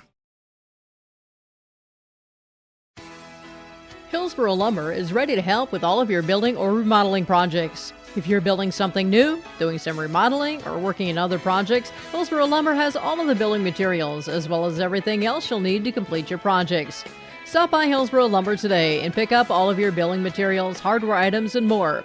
The best source for all your home improvement and construction needs in Trail County is Hillsboro Lumber. Building or remodeling, farm, home, or commercial, see Hillsboro Lumber today. Christian Motors is proud to be your Chevy and GMC dealer in Fertile. They've got a huge selection of new and used vehicles there on the lot. You can stop by and check the selection or go online to christianmotors.com or christiancarsonline.com. Your new vehicle is waiting for you at Christian Motors in Fertile. They are proud to be your Chevy and GMC dealer. christianmotors.com, christiancarsonline.com. Stop and see the selection today. Christian Motors of Fertile. Welcome back one final time here on yourliveevent.com. James Martins, Kevin Kochman joined me earlier today. We'll wrap up before he gets back as we will tear down our equipment. But before we do that, going to go through some final notes here on this one. Wanted to make a note for you as well. Dakota Heritage Bank. We did have an interview with Rob Owens. Just wanted to mention that interview with Rob was presented by Dakota Heritage Bank. Sharing our heritage, sharing our future with locations in North Dakota and Minnesota, dhbanknd.com. Wanted to make mention of that. Let's take a look around the scores. Take a look around the scores presented by Tim Gazette, Golden Harvest Seed Sales. Our scores in each round. We'll take a look at them all for you. Round 1, DGF over Hillsboro-Central Valley, 63-10. Round Mayport CG claims victory over Crookston, 39-30. West Fargo Wallops Grafton 64-9. Round 2, New York Mills pummels Pembina County North 57-18. Mahnomen Waubun over Northern Cass 48-28. DGF downs LaMoure Litchville-Marion 48-16. Round 3, LaMoure Litchville-Marion gets a 60-22 victory over Hillsboro-Central Valley. Actually, it was 60-16. Beg your pardon, 60-16. Let's make that adjustment here. 58-18, New York Mills crushes Crookston, and 39-36, Mahnomen Waubun edges Mayport CG. Round 4, West Fargo wallops Northern Cass 66-10. DGF downs Pembina County North 68-6. Crookston crushes Grafton 42-24. Round 5, New York Mills edges West Fargo, probably the match of the day, 36-31. Hillsboro-Central Valley, also an equally good match over Mahnomen Waubun, 36-31 for their only win of the day today. And Pembina County North pushes past LaMoure Litchville-Marion 45-24. Round 6, Mahnomen Waubun over Grafton 51-21. DGF crushes Crookston 59-18. New York Mills all over Mayport CG 63-12. Round 7, New York Mills over LaMoure Litchville-Marion 42-33. Grafton defeats Northern Cass in a tiebreaker 30-30. West Fargo wallops Pembina County North 48-27. I'm going to come back to round 8 in a second. Round 9, Mayport CG all over Grafton 60-18. West Fargo defeats Hillsboro-Central Valley by a final score of I'll shut camera 2 off here for a second here. Oh, wrong one. Hillsboro-Central Valley falls to West Fargo 46-27. Crookston gets past Northern Cass 38-24. And in round 8 scores, Pembina County North edges Hillsboro-Central Valley 42-33. Mahnomen Waubun falls just short to LaMoure Litchville-Marion 39-33. And DGF 1 point away from a perfect score over Mayport CG. A 15-0 tech fall was the difference. 77-0. That's your scores presented by Tim Gazette, Golden Harvest Seed Sales Scoreboard. So we continue to wrap things up here now. Let's go through our final post-game notes, starting with our Enbridge Energy Player of, I'll say, the day. Player of the Day, presented by Enbridge Energy. At Enbridge, life takes energy. Enbridge Energy for Life, Enbridge.com for career opportunities. Enbridge Player of the Day was Sawyer Owens from Hillsboro-Central Valley. He went 5-0 in his matches. Let's chronicle them for you. At 139 pounds, Owens over Jace Duffy of LaMoure Litchville-Marion by a 13-2 major decision.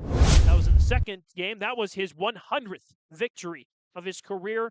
Also a major decision 14-2 win over Xander Deutsch of DGF. Mahnomen Waubun, Owens claimed a victory by fall over Cade Walls in 25 seconds. And in the later matches against Pembina County North, he was a winner by winner by forfeit. And against West Fargo, he got the win at 3 minutes, 8 seconds over Nolan Mouse. So Sawyer Owens is our Enbridge Energy Player of the Day with a 5-0 run. Congratulations, Sawyer Owens. Let's go through now our RDK Enterprises precision play of the game.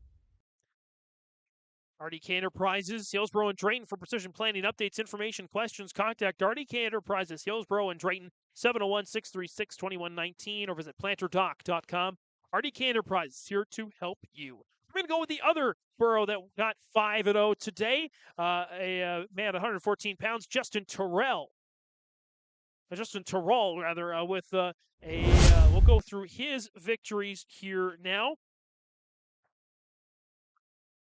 For Mr. Terrell, a win by 127 by fall over Dawson Hoban of DGF to claim a victory there. He was, in fact, the only borough to get a win by fall over DGF. Sawyer Owens got his by major decision victory. Terrell picked up a win at 150 over Jonathan Logering of LaMoure Litchville-Marion. In their third match, Hillsboro-Central Valley defeating Mahnomen Waubun. Terrell got a win over Trevor Nielsen by an 11-5 decision. Then against Pembina County North, a win by fall at 35 seconds. And then against West Fargo, he picked up a win over Joachim Antonin by 57 seconds, by fall, that is. But his precision plays of the game, his aggressiveness, especially in the last two matches against Pembina County North and West Fargo, he did not wait to go on the attack. He went on the attack right away, picked up some crucial points. Because of that, he is a part of our RDK Precision Enterprises play of the game. It's time now to go through our Halstead Telephone Company post-game connection. Halstead Telephone Company, keeping you connected. Discover local reliability you can trust. HalsteadTel.com. And once again, if we didn't have Mark Forsyth and the guys at Halstead Telephone Company to help us out with our coverage, we would not be able to do this today. So another nod to them on our post-game connection. Thanks to Mark and the crew for helping us get these broadcasts on. Again, stay connected with Halstead Telephone Company, keeping you connected. Discover local reliability you can trust. HalsteadTel.com. That will wrap things up here from Hillsboro. Again, we started at around 9:30. It's going to be a record for longest coverage we've had of this event, I do believe. Last year was 8 hours and 2 minutes and 55 seconds. This year it's going to be about 8.5 hours, really. So not quite a lot longer, but still a longer broadcast. Definitely got to give some more thank yous. We already mentioned Mark Forsyth. Thanks to the rest of our team. Our marketing director, marketing savant, Jim Burkmeyer, as well our magic video man himself, Jack Albee, for Brandon Mickelson at Halstead Telephone Company as well, and Chase Miller and all the rest of the voices at yourliveevent.com.